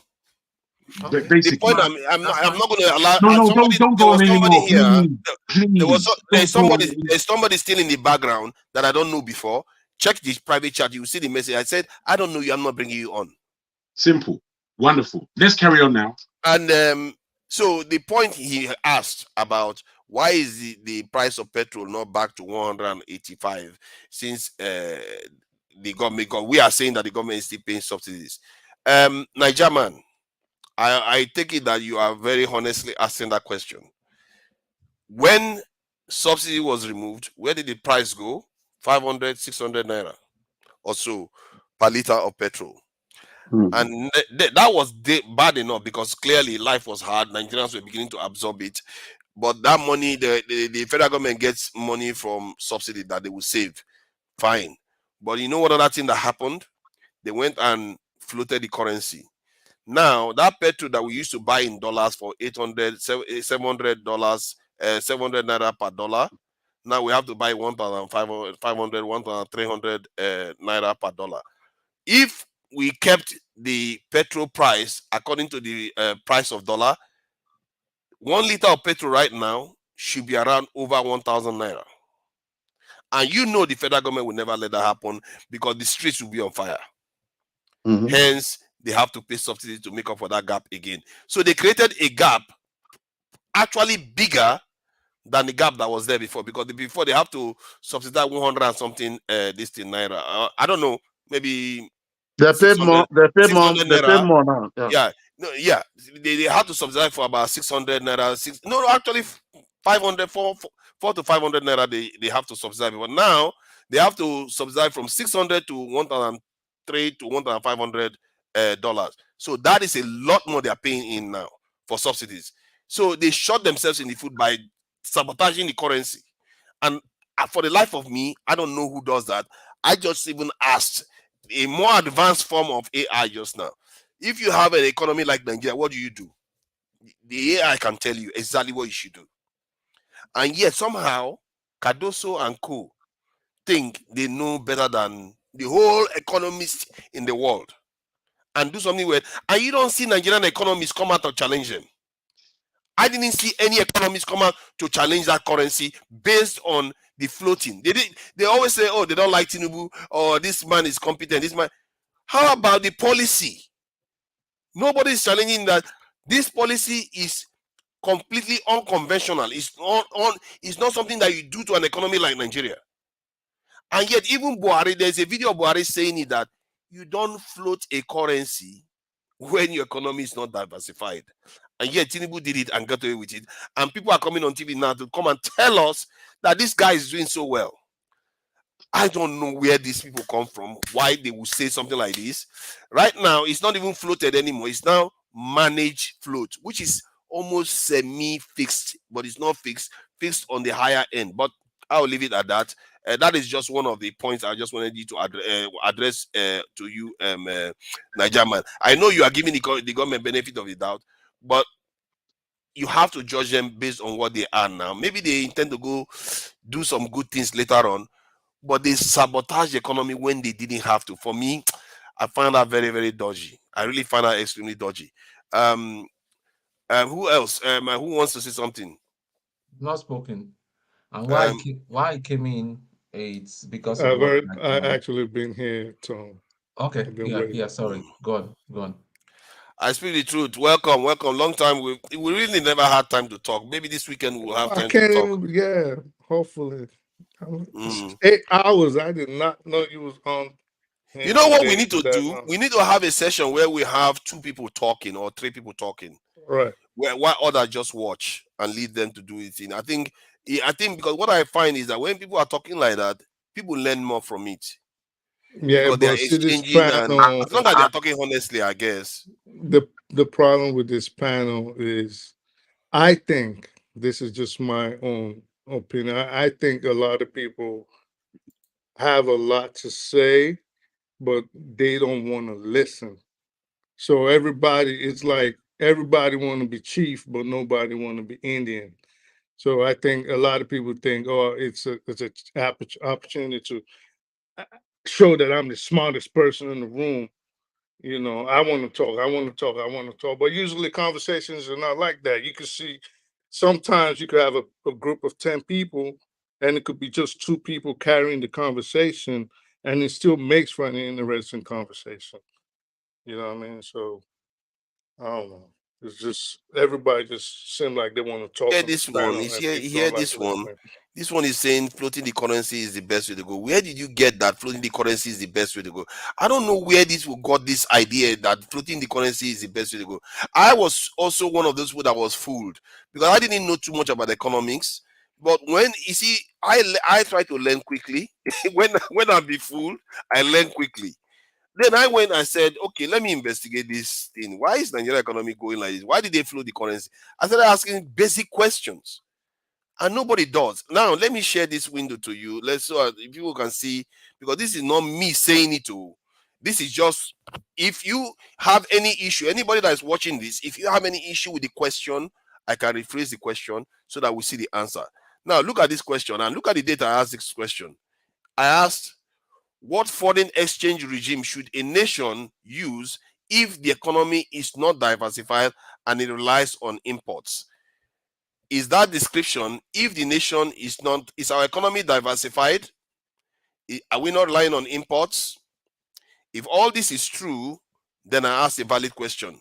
Now, look at what this thing said. It said, for a nation with an undiversified economy that relies heavily on imports, the optimal foreign exchange regime would generally be a fixed or pegged exchange rate system. And he gave all the the reasons why he gave that. Then he talked about implementation and other aspects. Then he went on to talk about an alternative one is managed float, which is what they now ran to after they screwed up with the pegged one. They moved on to this one. What they should have done with this one was deal with the black market, which they dealt with now. They should have dealt with the black market with the first one that this Buhari left for them, and this thing, what they call it, managed depreciation, whereby you move from maybe 700 naira to a dollar to 800 naira to a dollar, not leaving it for the market to decide. So it gets to 1,400 to 1,500. That is what they went and did, and businesses have lost money in Nigeria now because of it.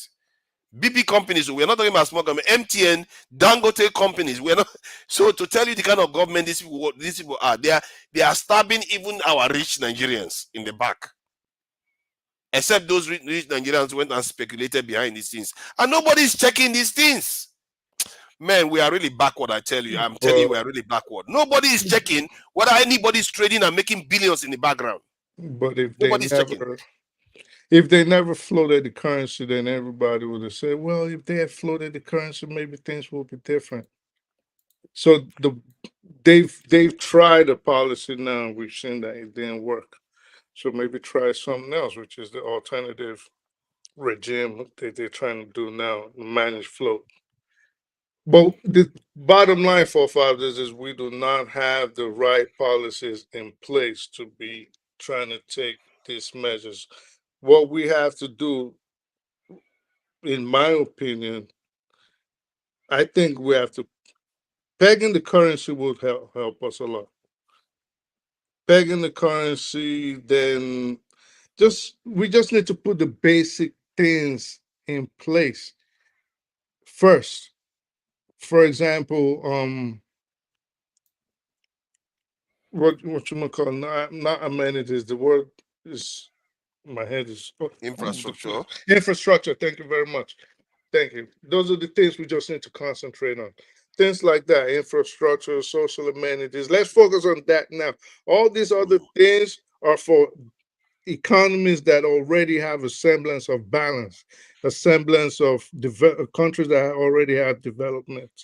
You know, we are at the bottom, coming to the top. We should not be worried about that. Yeah, maybe the government can be worried about that, but let's focus on building basic infrastructures and amenities for the people, and then we'll move on for that. But now in Nigeria, you see everybody, even the person selling oranges on the side of the road, is worried about the price of the dollar in comparison to the naira. Who cares about that? We don't, the ordinary people, it makes no difference in the lives of the ordinary people. You know, so I don't know. I think all this topic is not even something that I like to engage in, because it requires a level of not professionalism, expertise. You have to have a level of expertise to even understand or have an idea how all of this works. Everybody talking about it right now, I'd say 99.9% of the people have no idea what they're talking about, and the remaining 0.1% are just pretending like they have an idea. So I just leave This one is saying, well, we're on fixed exchange rate. Even the black market exchange rate was cheaper than what we have now. You can go after the round tripping people, and those round tripping people compared to what is happening now, that one is more round tripping. Like they are round tripping with $200 and all. Now the gap is so massive. Like the whole economy is under round tripping right now. So are you telling me if Buhari was in office and he didn't change that economic that currency policy and he removes the subsidy that like he passed the law, so what would have happened to the economy? The economy would have torpedoed. No, he wouldn't have. But these guys went and just shoved almost $700 on top of the Nigerian currency on top of it. All that money, where do you think it went to? Outside the country. Most of it is not in the hands. Maybe except Dangote, they are wise enough. They have insights so that this is not going to happen. That they will pour a lot of money into the Nigerian currency when it's depreciated and go and speculate and make a lot of money. Maybe they will do that. But officially, in their companies, they are losing money. MTN made a loss.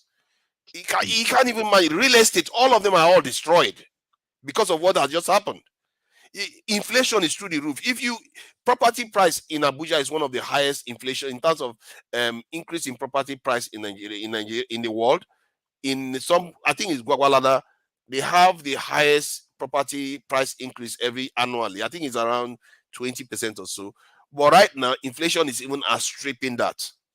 So nothing is what it was 2 years ago in Nigeria anymore. Our GDP per capita has come down by more than half in 1 year of government, and some people come on TV and say this government is doing well. That shocks me. You can't make it up in Nigeria. There is no truth anymore. There is no reality. They will say whatever. Was it not our defense minister that just came out now and tell us that it's technology that you need? In a statement that he literally contains contradiction. In America has the best technology. They have more than 10 times more people than we do. And you are telling us it's technology that is so good, and nobody questions him. The reporter will just say, yes. And nobody else will question that. And yeah, this Wole Soyinka guy, that man is really annoys me. He's a Nobel laureate. I don't know what I respect Nobel Prize winning. Okay, fine. I respect I respect Nobel Prize. But what that man is doing is completely senseless. You are going after. Do you know one of the reasons why he's going after Obi? He says because of Obi followers. Yeah. I was like, so you forget that the Jagaban followers actually kill people. You forget that the Jagaban people actually attack people. Criticism. How many people did the Obi supporters do? How many Obi supporters? They are Twitter warriors. Let me tell you something. Let me say something. Even if I wanted to, like I always say, all three of them, the top three, I think they are not supposed to have any place in the governance of Nigeria, at least at the central government, meaning Atiku, Obi, and Tinubu, right? But even if I thought that Obi had the kind of ideas, which I don't think he has, if I thought he had the kind of ideas I thought to move Nigeria forward, I'm telling you honestly, one of the reasons that would have ticked me off from ever supporting him would be his supporters. They are a very, very, very vile group of people.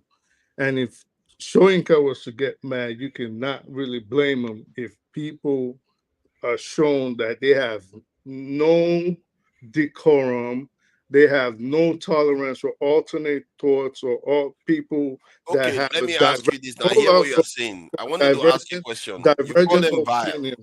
Yes. I want to ask you, what is the worst thing they've ever called you? Not me, because I don't get involved. I look at what they do to other people. And they actually attack me. Like I come on this show and I state my opinion on anything, and they personally They will attack you. Even online, they will attack you. Crazy. But I said what is the worst, but you didn't tell me the worst thing they've ever said to you. They'll go personal. It don't matter. There's no low these people have shown that they can't go. I say the truth. And that is not to say. I don't know. It's easy to say, but you're not telling us one thing.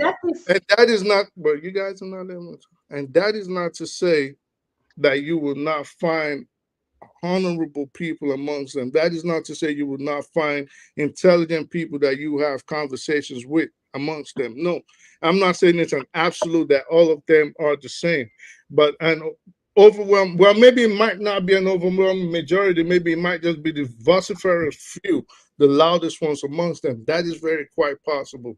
But they are they are like the Trumpers. There's no difference. From what I see, there's no difference between there's a big difference. The Trump has actually thumped people on the streets. There is no They do what? They actually thump people on the street. The Trumpers, they actually beat people up on the street. Could, they would. But they didn't. Oh yes, they did. They did during the election. The obedience attack people. Yes. You have to provide proof of that. Let me finish. Let me finish before you start kissing ass. Let me finish. Okay, so can you before during the elections? Okay, during the elections, there was videos of people that voted APC that were getting assaulted.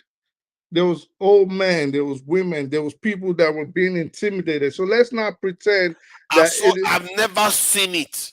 Father, wait. So there was videos of people. I say the truth. Just 1 minute. No, sir. No, you get your minute. Let me finish. Thank you. So there were people that were getting assaulted online on camera. That's about for voting for APC. So there was people in the southeast. Assaulted. Okay. Yes. So there was people that was doing. So let's not pretend like it's a group of saints and villains. You know, both sides carried out atrocities during the elections. Both sides rigged. Both sides have, like you said, one side is violent. Maybe they did kill people. I don't know. I won't put it past anybody. They did in Lagos now. You didn't know. So I won't put it past. It's a Nigerian. I was on a live stream here when some southeastern people were being taken to hospital. It happened live. They were showing so I never denied that. I never disputed it. Like I said, it's a Nigerian election. I'm not putting it past anybody. But to pretend that one side is good and one side is bad is where I take I would dispute, because both sides actually do carry out the same kind of atrocities, the same kind of intimidations, maybe to varying degrees or a lesser or higher degree, maybe to varying degrees, but both sides are actually on the same spectrum when it comes to disenfranchising voters that do not vote in line with their own ways. And I've never seen it. You see, it's not fair when people put accusations on people that we've never seen before, then they don't provide evidence for it. I would like to see a video of anybody that has it. Niger, anybody that has the video, send a link, please. Because I want to see an obedient attacking an Atiku voter or a Tinubu voter. I would really like to see that physically. There's one particular video of an old man that they were pushing his head. There was another one of a woman, they were pulling her wrapper. It happened a lot. I would like to see that, especially the rapper one. Pushing people is bad, but it's not. We are talking about attack. They killed people. That's what I'm talking about. No, I said assault. That was what I said.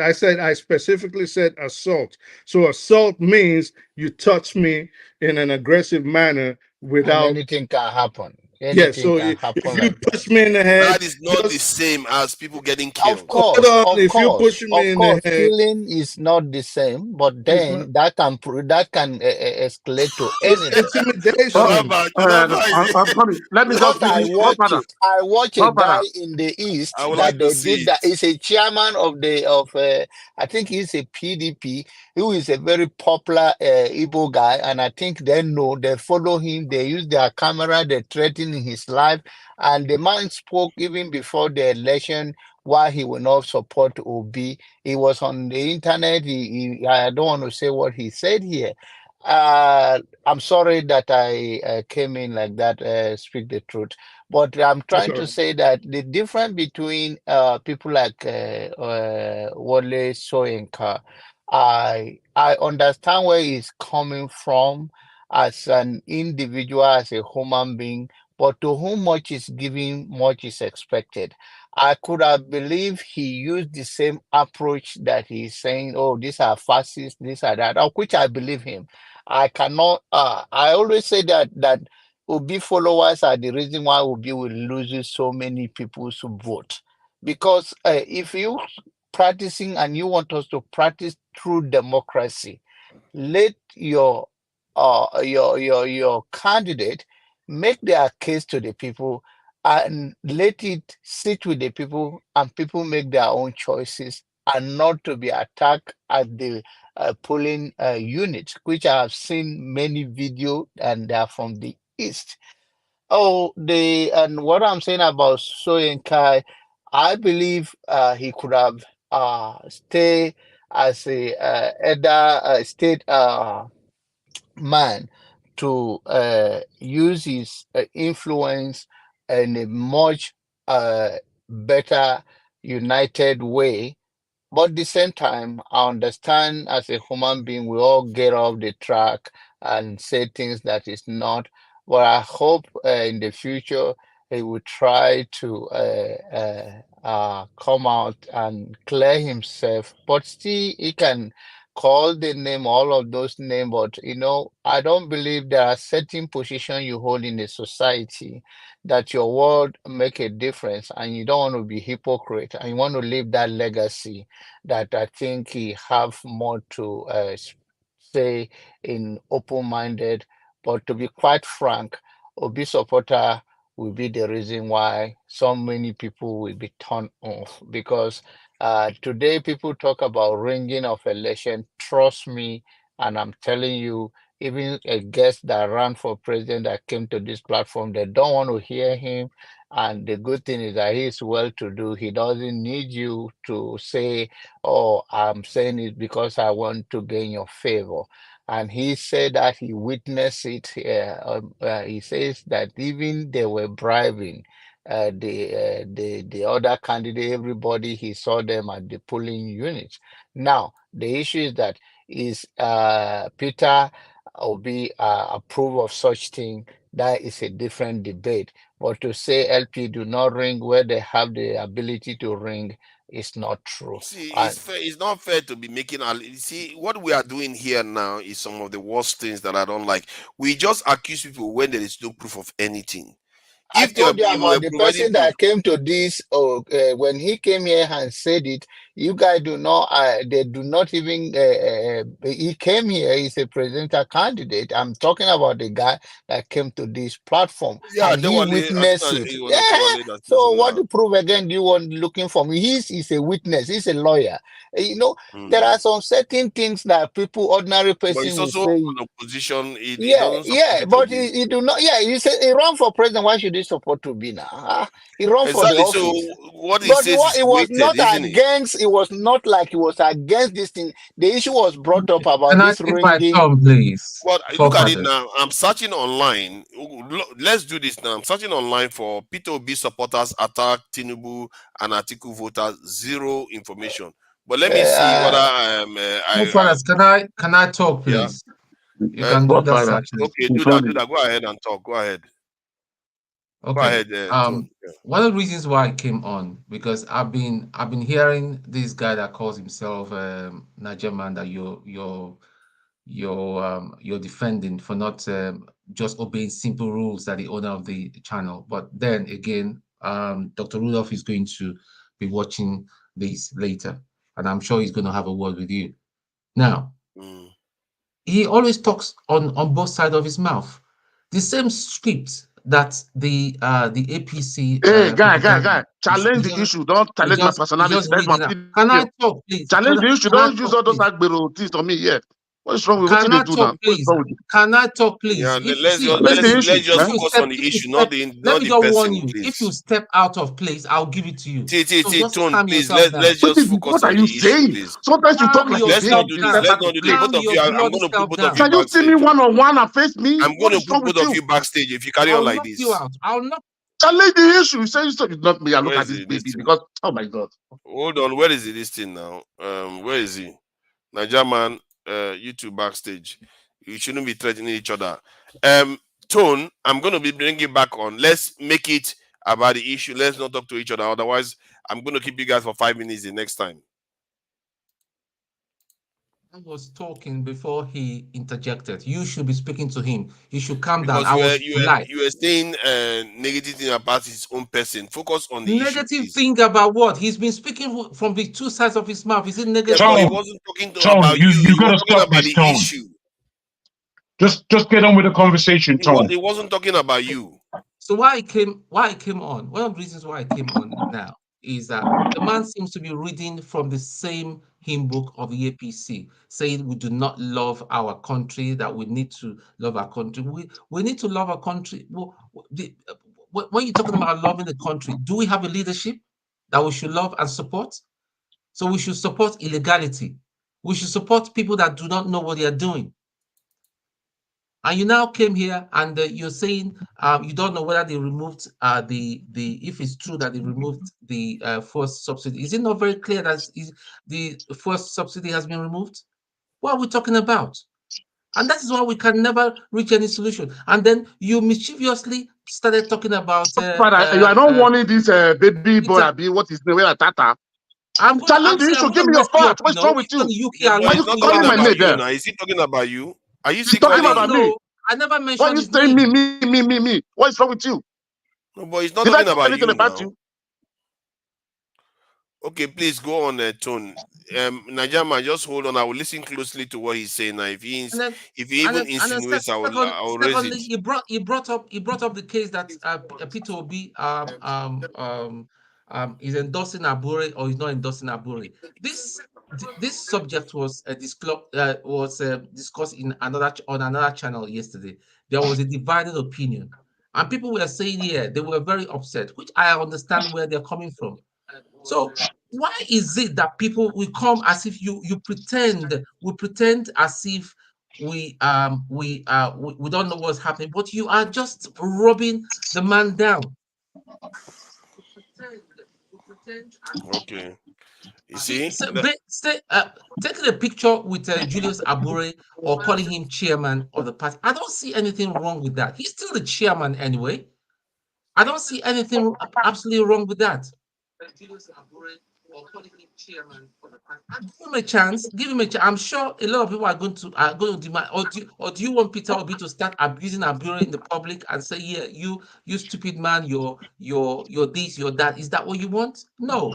Peter Obi is not that kind of person. Everybody had known. Even during the after he lost the election, everybody was so upset and wanted to hit the street. He was the one that was appealing to everybody that we should all calm down. Nobody was happy. And now, because you see him standing by Abure and all that, everybody is prosecuting him, and you're trying to read from the same hymn book of the APC that we don't love. It is not right. It is just fallacy and lies. We shouldn't come here and be repeating the same hymn book that we should give them a chance. That 25 years, that Nigeria is only 25, that we should give them a chance. What are we talking about here? Exactly. And we say we want to move ahead as a nation. That you see, that was going after man. the issue. You see, I like the way, because you were talking about the issue when he took his comment on. So Nigerian, if you want to respond back, you can respond back. Going after the issue. See, I like Nigerian, are you there? I don't think he's there. You are muted if you are saying something, just in case you are mute. You don't know you're muted. For me, he wants a blood with me. Are you hearing me now? Yeah, I can hear you. You see, this hypocrisy. We go haywire abuse every politician in Nigeria, abuse the president, Tinubu, abuse Atiku. When you want to, when it's to our home, no, don't go there.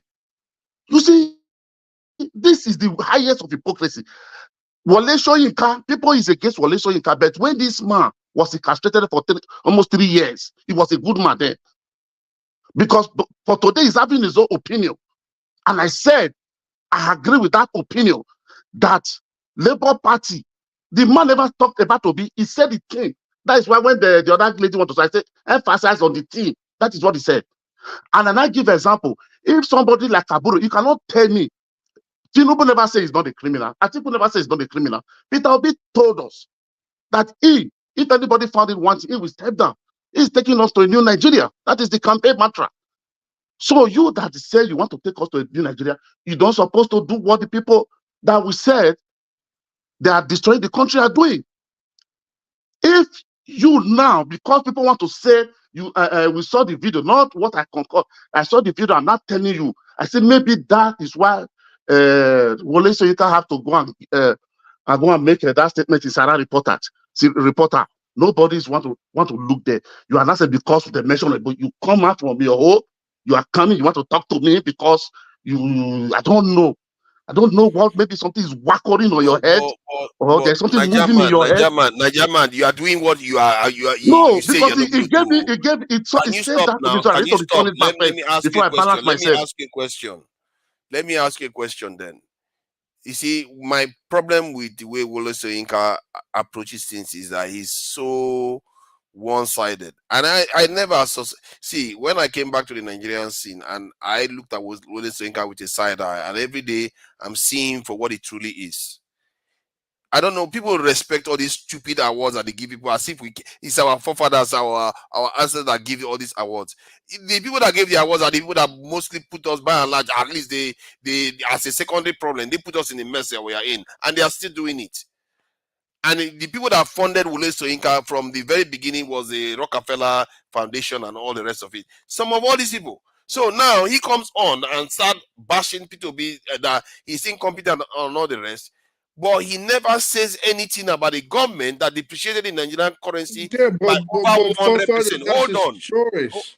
Hold on. He never said one thing. No, because that lends this thing to the question that is he being objective? Is he being, because people afford him a lot of respect because they see him as, at least in Nigeria, they are under the illusion that he's some kind of statesman that is above this thing, petty politics. You see what I mean? But he seems to be very political and almost verging on tribal. So what this is saying, as if Tinubu supporters are just as passionate, they even hurt people in the process. Yeah, but forefathers. So why is he picking on only one side? Is it supposed not to state his own opinion? Because I do agree with John Aber. Okay, John Aber says something that I really agree with. Sometimes you have to keep the mysticism about yourself, especially. But you have to be objective. Hold up. So objective can also be subjective depending on how you're looking at it. So sometimes you have to keep the mysticism. There's objective truth out there. Okay, so sometimes you have to keep the mystery about yourself, especially if you are in a certain position in society. It helps you a lot. You know, you stay away from things like politics or religious discussions, and you just maintain a position of apathy, right? Which I think would have been better for someone like Wole Soyinka, because this is why I always respected him. Now he has decided not to be neutral. He has decided that he wants to take a position. What I want to know is why that is wrong. Is right is not necessarily your right, except if he's being outright, like you stated. If he's being outright tribal, if he's being a hypocrite, if he's being a bigot, okay, even hypocrisy might be subjective again. But if he's stating his position that I do not think this man is competent. I think he's incompetent for the position of presidency of the Federal Republic of Nigeria, which actually is also my own position, and I've stated it severally on here. I don't think he's competent enough to be president of Nigeria. So why, if Wole Soyinka decides to take that position, why should that be a problem? See, there's a reason why I went on to say that better a school leaver that is a nationalist than a professor that is a traitor and a colonial mentality person. This is exactly the reason why. Because you know the reason why he doesn't see Peter Obi as competent? Because Peter Obi doesn't have all the degrees and the degrees that the others have. That is his own approach. I like to think that is it. I'm trying to that, and that's the best explanation I can give him. Because clearly, this other side that he's supporting have a lot of skeleton in their cupboard. Constance, you want to say something? Yeah, forefathers, that's not the reason. I don't think that's the reason. The reason is this. The reason is this. Obi, yeah, I want Obi. Obi is an Igbo man. You know, since this election, even before the election, they believe that Obi is a problem to them. Obi has more supporters, more than any of them. Why are these people not talking about Atiku? Oh my God! Wait, Constance. Why are they not talking against Atiku? Obi is an Igbo man. That is why Soyinka is against them, right? Okay, let's agree with you. But guess what? Let me talk. Let me talk. I want to talk. You are talking you will talk. You will talk. You will talk. This is the man that fight for civil war. He was incarcerated for almost 3 years. Obi is an Igbo man. You see people, during the Biafran war, during the Biafran war, Wole Soyinka sacrificed his own freedom and his life and voluntarily went into prison to support Biafra. But all of a sudden, so he became a tribalist 30 years later. Hitler was different once. People can change, you know. Oh, so he became a tribalist 30 years later. You can change. Soyinka is a good friend of Tinubu for now. And Soyinka don't want anything that can move Tinubu there. The Yorubas believe that this presidency is theirs. That is the problem. Why are they not challenging Atiku? Why are they not criticizing Atiku? That's what you have to ask yourself. Excuse me, bro, don't say the Yorubas though. We don't all have the same opinion about anything. So stop that Yoruba talk, my boy. Let me tell you. That's part of the problem I have. Most of the Yoruba elders, most of the Yoruba leaders, they believe that this is their presidency.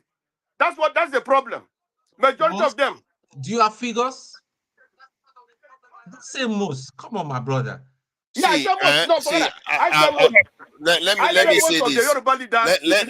me say this on behalf of concerns. See, I see the same trait in some Southeasterners too.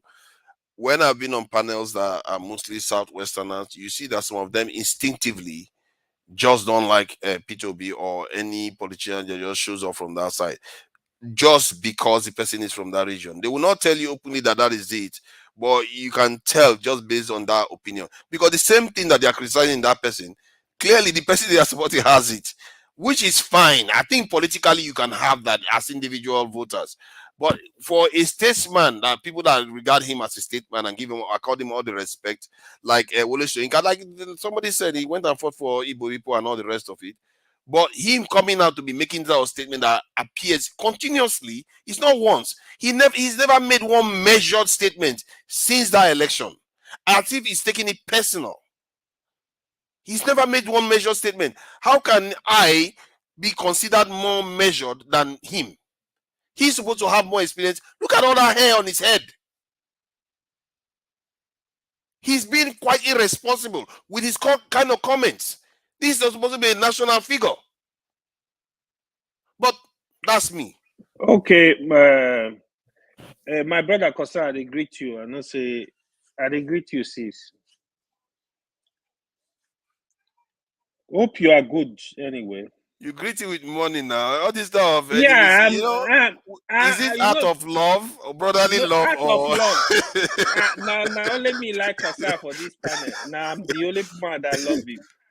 Don't mind people like Jonaba. Don't mind people like Jonaba. You know, it looks like Passad has had another child. The new child of Passad is AY. AY is taking after Passad right now. Two Niger. At this rate. Two Niger. Yes. Two Niger. Two Niger. Yes. If the way they said this man loved the Easterners, he fought for the Easterners during the war, this, that. What happened in this election? Why is not talking about it? When the Igbos, excuse me, when the Igbos say, when that man came out and say, Igbo man cannot, don't want Igbo people to come out and talk anything or do election in Lagos State again. Why is Sonika not talking about that? It's a father. Why is not talking about that? All the houses of the Igbos that have been demolished. Why is that man not talking about that? Yeah, all the whole injustice done to Igbos, even the what is that man name? The LP candidate in Lagos State. How can a whole man like that keep quiet when they said if you're married an Igbo, you cannot contest you're not more Yoruba man. And why a whole man like that, an elderly, is not talking about those injustices, those useless things they do? Why is that man not talking about it? That's my problem. He's supposed to be talking about those injustices if you love Igbos or if you love other people, but he's not talking about it. He's only somebody on Obi. He's barely said anything else other than this P2B. That's all he's been talking about. He never talked about the economy. He doesn't talk about anything. Just P2B constantly. It just seems odd for somebody that should be elevated to such a height. Personally, not for me. He's supposed to be a father. That's what he's supposed to be. But, forefather, you already joined the gang of that blood in people have no personal opinion or stand. We have established the fact that to whom much is given, much is expected. But for you to discount his sacrifice that, he has changed because he comment on his stand, and it's ingenuine. And that's why we never have heroes that they die and we celebrate. No. Because when somebody If this was a hero, then that's why we are in our mess. Now listen to me. In your own word or anybody else, that this well man said, John Abba. Yeah, so every other sacrifice has made, since you do not fall into their own perimeter of your own good judgment, it should not be an issue that you disagree with him that when this thing happened in Lagos, I was expecting him to be forceful or comment on it, but that does not take away for who he is and for who the legacy he will leave behind, and the history will judge him with time in his own stand. In this life, even at this program or anywhere else, we all take a step that sometimes we want to pull back or we come back and we correct ourselves. But the passion of if it is not this person, then I do not have. And initially, didn't he have it? If you look at his body language from the beginning, he do not have a problem with Obi being a president. But if he changed for maybe based on people like me, that I will not vote for Obi because some of his followers are not going to what we are condemning that democracy should be, and you are doing exactly the same thing, that you have to be bullying people and all of that, whether it's a cyber bullying, whether it's a physical, so all of that, he have his own as a human being, as a man. But then, like I said, there's a level you obtain in this life. You observe so much, and I still respect him. But let us not be condemning his achievement, who he have led this country, even the black nation. That why people think that that his book he wrote, Mr. John Abba, Can we sometimes hold you on, come here please? to talk trash. Leave it now. Let him finish. Let him finish, please. Let him finish, because I will address that point. Let him finish. To whatever the book or whatever he do not, but his achievement and his legacy for who Soyinka is, we should respect that. We can draw that construct and say, okay, I disagree with him on this policy of like this. Or you cannot say, this man, he already changed now. It was because of Obi. Then he didn't like all the Igbo. Obi represent all the Igbo in the East. Obi is the only Igbo man. And then when they come to the vote, that you guys say Obi have voted for, do you think that it's only the vote come from the east? It's other Nigerians that in the middle belt and the far north or east north. So we always come and make it a tribal issue, and some people get turned off by that. It's not only Igbo that voted for Obi. All other people who vote for Obi, who sacrifice his vice president, who is not an Hausa guy, we always going to make it tribal and tribal and tribal and tribal. But you are not being objective now. If the were you not here when they were killing Igbo people in Lagos? And that's When what I because they are said, this that thing. he have the responsibility as elder statesman to not to take a side, especially a man that have done so much for civil society, to stand. But if he choose not to, that doesn't mean that I should condemn his legacy and say it's nobody. That's not Nobody the said way. anything about condemning his legacy. I No, said it I know. changed. Don't make it a tribal when he takes his And own besides, stand. hold on. What you said, let's say it is true, like everybody said that he went to the southeast. He was taking his side against Nigeria. He took a side against Nigeria when Nigeria was fighting a war. Fine. For whatever reason he did it, that's his own, and he's brave. He clearly was brave. He's one of the elite that has ascended to high heights that I may never smell in my entire life, even if I live 100 years. But it still doesn't mean, given where the nation is, these are the people that led Nigeria to where it is today. And I don't hear him. You see, the one that pains me most, our girls get kidnapped, our women get kidnapped every day, and you don't see him. When during that election period, when Nigeria, there was a lot of ethnic tension. I think I think it's concerns. It's not him. Where is he coming from now? When there was ethnic tension everywhere, he was nowhere to be seen. That is the time you need statesmanship to come in and say, you guys calm down. This is what we need to do. But instead, maybe for whatever reason, he seems to have taken side. Remember, Nadeko and Soyinka, they were quite close. Those people that were fighting with Tinubu against Abacha, during that time, they may have formed a relationship that made them close. So to him, he is technically part of the establishment right now. Okay, so and that's the problem. People think that he's like a separate entity from the establishment, but he is part of the establishment. I speak the truth. You know what gatekeepers are. Gatekeepers are there to limit our vision of ourselves. That is their point. That's their whole purpose of existing. You cannot expect them to speak on every single issue. Now, you talk about PWP is not every single issue. Yes, it makes it an issue. Hold on. I'm going with I agree, but I'm going with what you said, that there was kidnappings and there was tribal strife in a place, and he never spoke up.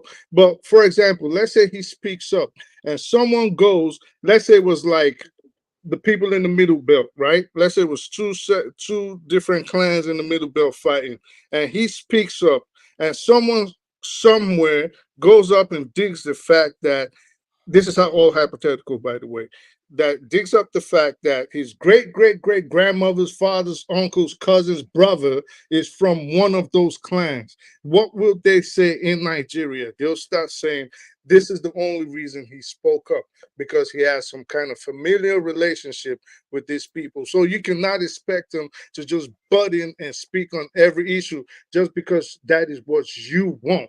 He speaks on the issues that he thinks are relevant, and then you are doing that's the right. What the nation needs, and then you are doing the right thing right now, which we're all doing, to scrutinize his statements and his position and his take. But he does not. Forefathers, it's always good to listen. I'm on your side. I'm listening. I'm on you. It's good. I am on your side. So I'm saying, if he doesn't have to speak on every issue, but if he does decide to speak on every issue, then you are doing the right thing. Pick apart his statement and his position, but to condemn him and criticize him, say, well, you spoke on this and you didn't speak on that, I think that's disingenuous, because if he speaks on because he's not speaking factually too.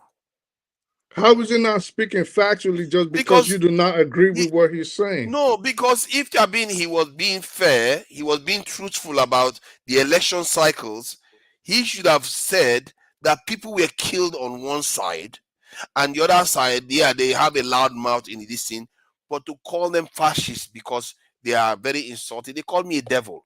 How is it that me, I can take it, he cannot take it? They call me a devil too. Right now, so some of the some of them were even insulting me earlier on when I was saying something things about the Southeast, but at the same time they are praising me right now, because you know why? Because I just managed to maintain balance.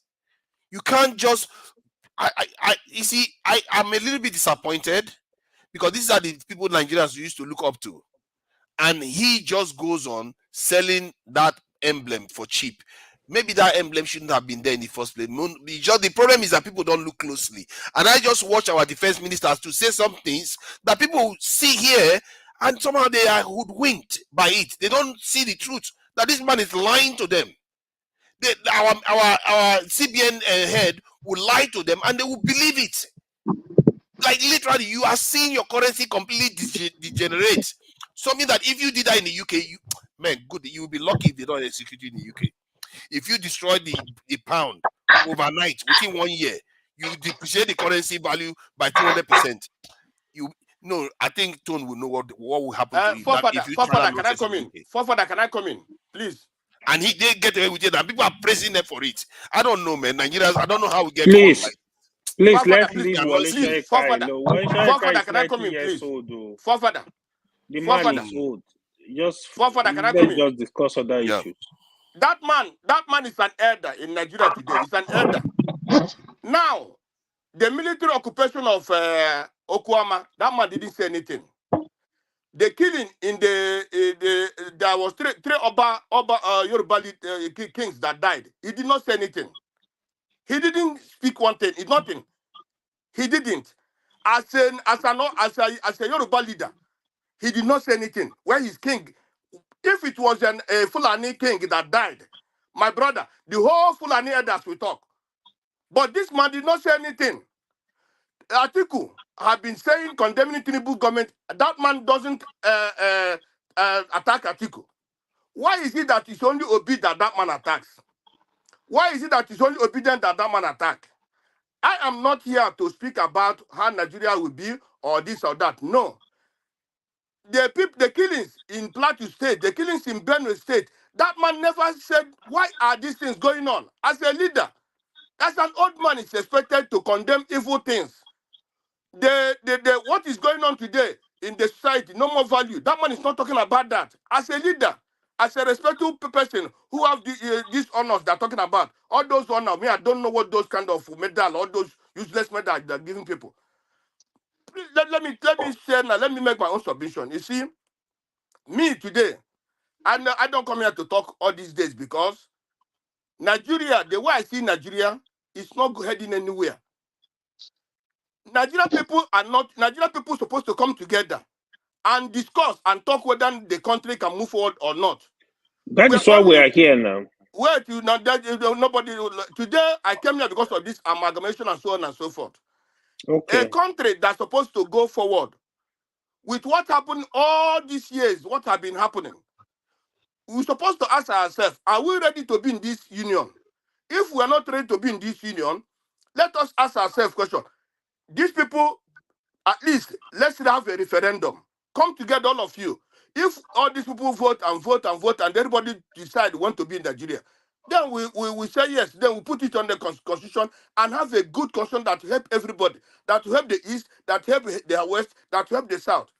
In a situation where a Westerner, a Yoruba man want to be the president of the country, you have to go to the dance to the Fulanis or to the Southern of Sokoto or to their leaders before they can give him that permission to be president. An Igbo governor, a man in Igbo land, when you want to be a governor, you have to go to Babangida or you have to go to the caliphate before they can give.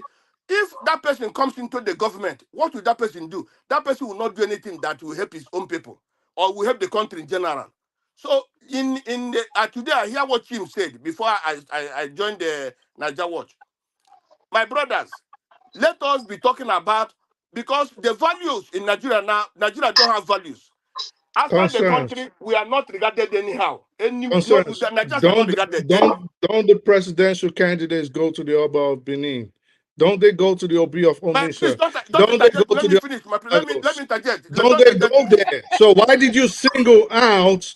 Why did you single out just the the Sultan of Sokoto. That is how Why it is has it? been. If you're a Mugu, I'm not a Mugu. That is how it has been all along. Let me tell you, I'm a Jonathan. Mugu. I'm a Mugu. So No. explain it to Concern me. that you are off on that Let me one tell you. again. Listen I to am. talk. Let me See, talk. that's I how have not been this is digesting you. Nigerians for you.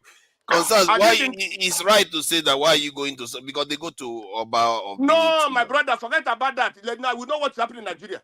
Any man There's who is nothing ruling you happening in today, he Nigeria. has to go to the people. He has to go to the caliphate. The people are the people that we say is going to rule. Everybody had their Even in this own. election that we had now, Tinubu all along has not believed in one Nigeria. But because of this election, Tinubu has to go to them. Everything is going to them. Hold on. Concerns. Do you Yeah. actually think the Sultan of Sokoto has more power than the government? My brother, the way Nigeria is structured, as of now, as I'm telling you, that man has power more than any other, more than any. Even let me tell you, an Igbo man today, an Igbo man wants to be a governor today, he has to go to them. Concerns. I want to just try to get you on to see a little bit deeper into this power structure in Nigeria. Yeah. Abacha was able to remove Sultan of Sokoto. Lamido was removed from office. I think Sanusi is coming back now because there's a law that the power in Nigeria is in the hands of the politicians. These chieftaincy title, they don't have power at all. It's almost ceremonial, really. They call them custodians of tradition, isn't it? That's all they are now. Forefathers. Let me tell you.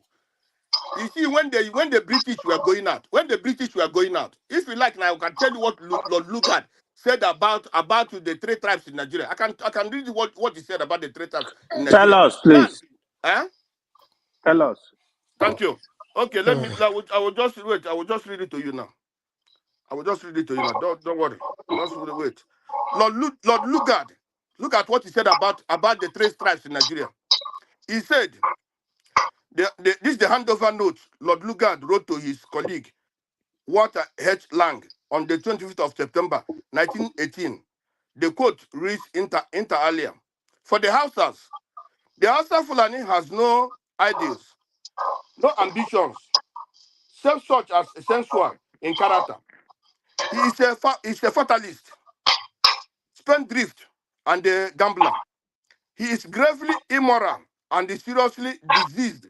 That is a menace to any community to which he seeks to attach himself. That's for the Fulani, for the Hausas.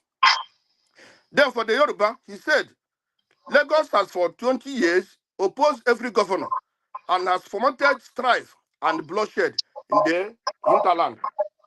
I have spent the best part of my life in Africa.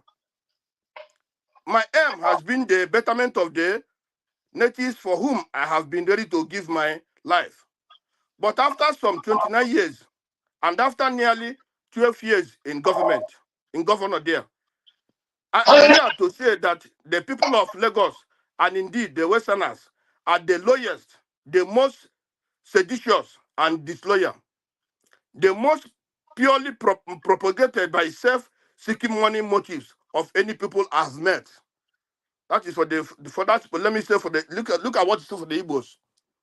These people of predominantly Eastern Nigeria are fiercely rebellious with no regard for authority, though industrious and religious. In deference to the objectives of Her Majesty and the Crown, they are highly dangerous to be trusted with. So you believe what Lord Lugard said? No, I'm just telling you what the man said about the tribe. I'm just telling you what the man said about the three tribes. If you don't But believe now, what he said, you will not read it. Let But me when tell it you, comes to Nigeria, you say you don't believe in Nigeria. A complete racist that let hates me black people.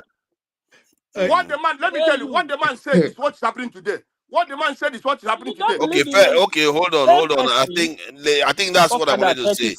He is thinking that what the man said is what is happening today. That's why he's bringing it up. Please go ahead. Yeah, because what he is saying, he believes in what he said. But when it comes to Nigeria, how Nigeria was formed, you said you don't believe in it. Nigeria has expired, Nigeria is not existing. How come you believe in what the man said? You don't believe in the country itself. How come? Explain. You want him to explain? Yeah, this guy, your passatory is going on this thing. You want him to explain so that you grease other. My personal man, no. We are not quarreling. Me and Posa, tell me what did you Okay. say? I didn't hear what you said. Say what you said again. I said, how come you believe in what Lord Lugard said about Igbo, Hausa, Yoruba, but you don't believe when it comes to Nigeria? You don't believe in one Nigeria. You don't believe in the amalgamation. You don't believe in those ones, but you can believe in what he said. Thank you. You know why I don't? You know why? Because when they were leaving, they handed over almost Nigeria to the Fulanis. But they know that they have nothing in head. They hand over to them so that they can be controlling the Nigeria through the Fulanis. And that is what is happening today. Now, let me tell you, if you want to make, if there's a coup today, the British will know, and they will stop that coup because of the Fulanis. Let me finish my this one. Why is it, if it was, for example, let me say, Edo people are those going everywhere, buying people in Nigeria. You think they will be alive today? Hold on, let me show you something, Concerns. You see, let me show you something. Whenever you want to talk about how Hausa Fulani controls Nigeria, look at these countries here. Sudan, the poorest country in the world. Burundi, another black one, poorest. When you go to top 40 countries in the world, almost all black nations in the world. Do you think Fulani is in all of them? So the reason why I'm failing to see that is there's something within our nations that is wrong. And we need to figure it out. It's not about Fulani. When we have people like Pansat, Consign, is a terrible mindset of you having, and that is the perception that brings genocide. When somebody, even if a white man told you to divide you and to control you, or what you believe, and you are rating such a word in a modern world, and you are demeaning and like non-existence of any other thing, this is what happened to bring genocide. When you have a perception of another tribe and not human being enough to exist or to have anything, you are a dangerous human being. And I hope you have somebody close to you to sit you down and educate you. All those your internet Google reading, it will not help you. I hope you grow up to tell you live a good legacy. The people that are dangerous are the Fulanis that are going everywhere killing people in Nigeria. You are worse than them. You are worse than them. You are not different from Fulani. You are worse than them. You are worse than them. You are dangerous one. You are worse than you are worse. Can you imagine the way you categorize another citizen, a black man or a black people, make them look like a trash? If you are smart enough, why you never did it? If you are smart enough, listen, you are a rebellion, you are a smart indigenous described by Lord Lugard. Why you never take the power? Let me tell you, your people the people cannot go to farm because that's their people. Don't worry, we'll fight our fight. And you that go to farm, go and show me the farm and how much you are producing in Nigeria that you contribute to Nigeria apart from the trade this thing. Go and show me in a Nigerian scale of industry, and you show me where you come from, how much are you bringing that is more than what Benue is bringing from their farm, despite the challenges of attack from the farm. My friend. You are not even ashamed of yourself looking at another human being, whether white or black. You have a dark mind. You have a dark mind. You are not ashamed of yourself. Okay, let's stop now. Let's stop with this now. Let's rein it in. This is getting. But you know, Kosa is a tribal man. Constant, let me ask you. Let me just ask a quick question. Tribal big God, it's like that. John Abbas. Let's take it easy. Let's take it easy. Let's not. John Abbas people cannot go to the John Abbas people cannot go. John Abbas people cannot go to the farm. We agree, but Simon Ekpa is all the way in the fringes of Europe, dictating when your own people can go to work on Mondays and when they can't. Forget that. Let me tell you, you're lying to yourself. You ought to stand up. You're lying to yourself. The Igbos decided not to. Igbos decided not to go too far, not because of just. It wasn't because Simon Ekpa said it. Okay, so let me ask you a question. You brought up a I speak the statement. truth. Concern is IPOB member. You need to be careful when you say those places. It's 9 hours. Don't do that. All right, ladies. No, there's no ladies here. Gentlemen and gentlemen. Nigeria. Igbos, why should concerns, please let me be up to now? Why should oh my God, you're going to go back. What did that man do? I'm tired of this fighting. Nigerians like to fight too, but if anybody attacks Nigeria, you see Nigerians gang up on that person. They wouldn't let the British press rest recently. When the British press was insulting Nigeria, Nigerians went after the British press. So Nigerians, when it suits Nigerians come together. You see what I put in the private chat? Pardon? I gave you the links in the private chat. Oh yeah. That's true, actually. It's not opening fully. Okay, now it's opened, actually. Constance, let me. Constance, I want to say something. Please, let me make a point. Forefather. All right. Forefather. You see, let me tell you. You see, the other day, I hear Iwelangu. They were intervening Iwelangu.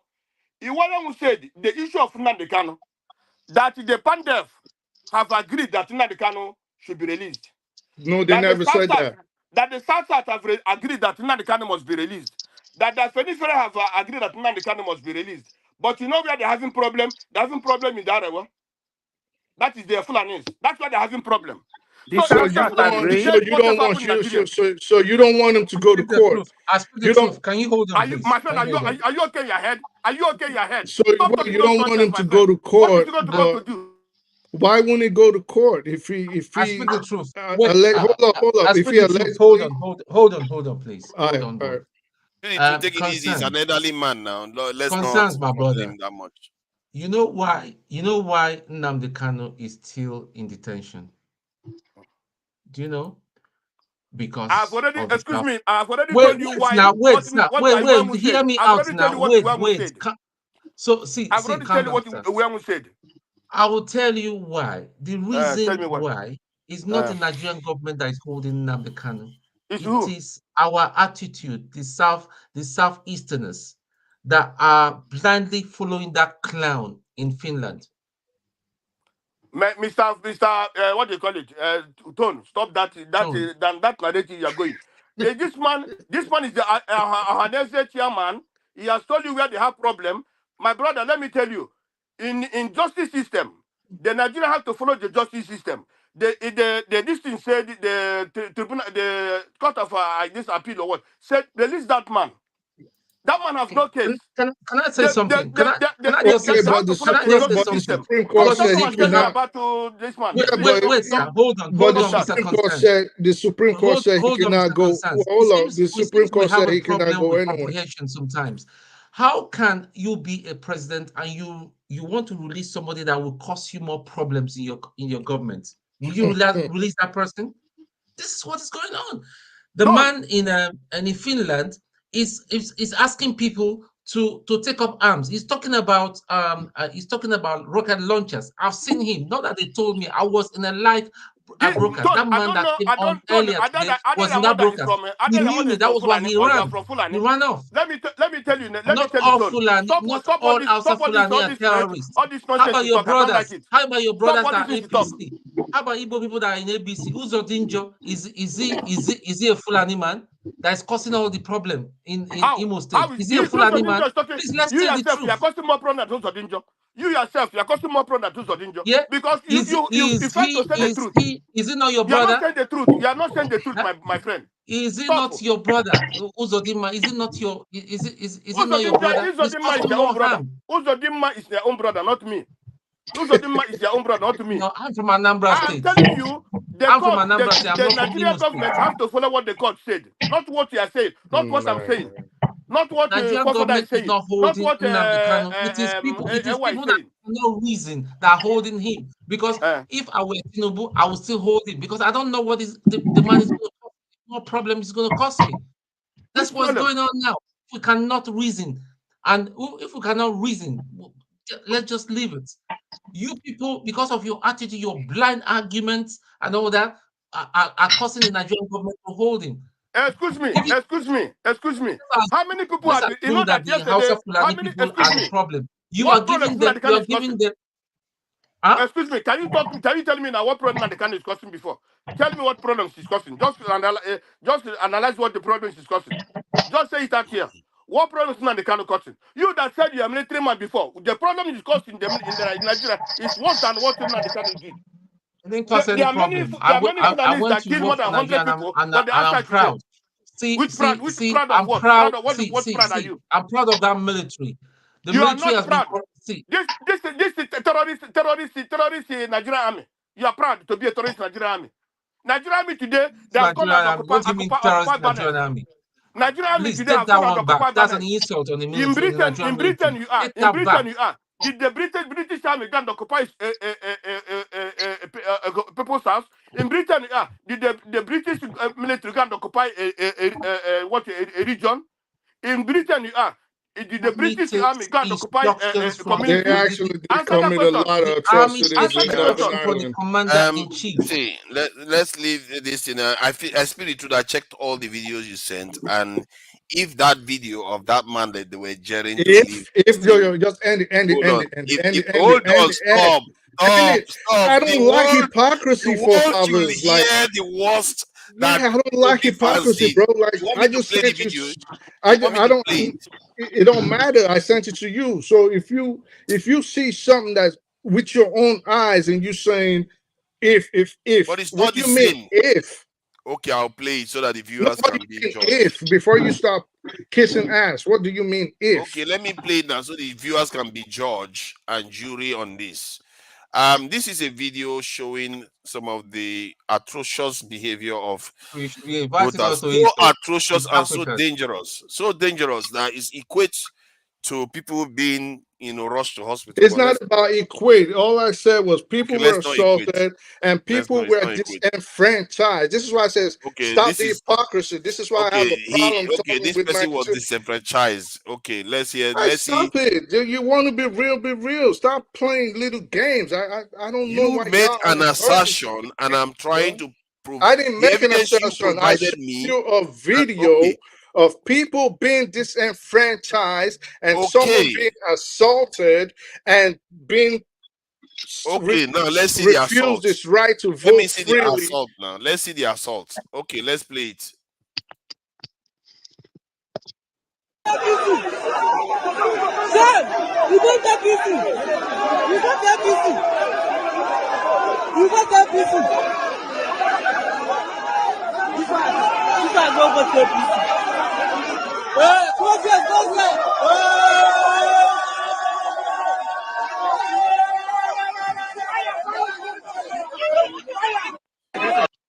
So now that is the worst behavior of obedience that I've seen. Let me ask you a question. Since you justified and since you seem to love jungle behavior, right? And I don't. No. You I'm obviously not justifying it. I'm saying that's the worst we've seen. So no, don't say that's the worst. It is either it is bad. Hold up. So you do like jungle behavior. So don't deny that you like jungle. I didn't say it's good. If you say that is the worst, that means it is not bad enough, right? That is what you're telling us. Compared to killing people, so it's not bad enough. So meaning, hold up. So it's not bad enough, meaning you like jungle behavior. That's the end of story. Oh my God, not as bad as killing. That's all I'm saying. Not as bad as killing people. Jungle behavior. Period. So let's move on. Why would I? You obviously like jungle. You obviously like jungle behavior because if someone is getting assaulted and someone is getting disenfranchised from speaking his mind through the ballot box, and you say it is not bad enough. Let me put this to you now, since you like jungle behavior. Obviously, if there was 100 other people in there that wanted to vote for the opposition, which was the APC, the opposite party, guess what will happen?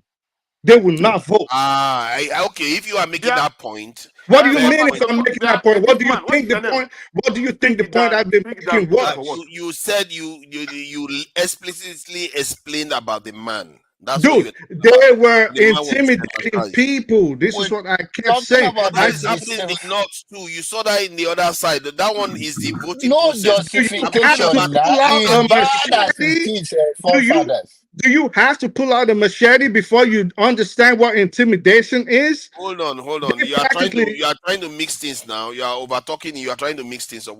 I'm talking about attacks that are happening on a day when there is no election too. There are days when obedience are campaigning in Lagos. They were attacked. we were talking about the election. They were injured. They were there was blood. More than 4 or 5 times. More than 4 or 5 times. Yeah, this is what I'm talking about. Even forefathers. after the election, they were still attacked. Forefathers. Yes, forefathers. Now, Marcus let's put it in the right perspective. So let's put it in the right perspective. And this is what we are saying. For us to have a better Nigerian and a progressive society where democracy will anchor us, if at all we are there, if we are not, I don't believe we are there. But let's work with what we have right now. How do we justify that? Of course, you cannot compare somebody being killed and somebody being bullied, but then this also can result to it if care is not taken. The disenfranchised is that any other person that want to vote based on their own conscience, they are now being suppressed and now being denied to vote in this area or any other places. And that is when you say that the worst we have seen. Of course, what you are trying to say is that, oh, I've not even seen things like this before. I'm talking about forefathers now. But then you, yes, then there is one that he's been, the man, I can talk that on outside the camera. The man spoke on the TV, but then that's it, another day. I don't want to miss issue together. The truth remains that this kind of behavior turn people's off, because if you're going to campaign on integrity and election and your follower have another mindset, then we have a chaos and we will continue to have it in every election cycle. How can you do this now? This is not equating now. See, people, I'm people not feel equating passionate. it. I'm trying to tell you that you are trying to minimize this happening. But I there am are other trying to issues. minimize Yes. it. But I accepted that the level of killing somebody or somebody die for trying to exercise their voters' right, it cannot be put. It cannot be a match for this kind of behavior. But this kind of behavior also can quickly get out of hand, and this is done in the East. And if this is done by a Hausa man in the North, somebody may die. So I'm wondering what are you saying that sorry, go ahead. Kosan, why are you quiet? Where is Kosan? I wanted to speak for the stop encouraging him now. It's not forefathers, are you saying that behavior was okay? Is that what you're saying? Of course not. It's wrong behavior. Okay, so why didn't you just condemn it instead of saying, oh, well, is that the worst? You want to find justification what do you think they call voter intimidation? What do you think they call harassment? What do you think they call yeah, I know. On that point, I agree with you. It could have deterred others from voting there. That is true. And I wish Constance was on here, because I put another link on there. He kept criticizing Soyinka and saying, well, some people said you cannot vote a Yoruba if they married an Igbo woman. I've never heard anybody say that, but this is something we hear them say online all the time. But I gave a video of in Enugu and a Boni man trying to get elected in Enugu, and a fellow Igbo from Enugu saying he cannot, over his dead body, will that guy get an elective post because he is not an Enugu man. Why did Peter Obi speak up on that? Because I don't know. You're not Peter Obi. Don't I don't know why. I'm just asking. He didn't go and place any side. Stop bringing Peter Obi into every other topic. No, I'm asking concerns. You have every chance to kiss ass for fathers. Relax. No, I speak the truth. No, hold on. I think you're mixing too many things up. I speak the truth. You're mixing too many things up. One, Peter Obi didn't comment on anything to do with elections like Soyinka did. Soyinka did and decided to be very, very unbalanced. That is what I'm talking about here. Now, I'm going to play a video about what happened with this Obi support. This is just one. I see where how they break person glass for Aja bridge. Because person wear Labour Party cloth for this Lagos road. Because I wear Labour Party cloth. Because person wear Lagos Party. For here now. Lugard So that is just one, and I can bring more and more attacks. This is seriously hurting people, and it's not even election day. What is the point of What this is the video? difference between Nobody this and is the videos denying that you that have it seen didn't before? happen. The point I am Nobody. making is that you are trying to equate two things that one side is worse. You need to learn how to stop Both should be shifting. condemned. Both should be condemned. You need to But stop one learning. is worse than the other.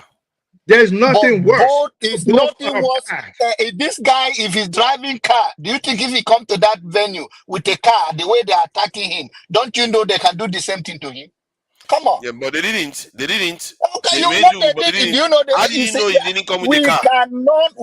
cannot, if we will have and campaign for Jonaba, free this is the most education. dishonest discussion you've ever made an argument for. Because This is obvious that they are not two the same things. I don't like me. See, my stand, you understand me. I have a lot of men being calling on this platform. It doesn't move me an inch because some of these people do not even sacrifice anything for life. Rather than run their mouth, they run mouth. They are bigotry, they are tribalistic, they are religious big head. I don't worry about those people. But when things like that happen, it worries me because we are campaigning that we the black people should know what to do for the first time, and we believe so much in our country Nigeria that if we can lead based on our influence of our population and are scattered around the world, if we can be honest to our situation. You just said now that when you beat Nigerian outside, we're all going to come after you. But when we come to each other, then we fight our fight. I beg in my place is simply because I spanked my child, do not give my neighbor.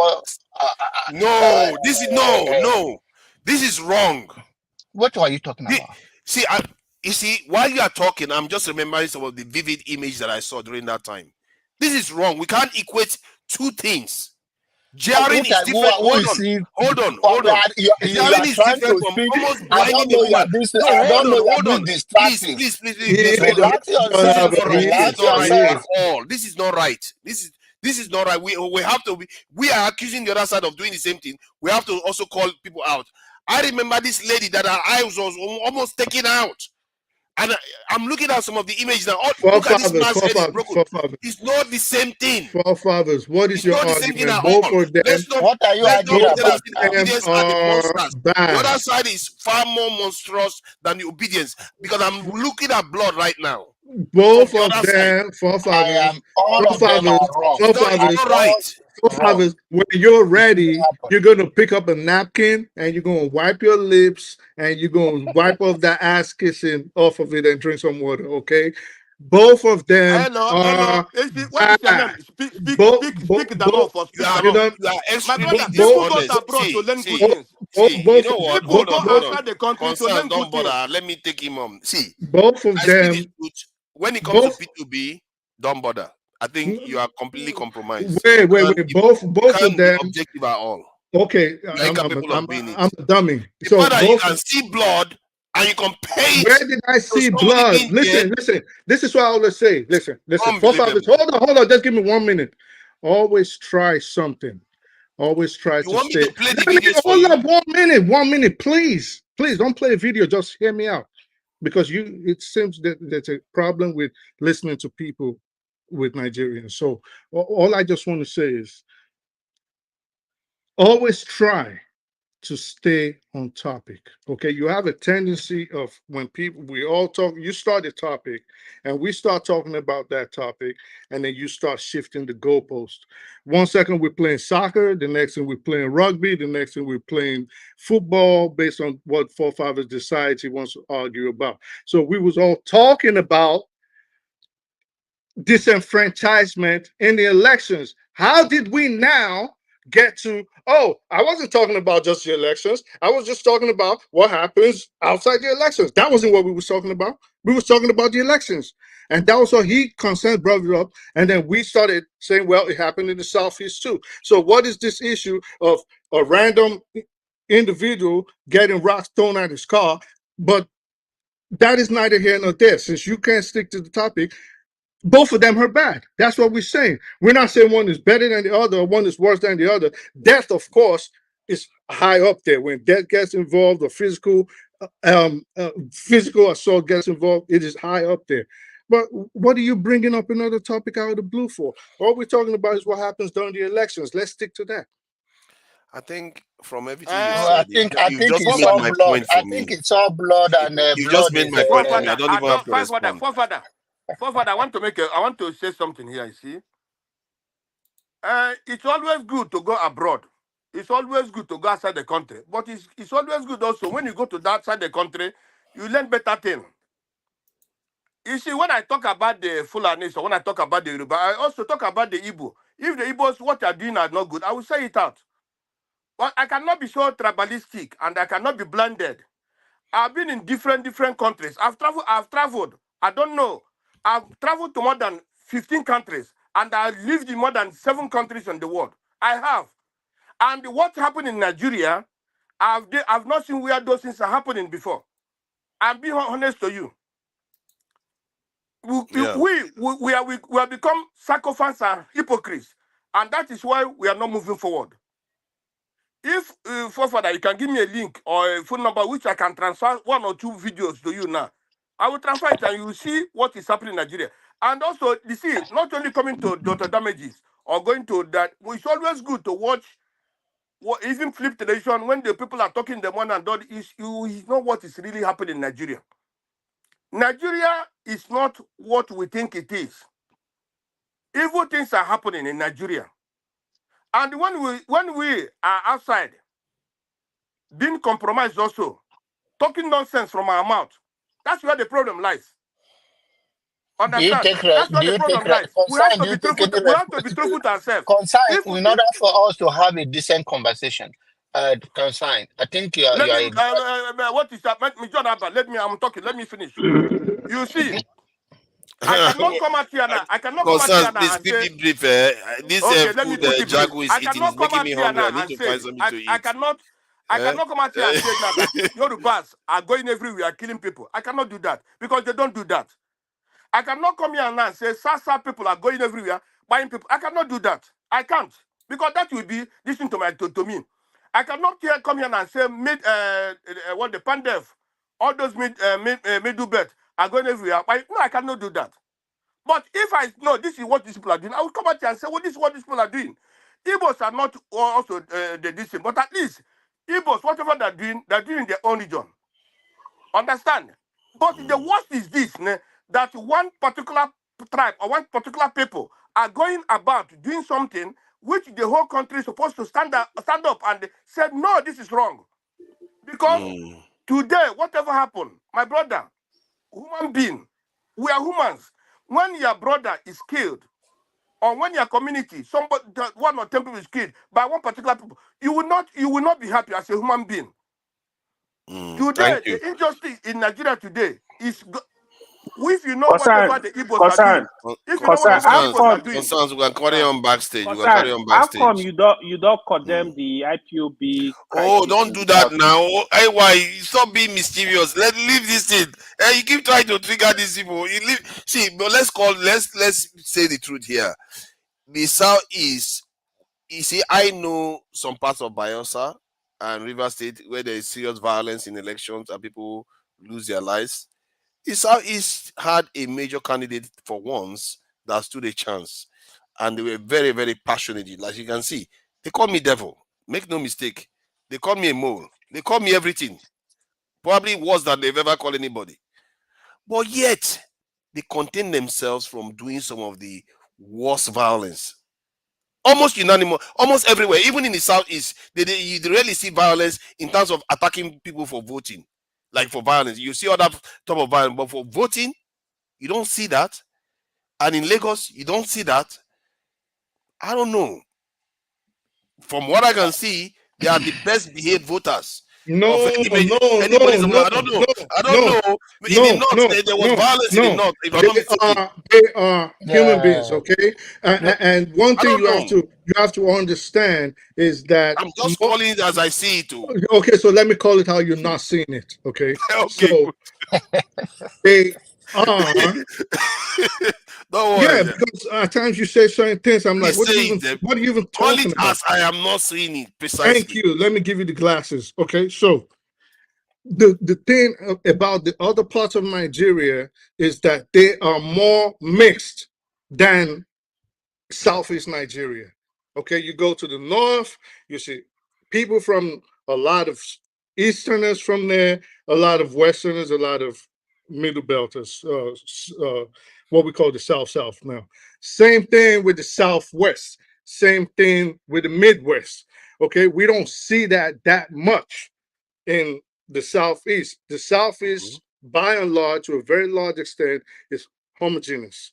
It is not really multi-ethnic. So There you are might saying be, if they had more minorities, then they would have attacked them. if they go with the same Nigerian attitude of intolerance and recklessness and lawlessness, without a doubt, yes. Because if they could, for example, I just gave you a link, a man from Ebony, My friend, are you okay a in your man brain? from, That Igbo, that let me East Ignorance finish. and Let me lawlessness. finish. Are Why you is okay it in your head? every time? You're not okay in Why your is head, it? my Why friend. is it every Oh, time You're not okay in your you head. Constance, guys Stop just talking let those him you finish. I nonsense. mute know. him? Oh. Every time you guys realize that someone is about to make a solid point, you do this deceitful thing where you Carry on interject and try to now. put them off. So if a man from Oboni cannot vote or cannot be elected in Enugu because the Enugu man is saying, over my dead body, will this man, even though he's my Igbo brother, will this man get an elective post here? What do you think they will do if they felt that their position was being challenged by a large gathering of Yorubas or Hausas, if they had a lot of that population in their society? They will do the same thing. It is a Nigerian attitude. I think to a large extent, the only part that does not carry out this kind of attitude might be what we know today as the South minus Bayelsa and Rivers. The South actually does it too. The South, they I just said minus Bayelsa and Rivers. okay. Oh, that's almost Let me counter. that's Let me almost counter. Let me 50% of counter the what you South. said. Let me So You counter I have what don't you been know what said. you talking mean. concern. Please, can you counter yourself when Let you me finish? counter what you Because said. Let me no, tell you. you Let me can't tell you. tell him when. Let me finish my own. Then you John can't tell Abba, him sit down. John because Abba, wait. You have been talking since morning. Wait. no. Okay, You finish. have been talking. Concerns, You will allow John come. Abba say You're something, not. please. You relax, brother. This is the deal. We cannot have this rhetoric without to respect that your view, you are entitled to it.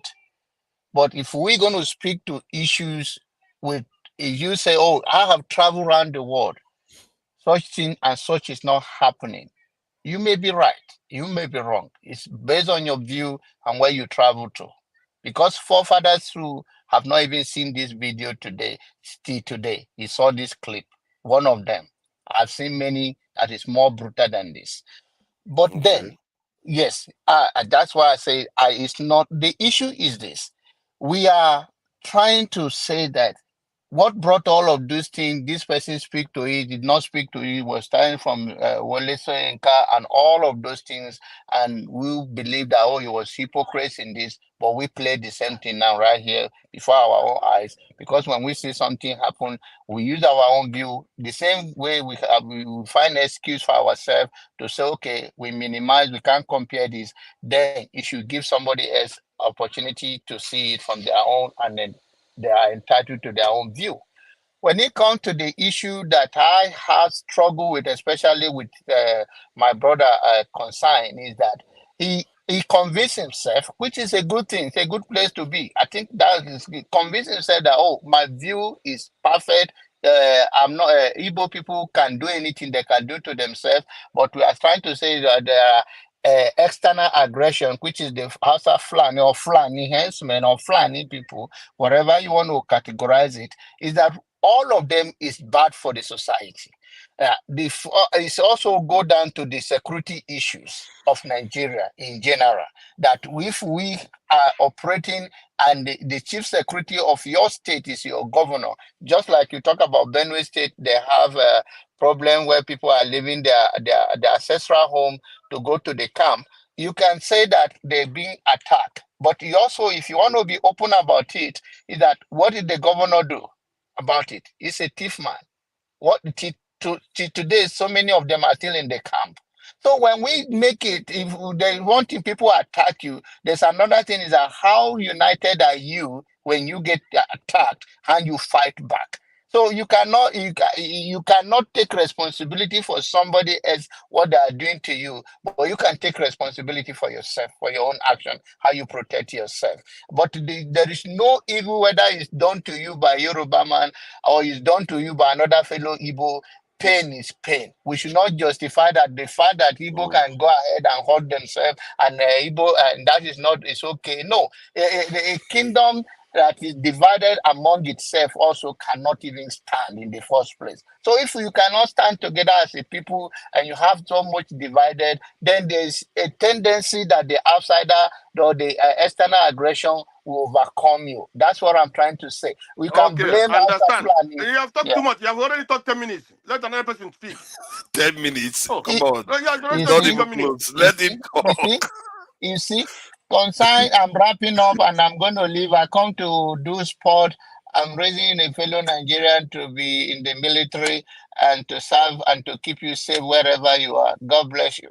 Thank you, Jonaba. And I think I was a little bit harsh with Jonaba saying that he was being facetious. Please, maybe you've seen the video, Jonaba. Maybe you've seen some videos I've never seen, so maybe that's why you have your point of view. Let me close the panel, please. Concerns. No, please. I need to close the panel. I'm hungry now, and I was supposed to just come and comment. And no, give the tone. Run away. No problem. I'm here today. Hold on now. Hold on. Let me talk now. Let me talk, please. Let me moderate. I have to move on. Young one, thank you for the donation, young one. We appreciate it. A lot of people are annoying him, so he kept donating, which is good. Today, normally weekdays people don't donate as much, but they donated quite a bit today. One Nigeria donated. Tope donated too. He was thanking she was thanking Jagun for doing a good job. And another one for A for real. Thank you for the donation. That's the AY alias Pansat. Because AY is starting to Pansat. I forgot who AY said I should remove him. They interrupt him again. Young one, thank you for the donation. And again, another young one there. And let me just acknowledge the people that are around. Kemri Ba, I see you there. Quinty A, Fumi O. Fumi O actually agreed with me. Abami Eda. I like that name actually. Abami Eda. That's like a Papa Yoruba name, isn't it? Lighthouse, I see you there. Lighthouse, nice one. That was Fela's nickname. Yeah. That's why I liked it. Abami Eda. That's a good one there. Which other one? Mwachuku, I see you there. Thank you for joining us. And people, they were quite engaged. All these one Nigeria, I see you there too. Thank you for joining us. I would like to close out now so that they can carry on backstage while I have a break. Oscar Blackbone, I see you there too. Thank you for your presence and contributing to the chat. Howdy. Yeah, Howdy. I did argue with Howdy for a bit. Thank you for the donations. Not the donation, comments. Even if he was disagreeing with me, it's all good. And now let me close out with a very brief. What's his name? Majek Fashek.